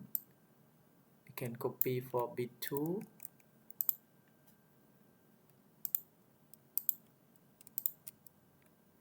Copy for bit 3 and bit 4.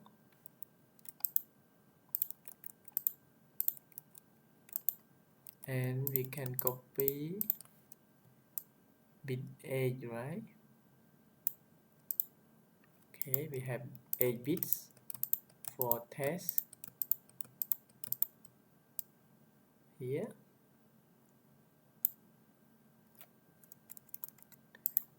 So this one I will change to be bit 1 until bit 8. Okay, bit 1, this one should be bit 2, right? This one should be bit 3. This one should be bit 4. This one should be bit 5, bit 6, bit 7, bit 8, right? We have 8 bits. And then we also have 8 status, right, for output. Yes, here. So I will use like this.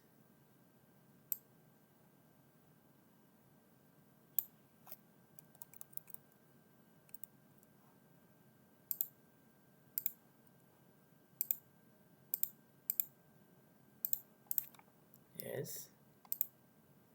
Then copy.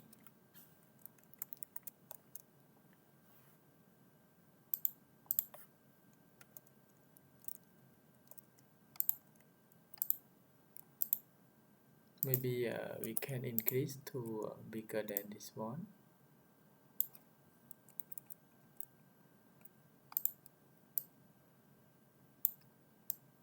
Yes, just copy by press Ctrl and drag.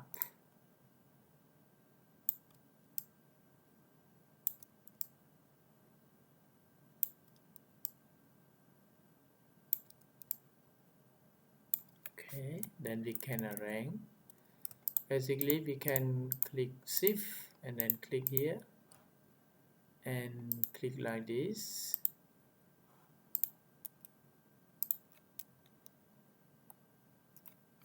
Then we can arrange.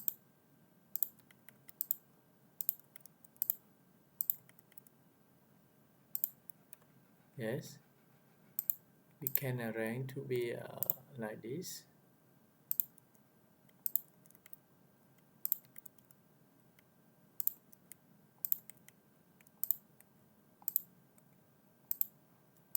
Okay, so we can copy also for PLC number 2, yeah, because we create the same as this one. So here we can drag like this. Okay, we will go like this for PLC number 2. So right now we need to configure the switch and the status of bit on the PLC number 1, right? So I will go to event, click, and then invert bit. So bit PLC 1 M0.0, right? PLC 1 M0.0 here. And for bit 2 we can also invert bit.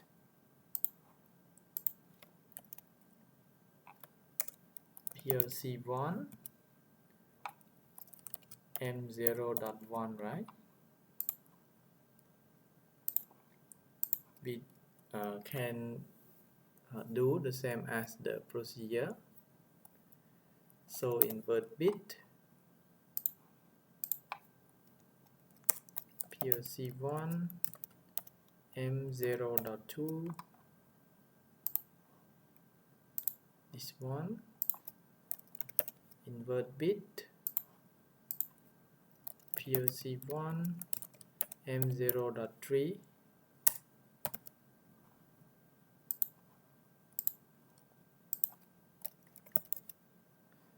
invert bit PLC 1 M0.4,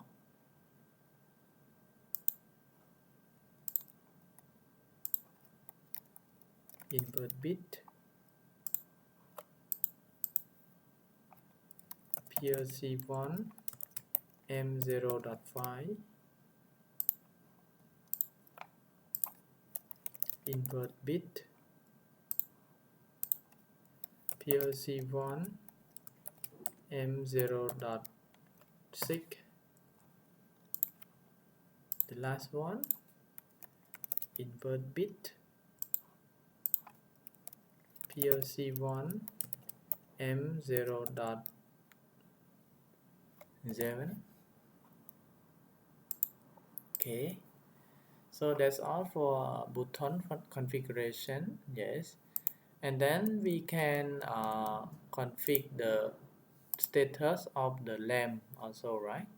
So let's go to the animation and then choose the text, this one, and we can type also m PLC1 underscore q 0.0 right here.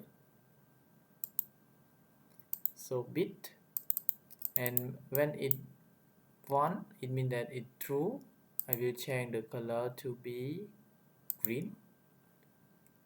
This one also PLC1 Q0.1.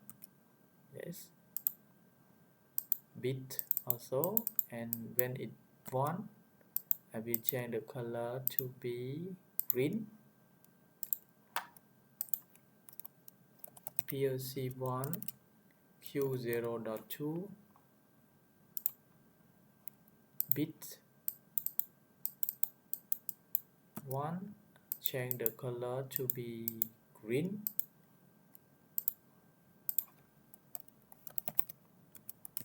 PLC1 Q0.3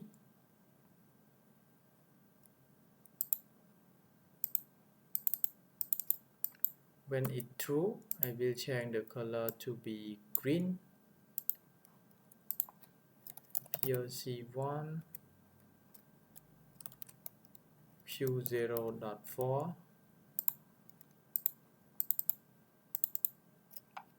when it's 1 it's true or it's on I will change color to be green.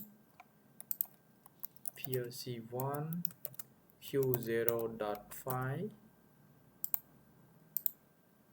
yes, when it's 1 I will change the color to be green. This one PLC1 Q0.6 when it's 1 I will change the color to be green. The last one for PLC1 Q0.7 bit when it's 1 I will change to green. Okay, and then we can save the project. Basically we can simulation before download this project to the HMI, right?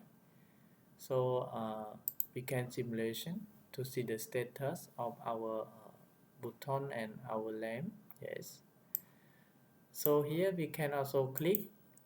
Yes, when I click the PLC is turned on. Yes, let me show when I click.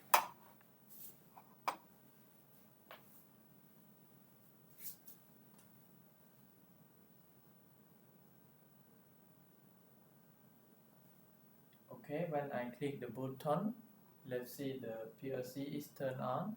Output. I will click more. Yes, turn on, turn on, turn on, turn on, turn on, and turn on. So 8-bit is already turned on. Yes, and also we can turn off. Yeah,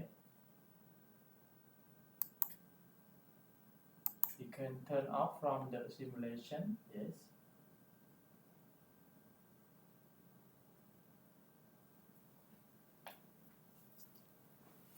So we need to do the same as the instruction here for PLC2. Yes. So I will close first. I will turn off for all bit.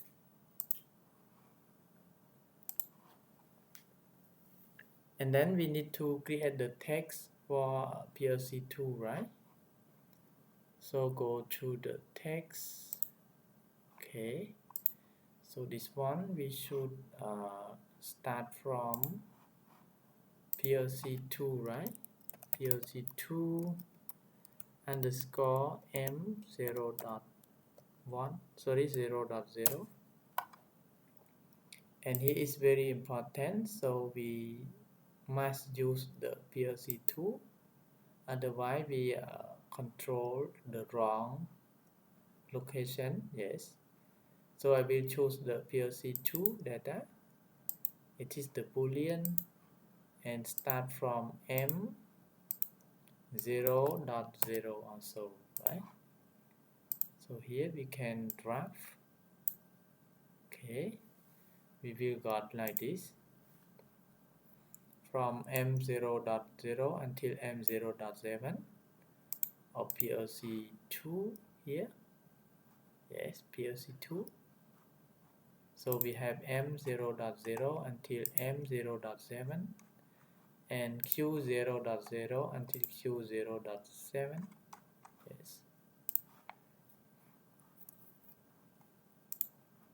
So for M we already created it, and then we can go to PLC2 underscore Q0.0, right? The connection is use PLC2, the boolean, and the address will change to Q0.0. Yes, and then we can drop, yes, 4, right? 5, 6, 5, 6, 7, yes, enough. So Q0.0 until Q0.7. Okay,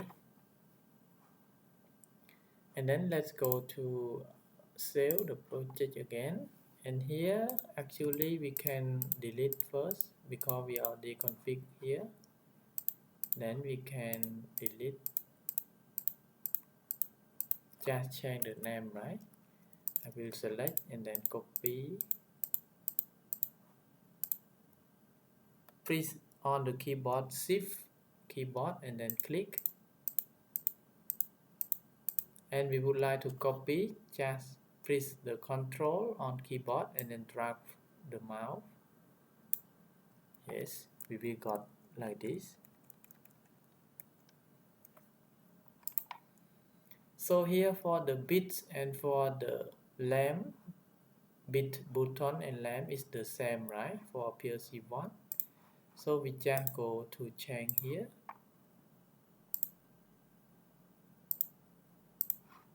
change to PLC 2. Yeah, we will got like this, change to PLC 2,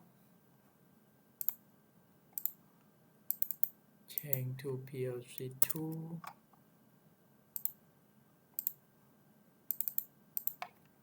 change to PLC 2,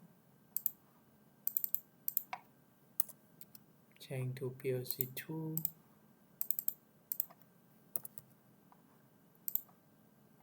change to PLC 2,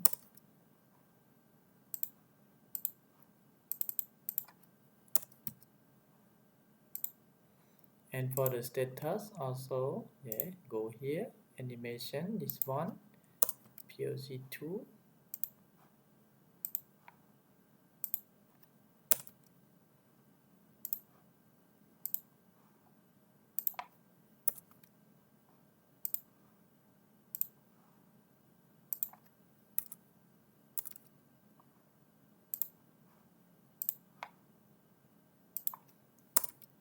PLC 2,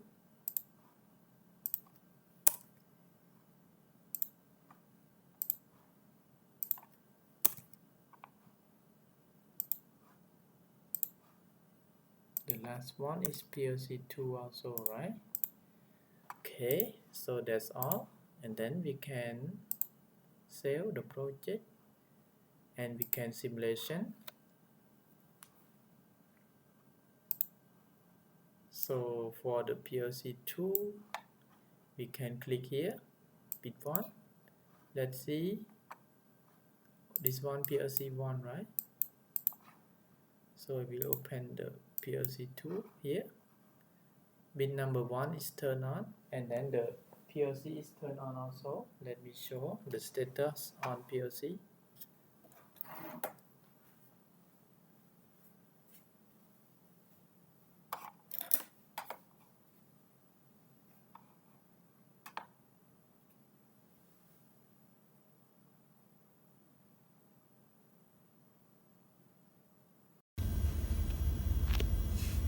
Yes, the bit number 1 of output is turned on right now, PLC 2.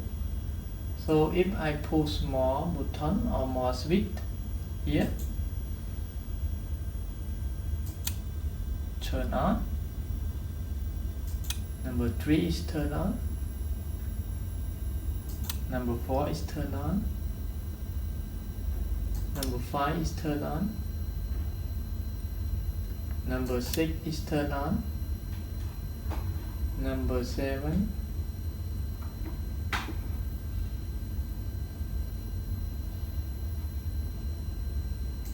turn on, and number 8 is turned on. Okay, and we can also turn off the bit, each bit that we want. Yes, so it works.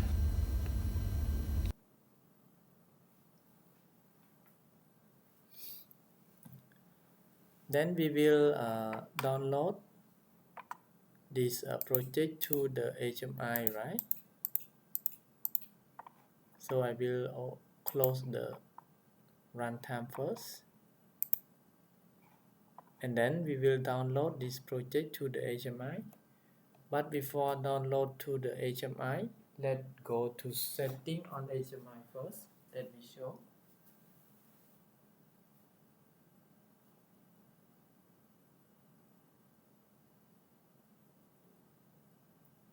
So to download to the HMI, first let's go to control panel, and then go to the transfer. So we need to enable this function, otherwise we cannot transfer from our PC to the HMI. Yes. So if like this, we cannot transfer, right? So we must put like this, then click OK, and let's go to see the set the temporary IP address here. So right now the IP address of this one is 192.168.2.3. Yes. So if we would like to modify some IP address like .3.3 like this, we can modify. But right now I will use .2.3 to be the same as my PLC 1 and 2 here. Yes. And then click OK to confirm. Yes. And then click transfer. Yes. And let's go to our PC.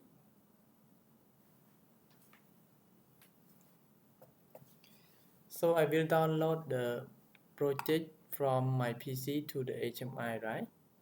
Okay, and then can go to this button, and here is the setting. Yes, so we need to put the IP address of the HMI, right? So 192.168.2.3. Yes, this IP address. And no need to tick this one and this one, so just click here for transfer.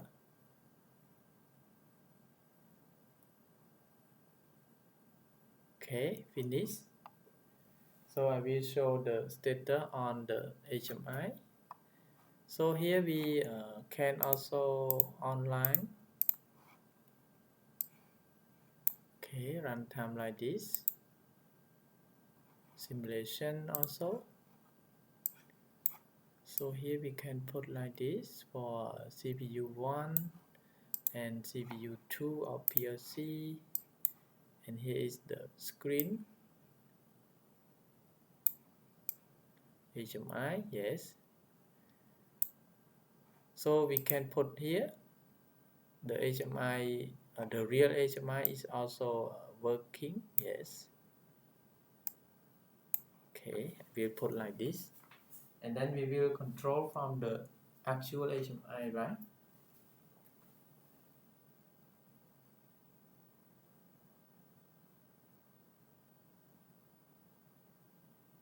So let's see, here is the HMI.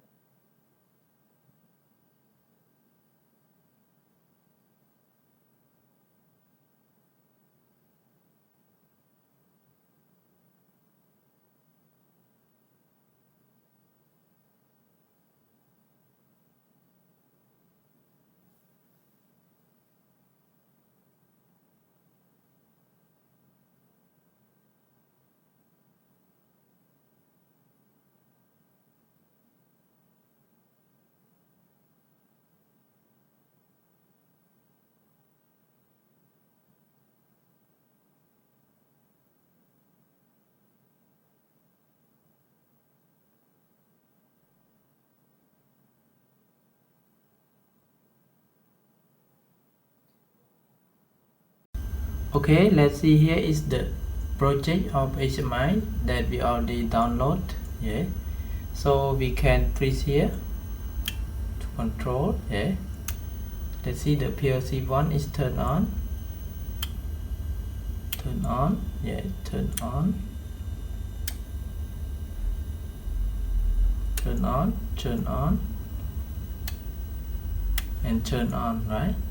So if we would like to control the PLC number 2 here, yes, I will push. It will turn on. Push number 2, turn on. Number 3, turn on. Number 4, number 5, number 6, number 7, and number 8 is turned on. So right now the PLC 2 and PLC 1 is turned on, and the HMI is show the status also. Yes.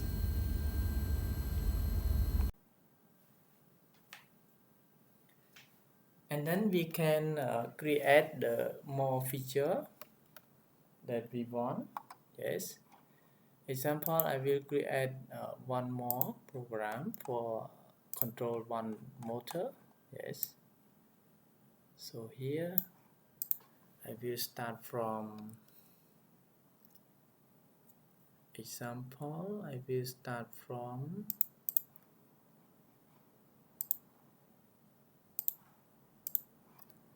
M0 sorry 1.0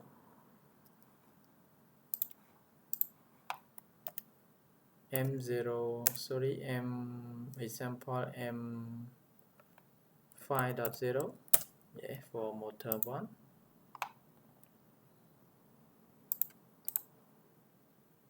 Insert the column, and here I will use stop. So M1.1, and I will hold the signal here M5.0.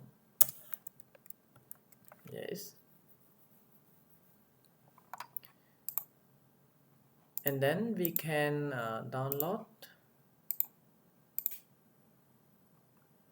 to the PLC 1 and then start again. We can online. Yes. And we need to create the text on the HMI, right, for control the motor. To create the text, let's go to the text. So I will start from M1.0, right, for start. So this one should be PLC 1 M1 start. And here we need to select for PLC 1, right? So it will start from M1.0, and this one for stop, right? M1.1, and for status of the motor 1 is 5.0, right? So PLC 1 M1 status, M5.0,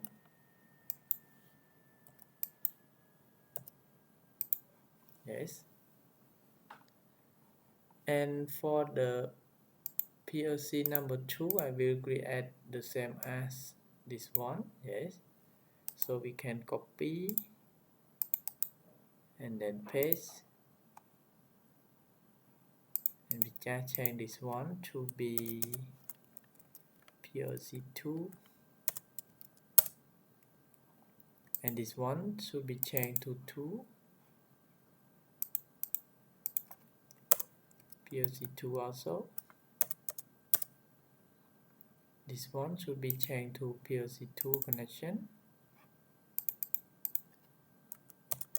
and this one should be PLC 2 also.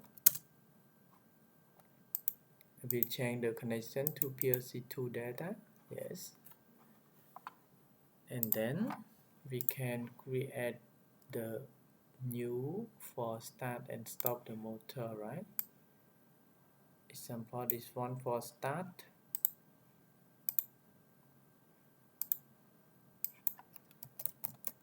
Start. And this one should be red color, right? And I will change the size of the text to be 24. And then we can copy here.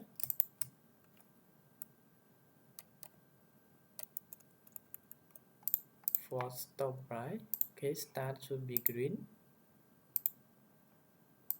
And stop should be red, right? So I will rename this one to be stop.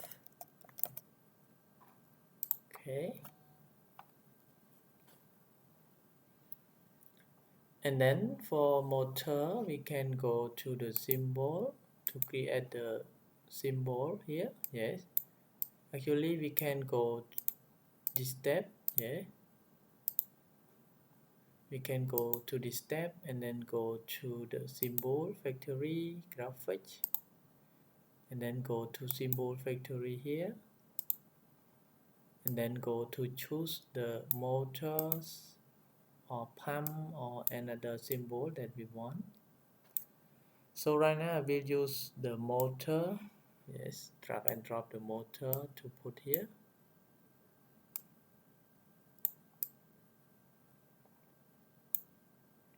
Yes.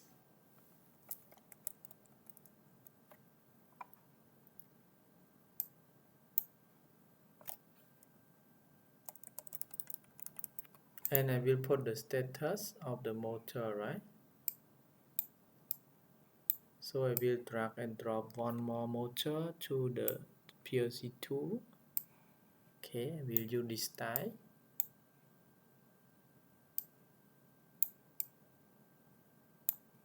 Okay, and then go to the symbol, and I will use like this for status. When motor run, should be change the color to green, right?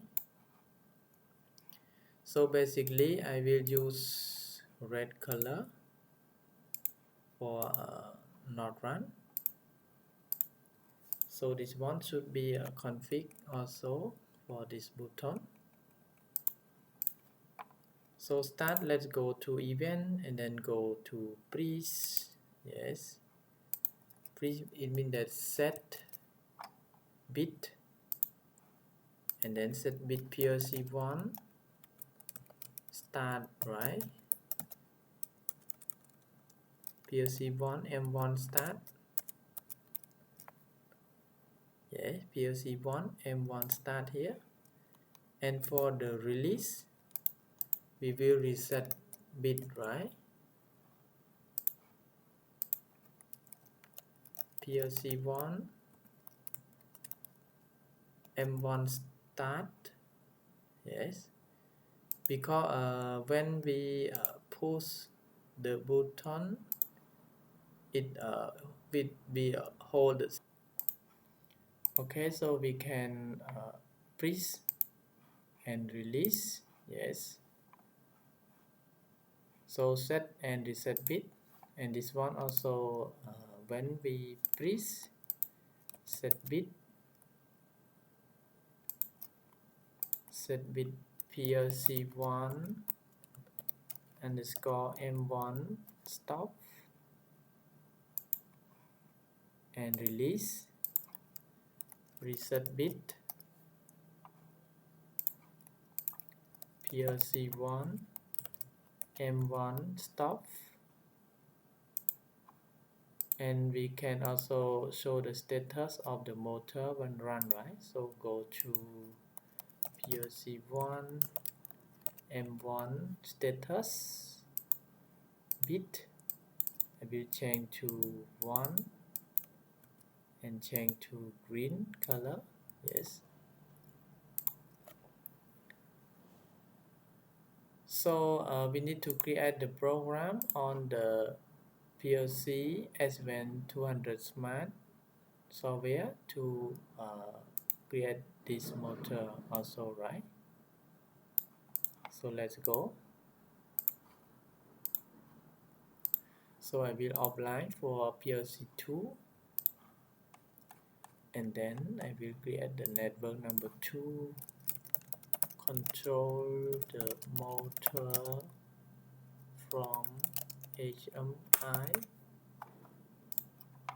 Yes, and then I will use start M1.0 stop,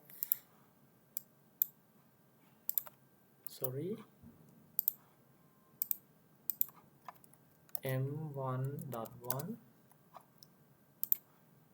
for the status M5.0, and I will hold the signal when M5.0 is turned on.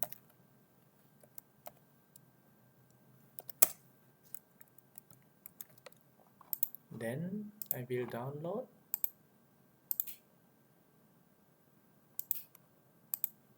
Okay. And then go to the HMI again, and we can copy from this one and this one. So click Control on the keyboard and then drag the mouse. We will go like this. Okay. For the button start, I just change this one to be PLC2, right? And this one also PLC2, because we already created the text, right? This one also PLC2.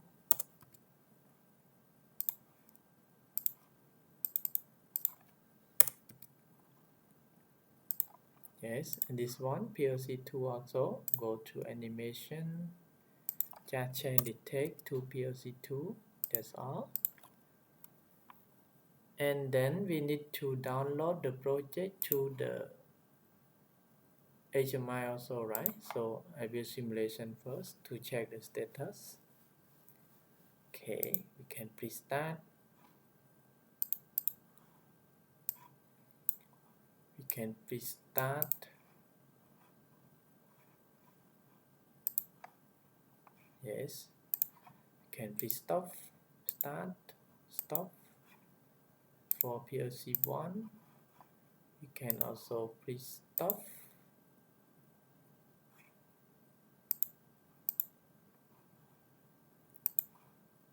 start, stop, start. Okay, it worked properly, so we can download the project of HMI to the HMI. Yes, let's download again.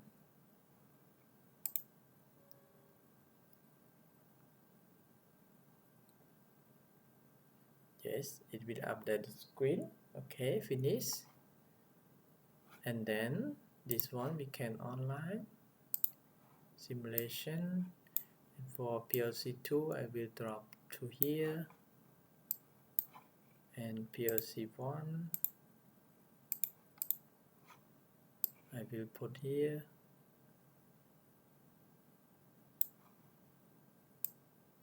Okay,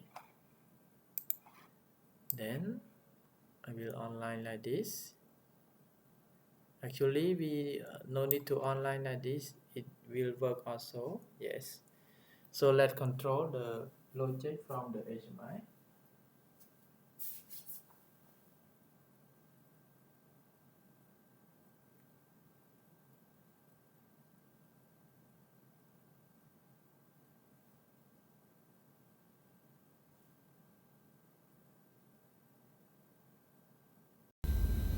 So for motor number 1 I will stop. When I stop here, the simulation will stop also. I will start, it start. And for motor number 2 I will pre-start, it will start. I will pre-stop, it will stop. Yes, so it works properly between both PLC and only one HMI, right?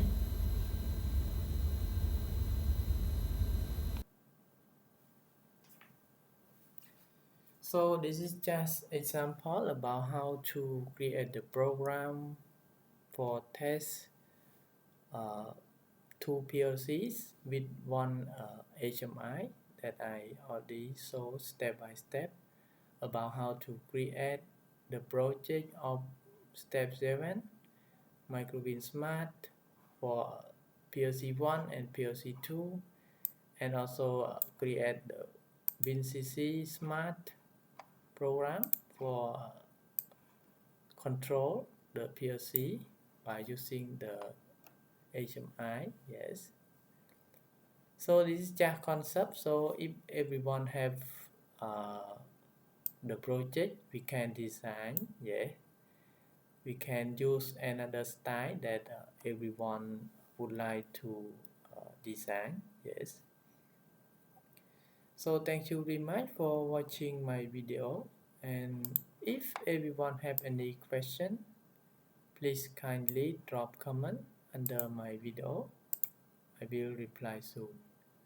And I would like to request all of you to like, share, and subscribe my video also to get more notification and more new videos that I will create step by step. So in this time I would like to say I'm sorry if I have mistake in this video, and bye bye, see you next videos.